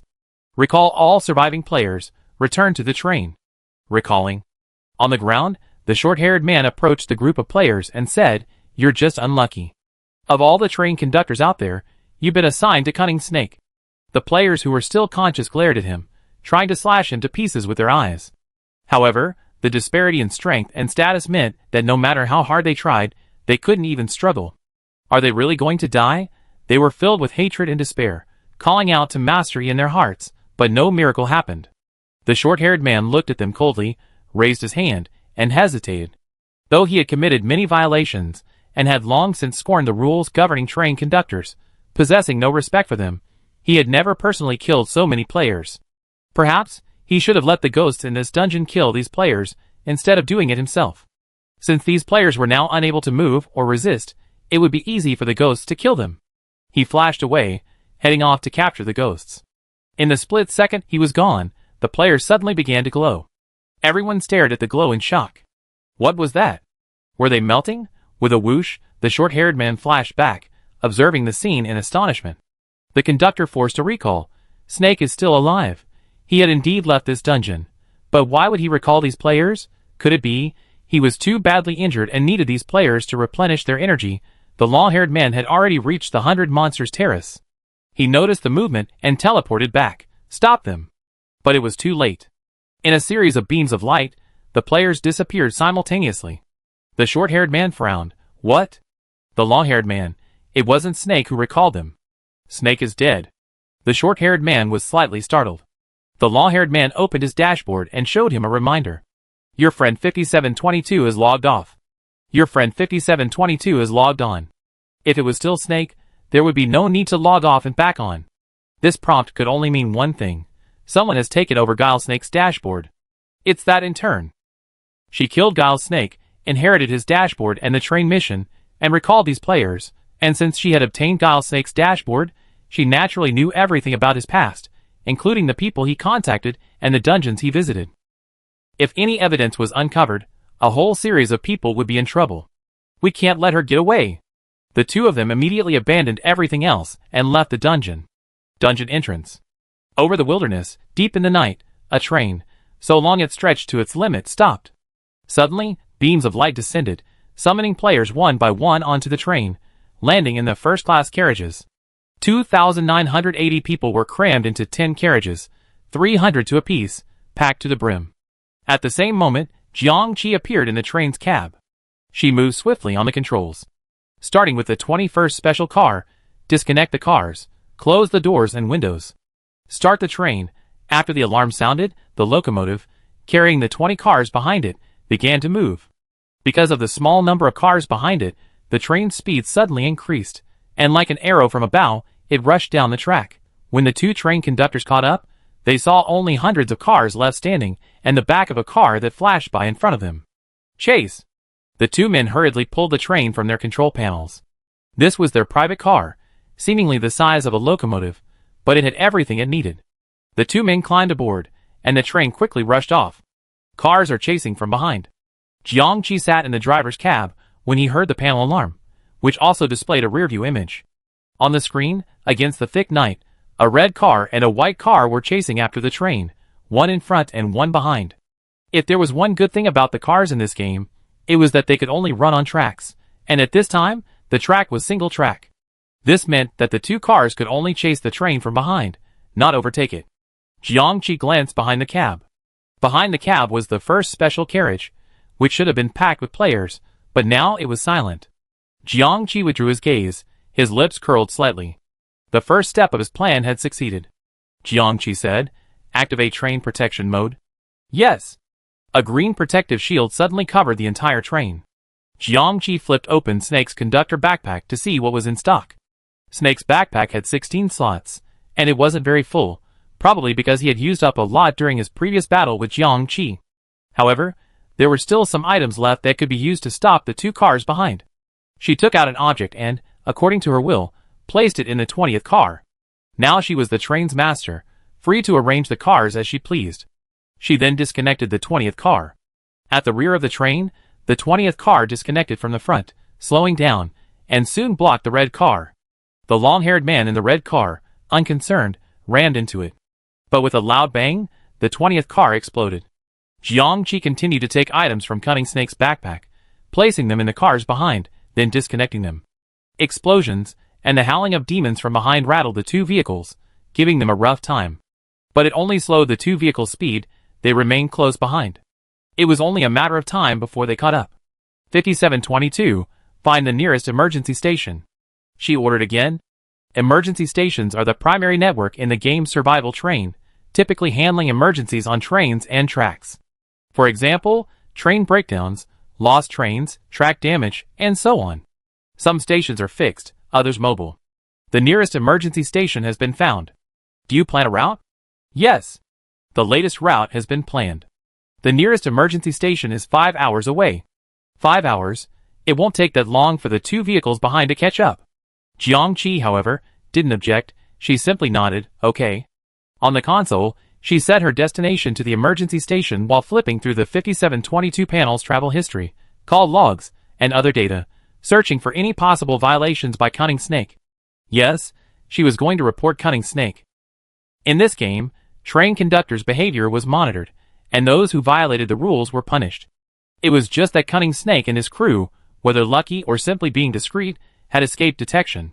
As long as the report was made, attention would be drawn, and someone would investigate. All train conductors colluding with Cunning Snake would be dead, including the two who were pursuing him relentlessly.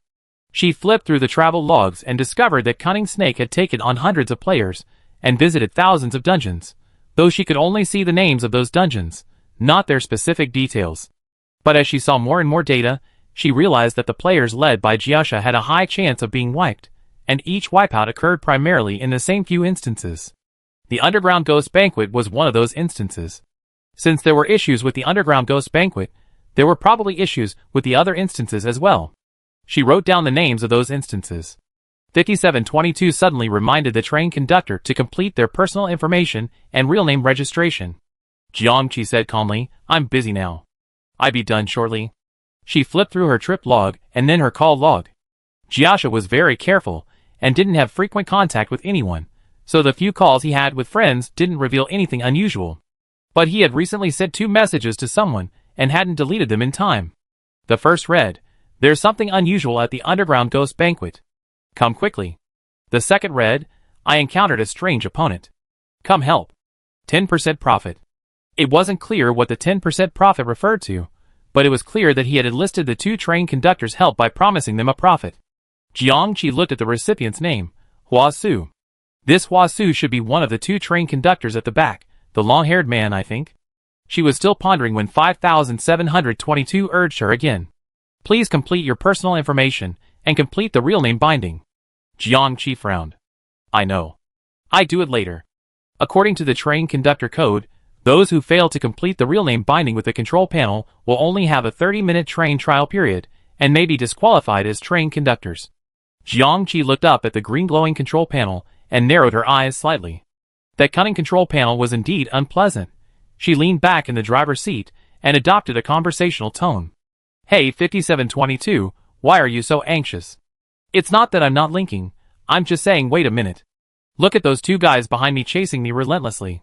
If I don't have you, I can't drive this train, and I'd be torn to pieces." 5722 should quickly complete her personal information and complete the real name linking. Jiangqi smiled. Did you talk to Cunning Snake the same way before? How could Cunning Snake, with his egocentric personality, tolerate you? 5722 Cunning Snake is a thing of the past. For the sake of our future cooperation. 5722's voice suddenly turned into a garbled mess, as if under attack. Jiang Qi's grip clenched, his gaze fixed on the panel with a flickering green light. You plotted against me. Gurgle. Jiang Qi's heart was in his throat. He had to succeed. Not long ago, underground.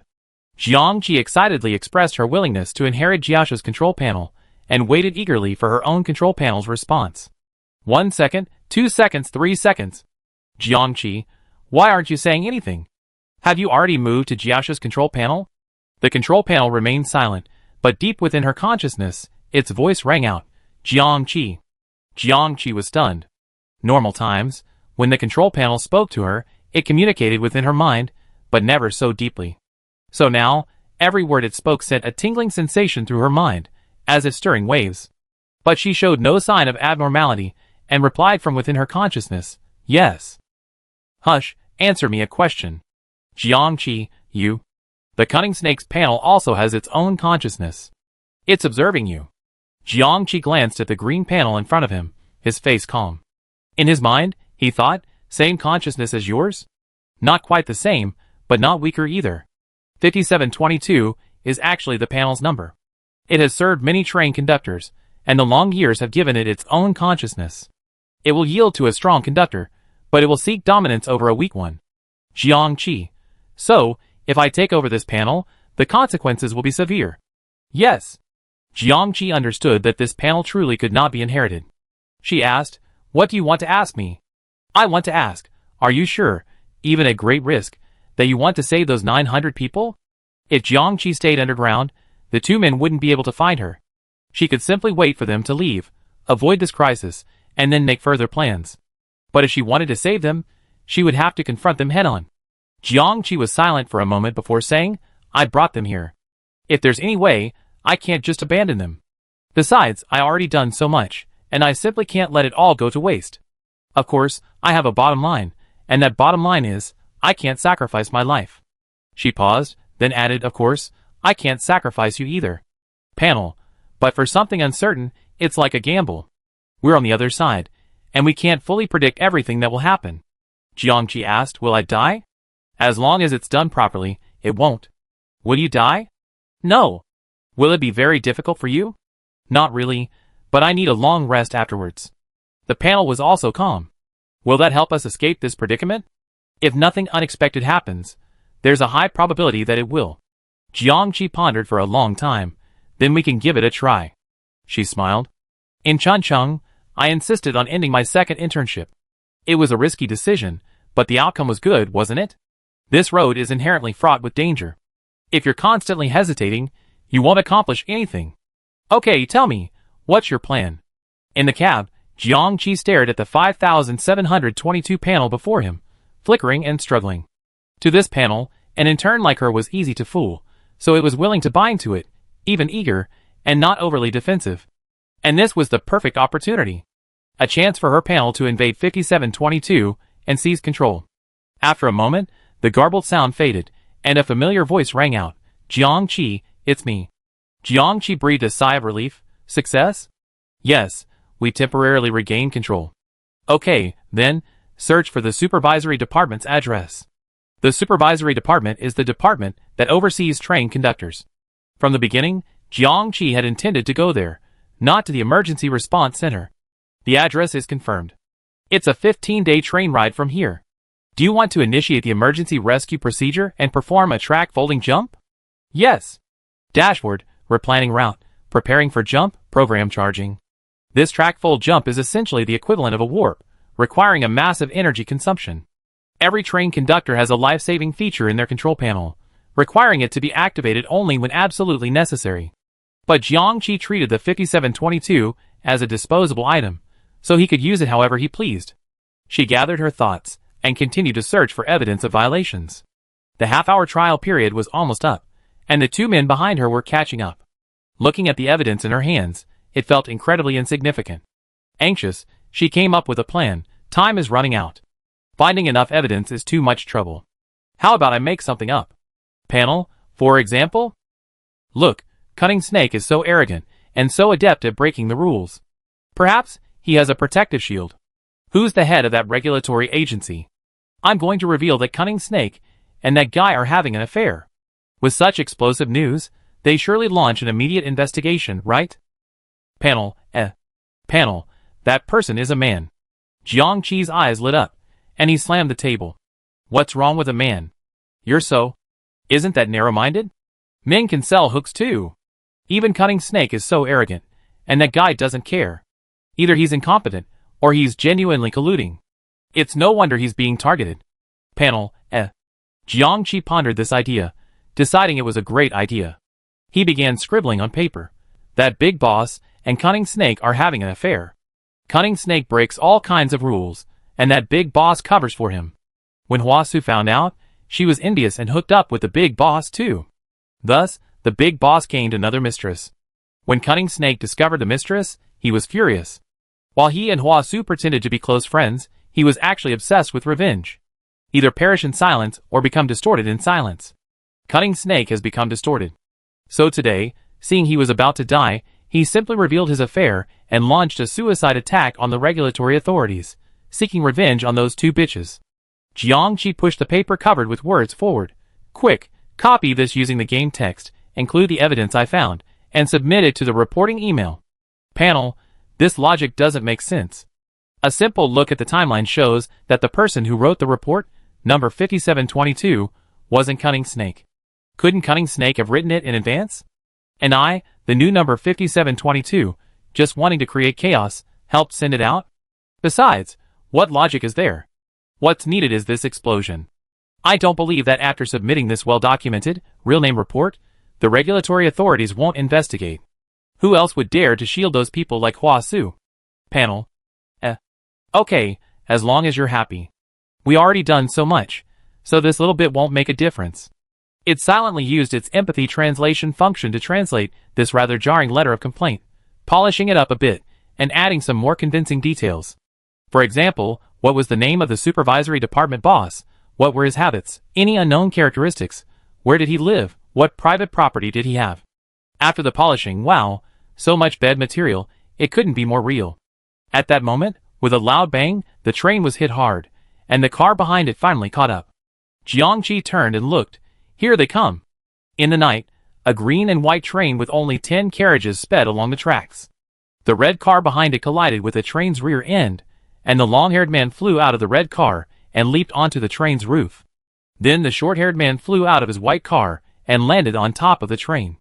The train was encased in a green protective shield, and they scrambled across it as if it were flat ground, passing each car and arriving at the driver's cab. They exchanged glances, then combined their strength and shattered the shield above the cab. With a crash, a large hole was torn open above the cab, and they both jumped down simultaneously. The cab wasn't very spacious, and Jiangqi stood at the controls, waiting for them. She was shrouded in black mist, her features blurred. Her voice was distorted. You two are truly haunting us. Now that they had captured the suspect, the long-haired man was no longer anxious. He said gracefully, young man, for an intern to have made it this far, you're quite impressive. Hand over the Cunning Snake's control panel, and we spare your life. Jiangqi asked, Huasu? The long-haired man, Huasu, raised an eyebrow, unsurprised that he knew his codename. He continued, you have great potential. As long as you behave, we can leave those players alone. Jiangqi tilted his head slightly, as if puzzled. Those players? You're taking those people with you even when you're escaping. Don't you value them? Jiangqi, why don't I understand that? When did I bring those people with me? Huasu's face darkened, thinking Jiangqi was playing dumb. But then the short-haired man suddenly realized something. With a wave of his hand, he tore through the back wall of the cab, also ripping open the 10 premium carriages behind it. The scene before him stunned him. The first-class carriage is in the form of a private compartment, with 2 upper and lower bunks in each compartment, and the aisle outside the compartment is also quite spacious. However, at this moment, both the aisle and the compartment were completely empty. No players. Not a single one. Impossible. They had clearly been forcibly summoned from the dungeon. Huasu and the others realized something was amiss, and immediately looked for Jiangqi, only to find him gone too. Instead, a green panel was flung towards them. Hua Su's pupil shrank. It was Jiaoxi's panel. He reached out to catch it. At the same moment, a dark green cage took shape, enveloping the entire cab and trapping the two of them. This was the very cage that had nearly trapped Jiang Qi the first time she entered the cab. Jiaoxi had painstakingly set it up, designed to protect against anyone of the train conductor's caliber. A nasty laugh echoed from the air. Since you two like this panel so much, I give it to you. Hua Su reached out to touch the cage, only to be forced back by the poison on it. Damn it! They'd been tricked by an intern. Thankfully, the panel was already in their possession. Look! The short-haired man suddenly pointed at the aisle outside the cab. Hua Su looked over and saw the scenery outside suddenly blur, as if time had stood still. This was... He suddenly looked down at the panel in his hand. The track folding jump was activated. Countdown. 3, 2, 1. The next moment, the track ahead twisted, forming a vortex, and the entire train leaped high, hurtling into it. In another dimension, it was daytime, and inside a massive spherical building, people bustled about. This was the gaming regulatory department. Upstairs, an employee leaned against a window, taking a break. When can we get off work? This boring work? If she had known that backstage work would be so boring after retiring from the front lines, she would have continued driving the train. A sudden burst of exclamations erupted from her colleagues behind her. Oh my God! Who wrote this report? It's so explosive. Is it true? The director is playing such a charade? The employee turned to look. What's so exciting? She was about to ask when she suddenly saw a vortex in the sky, and then a short white and green train burst out from it. She opened her eyes wide, thinking she was hallucinating. However, the train was indeed heading towards her, its front end a terrifying sight, the wind howling as it approached. Holy crap! Who had the foresight to set the track jump landing so close? No, how could the track jump landing so close? And straight into the air. The next moment, the entire train slammed straight into the building, then bounced off the building's protective shield, crashing to the ground with a loud bang and exploding, completely destroyed. A moment later, two figures, charred and missing limbs, crawled out of the sea of fire. Surrounded by guards, they shouted, "Don't move!" Underground Ghost Banquet. Underground. A purple train conductor's panel hovered quietly, emitting a tranquil glow. Suddenly, the panel shone brightly, and Jiang Qi reappeared in the air, falling to the ground, barely breathing. At this point, her spirit had become so transparent that it seemed as if it could be dissipated by a breath. She couldn't care less about herself and immediately looked up at the panel. Are you back? I'm back. The panel flickered slightly, and a familiar voice echoed, though now it was very weak. Jiang Qi finally relaxed, slumping back down, his entire body exhausted. Her and the control panel's plan, in simple terms, was to lure the tiger away from the mountain. She pretended to bind to 5722, using its power to recall the players to the train and have the two train conductors chase them out. In reality, after ensuring they had chased them out, she had 5722 send the players back to the dungeon. The cunning snake was accustomed to breaking the rules, acting with impulsive abandon. 5722 followed suit, committing countless illegal and irrational acts, and Jiang Qi had no problem with her torment. Next, she drove the empty train alone, navigating the two train conductors, buying time to gather evidence and report them, while also preparing for the warp. Furthermore, the control panel programmed 5722 with a self-destruct sequence, ensuring its destruction after the warp. The third step was to send the tiger back to the west. After the two men boarded the train, she immediately initiated the warp, withdrawing from the situation, allowing them and the train to warp to the regulatory authorities together, launching a suicide attack. Of course, she couldn't control what happened after the warp. But no matter what, it would definitely cause some stir. Add to that the report. If nothing unexpected happens, someone will come here to investigate soon. After all, what fault had these players done to anyone? They were victims, innocent victims. Even if there was some connection to that mysterious mastery, it wasn't the players' fault. As long as the regulatory agency wasn't completely corrupt, they wouldn't do anything to the players.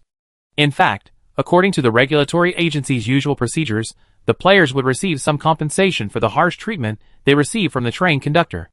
Jiang Qi struggled to her feet, grasping the dimly lit conductor's panel, tucked it against her forehead, and hid it in her sea of consciousness. In order to return, she had previously detached the panel from her consciousness and placed it here as a location and teleportation tool. The panel that had covered 5722 at the time was actually a replica. Replaying all these operations, Jiang Qi felt It was dangerous, extreme, and difficult. It was truly a dance on the edge of a knife. Many of the operations were done by the panel, and she had no idea how it was done. Jiangqi said weakly, "The crisis is temporarily over. You can rest. I promise, this is the last time I will take such a risk for others." Having come this far, she had done her best. If the result was still unsatisfactory, she would have a clear conscience. And now, she had to crawl to the surface and pretend to be an innocent player. She floated upward, muttering, "I need to hide Yijin's disguise, and I can't use Sang Duos. The people at Mingguang Temple know the troublemaker is called Sang Duo. I have to disguise myself as a small, invisible player. Who should I pretend to be? Who died so quietly before?" Just in case, she couldn't use the train conductor's panel in front of the investigators, so she had to use the player mask. That mask was so crude, could she get away with it? Also, what if they tried to search her soul? Wouldn't she be dead? She glanced at her hands, feeling still weak. She had to find a way to quickly recover some strength, preferably hypnotizing herself. As soon as she emerged from the ground, she saw a large, bald head. Jiangqi, surprise! The monk looked at her excitedly, then shouted into the distance, "Found her! Donor Sang found her! She's dying, come and save her!" Jiangqi, not really. But I'm telling you, can't you just give me a break? Chapter 51. In Mingguang Temple. Jiangqi sat cross-legged in the center, surrounded by a circle of monks, channeling their spiritual energy. Golden rays, imbued with the spiritual energy amassed by the monks over decades of cultivation, surged into her soul body, transforming it from a nearly transparent form into a solid, condensed form. Her facial features, hair, and skin color gradually became more realistic, as if painted, returning to their original form. Her weakened aura quickly revived. After about half an hour, Jiangqi opened her eyes and raised her hands. Though still in soul form, at first glance, it looked indistinguishable from her actual flesh. This effect, this speed, was far superior to her own cultivation as a ghost cultivator. Ghost cultivators are often imbued with ghostly energy, but now, not only does she exude a Buddha's aura, she also exudes a sunny aura, as if transformed from a sneaky villain into a righteous person. In contrast, the monks' figures had become much lighter, evidently expending considerable spiritual energy. Jiangqi stood up and thanked everyone. "Thank you, masters." The monks finished their work and chanted the Buddha's name. The abbot of Mingguang Temple said, "Donor Sang has helped us tremendously. What we done isn't even a fraction of what you done." Jiangqi noticed their numbers seemed to have dwindled. "Where are the other masters?" Everyone's faces showed a hint of sadness. Jingchen said, "Those two just now were brutal and ruthless. Several of our brothers and sisters lost their lives at their hands. The two train conductors had taken control of all the players and gathered them together for a soul search. They tried to stop them, but the two men simply waved their hands and dispersed the souls of their brothers and sisters. However, this was also related to the fact that they had previously exhausted themselves dealing with the cunning snake." Jingchen said, "So you led them away and saved us all." Jiangqi could only say, "My condolences." Several monks approached, carrying trays containing the 7 instruments that Mingguang Temple had promised Jiangqi during their partnership. 108 prayer beads, an incense burner, a water offering cup, a Vajra bell, a wooden fish, a treasure canopy, and a small bell and drum. Each of these instruments had its own purpose, and all had a powerful effect against evil spirits. Jiangqi accepted them with pleasure. Jingchen asked, "What are your plans next, benefactor?" "I don't know, but there is one thing I hope you can cooperate with." Soon after, Jiangqi left Mingguang Temple and gazed at the faintly glowing sky. A new day had begun. Behind him, in Mingguang Temple, the daily morning prayers resumed, the sound of chanting filling the air. Jiangqi glanced back. She had also modified the monks' memories. From then on, the monks no longer remembered Sando or their cooperation. They only remembered that they had asked a mysterious figure to help them reclaim their lost territory in exchange for magical instruments. It wasn't until the end that they learned that the players called that mysterious figure Master Yi. As for why they took in so many dying players in spirit form and taught them Buddhism, saving a life is better than building a 7-story pagoda. The entire Mingguang Temple was united in its commitment to goodness, willing to save players without evil intentions. The Mingguang Temple situation was handled. As for the players, their own members had been hypnotized. Ordinary players were unaware of the situation, and the few remaining ghosts knew even less. Even if someone were to conduct a thorough investigation, comparing each person's testimony, The most they could find was that Lady E had been infiltrating the player community from the very beginning, possibly under the guise of Sandu. She became the Zombie King, exploiting the players for Mingguang Temple to earn magical tools and targeting the energy of the 100 Monsters platform. However, after defeating Jiaosha, she left the dungeon and even betrayed Hua Su and the others to the regulatory authorities. More information was impossible to uncover, and the final conclusion could only be, Lady Yi seemed to be after the energy, and seemed to have a grudge against Jiaosha and the others. Jiangqi reviewed the details one last time, making sure nothing was missing. If anything must be omitted, it would be Bai Hong. Jiangqi walked silently, pondering Bai Hong. He should have been there when she used 5722 to summon the players to the train, but when she sent them back to the dungeon. If she remembered correctly, the number of players sent back was 2979. In just a moment, the number went from 2980 to 2979. If the missing person died on the train, no body was found. The only possibility is that Bai Hong left the train as quickly as she could after arriving.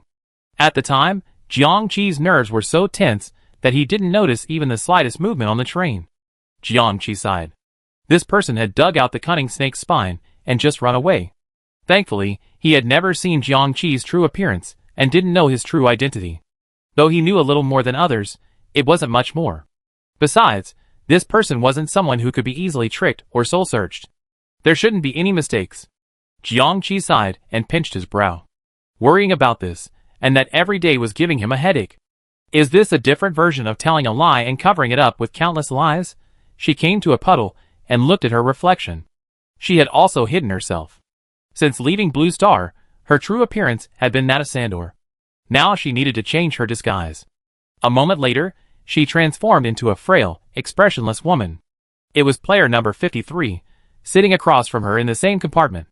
During the 3 days on the train, they had interacted.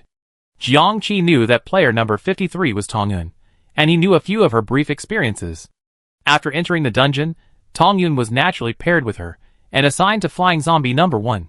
However, she didn't survive the corpse refining process. Her body transformed into a zombie, and she was subsequently killed by Jiangqi and his men. As for where Tongyun's soul had gone, Jiangqi vaguely remembered seeing her at the bank. Given the state of her soul in the bank, Tongyun definitely wouldn't have survived. Indeed, she wasn't among the 2,980 survivors. A person who was clearly dead, almost silently, and quite solitary in life, and whom Jiangqi knew somewhat well, made a perfect disguise. Jiangqi adjusted her appearance, and then added a hidden mark to her player panel, transforming her true form into that of Tongyun. She also modified the information on her player panel to read, Name, Tongyun. Car, third-class carriage, car 15, C53. As for hypnotizing herself, she decided to forego it, lest she lose her memory and cause more harm than good. Jiangqi turned and walked towards the player's location, absorbing yin qi and ghost energy as she walked. Soon, her aura was that of a ghost cultivator once again. The ghosts in 100 Monster City were already few and far between, and frightened by the previous war with the cunning snakes, they had retreated to the corners. In such a vast city, there were only less than 3,000 players active. And now, the players had just woken up.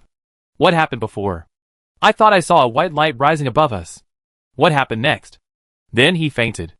I don't remember anything after that. Those 2 train conductors are gone too. How strange. Jiangqi watched for a moment before slowly drifting away, passing through the player's field of vision, and finding a place with a strong ghostly aura to cultivate. Places with ghostly aura were rare these days, so other ghost-cultivating players soon arrived in the area. They stared at Jiangqi a few times. Who are you? I didn't see you at the previous gathering. Jiangqi glanced at them, closed his eyes, and devoted himself to his cultivation, appearing quiet. Is this a ghost or a player? It's probably a player. Ghosts wouldn't dare come out these days. I haven't seen them before. Maybe they don't like to socialize. There were more than 1 or 2 people who hadn't gathered before.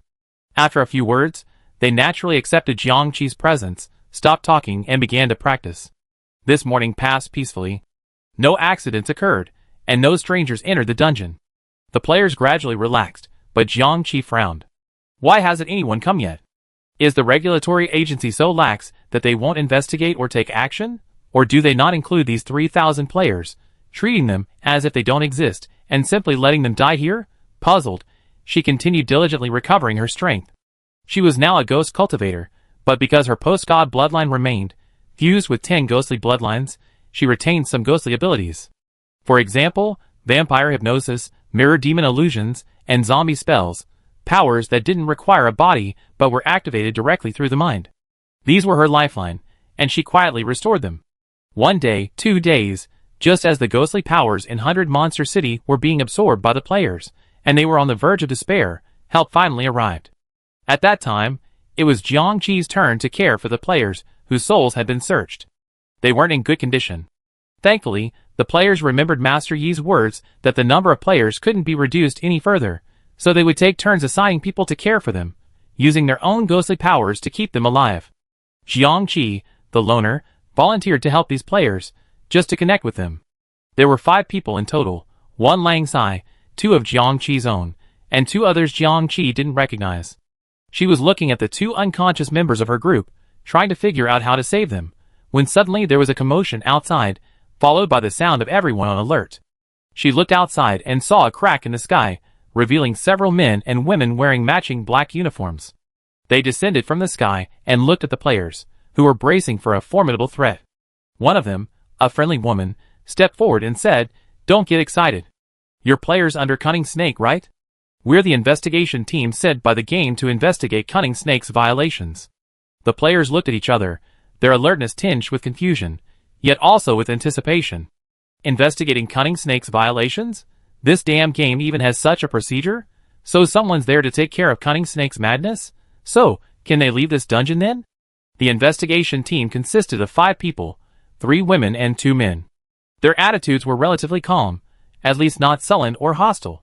3 of them conducted one-on-one interviews with players, while the other 2 quickly disappeared. Jiangqi guessed they were off to investigate the dungeon and to speak with the natives. Jiangqi waited an hour before her turn was called in for questioning. She entered the room serving as a makeshift interrogation room. Sitting behind the desk was the friendly woman, the team leader. She smiled and gestured for Jiangqi to sit down. "Don't be nervous. Let's just have a quick chat." Jiangqi was inwardly amazed. Could this really be an employee of a survival game?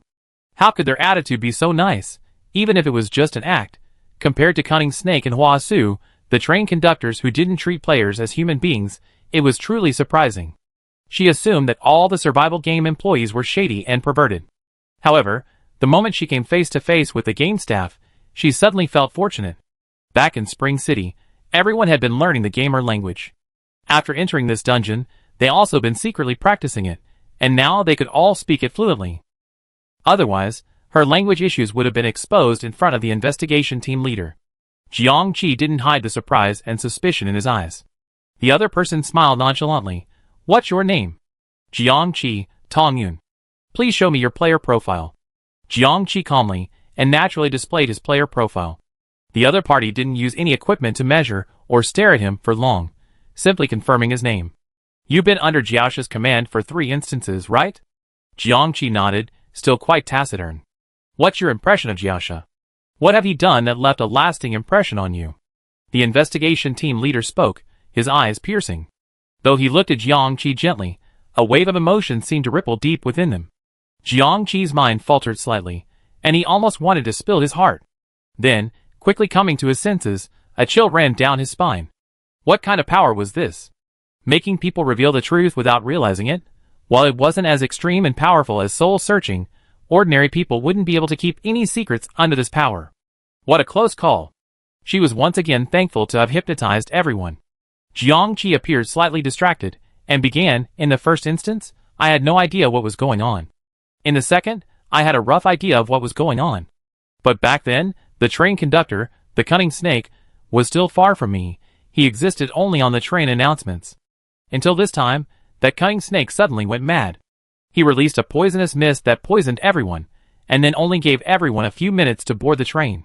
Many players didn't get on, turning into stone figures and remaining on the platform. Then, the third instance was suddenly changed. Jiangqi told everyone she knew as a Tongyun. Even though she was a quiet person, she was filled with resentment and complaints when she spoke of the enemy who had brought her to this point. The investigation team leader, confirming that her story was essentially identical to that of the other players, retracted his ability and smiled, saying, "Okay, I understand the situation. You may leave." Jiangqi, completely unaware of the unusual situation, asked, Can I still leave this instance? Of course, we get you out once we're done investigating. Jiang Qi's eyes sparkled with joy, but then he glanced at his own body. In this state? Can I still rebuild my body? The cunning snake broadcast said it can. The investigation team leader smiled. That requires approval from our superiors. We compensate you as appropriate. Jiang Qi's face showed a mixture of disappointment and anticipation, but she felt a genuine sense of relief. There would indeed be compensation. She leaned forward slightly. What will the compensation be? The investigation team leader asked. We let you know later. About 5 minutes later, Jiang Qi emerged. She then stood outside, watching the other players enter. She felt a bit nervous as they entered, but emerged relieved. They didn't ask anything special. They were very nice. They let me out after I asked. They say there will be compensation. Then everyone excitedly discussed what the compensation would be. As long as they get decent compensation and can recover, they won't lose out. As for psychological trauma, players aren't eligible for it. Material compensation would be great. Jiang Qi saw Dong Shenfeng chatting animatedly with the players, and quietly walked over to listen. He heard Dong Shenfeng say, I don't want any material compensation, just a way to go home. Then many people echoed him. Jiang Qi nearly choked on his own non-existent saliva, forcing himself to stop his mouth from twitching. Because those who echoed him were all his own people. It seems that even with their memories gone, their subconscious desire to return home remains unchanged. The problem is, you think you're players, and when you say go home, you mean your hometown. Oh my god, this hypnosis isn't going to lead to such a blunder, is it? But she can't unhypnose them now. And then, an investigator happened to pass by and asked, do you want to go home? Dong Shenfeng and the others hurriedly asked, is it possible? The investigator thought for a moment and said, there's a precedent for this. If many of you feel the same way, you could apply together later. After all, since it's compensation, your wishes will certainly be considered. Dong Shenfeng was delighted, his voice brightening. Really? Then let's ask the others what they think. We need to reach a consensus. Jiang Qi, shock. Jiang Qi, help. Dong Shenfeng, please stop messing around. I'm so scared of you. She gritted her teeth, disregarding her reserved and aloof persona, and walked over to the investigator. What if I don't want to go home and want to live on another planet? Dong Shenfeng pulled her aside. Why don't you want to go home? It's so wonderful. Jiang Qi sneered. What's so good about it? Tana is backward, barbaric, and has clear class divisions. Why would I go back? Just continue to be a lowly citizen, trampled underfoot by everyone. Dong Shenfeng, what's wrong with Tana? Tana is so wonderful. Dong Shenfeng got stuck mid-sentence, as if he sensed something was wrong. Perhaps the name Tana was unfamiliar and difficult to pronounce. Seeing her like this, Jiang Qi said, if I had to choose, I go live on Blue Star. It's called Blue Star, right? Last time I went to Spring City, the houses, facilities, and technology there were so advanced, and there were plenty of supplies. They're also equal there, and they're so united when disaster strikes. I think it's a better place. As Jiang Qi spoke, Dong Shenfeng's eyes grew increasingly hazy, as if she were distracted. Jiang Qi was worried she would continue to persist, clamoring to go home, and also worried she would regain her memory on the spot, exposing herself to the investigators. However, during the hypnosis, she had set a release signal. To regain her memory, she either had to release it herself or be exposed to that signal, otherwise, it was virtually impossible for her to recover on her own. As expected, Dong Shenfeng didn't regain her memory, but she felt that Lan Xing sounded familiar. She felt a strong connection with Jiang Qi's words, and she felt a longing for Lan Xing. But she shouldn't have wanted to go home. She was torn. The investigator, noticing their disagreement, stopped talking and went about his business. Jiang Qi breathed a sigh of relief, but seeing the conflict on Dong Shenfeng and the others' faces, he felt overwhelmed. She pulled Dong Shenfeng aside, as if to defend her rights. What class of citizen were you on Tana? What's the point of going back? Dong Shenfeng frowned. Although I'm also a lower-class citizen, if we could return with our abilities, we could become upper-class citizens in no time. It wouldn't be a big deal. Jiang Qi, you're still trying to convince yourself. Jiang Qi was both angry and amused. Even if we were upper-class citizens, how easy could life be? There's garbage everywhere, only a few kinds of fruits and vegetables, almost no entertainment, and the wind and sand are blowing every day. But Blue Star is different. You have everything you need. If you could go there with your abilities, life would be so wonderful. Dong Shenfeng, But Blue Star is a dungeon location. I heard that dungeons constantly land on planets chosen as dungeon locations, making them a very uneasy place. Jiangqi, don't you think that's more exciting? A few dungeons here and there are just enough to spice up a dull life. Besides, we're not the only players on Tana. There are only a few people left on the planet. What's the point of dominating a lonely star? Dong Shengfeng, that sounds so reasonable. She suddenly looked Jiangqi up and down, then said, Tong Yuan, you sat across from me on the train, and we barely spoke for 3 days, yet now you're so articulate. Jiangqi wanted to hit her. She was always sabotaging him. So annoying, Jiangqi. Back then, I was poisoned and didn't want to talk. Now, if I don't, you sick-headed people will drag me back to Tana. She looked around. There were a lot of people watching. Shui he was standing not far away. She pointed at him and said, you come here. Tell me, do you want to go to Tana or Blue Star? She emphasized the names of both Tana and Blue Star. Shui he said matter-of-factly, of course I can go home. A son doesn't despise his mother's ugliness, nor does a son despise his family's poverty. No matter how many shortcomings Tana has, we can slowly build it up. Jiangqi, shock. Big brother, you don't have to be so resolute right now. Jiangqi almost laughed out loud. For the first time since his rebirth, he experienced the feeling of being isolated and helpless, and also the feeling of being backstabbed. Damn it! He's really shooting himself in the foot. Those of our own people who had wavered, upon hearing Cui He's words, regained their resolve. Jiangqi held her forehead. She gave up and pulled over an ordinary player. Tell me, where do you want to go? The ordinary player said without hesitation, if I have to choose one, it's definitely Blue Star. That Spring City we went to last time was really great. Even though we were badly treated badly by the natives, that city is truly wonderful. Building Tana? Come on, even if we build it for 10 years, it still won't be as good as Spring City. Jiangqi, that's a good point, but it's even more annoying. What's going on? She brought another female player over, and she chuckled, I choose Blue Star too. There's so many cosmetics there, the makeup artists are amazing, the clothes are beautiful, and there's so much delicious food. Blah, blah, blah. Then, things devolved into a debate over whether to go to Blue Star or Tana. Ordinary players said Blue Star was better, while most of the people in Spring City insisted on returning home. Tana. Jiangqi clutched his head, his brain buzzing. Life is so unpredictable. Jiangqi took a deep breath and returned to the battlefield. The minority obeys the majority. Go to Blue Star. It's settled. One of his own. Impossible. Impossible, you idiot. Jiangqi rolled up his sleeves. Let's have a fight. Whoever wins gets to rule. The commotion was so loud that it even caught the head of the investigation team out. What are they doing? The investigator watched with fascination. They're discussing whether the compensation is to return to Tana or to live on that Blue Star. A question mark slowly formed on the head of the investigation team's forehead. Did we say the compensation would be this? The investigator shook his head. No, but they both seemed eager to go to one of these two planets. The head of the investigation team pondered. Since they're so eager, we can apply. Survival games don't lack 3,000 players. If they want to quit the game and retire, that's actually quite cost-effective, and there's no need for any additional material compensation. This saves money. However, if so many people bring their abilities to any planet, it will increase that planet's power. This will have consequences that will definitely need to be considered. Chapter 52. The investigation lasted a full day. During this day, Jiangqi secretly went to various family members to reason with them. Yes, she didn't take action in the end.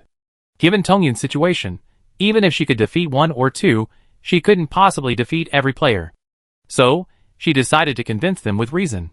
While reasoning, she also gave them some psychological hints, asking them to stop being so obsessed with wanting to go home and consider Blue Star more. She felt that it was difficult, really. She didn't dare to remove the hypnosis, nor did she dare to give too harsh suggestions. She couldn't be too proactive or eloquent. It was then that she realized the disadvantages of giving up the Sando pseudonym. If she were still Sando, given the close relationship between Sando and Dong Shengfeng, she could easily convince Dong Shengfeng first, and then let Dong Shengfeng influence more people. Anyway, Dong Shengfeng, both in person and under the pseudonym Yadi, was a social savvy, highly social, with many willing to listen. It felt like he could rally a crowd with just a wave of his hand. Thankfully, after all the busy work, it had paid off. Dong Shumfeng and the others finally stopped clamoring about going to Tana Star. It was late at night, and there were no more ghostly auras to cultivate in the dungeon. Everyone relaxed, sitting in groups of 3 or 4, chatting. However, no one ventured far, fearing they'd be left behind when the dungeon exited. Jiangqi leaned against the branch of a large tree.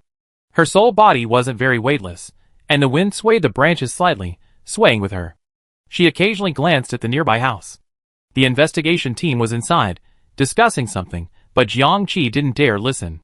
However, ghost cultivators have excellent hearing, and she deliberately chose a downwind spot, where the wind carried faint sounds of conversation. The situation is very clear. Cunning Snake has indeed committed serious violations. The problem is this Lord E. His identity, origins, and whereabouts are unknown. To investigate Lord E, we need to go back one more instance, that Spring City on Blue Star. Jiangqi's heart skipped a beat, and he pricked up his ears. Back then, in Spring City, it was probably the same as this time. Lord E disguised himself as a player to profit. We need to investigate the details on the ground, and the application has been submitted first. So can we close this case? Yes, these players are fine. The rest of the sentence was barely audible. Jiangqi closed his eyes, resting his head on his arms, wondering if the investigation team would go to Blue Star. On Blue Star, anyone with even a passing knowledge of the situation would likely be closely guarded or continue to be involved in highly confidential work. Not only would they be kept out of reach of ordinary people, but the public would likely be unaware of their existence. As for the investigation team's methods, they could at most confuse the players' minds, causing them to unconsciously reveal their true feelings, rather than resorting to drastic measures like soul searching. Therefore, quickly and accurately identifying those individuals from this vast sea of people and acquiring their memories wouldn't be easy. The situation remained optimistic, so there was no need to panic. However, she truly needed to return to address these issues, even if it was just for retirement. As for the others, Jiangqi rolled over on the branch, thinking of her earlier plan to send her learned colleagues back to Blue Star. Only now did she realize how naive that idea was. For Blue Star, an ordinary planet, to suddenly have so many bizarre disciplines was simply inexplicable. Not to mention, these ghostly elements all originate from the underground ghost banquet dungeon. Their targeting is so strong, it's a stark reminder that something fishy is going on. So, even if they want to develop, they can only do so quietly. It might take decades, even centuries, until the dungeons and players that descend on Blue Star possess these elements before they can truly emerge and take off. The sacrifices and forbearance involved in this process are unimaginable. But things are different now. As long as these players can bring their abilities to Blue Star, they be carrying seeds with them, giving Blue Star a legitimate reason to develop related disciplines. So, it would be best if those who return are from within the dungeon. If not, it won't be a big deal. At most, she can stay on Blue Star temporarily, and help train a group of people. Once she's trained a group of capable players, she'd go to another dungeon to seize a player identity, then return to the game and continue her journey as a trained conductor. Dungeon lands are in no shortage of dungeons and players. As for those from within the dungeon, who can't return to Blue Star, as long as they have the skills, they can thrive anywhere. No matter how you look at it, there's room for maneuver, a way out, and hope. Thinking this through, Jiangqi finally let go. A night passed, and a new day arrived. This was the 32nd day the players had been in the dungeon. Finally, they received positive news. They could leave the dungeon. As for where to go after leaving, the leader of the investigation team said, "The compensation plan for you has been released. You can choose." She remained in her black uniform, her hair tied up high. Her neatness radiated an inexplicable friendliness, and a smile graced her ageless face. "First and foremost, we will fulfill the promise Cunning Snake made to you. Those of you in soul form will have your bodies reshaped upon leaving the dungeon, returning to the peak condition you first entered." The players looked at each other, somewhat disappointed. When they entered the dungeon, they were all ordinary bodies. The best condition of an ordinary body was just that. Of course, physical recovery won't affect the state of your soul. For example, if you're a ghost cultivator now, your soul will remain a ghost cultivator after your body is reshaped. Ah, that seems to work. As for players in non-soul states, meaning players with bodies, the negative physical conditions will disappear after leaving the dungeon, and they can switch back to a normal body. The investigation team leader explained, using the example of zombies. Those who lost limbs in the dungeon could grow them back after leaving, and after leaving, they could switch back to a normal human form, with normal skin, senses, and so on. And when they needed abilities, they could switch back to zombie form. The players were delighted after understanding this. This was indeed a good idea. Jiangqi raised an eyebrow in surprise. This compensation was quite humane, especially when compared to the perverted and stingy old Ding like cunning snake. It seemed even more generous. She couldn't help but wonder, is this survival game some kind of organization that prioritizes humanity? The thought gave her a chill. Forcing good people into players, launching survival dungeons into good cities, constantly causing disaster, suffering, and death, there's nothing more evil in the world. This is the first compensation, everyone gets it. The second compensation is limited. The investigation team leader continued, you can choose to return to Tana or settle on Blue Planet. Each planet has 300 spots. Those who go to Tana will have their player status revoked and their player panel reclaimed.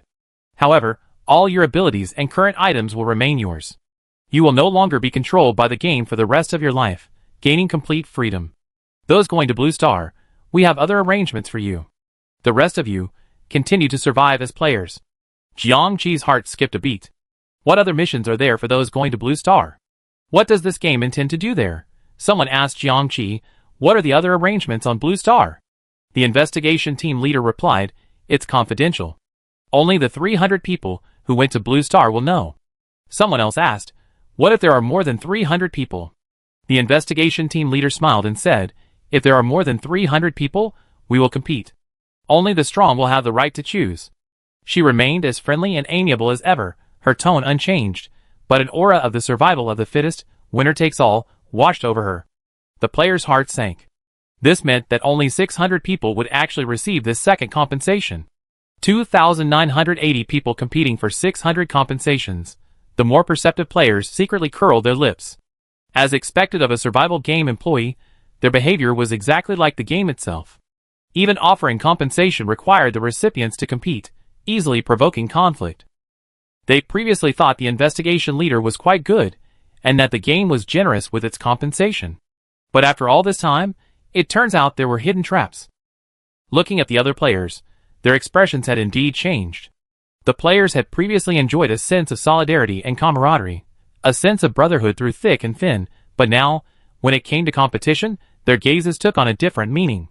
They weighed each other's abilities, instinctively picking the weaker ones, and keeping a wary eye on each other.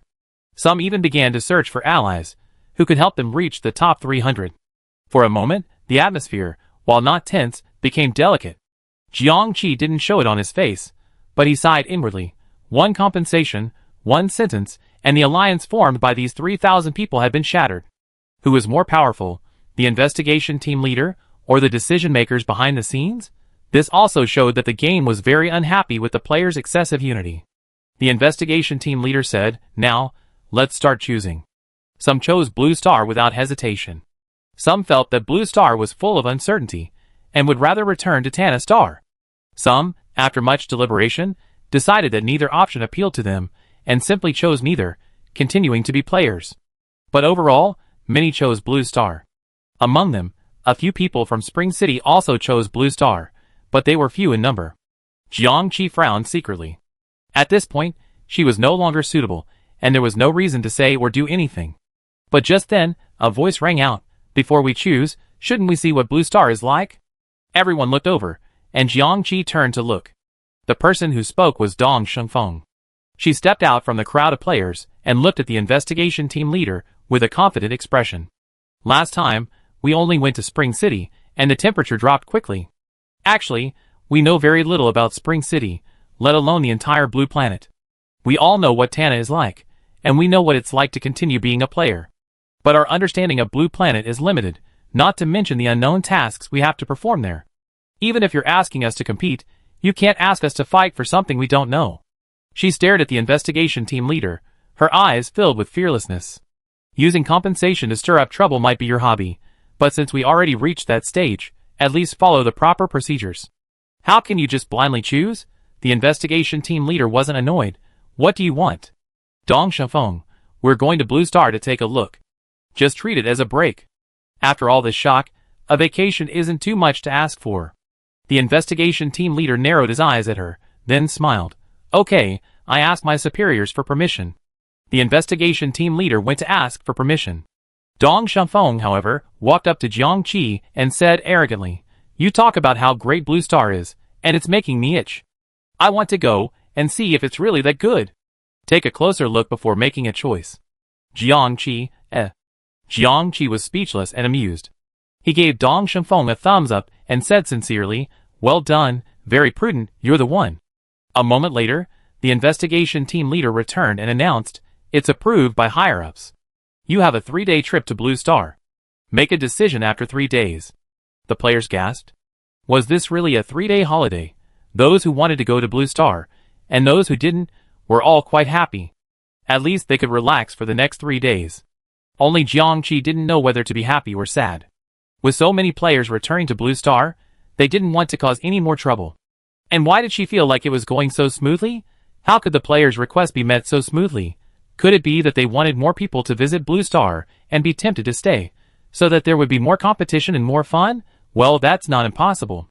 She secretly followed the investigation team leader until she saw her approach the investigators. "Get ready. We're leaving immediately." "Investigator, are you really sending so many people to Blue Star? When did the higher-ups become so easy to deal with? The investigation on Blue Star has been handed over to us as well." "Investigator, oh, I see. Since we need someone to investigate Blue Star anyway, we might as well skip sending another investigation team and just let them go. Since they're all going, taking these 3,000 people with them is a piece of cake." 5 minutes later, the players gathered. As they were about to leave, they looked back at 100 Monster City, filled with emotion. So many had entered, so many had died. This dungeon was destined to become the most unforgettable and searing memory of their lives. Then, they felt a pull, lifting them up and carrying them away from the dungeon. In the distance, the monks of Mingguang Temple and the ghosts watching from afar watched as the outsiders suddenly vanished. Are they leaving? Gone, gone! Finally gone. This group of outsiders has brought tremendous changes to the ghost domain. So many ghosts have died, and the ghost domain has been transformed. The past month is destined to be a horrific memory they don't want to recall. So now, what should we do? I don't know. Well, let's go back to our den. Tired. The ghosts retreated again, and for a moment, both subjectively and objectively, it was difficult to harbor any desire to fight over anything. After all, the 100 Monster City is now so empty, desolate, and exceptionally clean. All the evil auras are gone, and the ghosts are starving. So what are they fighting over? Flying Zombie number 2 looked at the place where the players had left, and after a moment's silence, he dragged his missing arm back to the zombie inn with the other zombies. The door slowly closed, blocking out all light. The Lich King led his Lich minions into the jungle and buried themselves in the earth. They would recuperate in this cemetery, awaiting their next awakening. The Ghost King also silently flew into the desolate mountains and forests, remaining in seclusion. When they reappear, this ghostly realm will likely be bustling again. And in the center of 100 Monster City, Mingguang Temple, perched atop a mountain, still radiates a steady Buddhist light, beneath which emanates the calming, long-lasting sound of chanting. After leaving the dungeon, the players did not appear directly in front of the train, but instead emerged into a mist. The mist was extremely thick. Walking through it felt like moving through a ball of glue. Others could only see a blurry shadow. The leader of the investigation team spoke. "Don't panic, everyone. This mist is a form of energy. You will undergo body reconstruction and repair here. Step by step, you will emerge. When you emerge, your reconstruction will be complete." Hearing this, the players calmed down a bit and gritted their teeth as they continued forward. As Jiang Qi walked, she felt the energy surrounding her constantly surge in, reshaping her body. She discreetly examined her limbs, then touched her face, confirming that her reshaped appearance was still Tong Yun's. Only then did she breathe a sigh of relief. It seemed the train conductor's hidden markings were more advanced. Even the reshaped form of her body was still a disguise. However, her body was fundamentally different from Tong Yun's, for her blood was imbued with the conductor's primordial power. Theoretically, after her body had reached peak condition after reshaping, her primordial power should have also returned to full and abundant abundance. But under the watchful eyes of the investigation team leader, if she dared to reshape her origin power along with it, she would be exposed. So, she could only suppress her origin power, making herself as close to an ordinary player as possible, while trudging forward, hoping to escape quickly. A moment later, she suddenly emerged from the thick, sticky fog. She looked at her body, a heartbeat, breathing, body temperature. It was a real body, unmistakably. She immediately pulled clothes from her backpack, put them on, and continued forward. The fog remained ahead, but it was less thick and sticky. She could see people constantly emerging from behind. The players whose bodies had been reshaped emerged completely naked, shouting excitedly, "Wow, I'm full of power again. Is this the perfect state? So cool. Stop jumping around, get dressed first." Those who already had bodies were just undergoing repairs, and they already had clothes on, so they didn't have to come out naked. Jiangqi slowed down his pace and walked forward with the others. After about half a minute, they finally emerged from the fog. Up ahead, the 5 members of the investigation team stood waiting. Once everyone emerged, they glanced at each other and shook their heads, as if to say they hadn't noticed anything unusual, or that no one here resembled the persona of Lord Yi. Jiangqi, you guys are truly so cunning, with so many tricks and so many ways to defend yourself. She now felt that impersonating someone and hiding your identity in this game was truly dangerous. There were methods for searching memories, and even more ways to verify one's identity physically. The fact that she and the others had made it this far without revealing themselves was partly due to strength, partly due to caution, and probably partly due to luck. Really, just thinking about it makes me so tired. The investigation team leader waited until everyone emerged. With a wave of his hand, a platform appeared ahead, and a brand new, rose-colored train parked there. The entire train had a sleek design, bright windows, and a clean, modern feel. It even had beautiful rose patterns on it. It was a complete departure from Cunning Snake's shabby train. The investigation team leader smiled and said, "Dear players, this is my private train, the Rose. You will travel to Blue Star on it. The journey will take about a day, and upon arrival, you will have 3 days of vacation. Now, please board." Excluding the locomotive, the train had 30 carriages, 1 for the investigation team and 29 for the players. Since there were no seating arrangements, the players could choose their own seats, so they simply sat wherever they pleased. Jiangqi didn't hesitate and simply chose car 16. His first impression upon entering was that the carriage was spacious and clean, and the air was exceptionally fresh. The seats were large, egg-shaped, 4 in a row, with a rosy-colored exterior and a pristine white interior that looked incredibly soft. Jiangqi found a window seat and settled in, feeling as if she were sinking into a cloud. It was incredibly comfortable. She touched the armrest and pressed a button.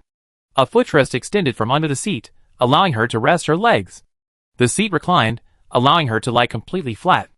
Jiangqi, She paused again, gazing at the shabby car of the Cunning Snake. Compared to that, this car and this seat were like first class in a first-class cabin. The others were also quite pleasantly surprised, relaxing into their seats, fiddling with this button, fiddling with that, happily sharing their experiences. This chair is comfortable. Ah, finally, I can get a good night's sleep. This is the kind of seat people should sit in. The entire car was filled with a lively atmosphere. Soon, the car started moving.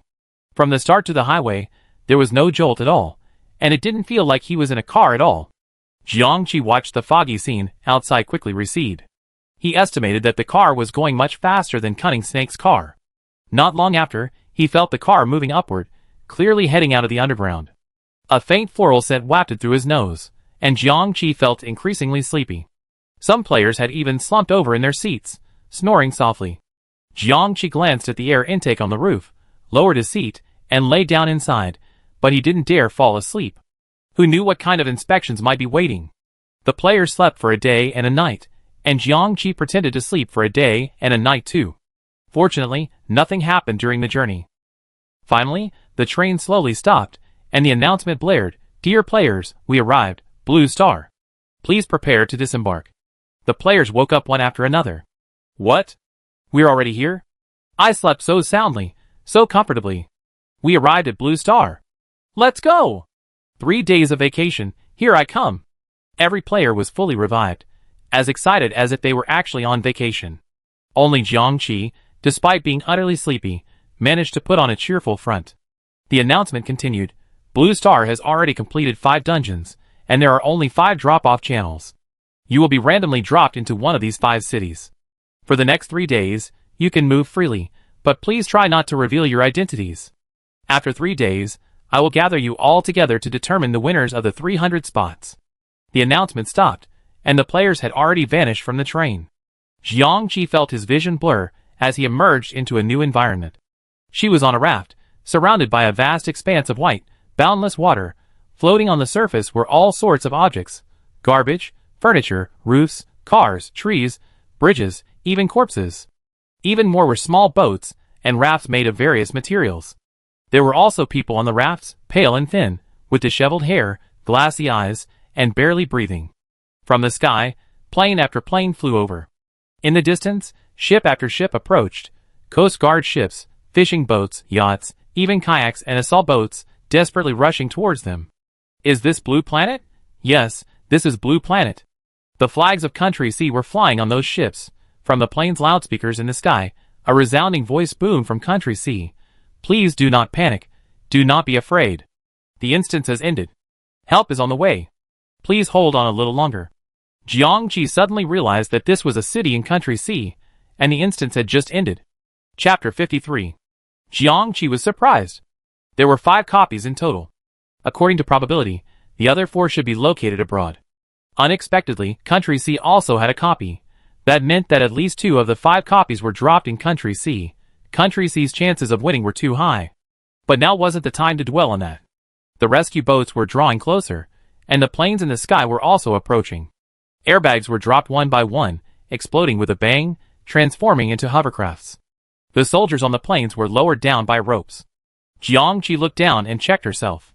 She still looked like Tong Yuan, and her clothes were the same ones she worn on the train. She was certain that nothing had happened to her body or soul. The only difference was the faint scent of roses. She looked at the water, feigned excitement as she stood up, then accidentally fell and plunged into the water. She was completely submerged, her limbs spread out as if struggling, letting the water wash away the floral scent. Someone's fallen into the water. Hurry up and save them. Splash. Someone jumped in and swam towards her. Jiangqi quickly transformed herself underwater, transforming herself back into a Chinese-speaking face. But it wasn't her own. Instead, she sculpted a common face, making it look just as pale and thin as everyone else's. Then she pulled her Chinese-speaking clothes from her backpack and put them on.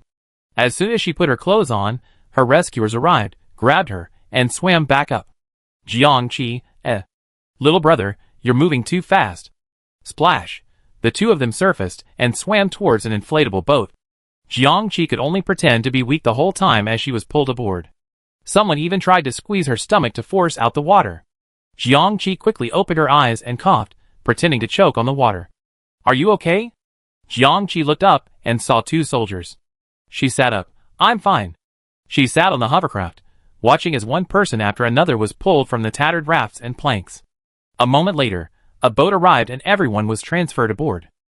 The crew immediately brought blankets, distributed hot water and food, and a doctor examined everyone. Jiangqi sat in a corner, wrapped in a blanket, his damp hair draped in front of him, sipping from a cup of hot water. He looked quite silent, but most of the others were like that, too, seemingly still unresponsive.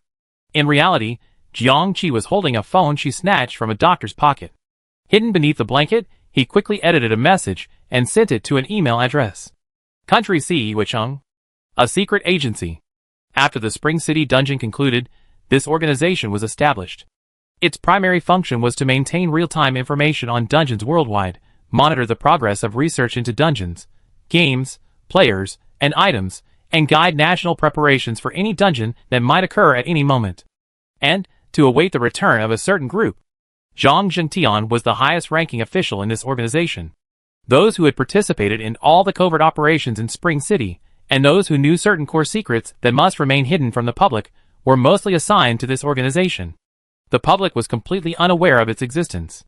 On the surface, Country C had numerous large and small research units, laboratories, and rescue departments dedicated to survival games and dungeons, as well as several authoritative official spokespersons.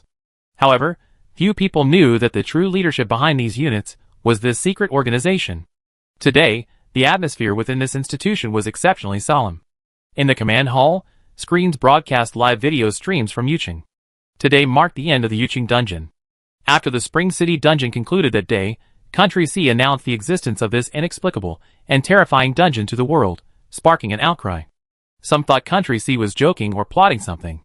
Then, a day later, a foreign city was enveloped by the dungeon's power.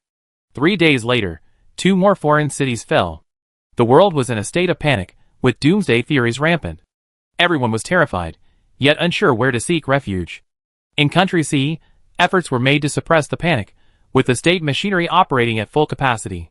Every city was ensured to have sufficient supplies, including daily necessities, survival supplies, and medical equipment, as well as a sufficient number of medical teams, survival experts, rescue teams, and armed forces.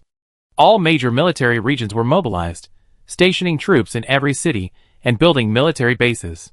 Almost every television station was broadcasting survival programs, teaching people how to save themselves in various disasters and protect themselves against the enemy. Schools stopped offering academic classes and only taught two subjects, survival and combat. While staff members were undergoing their own training, they also went to the grassroots to provide guidance to the public on how to survive, escape, call for help, and treat wounds. Just a few days into this tense period, just as everyone in Country C was convinced that even based on probability, it wouldn't be their turn to suffer another setback, Yuching was suddenly enveloped by the power of the dungeon. The nation was once again in uproar. Then, preparations continued across the country, while also preparing for the rescue of Yuching a month from now. Today marked the end of the Yuching dungeon. The country had prepared for all sorts of rescue operations: fires, earthquakes, heat waves, viruses, sandstorms. Unexpectedly, after the dungeon barrier was removed, they were met with a vast ocean. Yuching is an inland city, approximately 1,000 meters above sea level. As a result, the entire city had sunk beneath the ground, replaced by a vast ocean. Because of the unexpected situation, the rescue team could only urgently dispatch boats from nearby rivers, and aircraft carrying various hovercrafts flew in. From the live broadcasts and panoramic aerial shots, it was clear that only a few hills and mountains remained above water throughout Yuching, forming islands. Some islands were teeming with survivors, while others were deserted, presumably previously occupied by players. Many more people were floating on the surface.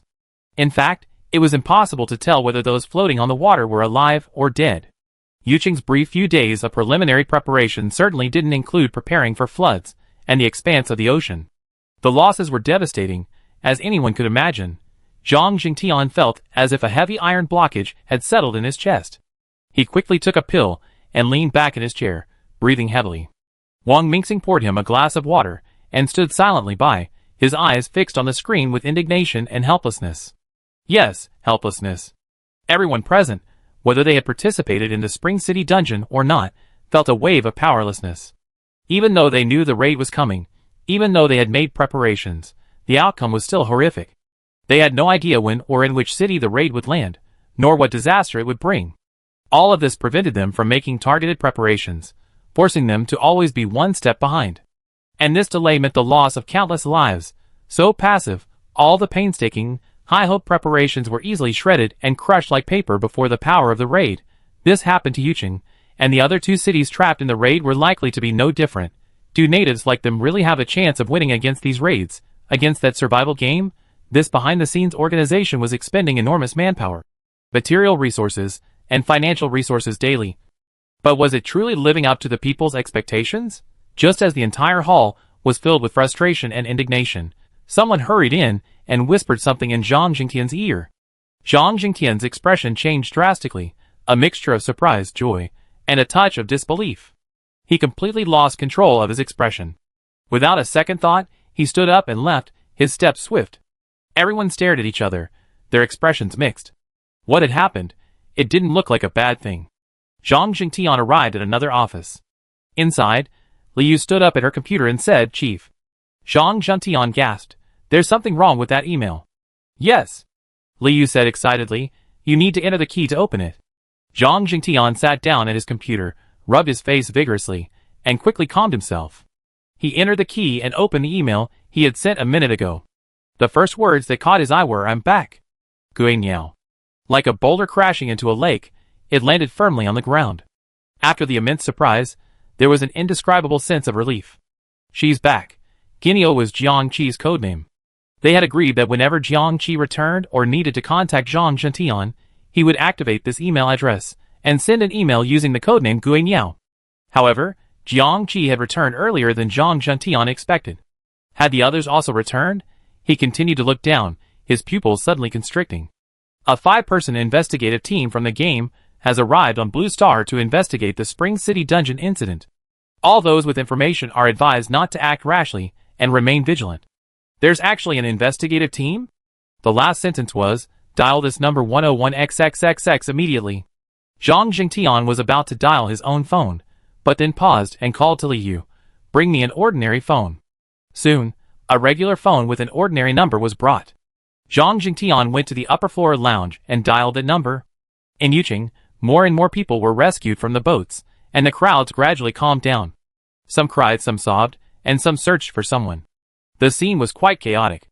Wrapped in a blanket, Jiang Qi scanned the area, but hadn't spotted any other players yet. 3,000 players, scattered across 5 cities, would average out to 600 people per city. They would probably, like him, disguise themselves as Blue Star people upon landing and blend in with the crowd. Spring City should have returned to normal. With a population this large, 600 players sneaking in would be impossible to find. As for the other 4 cities, the dungeon hadn't finished long ago, so they were probably still in a state of damage. These players can do whatever they want, as long as they don't do anything illegal. With just 3 days left, they should be more interested in enjoying life than causing trouble, right? Her phone suddenly vibrated. It was an unfamiliar number, so she picked it up. "It's me, Octopus." Zhang Jingtian's voice came from the other end. Jiang Qi also spoke in her natural voice. "It's me, returning bird. I'm in Yuqing. The dungeon just ended here." Zhang Jingtian, on the other end, almost stood up in excitement. "Why are you there?" "I immediately." Jiang Qi covered the phone with one hand. "Don't move, everyone, don't move." "Where are you?" "I come over."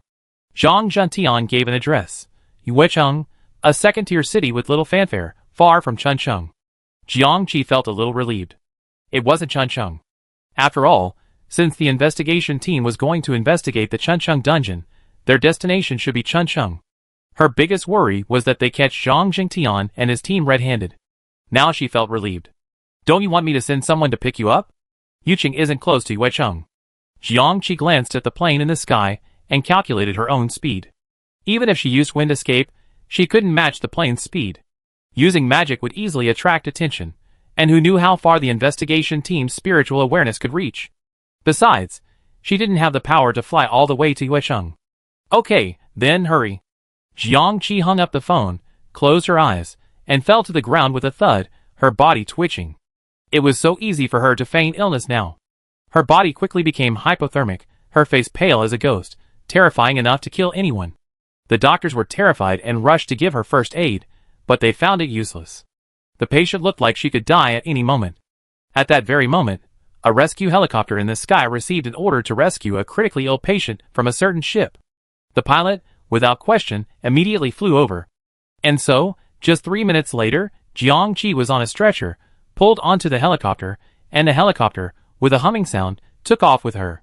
A few minutes later, Jiang Qi was taken to a hospital. Because this hospital was closest to Yuqing, it was constantly flooded with patients, and the office was bustling with activity. Unnoticed, Jiang Qi rose from her bed. In the blink of an eye, she was a doctor in a white coat and mask, moving through the hospital unsuspecting. The call was reconnected. "I'm already in the hospital." "Zhang Jingtian, there's a helipad above the hospital's inpatient wing. Helicopters are constantly taking off and landing there, delivering supplies. I arranged a helicopter to pick you up. The number is?" Jiang Qi hung up the phone and took the elevator directly to the helipad. In the elevator, she removed her white coat, revealing a more modest outfit. She reached the helipad. A helicopter was unloading its cargo, and another was waiting in the sky to land. It was coming to pick her up. After the first helicopter landed and quickly unloaded its cargo, Jiang Qi quietly climbed aboard and showed the soldier inside the cabin a page on her phone showing the electronic ID Zhang Jingtian had sent her. The soldier confirmed the information, saluted, and without further questioning, the helicopter took her away from the hospital. 10 minutes later, the helicopter landed again, at a military base. There, Jiang Qi transferred to another plane. This time, without stopping, they headed straight for Yuecheng. An hour later, the plane landed, and Jiang Qi boarded a logistics truck, driving from the airport into Moon City. After several rounds of travel, around 2 p.m., 2 hours after Jiang Qi returned to Blue Star, she finally met Zhang Jingtian. She inspected the entire room and confirmed that it was Zhang Jingtian herself. She then removed all disguises, returning to her true self and disabling the empathy translation function on both screens. Zhang Jingtian looked at her excitedly. "Jiang Qi." Jiang Qi got straight to the point. "Captain Zhang, I already wasted a lot of time, so I won't waste any more time. First, the game has dispatched a 5-person investigation team, who are currently supposedly in Spring City. They're here to investigate my Lord E alias, and they possess the ability to deceive people into telling the truth without them realizing it. Captain Zhang, I want to know who knew about Spring City's advanced preparations, that I was Lord E, and that we had dispatched a 1,000-man team. Where are they now? I need to modify their memories as quickly as possible. Zhang Jingtian's face was solemn, and he quickly said, after reading that email, I've been compiling the relevant lists. Not many people know your identity and the existence of the 1,000-man team. Most of them are in Yuecheng, or even in the secret facilities right under our feet. The rest are scattered across various locations. I try to get them here as soon as possible with a reasonable excuse. If they can't come, we go over there. But don't worry, they don't act alone. Their networks are well organized. Anyone who tries to approach them, let alone question them, will be considered suspicious. But there are far more people who knew about and participated in Spring City's advanced preparations. Furthermore, it's now practically universally known that Spring City anticipated the disaster and made preparations. If this required modifying memories, I'd be hard-pressed. Jiangqi nodded. When I say prepared, I mean they knew about the dungeons and players, and that I was involved in these preparations. Zhang Jingtian's expression relaxed. In that case, the number is quite small, overlapping with those who knew about the 1,000-man team. Jiangqi asked, are any of these insiders currently in Spring City? Zhang Jingtian replied confidently, no. So sure? Yes, we specifically evacuated all insiders from Spring City. Why? Compared to other cities, Spring City is virtually certain to avoid dungeons. It's simply the safest place in the world. From what Zhang Jingtian said, not only have they evacuated personnel, but they also shifted their focus to this inconspicuous Moon City. Zhang Jingtian explained, firstly, Spring City has experienced dungeons, and countless people from across the country, and even the world, have visited, inspected, and investigated it, creating a chaotic situation. Secondly, after discussion and analysis, the expert group expressed concern that there might be residual dungeon forces in Spring City, or that some dungeon channels had not been closed, and felt that it was not a suitable location for conducting classified activities. Therefore, not only will we not establish any units requiring confidentiality there, but all individuals involved in any important classified operations in Spring City will be withdrawn from the city, severing all ties with it, both publicly and in the archives. It doesn't even matter in the archives? Zhang Jingtian nodded. Yes, it can be said that no paper or electronic records remain. All the images and other materials from the original copy have also been destroyed. The cleanup was done very thoroughly. Jiangqi breathed a sigh of relief. That's great, she said. Without further delay, take me to the person right here, and I have my memory altered immediately. Zhang Jingtian immediately led the way, asking, how do you alter it? Do you delete this memory? Jiangqi shook his head. If there are gaps in the memory, it's also a point of suspicion. I cover the real one with a false one, but this false memory will be blurry and incomplete. Zhang Jingtian, that sounds very difficult. With incomplete details, won't I be suspicious? Jiangqi, for someone who is attentive and vigilant, perhaps, but this is the only way for now. I find a way to get them to accept this blurred memory later. Is that even possible? Zhang Jingtian couldn't help but scrutinize Jiangqi. After over a month apart, Jiangqi seemed to have changed significantly, especially in his calmness and confidence in his ability to control the situation. It was as if he had been reborn. What had she experienced in the past month? They entered the direct elevator and headed underground. Zhang Jingtian had many questions to ask, but he was also worried about the important matters at hand. Jiangqi knew what he wanted to ask. Seeing that the elevator hadn't arrived yet, and there were no surveillance cameras inside, he said, everyone's back too, along with over 2,000 other players. They've been teleported to the 5 cities, where they participated in the dungeon. Zhang Jingtian was more surprised than delighted. Everyone's back? It's only been a month, and they're all back? But no one else has contacted me except you. Everyone has a code name and a contact channel. They're all back, so there shouldn't be any movement. Jiangqi, oh, that's because I hypnotized them. They've forgotten their original identities, and think they're players. They're probably exploring Blue Planet right now. Zhang Jingtian, question mark. Jiangqi looked at Zhang Jingtian's stunned expression, with a hint of amusement. Ignore them for now. They're all good people. Even if they've lost their memories, nothing will go wrong. I find a way to wake them up later. After a pause, she became unsure. Maybe they can regain their memories on their own. After returning to Blue Planet, there's a chance they receive a signal to break the hypnosis.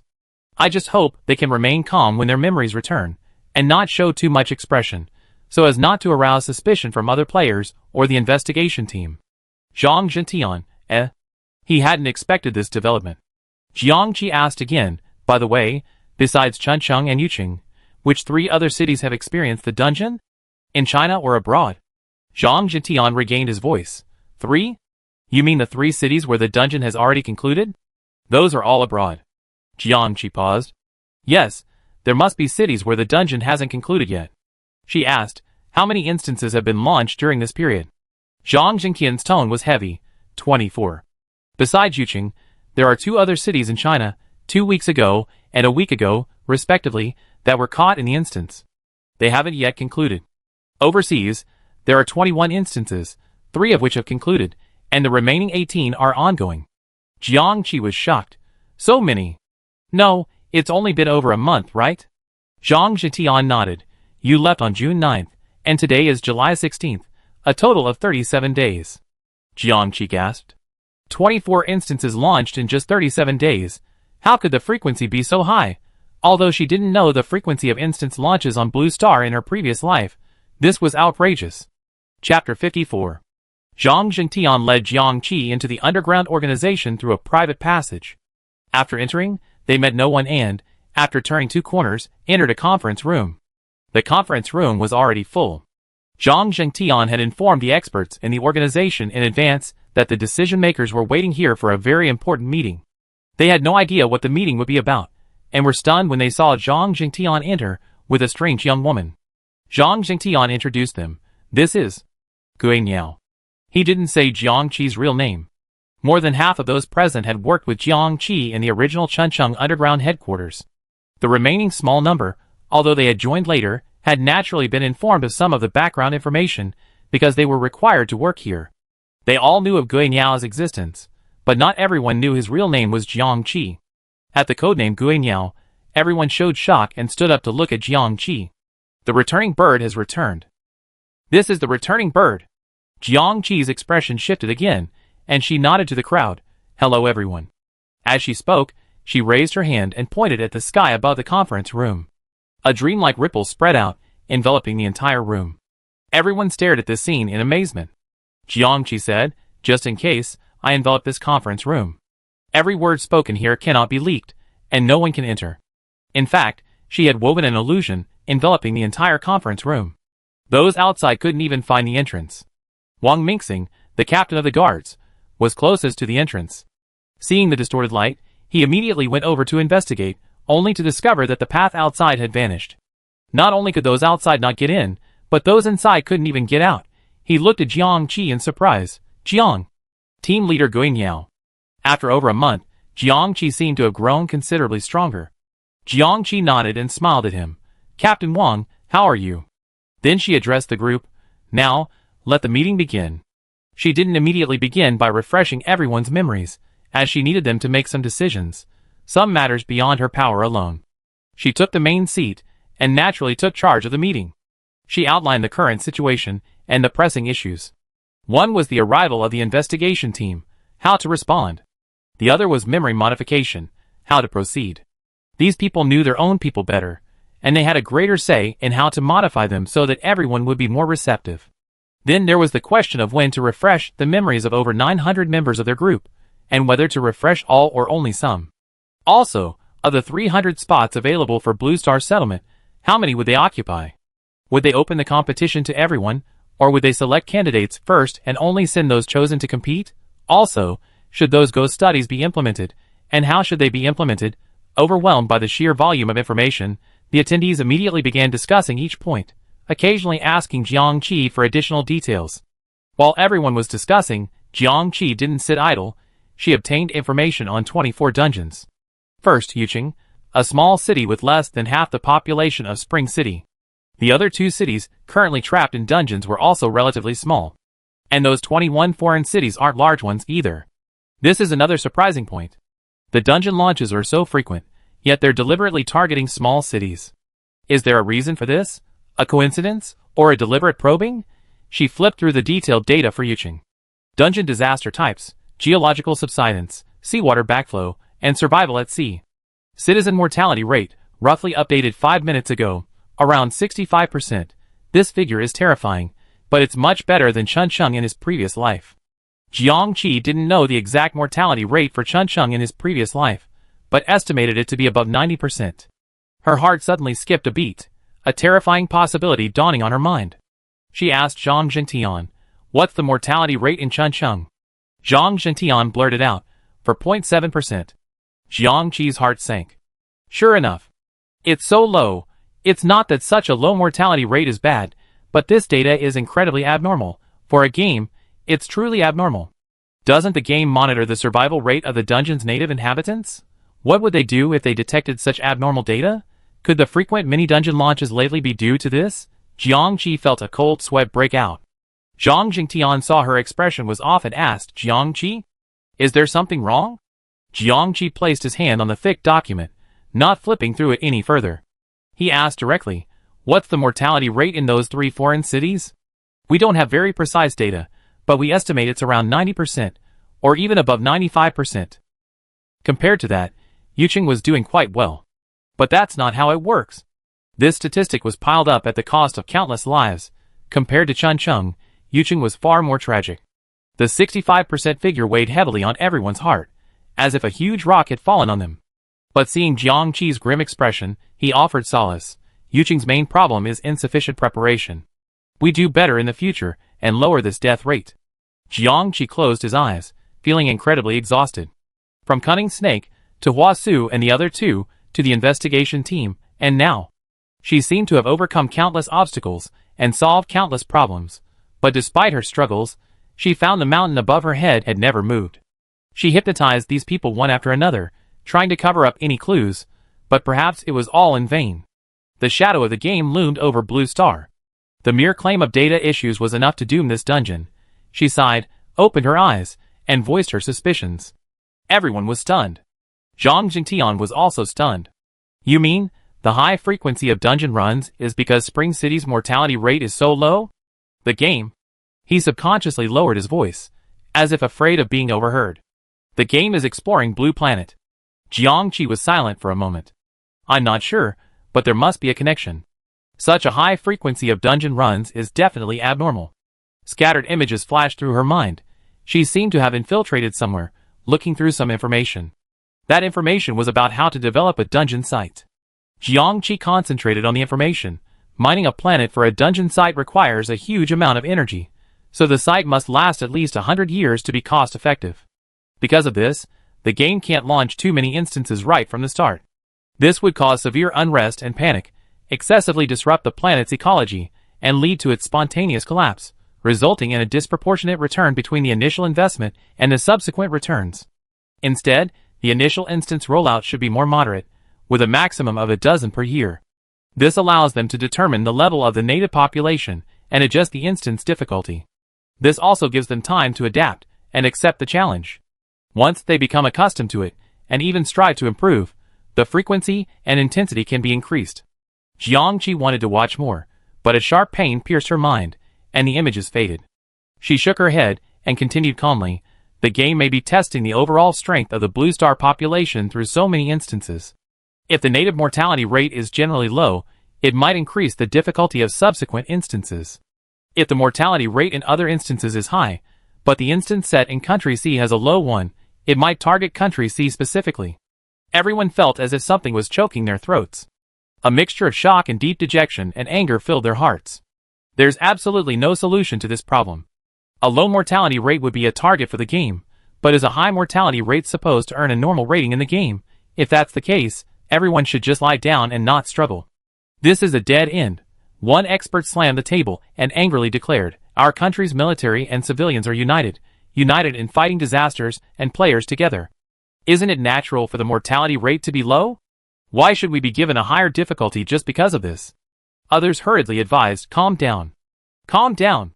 This is just speculation." But everyone knew this speculation was completely reasonable. They hadn't considered this before because they assumed such frequent dungeons were normal. But now that they know it's not, Trying to figure out the reasons behind it would be terrifying. Another person calmly analyzed, let's put aside the issue of increased dungeon difficulty in the future. Focusing on the present, the 65% rate in Yuching is actually normal. Because of the precedent set by the Spring City dungeon, the entire nation urgently prepared for battle. Once we were involved in the dungeon, we united strongly. Plus, we obtained some player items from Spring City. For all these reasons, we lowered the death rate to 65%, which is completely reasonable. What's unreasonable is Spring City's 4.7%, and we have a ready-made reason for this. It's because of Lord E. Another person chimed in, yes. Spring City foresaw the impending disaster because of Lord E, and Spring City's outstanding performance in the dungeon was also due to Lord E. In short, since the investigation team has determined that this Lord E is no ordinary person, let's put the blame on Lord E. Another leader said gravely to Jiang Qi, change everyone's memories immediately. In this new memory, from beginning to end, there will only be one mysterious Lord E. This Lord E directed us, ordered us, and required us to do whatever he wanted. He used both coercion and inducements. We were partly forced, partly cooperating out of self-interest. This is ultimately why Spring City's death rate is so low. Is this reasonable? Of course it is, if the investigation team can accept cooperation between Mingguang Temple and Lord E and benefit from it, they will also accept cooperation between Chuncheng and Lord E, thus saving most of their members. Of course, like Mingguang Temple, the people of Chuncheng are unaware of Lord Yi's true identity, simply believing him to be a powerful player. Even if the existence of the 1,000-man team could one day become unmasked, they could blame it on Lord E, claiming she was the one who deliberately planted so many players within the player team. In short, they could push the blame onto everyone else, remove Country C and Blue Star, and minimize the game's targeting of Blue Star before anything else. But then, no trace of Jiang Qi should remain in everyone's memory. Everyone looked at Jiang Qi. She had done so much for Blue Star and everyone, and would even continue to take risks in the future. But if no one remembered her? Jiang Qi was silent for a moment, then smiled. Completely erasing Jiang Qi's existence would also conceal her identity as a reborn being. From then on, in the game, there would only be a mysterious ritual formation that had appeared out of nowhere. No one could investigate or threaten Lan Xing anymore, and Lan Xing would not be implicated because of her. This would be good for her, and for everyone else. Jiang Qi, I agree with this plan. Let's begin. While Jiang Qi was diligently erasing someone's memory. In Chuncheng, the investigation team had been scouting for hours. They had practically turned Chuncheng upside down, but had found no clues. No one here knew of Lord Yi's existence. Even the residents who had personally experienced the dungeon remembered only that month's hardships and the government's wise leadership, nothing more. The 4 investigators met with the investigation team leader, but nothing was revealed. The investigation team leader tapped the table gently. It's too clean, isn't it? The current Spring City government is a completely new team. The leadership and decision-makers, who once existed in the dungeon, have completely vanished. Even if we hack into this world's network, we won't find anything. What secret are they deliberately hiding? Investigator A also raised his doubts. The survival rate of the indigenous people in the Spring City dungeon is ridiculously high. It's strange. Even if that Lord E is behind this, would someone who is only motivated by profit or targeting the cunning snake protect the indigenous people so well? The investigation team leader asked, do you think this Lord E is a Blue Star native? The young man is also someone with connections to Blue Star. Investigator B speculated, perhaps there's some kind of deal between the two sides. Lady E is doing her best to protect the people of Spring City, and the people of Spring City are doing something for her. Then, the protection is incredibly strong. Investigator C said, I looked into the 5 completed instances, as well as the attitudes and responses of various countries to them. Country C is indeed different from other countries. This country is incredibly united, and the ability to mobilize resources from top to bottom is truly astonishing. For a country like this, if only a powerful individual could provide a little protection, achieving a survival rate of over 90% wouldn't be impossible. So, it's not necessarily Lady Yi's protection that's significant, but rather that with even a little bit of it, the people of Country C could create miracles on their own. After listening to the team members' opinions, the head of the investigation team said, these are just speculations. Should we fill our investigation report with nothing but guesswork? We want actual evidence. The team members all listened attentively. The investigation leader said, since Chuncheng can't find anything, let's investigate further up the chain. She pulled out a list of names of the country's leaders. I doubt ordinary people know the secrets, And not even one of these people knows. Dig out what's in their heads. The investigator's eyes lit up. This was truly the fastest and most direct way to get to the heart of the matter. The investigation team left Chuncheon. Dong Shumfeng came out from the corner, looked at the seats they had sat in, skiing, and forking a piece of sweet pineapple into her mouth, squinting her eyes in enjoyment. She now had the face and clothing of a Chinese national. In just a few hours in Chuncheon, she had already filled her stomach with local delicacies. What are you talking about? Choo-choo-choo, this investigation team, choo-choo-choo, wandering around Spring City for so long, choo-choo-choo, what are they investigating, choo-choo-choo-choo? Zhuangyu, munching on a bucket of popcorn, said, investigating Lord E, crunch crunch, and also checking why there's something wrong with Spring City's data, crunch crunch. By the way, this Spring City doesn't look like anything I ever seen in a dungeon, crunch crunch. It's so prosperous, I think I could settle down here. I don't know why, but it feels strangely familiar. Xiao Fan came over. He wasn't eating, but was holding a few dolls he won from a shooting stall. I think so too. This is my dream home. So, are we really not going home? Another player, enjoying a barbecue nearby, said, why go home? Tana is nothing compared to here. Even though there are dungeons almost every day, we're not afraid of them, are we? Slurp, this teppanyaki is delicious. At that moment, a large screen in the square was broadcasting news about the rescue efforts in Yucheng. Many people gathered to watch, and they followed suit. The rescue is still going on. It's been so long, and they're still not finished. Ouch, that guy's swollen, haha. A player pointed and spoke in a disrespectful tone, causing the anxious citizens of Chuncheon to glare at him. Dong Shumfeng and the others couldn't help but frown. Dong Shumfeng kicked him. If you can't speak, shut up. The player raged. What are you doing? You haven't even arrived yet, and you're already licking the boots of the people here? Have you forgotten who you're on the same side with? Dong Shumfeng, known for his explosive temper, swung his fist. I'm in no other group, not yours. The two immediately engaged in a fight, and the surrounding crowd immediately stood several meters away. The other players simply watched with amusement, even cheering him on, hoping the fight wouldn't get too intense. The citizens of Chuncheon all looked at these people with strange eyes, feeling that they weren't serious people, that they were even further away from them. As the battle continued, the news on the screen changed, showing an aerial view of two other cities trapped in the dungeon. Pingcheng and Licheng are still engulfed by the dungeon. Neighboring cities have activated level 1 rescue procedures, with rescue teams and supplies arriving. Then the screen shifted again, revealing the bustling scenes of various cities. Across the country, preparations for the dungeon are still underway. Factories are working at full capacity to produce all kinds of survival supplies. Every town has opened crash courses for adult survival. Primary and secondary schools are offering courses in combat, swimming, rock climbing, cave survival, wilderness survival, and so on. The scene shifted to the school. After a few scenes of classes, a resounding music suddenly blared, followed by the sound of the national anthem. Dong Shumfeng, who was currently beating someone up, suddenly stiffened. Zhuangyu Xiaofang and the others were also startled, their gazes darting to the large screen. The screen was showing a school flag-raising ceremony. A group of children in martial arts uniforms stood on the playground, their gazes fixed with determination as the flag slowly rose. Young, energetic children, the rising sun, the vibrant national flag. The entire scene was filled with hope and strength. Although it was only a brief moment, Dong Shumfeng and the others stood there, stunned, as if acupuncture points had been triggered, watching. Memories surged back from the depths of their minds. Spring City, 1,000-man army, replacing players, boarding the train, the ghost domain, and the team leader summoning them all together and hypnotizing them one by one. Ah, what did they do? Seeing the team leader couldn't recognize them, they didn't give their all when the team leader was fighting the cunning snake. Their own people were wary of each other, and they considered Tana Planet their home, obsessed with going there. They nearly pissed the team leader off to death. Dong Shumfeng couldn't help but shudder. Thinking back to her bickering with Jiang Qi, she wanted to slap herself. Ah, damn it.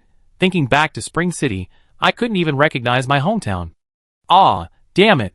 Those 5 members of the investigation team were running around Spring City, shoving evidence around, and I just watched with indifference, completely unaware of any anxiety or worry, even laughing and watching the fun while eating. Ah, damn it. Her expression was almost twisted uncontrollably, and she wanted to roar, but she couldn't. There were other players around, and they'd be able to figure it out. With a thud, a fist smashed into her face, sending her stumbling several steps. The foul-mouthed player scrambled to his feet, hurling obscenities. Dong Shifeng, damn it! You're asking for a beating. She grabbed the player and pummeled him furiously, venting all her excitement and frustration through these punches. Shuang Yu and the others glanced over. They were almost losing control of their expressions, so they decided to just beat him up, so they all rushed forward, joining the fray. You dared to talk down on our compatriots. You're so mean. I beat you to death, the rude player. Ah. Stop it. Enough. Are you crazy? I provoked you. Other players. Ah, what's going on? There's no need to be so violent, is there? They stepped forward to break up the fight, and then they got beaten too. So, a group beating one person turned into a group beating a group, and the fight escalated. The commotion attracted more nearby players, some watching the excitement, some trying to break up the fight. What are you doing? What are you doing? Stop it, stop it. We're all on the same side.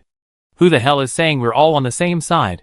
Dong Shifeng and the others were furious, and almost joined in the fight, but they stopped. After all, there were more important things to do. They ran to a corner, looking at each other, and it became clear that their memories had all returned. The signal to break the hypnosis was seeing the flag raised and hearing the national anthem. Since they can't return to Blue Star, it's essentially impossible for them to simultaneously access both elements, so their memories won't recover and they remain safe. And once they return to Blue Star, they naturally have access to both elements. Jiang Qi had it all figured out when he designed this. Dong Shifeng gritted her teeth. It looks like the investigation team has gone to see the leaders. We need to get this message out. She pulled out a phone she scavenged from someone and started sending emails. Shuang Yu asked, do we need to awaken anyone else's memories? Dong Shifeng paused. Not yet, in case the investigation team makes a surprise attack. By now, Jiang Qi should have reunited with the organization. They should just pass on this crucial message and then stay put. Chapter 55. By the time Dong Shifeng's email arrived, Jiang Qi and Zhang Zhengtian had already left the underground organization and were heading to the location of a leader with inside information. Sitting on the plane, Jiang Qi rested her head, feeling somewhat exhausted. She had hypnotized over 900 of her own people in half a night, and had hypnotized dozens of monks at Mingguang Temple in a short time. She had mastered this technique to perfection, and when the subject had absolute trust in her, hypnosis was easy. But this time, she was thorough, leaving no loopholes. She completely erased the other person's memory of them, then fabricated memories of the ritual formation out of thin air. This was quite different. In any case, working for so many people in the organization was incredibly tiring. However, they had actually split the organization into two. Those with a stronger presence and more important positions remained within the organization, their memories erased, ready to face the investigation team. Those third and fourth tier staff, with a lesser presence and a lesser presence within the organization were transferred out. Only their memories related to Jiang Qi were erased, but their memories of the 1,000-man team were retained. This was because they would need to cooperate with the 1,000-man team later. The new organization formed by this group would move into a more covert, behind-the-scenes role and be called the 1,000 team. At this moment, Zhang Zhengtian said to Jiang Qi with surprise and delight, Dong Shifeng has contacted the 1,000 team. Jiang Qi sat up suddenly. Has she regained her memory? Yes, she said the investigation team couldn't find anything in Chuncheng, so it seems they're targeting prominent national leaders. Jiang Qi immediately understood the team's strategy. In Chuncheng, if they couldn't find anything among the masses, and couldn't find the key figures, they would target the people at the top. There were always a few leaders who knew the whole story. Jiang Qi asked, among those well-known leaders and important figures, who actually knew about this? Zhang Zhengtian replied, 3, and we're going to meet one of them now. The others are completely clueless? Zhang Zhengtian nodded. Then can we have those who are completely unaware delay the investigation team for a while? How? Of course, they could have a reasonable travel plan, or perhaps a public appearance, allowing the investigation team to easily locate and approach them. The investigation team consists of 5 people, and just 5 such targets would be enough to delay them for a while. After all, getting information out of them takes time. Zhang Zhengtian, I arrange it right away. Half an hour later, Jiang Qi arrived at the office of a certain leader. This leader's name was Zhao. Security was at its peak, preventing even a mosquito from getting in. Upon his arrival, Jiang Qi confirmed that no one from the investigation team had been there. Leader, this is Guan Yao. Zhang Zhengtian introduced Mr. Zhao, who was very kind and stood up to shake Jiang Qi's hand. You must have endured a lot these past month. You've been out there, making your way, and the country can't help you at all. And you're still worrying about everyone. I'm truly ashamed. Jiangqi said, it's all my responsibility. Mr. Zhao sighed, I understand everything. Our country is like a sieve before these people with extraordinary abilities. They can go anywhere and penetrate people's minds to spy on all their secrets. We're truly defenseless. Jiangqi said in a deep voice, they can spy on secrets, so we must eliminate all secrets that must not be known. Will half an hour be enough to clear my memory? It's plenty. So, Elder Zhao dialed the internal line and asked someone to arrange a meeting with foreign leaders in half an hour, inviting some reporters from official media to interview him. Then we send one to the investigation team. They want to know the secrets we need them to know. He looked at Jiangqi gently. But, child, if no one in this country remembers you, you'd be greatly wronged. Who should I see when I come back? Who should I convey new information to? Who should I turn to if I need assistance? Does she have to use her status as a ceremonial formation to coerce and bribe her family every time she returns home? Leave a few people behind so they remember you and cooperate with your actions. Jiangqi said, I leave a few people with a 1,000-man team to remember me. Elder Zhao waved his hand. Not enough, not enough. According to the current plan, only 1,000 groups will remember the 1,000-man team. From now on, for most Chinese people, the 1,000-man team will be just players, a presence that can be both enemies and friends. With a 1,000-man team already positioned in this position, how could Jiangqi gain recognition from the people of Country C through this nemesis?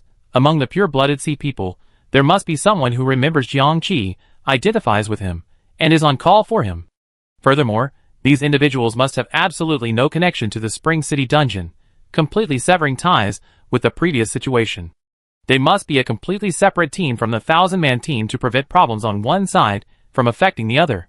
Also, they must possess sufficiently high authority and strong abilities, much like Zhang Zhengtian today, otherwise they won't be able to keep up with Jiangqi's pace.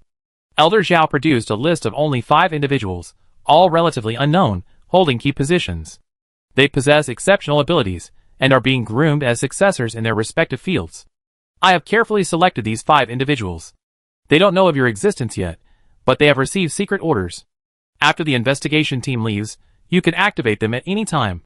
In the future, they will be your contacts in Country C, resources you can mobilize, and comrades you can delegate to the rear. Elder Zhao solemnly handed the list to Jiangqi. Time is limited, and we can't make the best arrangements for you. We are truly inconvenienced. We, the old folks with no memories, will no longer be able to keep up with you. The future of this country rests in the hands of you, the young ones. Jiangqi held the list, feeling it weigh heavy in her hands and her heart. She met her leader's eyes, filled with worry and earnestness. She suddenly understood. The 1,000-man team and the 1,000 groups, she and the 5 on this list, were the leader's double guarantee for Country C. The two sides coordinated, working together from different perspectives to safeguard Country C, but any mishap on either side wouldn't directly impact the others. They were compatriots, and they could have trusted each other with complete confidence, acting unimpeded and mobilizing national resources without scruples. But this damned game, this damned pervasive and unstoppable surveillance, forced them underground, hiding their identities, even deceiving their own people, thus creating a host of unnecessary suspicions and obstacles. However, they weren't afraid.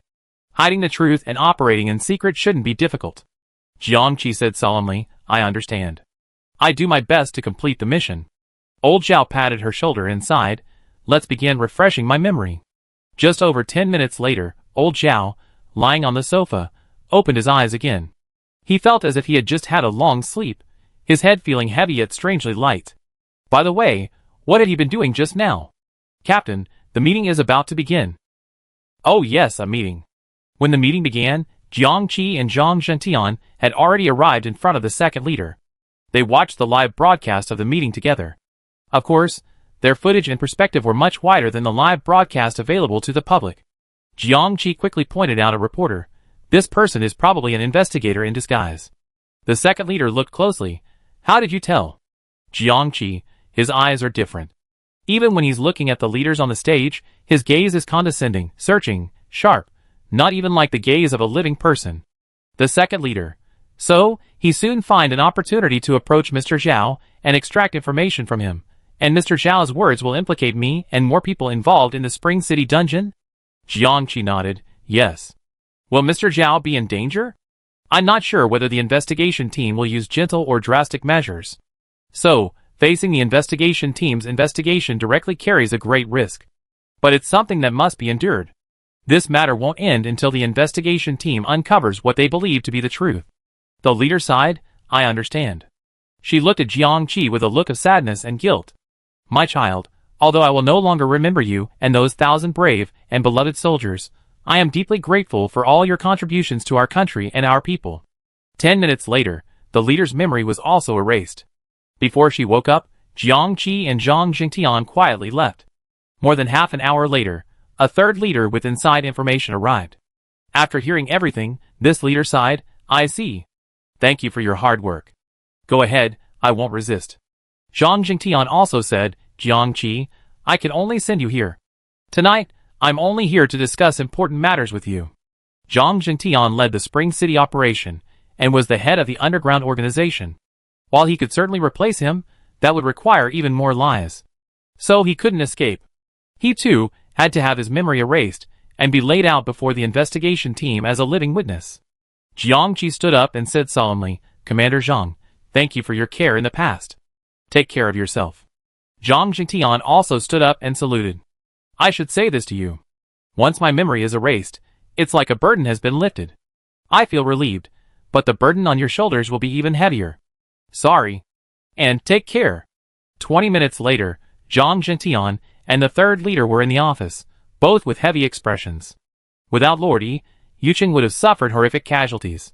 Now, both inside and outside the country are saying that we activated a secret weapon in Chuncheng and are forcing us to hand it over. But where can we find another Lord Yi? If the death rate in Pingcheng and Liqing is also extremely high, I'm afraid it will cause public resentment. Outside, Jiang Qi quietly left. It was already late at night. She looked up at the night sky, a faint sense of melancholy rising in her heart.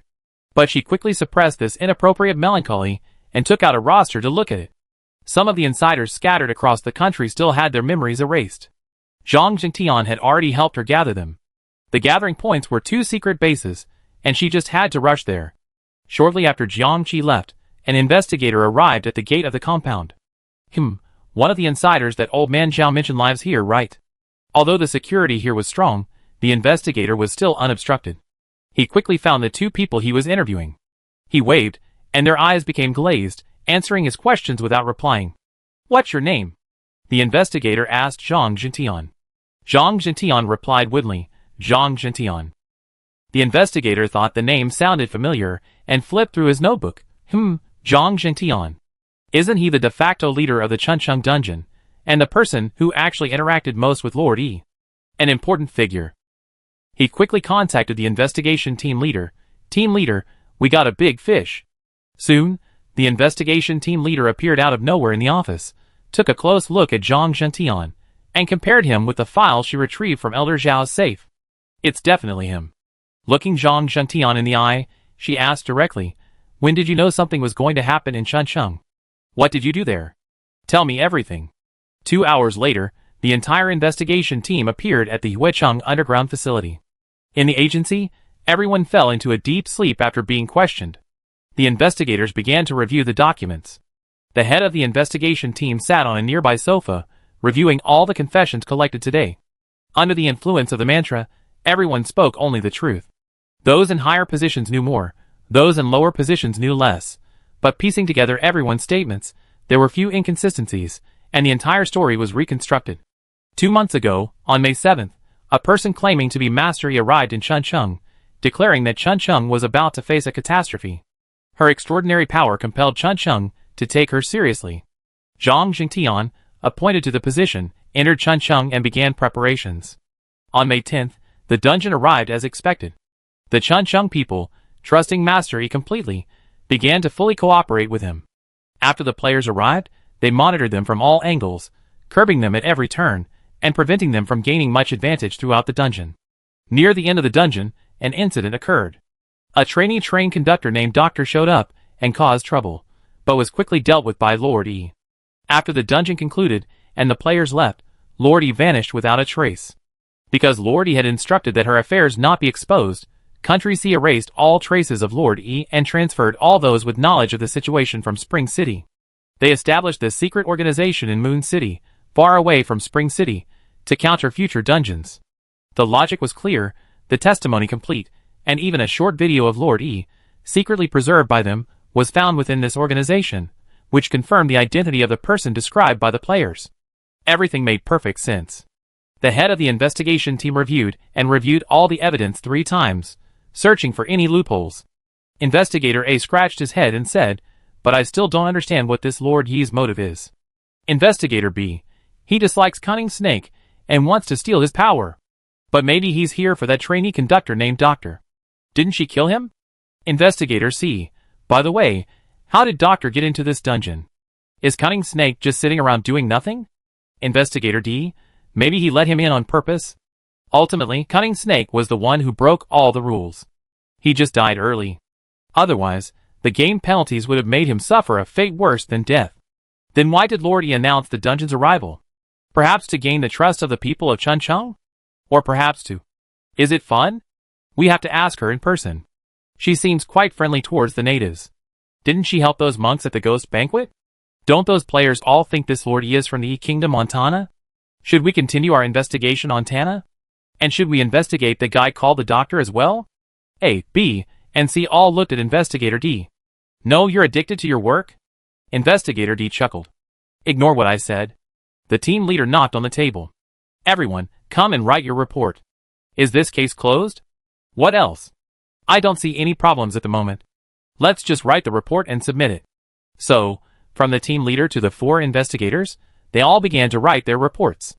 With a single click of the submit button, the report disappeared and was automatically transferred back to the department.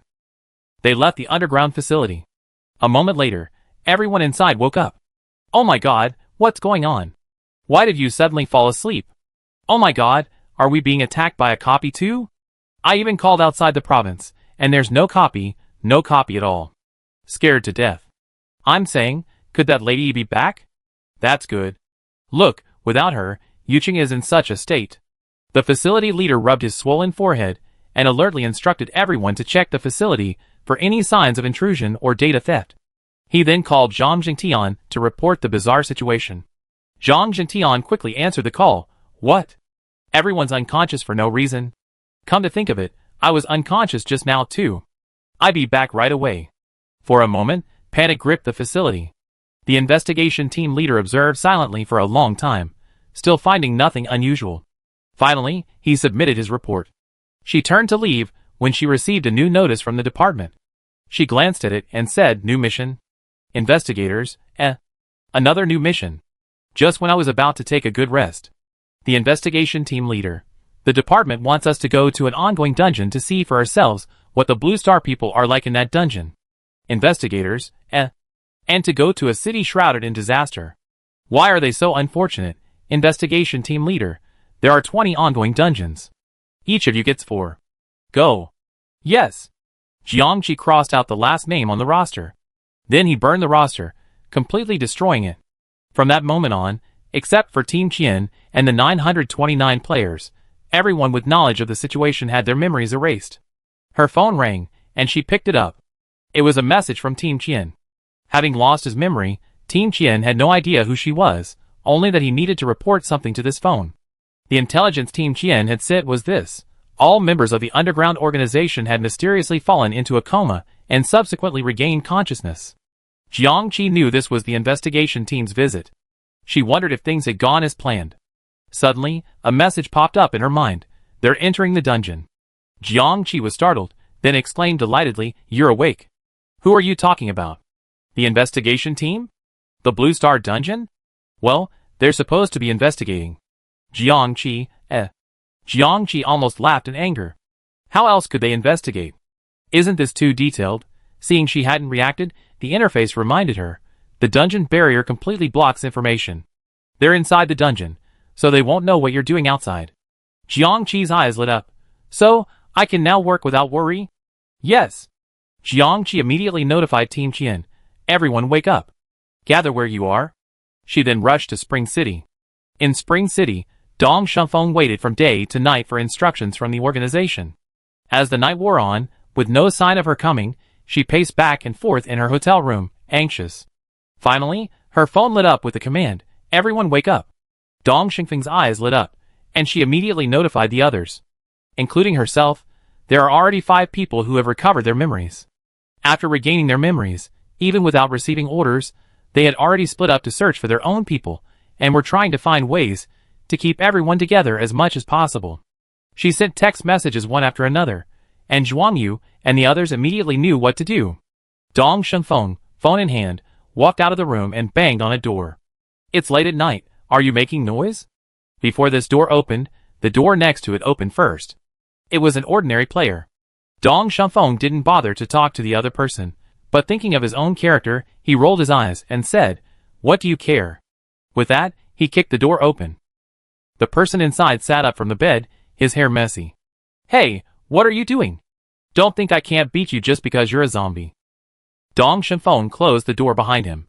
Without another word, he opened his phone, shoved a video of the flag-raising ceremony in the other person's face, and jammed his earphones into their ears. 1 second, 2 seconds. Other person, Other person, shock. Woo woo woo, damn it. Dong Shengfeng slapped the other person's head. "Stop howling. Get up and get to work. Go wake the others. Quickly. And don't let the players know." The others used a similar tactic. Simply find their own people, play a flag-raising ceremony, and wake them up in minutes. No need for extra words. Meanwhile, in the 3 foreign cities where the dungeon had concluded, the players were dropped in. They weren't staying there, having already dispersed. But then, a team from Country C suddenly arrived to conduct an inspection of the dungeon city. They held the national flag, and their car blasted the national anthem at a blaring volume, earning unfriendly glances from the locals. Wow, these Sea Country people are so arrogant. Are they here to protest? Because we lost more people than theirs? How despicable. Amidst all this discontent, a player disguised as a local heard singing from afar. He paused, quickly approaching the group. Seeing the fluttering flag, his body stiffened, and his eyes quickly filled with steam. So. He took a deep breath, quickly realizing that the sudden, ostentatious waving of the flag and playing of the national anthem must have been a deliberate act to wake everyone up. There must be an order to be delivered. He immediately logged into that email and sent it. He quickly connected with Team Qian and received the task of waving everyone back. As one of the players, he naturally knew where everyone else was, and he immediately headed back to find them. In 3 key locations abroad, the message was relayed. 1 awakened 2, 2 awakened 4, and one after another, their own members regained their memories. The situation around Yuqing in China was even simpler. Hadn't they taken in many Yuqing survivors? The mood was low, so someone suddenly suggested playing the national anthem. What was so strange about that? Plus, the national flags were already everywhere. So, naturally, the remaining locals were awakened. Followed by this, more people were awakened and assembled. When Jiang Qi arrived in Chuncheon, it was almost dawn. She came to Chuncheon first because it had the most locals. As expected, these people gathered in the middle of the night and, under the pretext of going to see the sunrise, went hiking together. Once they reached the mountain and hid, who would be able to track them? The other players didn't have the interest or ability to track down their companions. And then, in the mountains, they ran into Jiang Qi, team leader. They were thrilled to see Jiang Qi, a thrill tinged with embarrassment, shame, and joy. This was the joy of reuniting on their home soil.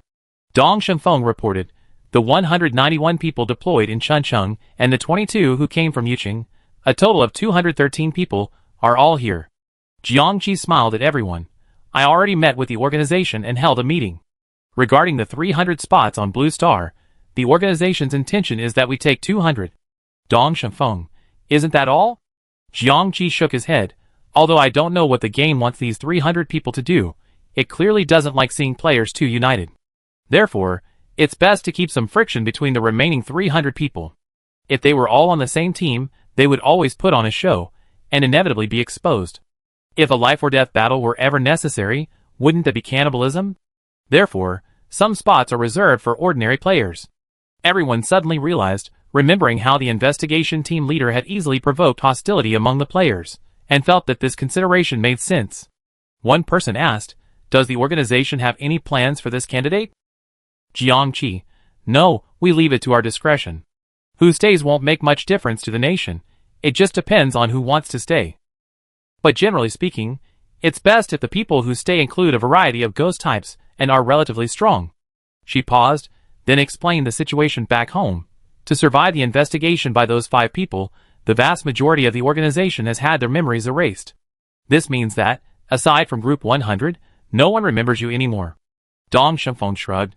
Actually, we were hiding our identities before. It's just that fewer people remember us now, which isn't a big deal. Everyone's expression was quite relaxed. They had never been active in the public eye, so whether anyone remembered them or not wasn't a big deal. As long as they were true to their conscience and their country, that was enough. Jiang Qi nodded and continued, those who stay will have to continue to hide behind the guise of players, operating in secret, and may even face hostility from their compatriots. Those who leave will not only have to continue being players, but also, for everyone's safety, they must keep their memories sealed. In other words, those who stay will face immense pressure, acting, helping the country develop, and being unsung heroes. Those who leave will continue to keep their memories sealed, and they may even never return, ultimately dying a miserable death in some corner of the universe under another identity, and with false memories. It's all difficult. Everyone was silent and thoughtful. Jiang Qi said, of course, there's a third option.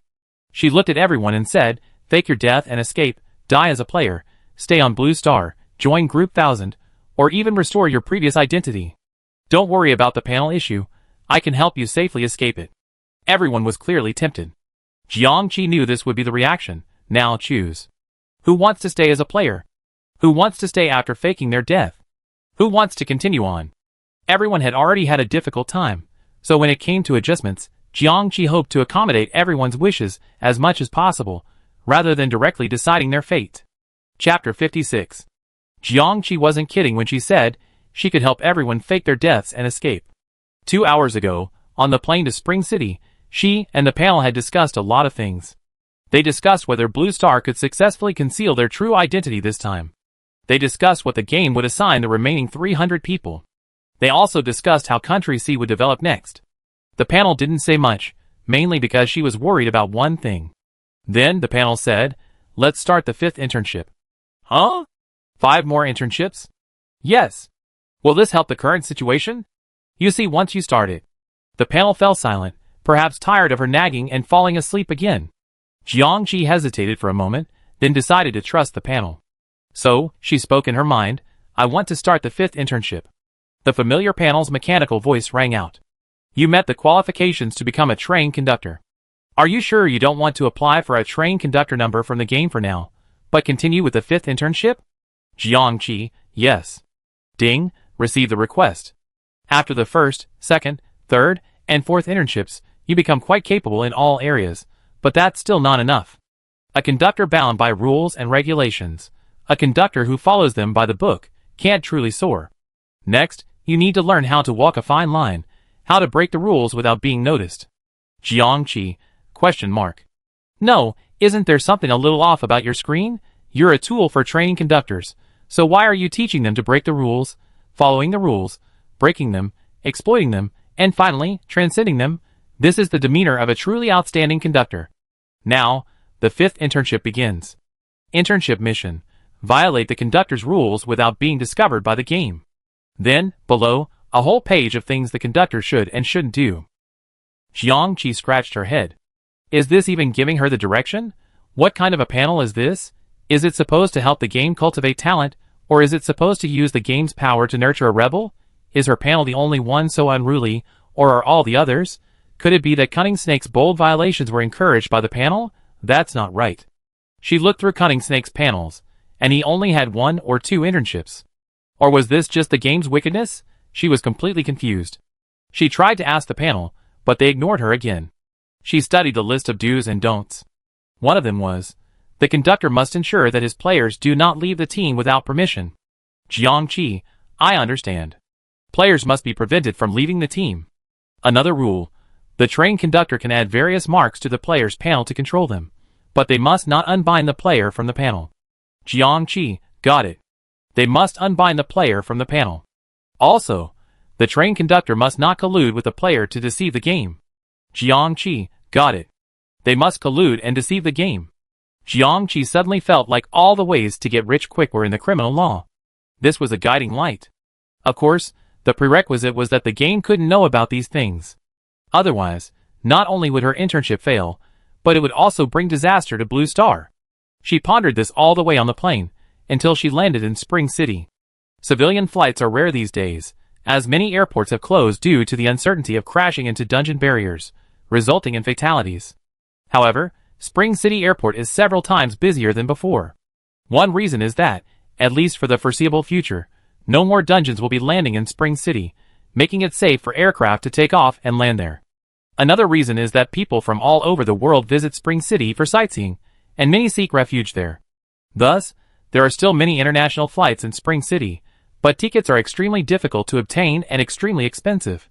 For these reasons, it's no surprise that players from other countries, hoping to travel to other cities, flock to Spring City Airport, seeking prey and securing tickets and passports. As soon as Jiangqi got off the plane, she sensed the presence of players, violent, malicious, and full of murderous intent. It was almost dawn, and the airport was still crowded. She quickly followed that scent, and found her way to a men's restroom. In the restroom, a man lay in a pool of blood. A player stood nearby, rummaging through a briefcase he snatched from him, pulling out plane tickets. The capital? To the nation's capital? Not bad. Before he could finish his words, a wind blade pierced through him. Ugh! He turned his head quickly, but saw nothing. He was trapped in an illusion. Jiangqi looked at the player before him, scrambling around in the illusion. He was a tree demon, so the wind blade wouldn't do much damage to him. She glanced at the man lying on the ground. He was just an ordinary person, his neck pierced, and he was on the verge of death. Jiangqi cast a lich's healing spell, helping the man stay alive, then looked back at the player. Isn't this a perfect training material? Use it to try out how to unbind a player from their panel. 5 minutes later. Ding! You successfully unbound a player from their panel. 1 violation, 0.001 internship experience. Jiangqi clutched a flickering, seemingly broken player panel. At his feet was the player, now fully restored to his original form, curled up, like a shrimp in excruciating pain, howling in agony. Normally, a player would die if they lost their panel, but thanks to Jiangqi's trick, he survived. Looking closely, the demonic aura surrounding him hadn't dissipated, and his demonic body hadn't been significantly affected. So, even after unbinding the panel, he still retained his abilities. But Jiangqi couldn't just leave him there like that, he'd go mad if he recovered. So, after observing him for a moment, Jiangqi quickly finished him off. The man's body gradually transformed, becoming a withered tree. Jiangqi looked him up and down, making sure he was dead. Without dealing with the dead tree, she left the restroom.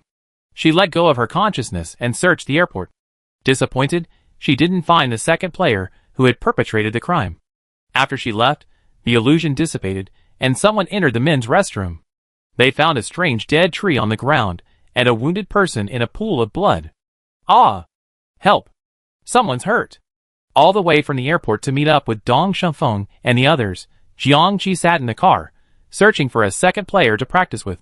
She actually found one. This guy was an evil spirit. He stayed up late at night, breaking into homes and scaring people. He scared the entire building so much that everyone screamed and screamed, an ambulance was called, and someone even jumped out of fear.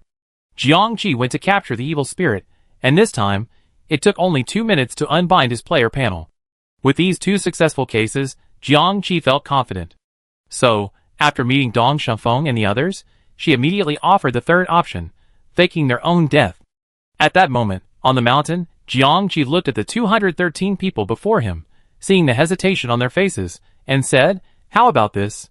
When the competition for the spot comes, the situation will become complicated and uncertain. Let's have some of you fake your own death and escape. Now, if anyone among you wants to stay but feels you don't have the ability to compete, step forward. We orchestrate your demise." Everyone, shock. They can do that. Jiangqi said, of course they can. They're in the dungeon now, so if they don't do something about it, it would be a waste of such a great opportunity. Finally, they selected about 30 people. They were all average ghosts, and weren't very competitive. If they were released as players, they wouldn't have much of an advantage. But if they joined Team 1000, they would be incredibly powerful. They would be perfect for staying on Blue Star and making a difference. These 30 or so people couldn't just die in a flash. They had to cause some kind of disturbance, like starting a player brawl and getting themselves killed. Jiangqi also erased their memories. From then on, they wouldn't remember Jiangqi anymore. At most, they would remember one of their team leaders, But they didn't know who that leader was. After their memories were erased, they were allowed to go down the mountain and direct their own performance. Dong Shumfeng watched silently from the side, unable to help but ask, does it really have to go this far? Isn't hypnosis enough? Do we really have to completely erase our memories? Jiangqi stared into the eyes of the man before him, imprinting a false memory into his consciousness. Hearing this, he said, I'm doing this primarily to protect myself. I rather eliminate any future trouble than be remembered. Dong Shumfeng tugged at his hair in annoyance. If we can fool the investigation team this time, who will bother interrogating us one by one in the future? Jiangqi asked, what if a powerful dungeon descends in the future, and the people there unknowingly reveal their deepest secrets? She looked at Dong Shumfeng. Do you know who the members of Team 100 are? They're trained in counter-reconnaissance and counter-interrogation. They're extremely vigilant, constantly on the lookout for danger. Each of them carries poison, ready to blast anyone who reveals a secret. Yes, they would take their own lives without hesitation. Wouldn't it be better if fewer people took such risks? Dong Shumfeng was speechless. Jiangqi added, it's already hard enough for you to hide your identities, so why burden me with this secret? Not to mention the secret of her rebirth, just the fact that there's a train conductor behind Blue Star. Is that a good thing? At least, until she becomes truly powerful, strong enough to challenge the game and truly protect Blue Star, this can only remain a secret. Dong Shumfeng's shoulders drooped. So, whether I stay or continue to be a player, I won't remember you anymore. Is this the last time we see each other? Well, I erase your memory later. After all, I might need you later. Dong Shumfeng wasn't happy. So you be fighting alone from now on? Jiangqi, this is the path I always taken. Dong Shumfeng and the others are supportive, but Jiangqi also needs to worry about their safety. So, while a team has its advantages, a lone traveler has his strengths. Dong Shumfeng was silent for a long time, then suddenly stood up and said, I choose to continue being a player, not for you, but because the country needs to sow more seeds. Jiangqi looked up at her, her eyes filled with a resolute and passionate fighting spirit. If one day I make a name for myself, perhaps becoming a train conductor, or infiltrating the game and becoming an investigator or team leader, etc. Then, I suddenly saw the flag-raising ceremony again, and everything came back to me. Ha, that would be our last nail in the coffin. You can't handle this outside world by yourself, right? Jiangqi looked at her. Dong Shumfeng raised an eyebrow at her, and extended his hand. Jiangqi smiled, reached out, and clapped his hands. Then let's go for it together.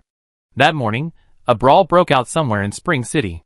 According to onlookers, a group of demons and monsters, at least 70 or 80 in number, appeared out of nowhere and engaged in a fierce, bloody fight. They even collapsed a bridge, and the fighters plunged into the river one after another. A fish monster with a gigantic belly also emerged from the water, and devoured the drowning people one by one. In just a few minutes, news of a demon in Spring City became a hot topic.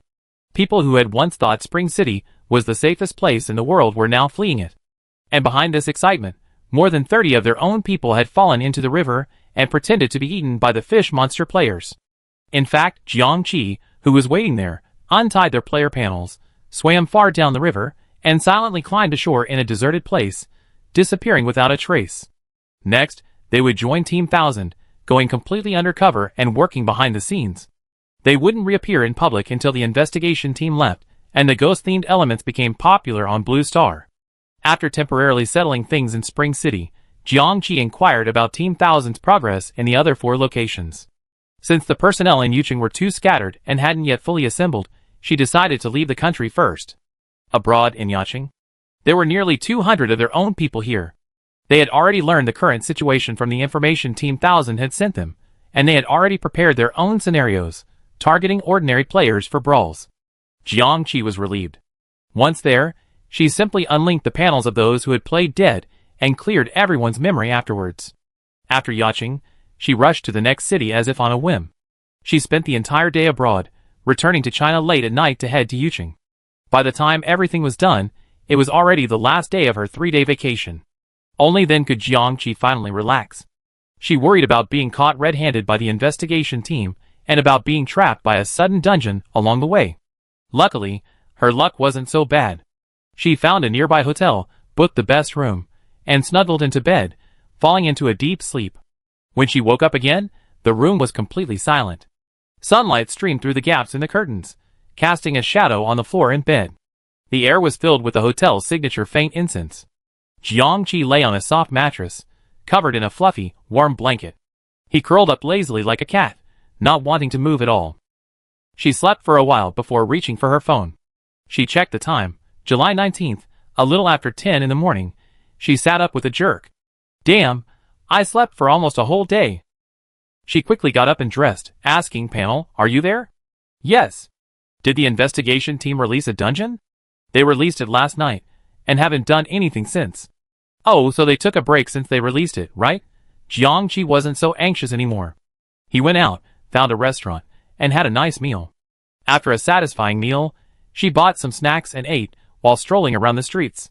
She heard people talking about how, while there hadn't been any new dungeons in the past few days, there seemed to be some terrifying monsters popping up both domestically and internationally, making life almost impossible. Jiangqi, sorry, most of those monsters were caused by us. Suddenly, a voice rang out in her ears. 3-day vacation is over. Then she felt a tightness on her shoulders, and she was being pulled away. After she left, the pedestrians on the street froze for a moment, then screamed, gone. Someone just vanished out of thin air. A moment later, Jiangqi landed in a stone world. Surrounding him were petrified houses. Not only the houses, but also the streets, trees, vehicles, and everything else had turned to stone. There was even a stone figure in the shape of a man. Some of them remained running, some crawled on the ground, some lay at the windows, and some collapsed by the door. The only thing they all had in common was that they had been transformed into stone figures. They were all frozen in the moment of utter despair and pain. Jiangqi had a guess. This was probably a dungeon. Judging by the architectural style, it must be from abroad. Players appeared one after another nearby. Where is this? Is the whole world petrified? Ah, the stone monster, feel so comfortable here. Amidst the discussion, the 5 members of the investigation team appeared. The team leader glanced at everyone, paused, and then said, 2,696 people, that's a lot of casualties. This group is truly capable. In just 3 days of vacation, they managed to reduce their ranks by nearly 300. Jiangqi thought to himself that of these casualties, 200 were players who faked their own deaths and escaped, while the rest were players killed in brawls involving scammers. Of course, some were killed in their own fights, while others were killed by local armed forces after causing trouble for the Blue Star people. The team leader knew that each death was traceable and reasonable, so he didn't pursue the matter further. Instead, he said, this is a dungeon on Blue Star. The dungeon type is petrification, and it ends in 2 days. In these final 2 days, you will decide the 600 spots for Blue Star and Tana Star. Everyone, Jiangqi, You're forcing us into someone else's dungeon to fight? You're really saving yourself some trouble. The investigation team leader continued, 2 days later, the 300 people from Blue Star will stay. Those going to Tana Star will follow us, and those who remain as players will leave with the players in this dungeon.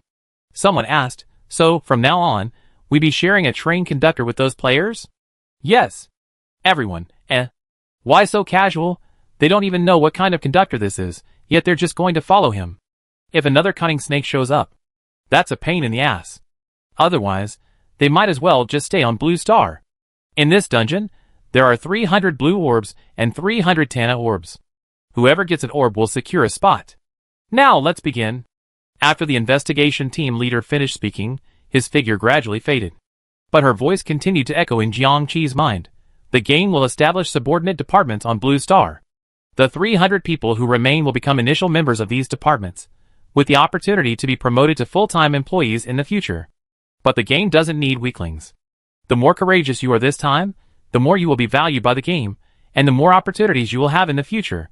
Jiangqi, She saw the flashes of shock and joy on the other players' faces, and knew that these words were actually heard by everyone. Of course, it's also possible that everyone heard something different. In short, fighting spirit was instantly aroused, and the players' eyes sparkled. All of it was ambition. Jiangqi cursed inwardly. They really want to keep the world in chaos. But, the game is setting up departments on Blue Star? What kind of departments, if it's some terrible, destructive department? It seems that she really needs to stay a while, and see what the game is planning. Well, besides, we need more people staying. For the next 2 days, over 2,000 people wandered the dungeon, searching for the orb. Players naturally formed alliances. Those determined to stay on Blue Star formed alliances. Whenever they encountered others, if they were outnumbered, they would attack without hesitation. Some resorted to surprise attacks and assassinations. Some challenged the enemy to a duel. Some, after obtaining the orb, spread the word, waiting for someone to find them, and then kill them. Everyone was desperate to demonstrate their bravery. Some, for unknown reasons, disguised themselves as original dungeon players, then used their disguises to launch sneak attacks. Some even disguised themselves as those chasing them to kill dungeon players. Jiangqi, who had just learned of this maneuver, said, What a shame! If dungeon players are the force scourge for this city, then the 2,000 or so players who followed them were the force scourge of the force scourge, the troublemakers of the troublemakers. In any case, tens of thousands of dungeon players were successfully dragged into the situation, further escalating the chaos. Amidst this chaos, Jiangqi and his companions took advantage of the situation, faking their own deaths to escape, hacking at the planetarium, and occasionally killing players to showcase their prowess. 2 days flew by. The last 3 hours of the dungeon were over. In a stone hut resembling a snowy cave, Dong Shunfeng sat quietly, polishing an Easter egg he had just snatched. The petrified forces around her crawled toward her, but she stomped her foot lightly, and they receded like a tide. A gust of wind blew in, and a ghost cultivator gradually gathered its form, sitting across from her. Dong Shunfeng smiled. Tongyun, you're here. Jiangqi erected a magical barrier to prevent their conversation from being heard, then looked at her with a complicated expression. Have you decided? Dong Shunfeng relaxed, smiling at her. Yes, I decided. We leave this dungeon. Jiangqi, you can actually wait for me. After determining the subsequent situation on Blue Star, she would find a dungeon to enter, seize the player's identity, and re-enter the game. Dong Shunfeng could wait until then to leave with her. Entering an ongoing dungeon isn't easy, let alone taking me with you. Dong Shunfeng shook his head. Besides, although I love to keep you company, I can't truly grow with you. As long as he was with Jiangqi, even if he forgot her, if he faced real danger, she would definitely save him. Everyone has their own mission and their own path to follow, that's what you said. Some people's mission was to stay home and protect their homeland. Her mission, however, was to be a sown spark, carried by the wind, taking root and growing strong. I want to experience true tempering. I want to become a capable person, and you laid a solid foundation for me. She revealed her green-haired zombie hand. With the zombie illustrated book you copied for me, I'm making rapid progress. As long as I'm exposed to sufficient energy again, I can become a flying zombie. I'm now stronger than you were when you first embarked on this journey, except for my conductor panel. We were fearless back then, so what should we fear now? You already let us in. It's time for us to walk the rest of the way on our own. She smiled carefreely and said, All right, see me off. Jiangqi said nothing, silently channeling his source power to reinforce the hidden mark on Dong Shunfeng's player panel, then activated his hypnotic ability on Dong Shunfeng. 2 minutes later, she exited the stone house and glanced back. She did not completely erase Dong Shunfeng's memory. She would forget the train conductor Jiangqi, but she would still remember her fellow countryman Jiang Shuqi in her subconscious. With just one signal, she could be remembered again, just like her identity as a countryman. She whispered, Dong Shunfeng, I look forward to seeing you again. She went to the other departing individuals, and sealed their memories one by one, transforming them back into complete players. 3 hours later, the petrification dungeon ended, and the dungeon players were taken away, along with hundreds of other players, and 103 members of the 1,000-man team. Among them were people Jiangqi was more familiar with, such as Dong Shunfeng, Laonyo, Xiaozhou, and Cheng Yuiming, the clay doll monster, Crescent Moon. There were also many others Jiangqi was less familiar with. They were all heroes heading for the stars and the sea. At that moment, those still remaining on Blue Star silently bid them farewell, wishing them well, and looking forward to the day they would meet again. As the dungeon's power faded, the few remaining natives rushed out, crying and shouting. With them were nearly 400 people who had faked their own deaths and escaped. In the ruins of the city, only 300 people holding the Blue Planetarium, and a little over 200 holding the Tana Planetarium remained. And the 5 members of the investigation team. The team leader looked at the team before them and said, Congratulations on receiving this precious compensation. She raised her hand, and the investigators escorted those holding the Tana planetary globe back to the train, leaving only 300 people. Now, I can tell you what department the game will deploy on Blue Star. Jiangqi raised his eyes, and looked at her calmly. Chapter 57. Of the 300 people who seized the blue planet, excluding Jiang Qi, 205 were members of his family, and the remaining 94 were ordinary players. These 205 were the elite of the elite within the 1,000-man team, including Cui He, Duan Ming, Xuan Yu, and others. And those 94 were also among the best players, powerful and ruthless. Their hands had been stained with blood over the past 2 days in pursuit of this spot. At this moment, everyone stared intently at the investigation team leader, waiting for her to announce this crucial information. The difference was that the eyes of the 94 were filled with anticipation and ambition, eager for the department they were about to be assigned to be truly important and powerful, so that they could have a higher starting point. The others, on the other hand, feigned anticipation, but inwardly, they harbored a lingering sense of worry. The investigation team leader didn't hold back, announcing directly, "The game is currently planning to deploy 3 functional support units on Blue Star, a warp transfer station, a service station, and an emergency response department." Everyone was stunned, confused. It sounded impressive, but what were all these units for? Jiang Qi felt a sudden sense of relief. A warp transfer station was understandable. She had just warped herself not long ago, and it was probably just a matter of transiting through a long distance, or arriving at a transfer station and then departing from there to the destination. To put it bluntly, a warp transfer station essentially functions as a train station. The service station, as the name suggests, should be responsible for receiving warp trains and related personnel. The emergency response department sounded like a subordinate department of the emergency response station, which primarily handles track and train issues. These 3 departments were indeed supportive, which was much better than she had imagined. She previously worried the game was going to cause trouble on Blue Planet, conducting experiments, revolutions, invasions, or even turning the entire planet into a giant battlefield. Now, it seemed the game was simply trying to use Blue Planet for its own benefit. As expected, the investigation team leader briefly explained the functions of the 3 departments, which was similar to Jiang Qi's understanding. The 94 players couldn't help but express disappointment. Some even raised their voices. "That's it?" The investigation team leader said calmly. "What? Do you look down on these 3 departments?" The man laughed dryly. No. Doesn't this sound like some high-profile department?" Jiang Qi asked. "Where are these 3 departments located on Blue Star?" The investigation team leader said, "The warp transfer station is located at the entrance to the Blue Star plane." With a wave of her hand, a star map appeared before everyone.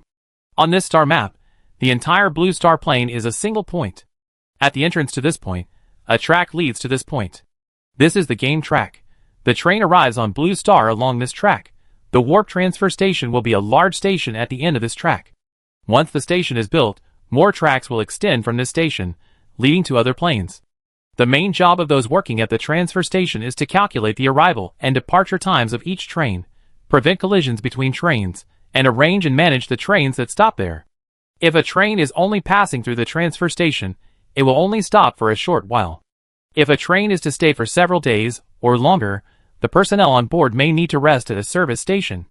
The service station must be fully functional, offering sleeping, leisure, entertainment, and supply facilities. The emergency response department could also be located on Blue Star, but under it, there would need to be several emergency response stations. These stations would routinely patrol and inspect the tracks, and respond promptly to distress signals, requiring high mobility. When everyone saw the diagram, the 94 people were truly disappointed. They fought tooth and nail to stay on Blue Star, just to be someone's grandson. This kind of grassroots work, if done poorly, means you be punished, and if done well, it won't be much of a credit. When will they be able to become full-time employees in the core game department? Had I known this, I might as well have continued to be a player. Cui and the others felt a sense of relief. It seemed that these 3 departments were all geared towards game employees, train conductors, and trains. As long as they weren't targeting Blue Star residents, that was fine.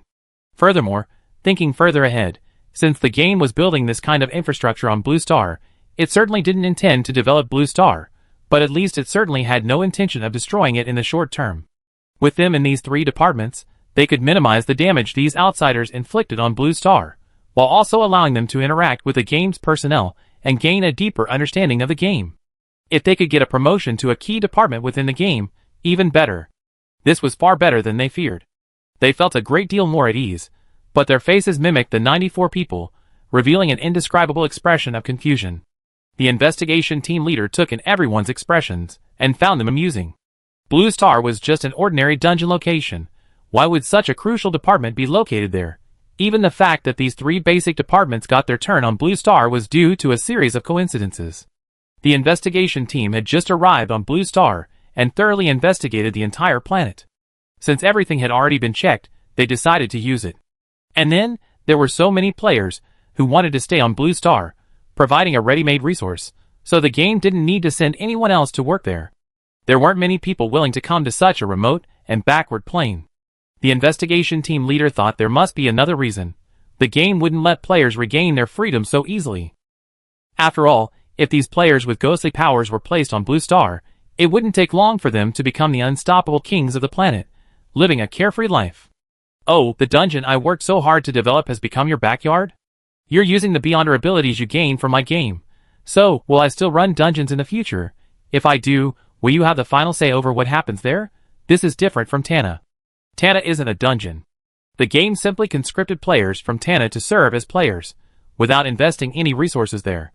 So, they took advantage of the situation by establishing a few basic departments, allowing these players to continue working for the game, while also keeping them in check. In short, a combination of factors has led to the current situation. The investigation team leader looked at the 300 people before him, and couldn't help but wonder, is this really compensation? Then think about the players who died fighting for this compensation. 3,000 people in total, and only a little over 1,000 are still alive. A chill sank in her heart, and she didn't dare to think any further. Okay. The investigation team leader said, now that you understand the situation, here are the positions for the three departments. She waved her hand, and the star map on the floating screen disappeared, revealing the position list. Next to the position list, everyone's bravery for the past 2 days appeared. Top of the list was a player named Hong Jie, who had killed 15 players and ranked first in bravery. Second was Fang Ying, with 13 kills. Third was Ming He, Chui He, with 11 kills. The rest of the rankings were also based on the number of players killed. The investigation team leader said, choose your position based on your ranking. Starting with Hong Jie. Hong Jie, a burly and irascible male player, glanced at the positions with some disdain. He really didn't want to choose any of them, but now that things had come to this, he at least had to be the leader. He chose the position of Warp Transfer Station Manager. Next was Fang Ying, a round-faced girl who looked remarkably harmless, but this was clearly a facade. Unwilling to be subordinated, she chose the position of Director of the Emergency Response Department. In contrast, the service station clearly had excessive service requirements, and no one wanted to kowtow to them. Chui He hesitated for a moment, looking somewhat reluctant, before finally choosing the position of Director of the service station. In reality, he felt relieved. This service station clearly had the most contact with the people of Blue Star, and could easily influence them. Controlling this department was ideal. Then came the fourth candidate. Since they didn't have the position of head, and since they felt Hong Jie and Fang Ying were difficult to deal with, they chose the position of Deputy Director of the service station. After their selection, they patted Chui He on the shoulder and said, brother, take on more responsibilities from now on. I'm counting on you. She looked like she didn't want to be in charge and only wanted to play it safe. The fifth was Zhuang Yu. She chose the Emergency Response Department and became Deputy Director. She smiled at Fang Ying and said, my name is Chang Yan. Director, please give me your guidance. Fang Ying also smiled brightly. Wow, a lovely girl has arrived. Great. We discuss things from now on.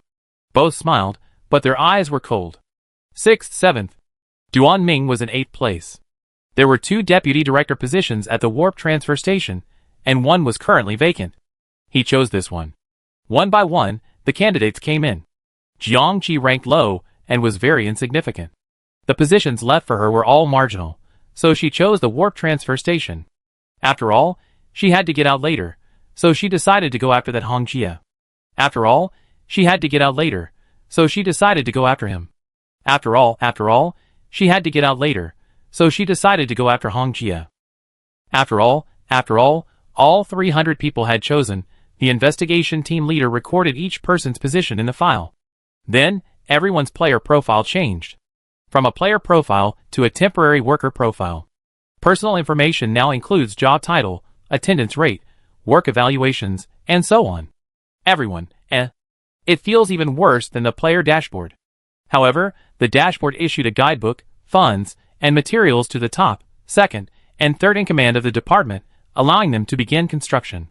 The address for the warp transfer station had been determined.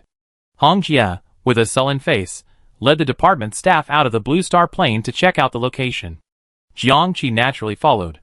In a flash, the group arrived outside the Blue Star plane from Blue Star. The first thing they saw was a series of platforms.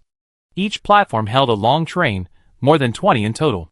One of them was about to depart. It must be the one from the petrification dungeon. Jiang Qi stared at the black and white train with the whip icon for a moment, until it roared away. She averted her gaze, and saw Hong Jie cursing not far away. Not only do we need to build a transfer station, we also need a station building and a platform for these crappy cars. Damn it, it's so annoying. She vented all the complaints she hadn't dared to voice in front of the investigation team leader.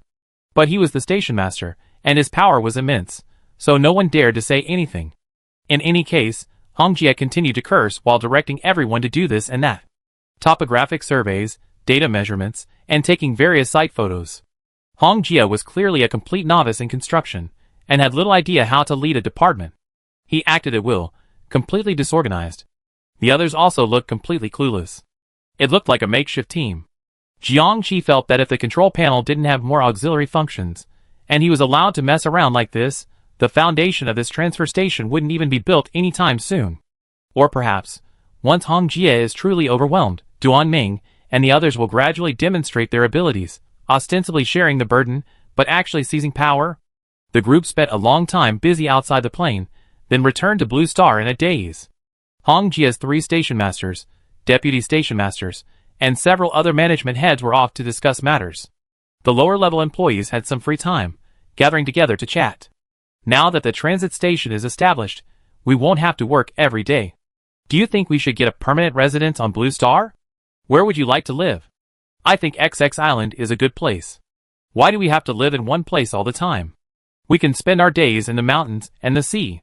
Haha, even though there's no future here, life will still be good. A group of people chatted amiably, as if the previous life and death struggles had never occurred. Jiang Qi watched her family and the players mingle, laughing and joking, and couldn't help but secretly admire their excellent acting skills. It seemed as if there was nothing left for her to worry about. For several days, Jiang Qi waited and watched. The service station was finally located in a scenic spot. The Emergency Response Division was located high in the mountains.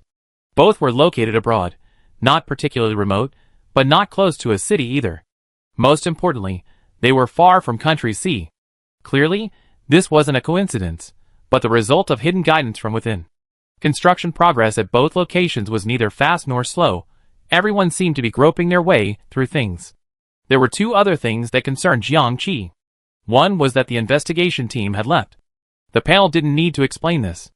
Later, she went to the transfer station again, and the rosy train was gone. Another thing was that there hadn't been any new dungeons for several days. The game must be satisfied with the investigation, so the dungeon release frequency has returned to normal. Alone, Jiang Qi said to the panel in his mind, "It seems our cover-up plan has succeeded. The previous hidden dangers have been completely eliminated, and from now on, these 3 departments shouldn't cause any major disturbances. If nothing unexpected happened, for example, the game suddenly dispatched a high-ranking official to take over these 3 departments, or if a train suddenly crashed into Blue Star during a warp, or if a lunatic from the service station arrived and was determined to massacre Blue Star should be able to experience a period of relative stability." So Jiang Qi felt she could leave. Before leaving, she visited the 1,000 group. The 600 or so people who had faked their deaths and escaped were now scattered across the country, and even around the globe, forming subgroups of the 1,000 group, quietly developing and lurking. Today, Jiang Qi went to the 1,000 group headquarters in China. She donned a mask, appearing as the former group leader, to discuss how to develop the Go Science discipline on Blue Star. Because of those previous, self-directed brawls, everyone now knows that demons and monsters have appeared on Blue Star. Because of the brawls, the Yin Qi and ghost energy leaked out, and related props were scattered among the people. Some players' remains were also collected. As a result, the people of Blue Star now have some ghost information in their hands. What Blue Star lacks most is people, and even more so, intelligent people. So, driven by these clues, and driven by inner ambition and desire, people have spontaneously embarked on the path of ghost research. Jiang Qi sat in his seat, listening to the plan, and said, "Yes, it makes sense. I have no objection." As she spoke, she placed printed copies of the Zombie Illustrated Book, the Ghost Cultivator Illustrated Book, and the Spiritual Weapon Illustrated Book on the table.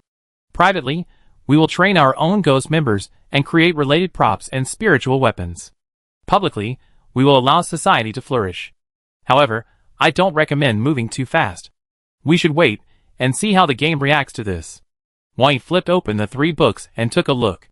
They clearly described how to transform people into zombies, ghost cultivators, and spiritual weapons, as well as how to create the necessary nutrients, such as yin qi and ghost qi. It was a textbook example. She asked, if we want to save the dying in the dungeon, can we transform them into zombies or ghost cultivators? Wang Yi was the instructor who had previously trained Jiang Qi in cold weather.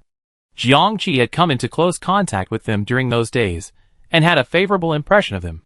Furthermore, Wang Yi was a formidable fighter, and possessed excellent physical fitness.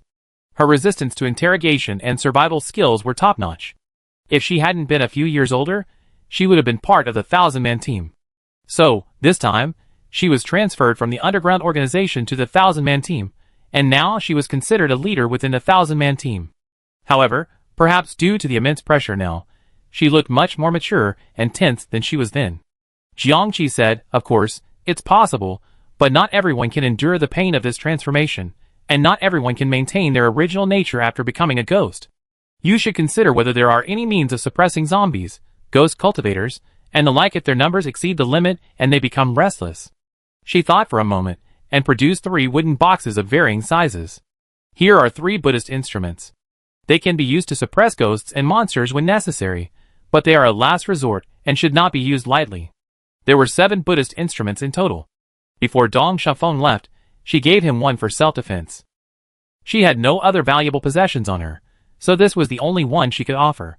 After Cui He, Zhuangyu, and Duanming each entered their respective departments, she gave them one each. The remaining 3 were originally intended for her 5 liaisons, so they could suppress ghosts and monsters when necessary. But thinking carefully, if the problem was external, Team 100 could handle it. If it was an internal problem, Cui and his team would clean up the mess. Why would she still not trust them? Compared to that, she didn't understand the personalities of those 5 people, and she had no comradeship with them. Why would she let them hinder Team 100? So give all 3 to Team 100. Wang Yi hurriedly and solemnly took them. After that, Jiang Qi remained silent, simply listening to the discussion. After the meeting, as she was about to leave, Wang Yi stopped her. This colleague.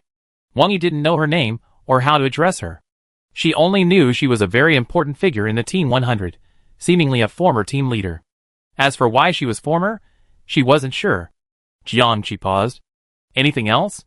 Wang Yi said, tomorrow in Spring City, there's a ceremony honoring martyrs. Honoring martyrs?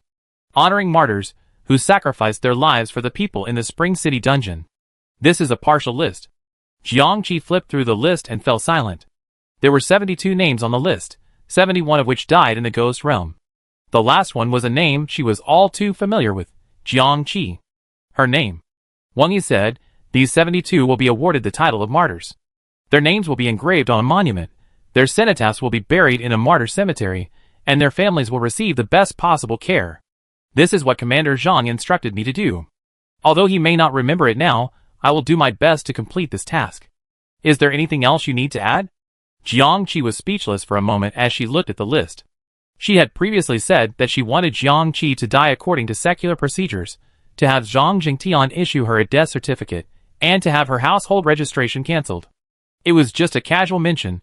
She hadn't expected him to arrange it this way. She sighed, took a pen, and crossed out the name Jiang Qi. That's unnecessary. Wang Yi was puzzled. What's wrong with this? Those who sacrifice for their country and their people deserve such posthumous honors. If you're worried about mismatches in the records, that's not a problem. We prepared the most impeccable records for these 72 individuals. There won't be a single flaw in their sacrifices in Chuncheng. They couldn't tell the world that these individuals died in a dungeon called the Underground Ghost Banquet, enduring unimaginable suffering and hardship. It was already a great loss to the heroes. Jiang Qi met Wang Yi's earnest, determined eyes and smiled. This person doesn't want such a posthumous reputation. I can handle her affairs. Delete her file. She was just an ordinary citizen, who died in the freezing cold of Spring City. Wang Yi frowned, but finally agreed. I understand. Jiang Qi handed her the list back. I won't be here again. If anyone claims to be a team leader, or a former team leader, and wants to join you and lead you, don't hesitate, take them down. Anyone whose identity is unknown can be treated as an enemy. Jiang Qi left these words and left. Wang Yi stared at her back, feeling a strange sense of familiarity. Team leader Wang, someone called. I'm here. Wang Yi answered, but when she looked back, Jiang Qi was gone. Jiang Qi checked on the 5 people Elder Zhao had left for her. They were indeed formidable individuals, but she had no need to use them just yet. She quietly left without showing up. She then visited the Weicheng underground base. Although Zhang Jingtian and his men had lost some of their memories, they were still working diligently. Now, Qianzu had become the hidden superiors of this underground organization, handing over certain tasks to this base, so Zhang Jingtian and his men were still very busy. Jiang Qi did not disturb them, and quietly left. The next day, she attended the Spring City Martyrs commemoration ceremony. The ceremony was grand and moving, with the entire city mourning. There were thousands of martyrs, and those 71 names among them were not particularly prominent, but they had truly received the honor they deserved. Of the original 1,000-man team, 71 died in exile, 103 went on expeditions, 205 received temporary in-game status, and 621 left the game to secretly gather strength.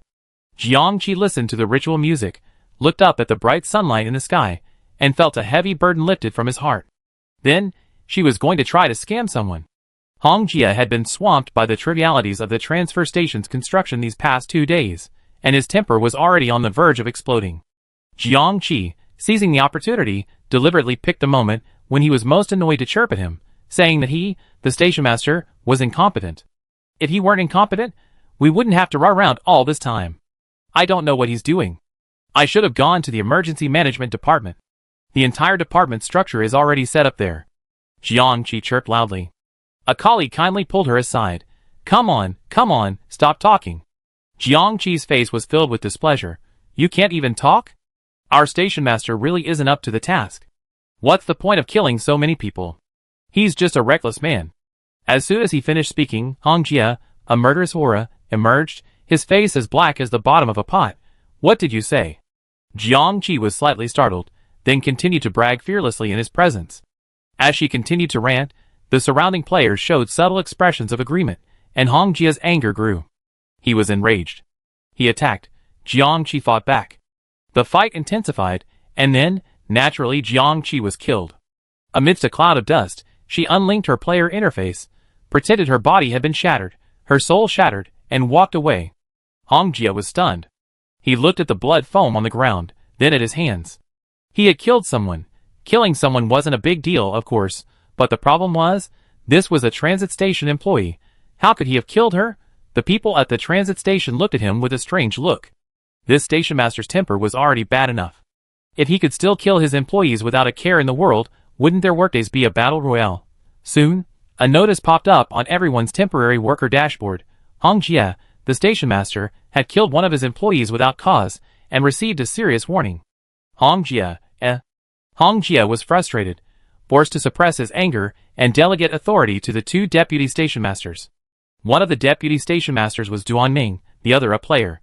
Together, they worked together to gradually implement the transit station's infrastructure. The atmosphere at the transit station gradually improved. As for the presumptuous Tong Yun who was killed, he was quickly forgotten. After watching this unfold, Jiang Qi arrived at Pingcheng.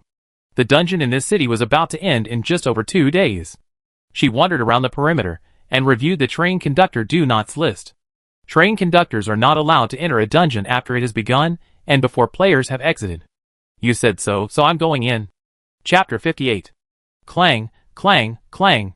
Amid the steady creak of the train, Jiang Qi, crouching on a tree branch, swayed with the rhythm of the train.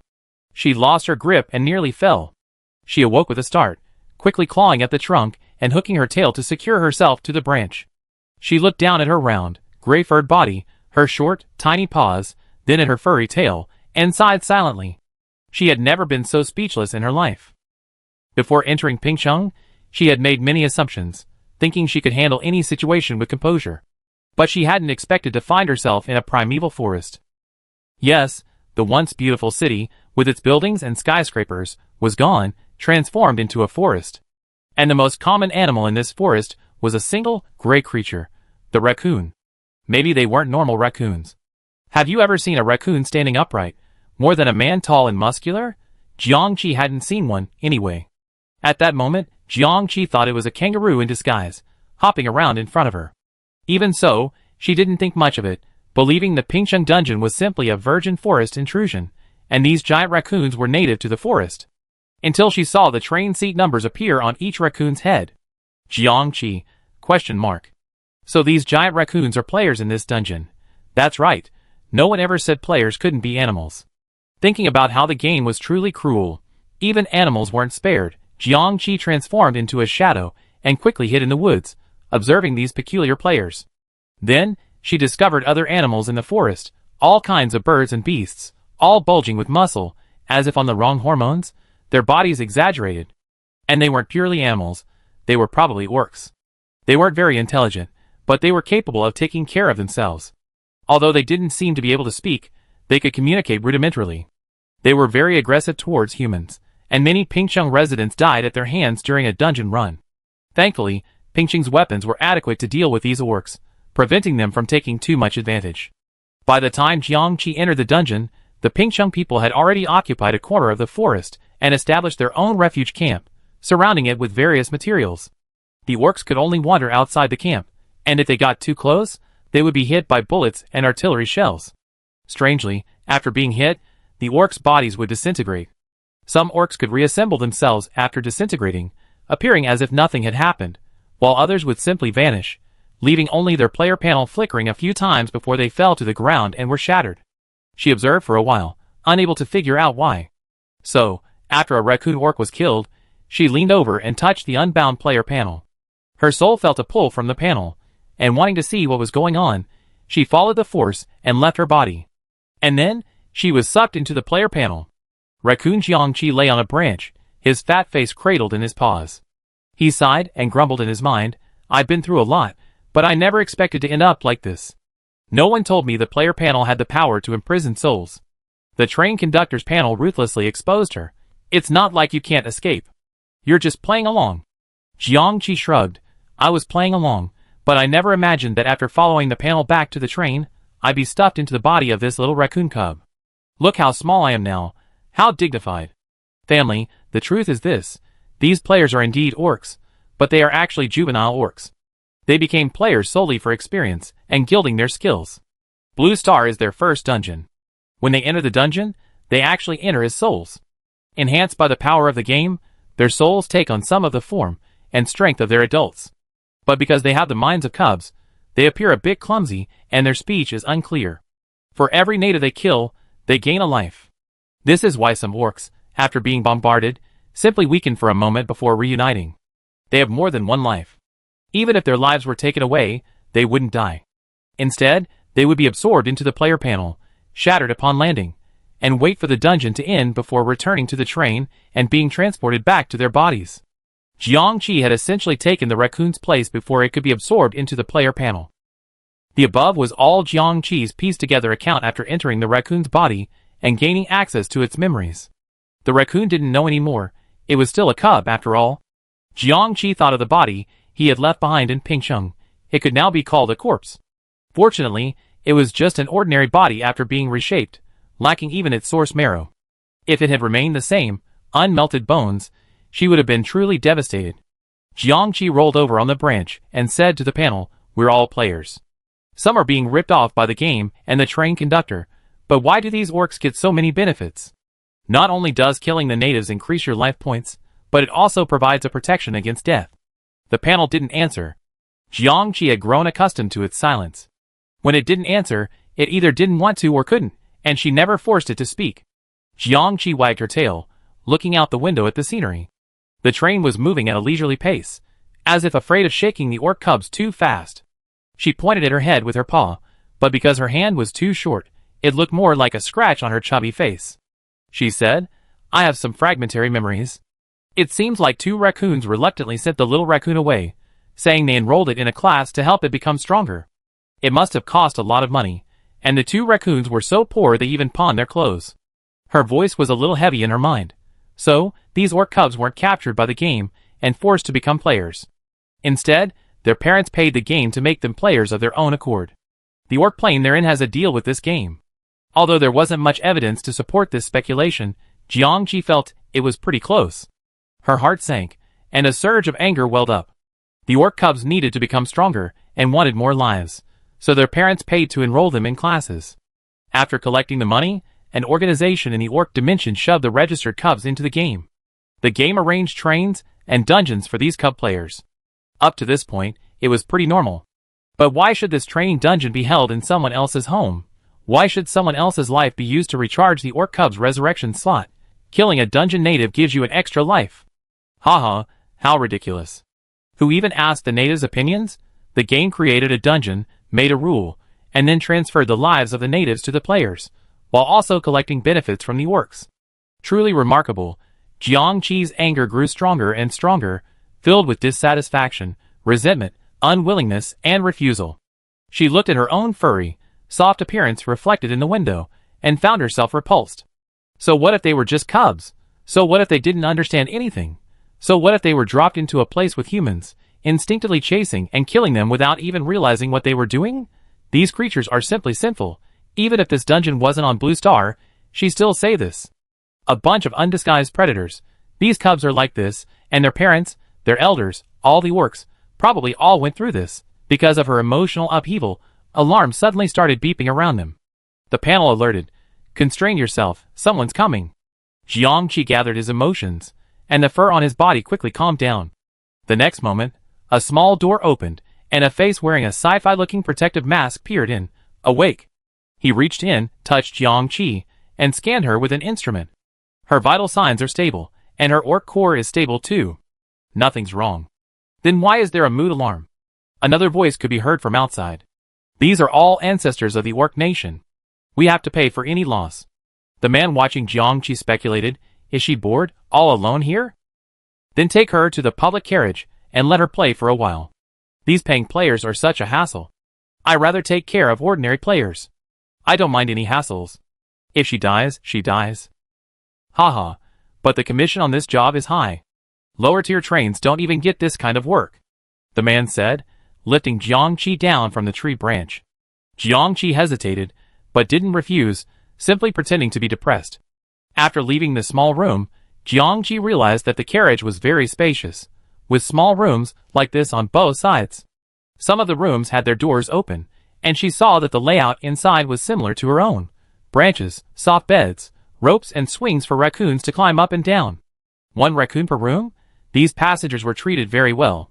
Soon, she was carried to the so-called public carriage, which was like a small paradise. Several raccoons were playing there, each about the same size and appearance as Jiangqi. In any case, to her, these furry creatures all looked the same. She was placed on a small tree, looked at the other raccoons, and imitated them, climbing around on the branches, quickly blending in with the rest of the group. The two men observed her for a while, confirmed that she was okay, and left. Jiangqi breathed a sigh of relief and turned back to observe the other raccoons, learning their movements, habits, calls, and preferences, all to avoid accidentally revealing herself. Looking at the raccoons, she wondered how many lives they had left. She was the one being brought back home in disgrace after being killed on the ground, with only one life left. For the next few days, Jiangqi ate, drank, slept, and played on the train. Compared to her days on the cunning snake train, this was like being treated like a VIP. After all this time, Jiangqi had finally learned to be a true raccoon orc cub, even learning the orc language. From the conversations with the two train workers, who cared for the raccoons, Jiangqi also learned that the orc cubs only needed to complete 3 dungeons. After completing them, they would complete the entire training course and return to the orc plane. One day, Jiangqi was sleeping in his little room, actually practicing his illusion-weaving skills in his mind. Suddenly, the door opened, and the 2 staff members arrived again, this time with one of them being noticeably older. Teacher, this one only has 1 life. Jiangqi climbed up from the branch and said in a deliberately soft voice, "What are you doing?" As a cub, his speech wasn't very fluent. The one he called teacher smiled and reached out to hug Jiangqi, but Jiangqi swatted his hand away with a paw. All the other raccoons would do the same. Raccoons can be quite temperamental. The old man wasn't angry. Oh, you're quite fierce. It's okay. Uncle won't hurt you. He's just taking you to learn something. He reached out again, and Jiangqi made a couple of tentative attempts to escape, but was caught again, stuffed into a cage, and taken away.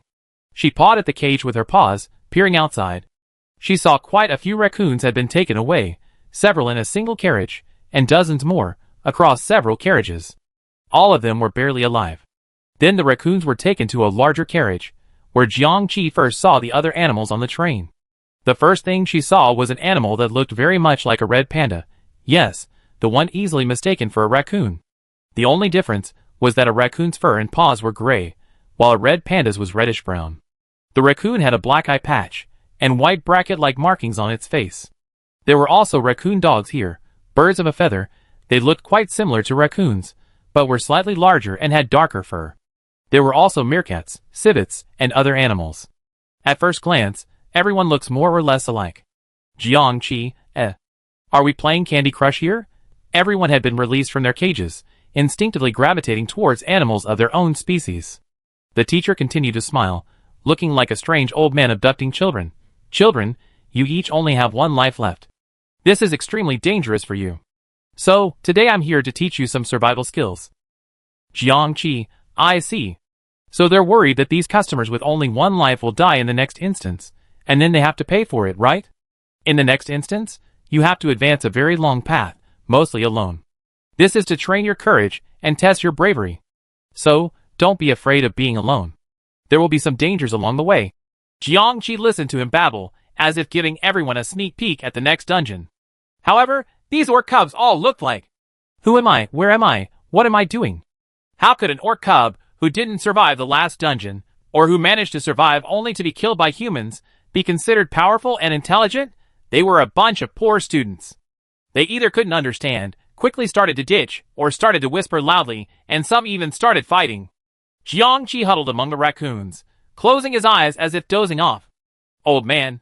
The old man sighed. Why did we recruit so many idiots this time? I think we need to have a minimum standard. The other childcare teachers nearby also sighed. Maybe their parents gave them too much. Anyway, this is all the orc country sent us. There's no need to make things difficult. Their parents signed the agreement, so the compensation won't be much. The old man said, the next dungeon will be live-streamed, and their parents will be able to watch. If they perform too poorly, or die too many times during the live stream, it'd have a bad impact. Yeah, that's true. Jiangqi pricked up his ears. A live stream? This means the orc parents in this body can see it? Doesn't that mean she have to keep playing dumb? There aren't any other orc cubs around for her to learn from. It's hard to strike the right balance. She was thankful she was the only one who got into this group, otherwise it would be easy to expose her.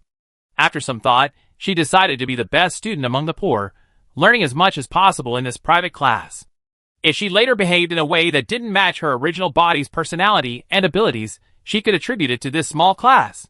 So, when the old man offered snacks to coax the orc cubs into listening, she acted intrigued. After eating the snacks, she attended class obediently. Her attention grew even more intense, and she quickly became the most obedient, well-behaved, and fastest learning student in the class. 2 days passed like this, and finally, the train stopped at the station. We have arrived at the Highway Survival Dungeon station ahead. Staff from each area, please escort players off the train. The train announcement was brief, and none of it was directed at the players. The door to Jiangqi's small room opened, and he, along with the other raccoon cubs, was led to the train door. As the door opened, they swarmed out. Jiangqi looked left and right. In the distance, he could see flying bird orcs, long-necked giraffe orcs, and even dinosaur orcs. Beyond that, he couldn't make out clearly, but there were a lot of orcs, at least tens of thousands. As he watched, a terrifying scene suddenly unfolded. The orcs' bodies transformed, shedding their animal forms and revealing human forms. Jiangqi, the youngest looked only 5 or 6 years old, the oldest no more than a decade old. Jiangqi, Some retained their ears or tails, some retained animal fur and scales, and some had hair that took on the color of fur. Jiangqi, Oh my god, when we were teaching them, the old man didn't mention that this instance would transform from animal form to human form. How the hell did my dad know what this body looked like in human form? He quickly searched his memory, but the child had no idea what he looked like. She could only hope that her body would transform on its own. She waited patiently, her whole consciousness exerting itself. Finally, her body began to warm up, and then her form shifted. She transformed into an upright figure, about the height of a 5 or 6-year-old child. Her paws remained paws, her tail remained tail, and her furry head remained furry. Jiangqi, huh? What's going on? Looking closely at the others, is her situation not unique? There were several raccoons and other animals, all with the bodies of human children, but covered in animal skins. She saw a train attendant looking at her sympathetically, whispering, "You can't transform into a normal human form. Is this a natural disability?" "Yes, it seems like a genetic problem." "TSK, that's weird. It's like a child wearing a raccoon onesie." She turned to look at the train wall, which was so shiny it could have acted like a mirror, and saw her own reflection. It really did look like a child who secretly donned a raccoon jumpsuit. His dark eyes were wide and blinking, looking both eerie and goofy. A faint chuckle escaped his mind. Jiangqi jumped. "Are you smirking? Am I being ridiculous?" The panel turned serious for a second. "No. You're just smirking." "This panel can't be so serious sometimes," Jiangqi asked gloomily. "So, is this the original owner state, or is it the result of my soul's influence, preventing this body from transforming into human form?" The panel, "I think it's the latter." "Why?" "Look closely at your face." Jiangqi leaned in, but couldn't make out anything. Panel, "Don't you think this face bears a resemblance to your real self?" "The eyes are the most similar." Jiangqi, question mark. "Why can't I see it?"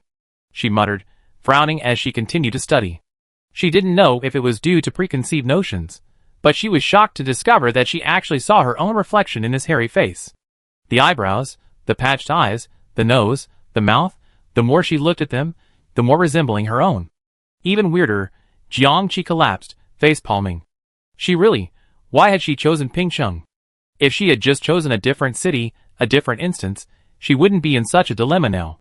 The most frustrating thing was that this body wasn't like this originally, but it became like this after she possessed it. It was a clear sign that something was wrong. Could it be attributed to a genetic mutation? She saw other orc cubs in the same situation, seemingly self-conscious, constantly hiding in corners, even transforming back into their full beast forms. With a thought, she transformed back into her pure raccoon form, whimpering and dodging among the crowd. "Hey, he's running away. He didn't get far, and he can't get far. Never mind. Never mind." Jiangqi dashed through the crowd, expressing his shock and panic, preparing for the live stream that might have begun. Of course, if his original form hadn't been able to assume a normal human form, this behavior could be interpreted as excitement and playfulness, depending on how it was interpreted. "Alright, kids, stop arguing. Now, the highway survival dungeon begins. Embark on your journey." As the train attendant finished speaking, Jiangqi's vision blurred, and he found himself on a road with no end in sight. "Welcome to the survival highway dungeon." A voice echoed in his ears. Requirements for completing this dungeon: 1. Survive for 1 month in the dungeon. 2. Travel 30,000 miles on the highway. Meet any one of these conditions to exit. Road sections include, but are not limited to, hardened roads, dirt roads, waterways, desert areas, swamps, and more. Each area presents its own dangers, so please remain vigilant and take precautions. Every so often, a treasure chest will appear on the road.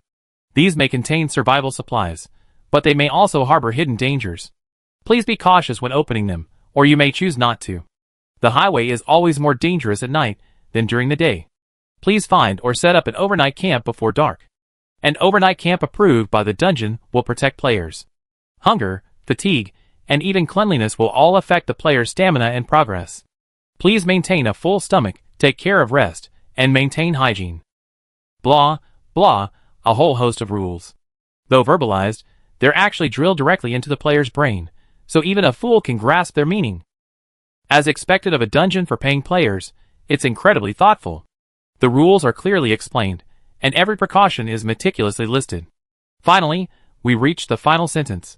Players entering the dungeon empty-handed, please open the first treasure chest and obtain your vehicle. Having a vehicle will help you progress faster. Oh, you big-headed ghost. After hearing this, Jiangqi looked up at the wooden box placed in the middle of the road not far away. She slowly crawled, over to the treasure chest, which was incredibly large compared to her raccoon-like body, her furry face expressionless. Chapter 59. Jiangqi's current raccoon body, not counting the tail, was only a little over 30 centimeters long. Even if his hind paws stood upright and clawed upwards, he could only reach objects half a meter high. But the wooden treasure chest before him was 60 or 70 centimeters tall, a perfectly square object that truly seemed enormous to her. She circled the box twice. There were no markings on it, no lock visible. She tapped on it, but no unusual sounds came from inside. As she observed the box, her peripheral vision kept scanning her surroundings. The road ahead and behind was utterly silent, with no end in sight. The fog on both sides obscured her view, and she saw nothing resembling a camera. But she had a feeling she was being watched. The so-called live broadcast must have already begun. The absence of cameras meant that cameras were likely everywhere, perhaps invisible or just tiny molecules in the air. She was now perhaps completely captured in a 360-degree camera, her every move being observed. She sighed, exerted her hind paws, and leaped onto the chest. Stomping on it, she found an inconspicuous handle that should be able to open the lid. She reached out her claws and pried at various angles, laboring for 2 minutes before finally getting the heavy chest's lid open. The moment the chest opened, the entire wooden panel dissipated, and a swarm of black beetles flew out. Jiangqi feigned shock, shrieking and ducking. His claws swiftly pried, snatching several of the beetles down, while the rest flew away. The beetles were black, each the size of a coin, but her instincts told her they were on their menu. Raccoons are omnivores, eating almost anything. If they were starving, they just nibble on some grass by the roadside. But just in case she really had to resort to grazing, she killed the bugs and set them aside, returning to see what she had uncovered in the treasure chest. Inside was a car, a yellow crab car. The bed was small, barely wide enough for an adult, and it had 3 orange crab legs on each side. The front of the car, however, had a pair of imposing orange claws, forming what could barely be considered a basket. Jiangqi couldn't believe it. This toy-like thing was actually her next car. Congratulations to player Huan Xiaokan for obtaining the crab car vehicle, which has a speed of 5 kilometers per hour. The dungeon notification chimed from above, and Jiangqi's raccoon eyes widened. 5 km/h. That's barely the average walking speed. Oh my god! What kind of transportation is this? I can walk faster than this. Using this vehicle to complete a 30,000-mile journey in a month? Haha, you're only dreaming. Jiangqi complained to the train conductor's panel. The panel, perhaps sensing her plight, sympathetically reassured her, "You're a raccoon now, and a raccoon's normal crawling speed still doesn't reach 5 kilometers per hour. So this vehicle still has some use as a transportation tool." Jiangqi, You didn't let me off either. With a gloomy look on his face, Jiangqi placed the beetles in the basket in front of the crab cart and climbed in himself. The bed, wide enough for an adult to sit on, was still quite spacious for her. But how would she drive this crab car? She fiddled with it for a bit, and accidentally touched the crab's 2 spherical eyes, causing the car to start crawling, albeit sideways. She quickly figured out a pattern. Pushing the left, I would cause the car to crawl to the left. Pushing the right, I would cause it to crawl to the right, and pushing together would bring it to a stop. Soon, the yellow crab car began to crawl along the road, its 6 legs twirling alternately. It looked busy, but in reality, it was moving incredibly slowly. Jiangqi sighed. At this rate, she really couldn't expect to complete the 30,000-mile journey. She just had to make sure she survived the entire 30 days in this dungeon, and then it didn't matter whether she went fast or slow. Thinking of this, she felt no more anxious. She was about to lie down and let it go. Then, a transparent screen suddenly appeared in front of the car. Today's journey target, 60 kilometers. Failure penalty, obliterate. Jiangqi, shock. She scrambled to her feet, staring at the screen several times to confirm she wasn't dazzled. It truly was 60 kilometers. Even without stopping, 60 kilometers would take 12 hours. If this dungeon followed a 24-hour system, that would be a full daylight hour. But it didn't look like the sun had just risen, which meant nightfall was definitely less than 12 hours away. She also needed to set up camp before nightfall, open treasure chests, and poke around in trash to see if there was anything useful. This was all very time-consuming. In other words, normally, she wouldn't be able to complete her formation goal today. Oh my god! Is this what's going on? Isn't this a sure death? She pondered for a moment, then opened her player dashboard. The information had been updated. Name, Huan Xiaokan. Current instance, Highway Survival. Vehicle, Crab Car, Level 1. Upgrade to Level 2 requires 1 generator, 1 battery. For plastic sheets, fatigue, 1. Hunger, 1. Health, 10. So this crab car can be upgraded. After upgrading, it will become a tram, and its speed will definitely increase. There was also a public screen below, with text scrolling by quickly, containing player comments. Snake Siosi, haha, look at my cool luxury car. Picture. A large four-wheeled vehicle, indeed much more luxurious than a crab car. Ing Xiaotian, after entering this dungeon, I can't fly anymore. Damn it! Hu Xiaozhuang, ah, why is my car a tattered tricycle? I already ridden it into a ditch for the third time. Kong Xiaoqiao, what do I do if I crush my car after sitting on it? Mao Xiaobao, am I the only one with swollen bites from bugs that flew out of the box? Although these comments were rather meaningless and childish, those who posted on the public screen in such a short time were already among the smartest and most intelligent of the young players. Among the many messages, she saw, has anyone got a tire? Can you sell it to me? Does anyone have a generator or batteries? Does anyone have medicine for bug bites? I have batteries to trade. Yes, the old man had said that trading was possible on this public screen. Unfortunately, Jiangqi had nothing to trade except a few beetles. She closed the screen and stared wide-eyed at the road ahead and along both sides, scanning for treasure chests.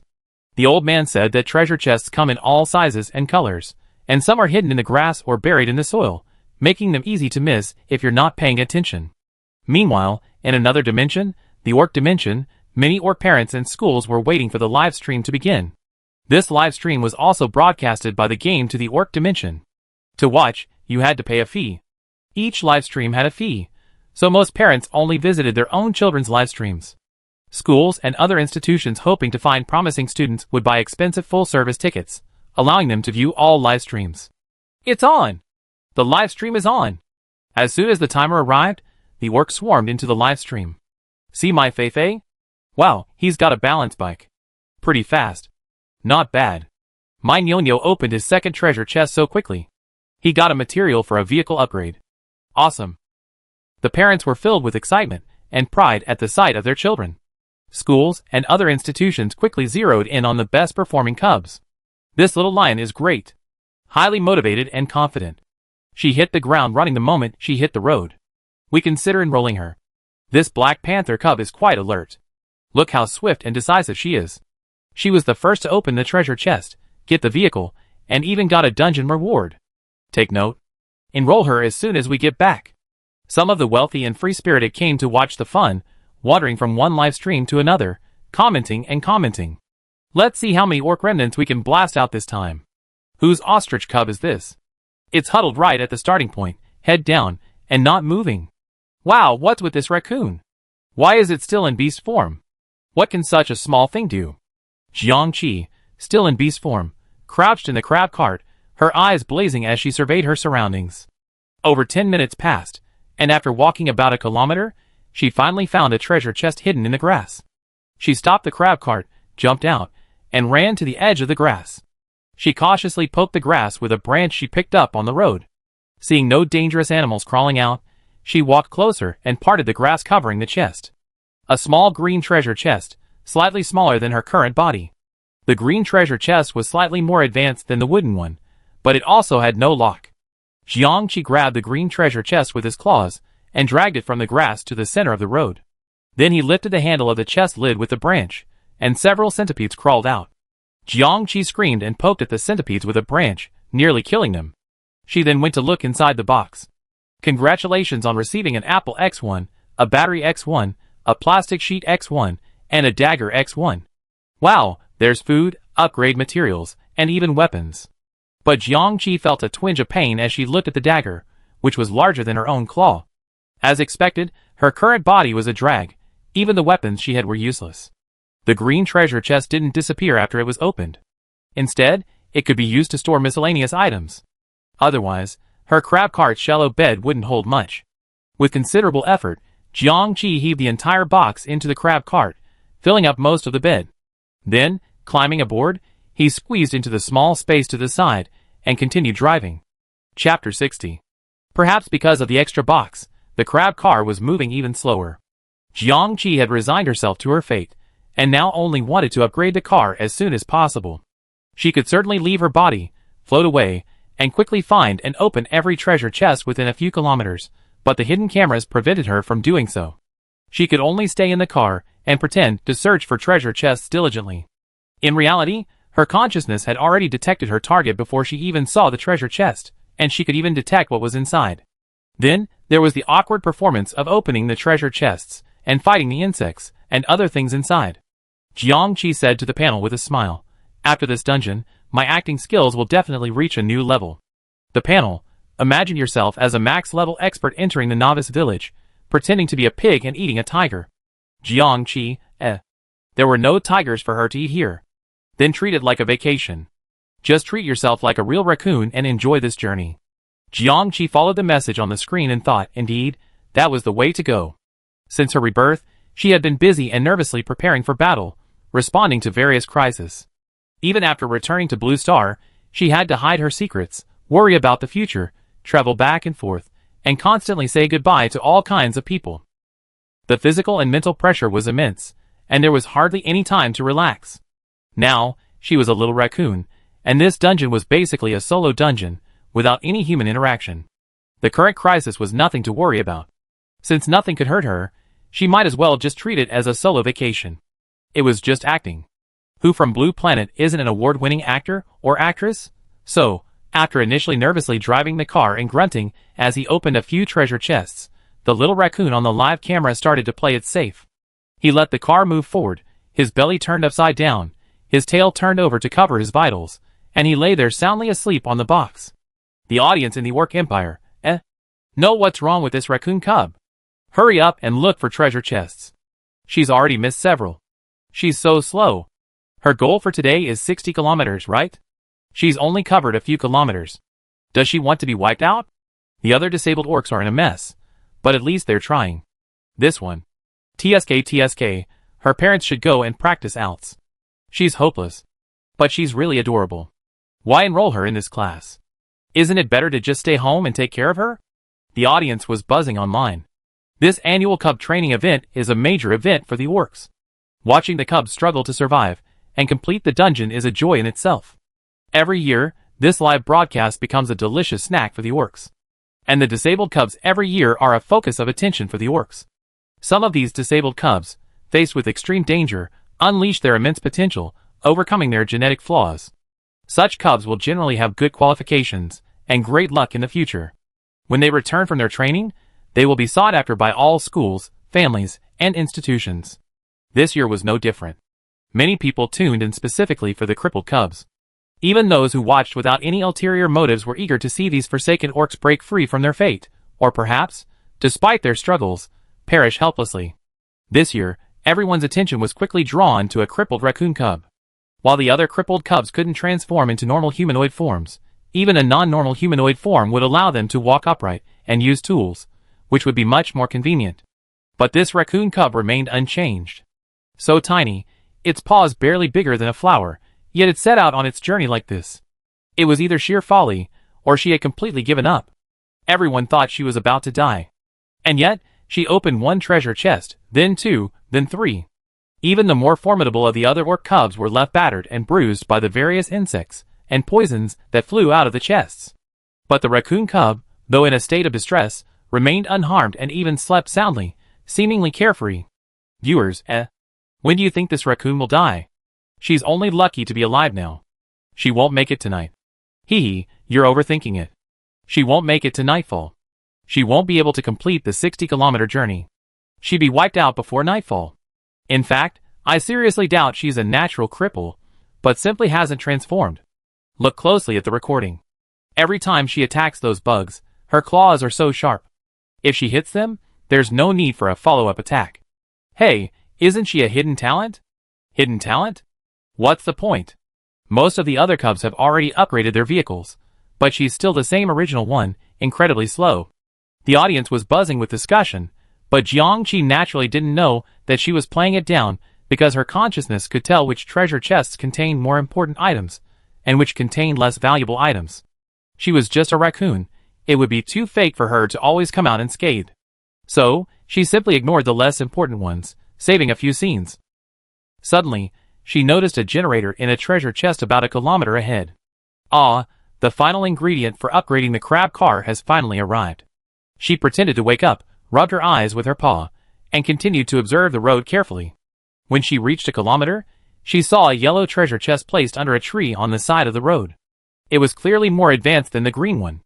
However, this time, there was a large hornet's nest in the tree, and the wasps were scurrying in and out, making a terrible noise. Try to take the treasure chest, and you alert the wasps. Jiangqi fished out the rope she unwrapped from the box in the cart and tied a hook-shaped branch to the end, which she also carved with a dagger, having picked up on the road. She stood on the box, raised her little paw, and swung the rope. With a whoosh, it swung out and hooked onto the handle of the yellow treasure chest. Then she tied the other end of the rope to the crab cart and steered it, using its power to pull the treasure chest out. However, the wasps in the tree were still alerted, and a swarm of them buzzed over. Jiangqi used a wooden board to hold the crab cart's left eye in place, keeping it moving. He ducked into the box atop the cart and slammed the lid shut. The hornets rushed over, but could only bang their heads against the lid, buzzing incessantly, unable to break through the barrier. They were filled with anger and frustration. They chased the cart for a while, then circled the yellow treasure chest, refusing to leave. They even banged against the hook, seemingly trying to knock it off. Finally, when they were about 400 or 500 meters away from the hornets, seeing no way back, they reluctantly flew back. After another minute or two, Jiangqi finally opened the lid, and a raccoon's head popped out. Wow, it really got away. She jumped out, reversed the crab cart, and parked it in front of the yellow treasure chest. Then she jumped onto the chest and removed the hook. Do you think those wasps can knock down the tree hook? Haha, she's reinforced it with her consciousness, so it's easy to pry it off. She opened the box, and this time no bugs escaped. Congratulations on getting Honey X1, Engine X1, Towel X1, and Small Blanket X1. It's a yellow treasure chest, it's quite full. Jiang Qixian took out the engine. Adding to her previous finds, she now had a generator X1, a battery X1, and 4 plastic sheets, ready to upgrade the crab car. She clicked upgrade on the crab car section of the player panel.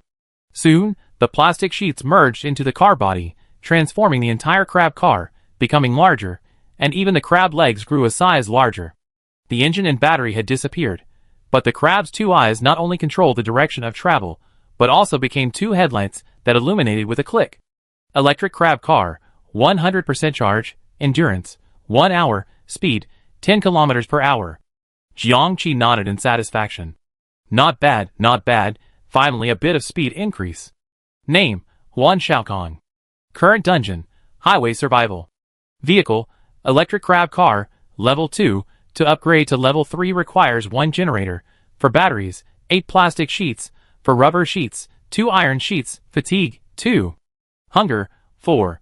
Health, 10. Hunger, 2. Jiangqi felt her stomach. She was indeed feeling a bit hungry. A higher hunger would affect the crab car's speed, so she prepared to eat something. After loading all her supplies into the green treasure chest on the car, Jiangqi restarted the crab car. This time, the speed was indeed twice as fast. Sitting in the now much more spacious bed, Jiangqi began to search for food. An apple, an acorn, a piece of bread, and a small jar of honey. There was still plenty of food. Jiangqi nibbled on the apple, then tore off a piece of bread and dipped it in the honey. Wow, it tastes really good. Livestream audience, Holy crap. Look, I'm hungry. How can this little thing enjoy itself so much? She even knows how to dip bread in honey instead of licking it directly. So smart. No, the one in front, just because it's a cub doesn't mean it's mentally retarded, okay? Even dipping it in honey is a compliment. Ah, the baby also upgraded the car. It's faster, and we're on track to achieve our trip goal. Don't you think she's really good with tools? That hooking of the boxes is amazing. Many people can't do it all at once. That's a hornet's nest. Any other live streamer's cub would be ripped to pieces if they ran into one, but she's not even scratched. Not only were the idlers discussing this, but even those searching for promising talent noticed the little raccoon. Let's see. It's only the first day. It's too early to draw conclusions. For the next 2 hours, Jiangqi opened about 3 treasure chests and rummaged through 2 piles of garbage every hour. The supplies in the car kept piling up until it was almost full. During this process, she also successfully obtained 3 batteries and replaced them for the car. Then, if you succeed in opening a treasure chest every time, and the overall quality of the supplies you obtain is the highest in the entire dungeon, congratulations! You earn the temporary title, Treasure Chest Companion. Over the next 2 hours, you find exponentially more treasure chests. Wow, there's even that kind of bonus, Jiangqi sat up with a somersault, but looking at the stuff filling the car, his mouth twitched. But even with more supplies, the car wouldn't be able to fit in anymore. The speed would slow considerably due to the sheer volume. She then opened the public screen to see if she could trade some supplies for something less bulky. The most common items on the screen were medicine, wound remedies, poison treatments, and supplies for vehicle upgrades. Jiangqi flipped through the items for a while, but couldn't find anything she particularly needed. However, the next treasure chest was already in sight. After checking it out, she found nothing she needed. Suddenly, an idea struck her. She pressed the talk button on the public screen and said, "Treasure chest for sale. Anyone in need?" She released her hand, and a message popped up on the screen. Huan Xiaokong, treasure chest for sale. Anyone in need? The orc cubs on the public screen. Question mark. Snake Susi, selling treasure chests? Are you sure you're right? Huan Xiaokong. No, I'm selling unopened treasure chests. I don't know what's inside. You need to buy them and open them yourself. Eagle Xiaotian, what's the price? Huan Xiaokong. Batteries, motors, rubber, iron plates, anything can be exchanged. Message me privately for details.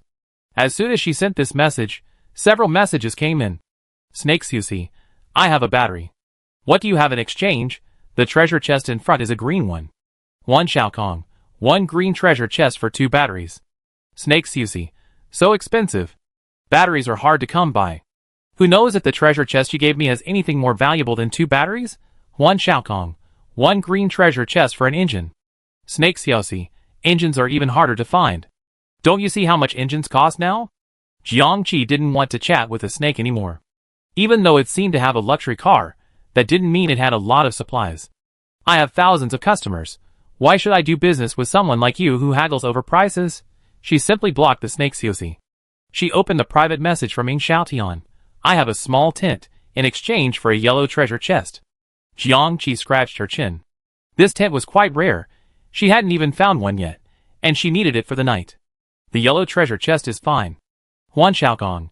Okay, but I don't have a yellow treasure chest yet. I give it to you later. Ying Xiaotian, question mark. On a certain road, a teenage girl with a few feathers on her head looked speechless. She didn't even have a yellow treasure chest, and she was already trying to make a deal. Jiangqi opened another private message. Dong Xiao Xiao. Oh, that guy who tore up the car with his butt. Judging by his name, he must be a dinosaur, perhaps a herbivorous one. Dong Xiao Xiao, I have thermal clothing, a tarp, food, rubber, and iron sheets. Can you give me a few treasure chests? Jiangqi looked up at the sky, thinking it might rain. She only had an umbrella. Holding an umbrella was a hassle, and getting her fur blanket soaked wouldn't be a good idea either. So she asked how big the tarp was. She gave him a number, and Jiangqi estimated that when fully unfolded, it would cover the entire car. Huan Xiaokong, 1 tarp and 1 rubber sheet in exchange for a green treasure chest. Dong Xiao Xiao deal. After their conversation, the green treasure chest was within sight. Jiangqi stopped the car and ran over to drag it out. Well, this time, there was no danger nearby. The danger must be in the chest. That saved her the trouble. She clicked trade in the private chat, and a second later, the green treasure chest vanished, replaced by a folded tarp and a rubber.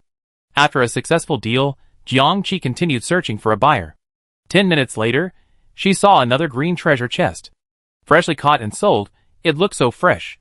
After 3 green treasure chests, she finally came across a yellow treasure chest. She opened Ying Xiaotian's private message and asked, "There's a yellow treasure chest. Want one?" Ying Xiaotian, yes. So Jiangqi had a tent. An hour later, Jiangqi finally obtained enough upgrade materials to upgrade the crab cart. The upgraded crab cart was not only twice as large, but also had a much higher chassis. It also had a rubber seat, just enough for Jiangqi to sit comfortably. The basket that had been transformed from the claws also became a deeper additional truck bed, capable of storing a lot of things. Jiangqi dumped all the supplies into the additional cargo area, and the car suddenly felt clearer. The level 3 electric crab car reached a speed of 20 kilometers per hour. With the increased speed, Jiangqi encountered a treasure chest every 5 minutes, and she was having a blast selling them. Finally, she came across an orange treasure chest. Inside was a blueprint. Jiangqi couldn't see the contents, but the old man said it might contain a crafting blueprint, which would allow her to create the corresponding item. She decided to keep the treasure chest for herself. She stopped the car, walked over, and noticed something was wrong. The fallen tree next to the treasure chest looked so much like a telephone pole, with a broken wire dangling from it. Jiangqi looked at the wire, then at her feet. Oh no, there's no electric shock here, is there? Livestream. Ah, the raccoon got hit by a high-voltage electric shock too. High-voltage electric shocks have already killed many cubs, but luckily they have more than one life. Several lives were wasted. Just now in Black Bear's livestream, the brown bear cub was electrocuted and lost one life. After resurrecting, it crawled up and took a few steps, then got electrocuted again. It was electrocuted to death, but it crawled up and continued walking. All 3 lives were lost, completely dead. Cubs don't know how to handle this kind of electric shock. They can't walk in this situation. They can only hop on one leg. You can also put all your legs together and hop. Jumping all at once didn't work either. That kangaroo cub tried to hop on all 4 legs, but its tail accidentally touched the ground, creating a circuit, and it was electrocuted. Ah, it's all due to a lack of education. It looks like this raccoon won't be able to make it through this level either. It's too difficult. Poor little raccoon, she's really going to die on the first day. The news that Tianqin Huan Xiaokong had also experienced a high-voltage electrical leak spread quickly, and a crowd of people suddenly flocked to the livestream. Jiangqi suddenly felt a stronger sense of being watched, as if many more eyes were staring at her. She looked up at the sky. Was the livestream suddenly crowded with viewers? That wasn't surprising, it was a crucial, dramatic moment. To verify her hypothesis, she stood up, scooped up her tail, and then lifted one hind leg, hopping back away from the power lines. Livestream. Oh my god, she's so smart. She knew to hold her tail. She discovered the leak, assessed the situation, and then decisively left the area. She's truly amazing. A Tianqin raccoon responded accurately and swiftly to the high-voltage electrical leak. After the news spread, even more people flocked to the livestream. The feeling of being watched intensified. Jiangqi used her consciousness to search for the source of this feeling, and finally, she locked onto a cloud in the sky. The weather had been a bit overcast, and with so many clouds, who would pay attention to them? To her surprise, one of the clouds was actually a camera. A camera that could connect to the Orc dimension. There was a rule in the conductor's rules that essentially prohibited damaging important equipment in the game instance. This was considered important equipment, after all. Unfortunately, if it broke, the livestream would malfunction, and the game would definitely know. She could only suppress the thought for the time being. But she still had to get that orange treasure chest. She returned to the car and began leaving messages on the public screen. Huan Xiaokong, collect empty treasure chests and exchange them for various supplies. She had opened only a few of the treasure chests and kept them in the car as storage boxes, leaving the rest unused. The public screen suddenly became lively. Wow, Huan Xiaokong again. Empty treasure chests can be exchanged for things? I have them. Can I ask what empty treasure chests are good for? Jiangqi didn't answer, simply reading private messages and discussing business. It was just an empty treasure chest. What other important supplies could she possibly trade for it? One treasure chest for a few nuts, a few slices of bread, a bottle of water, a piece of cloth, or something. That was enough, and she could also clear out the car's inventory. Soon, she had exchanged dozens of empty treasure chests. She placed them on the ground and pushed them across with a long branch. A few minutes later, a path formed by 2 rows of empty wooden chests appeared. It stretched all the way from Jiangqi's side to the orange treasure chest. Jiangqi jumped onto the treasure chest and tested it. It was indeed insulated. She made it to the orange treasure chest without any problems, and used a branch to pry open the lid. Inside was a single piece of paper.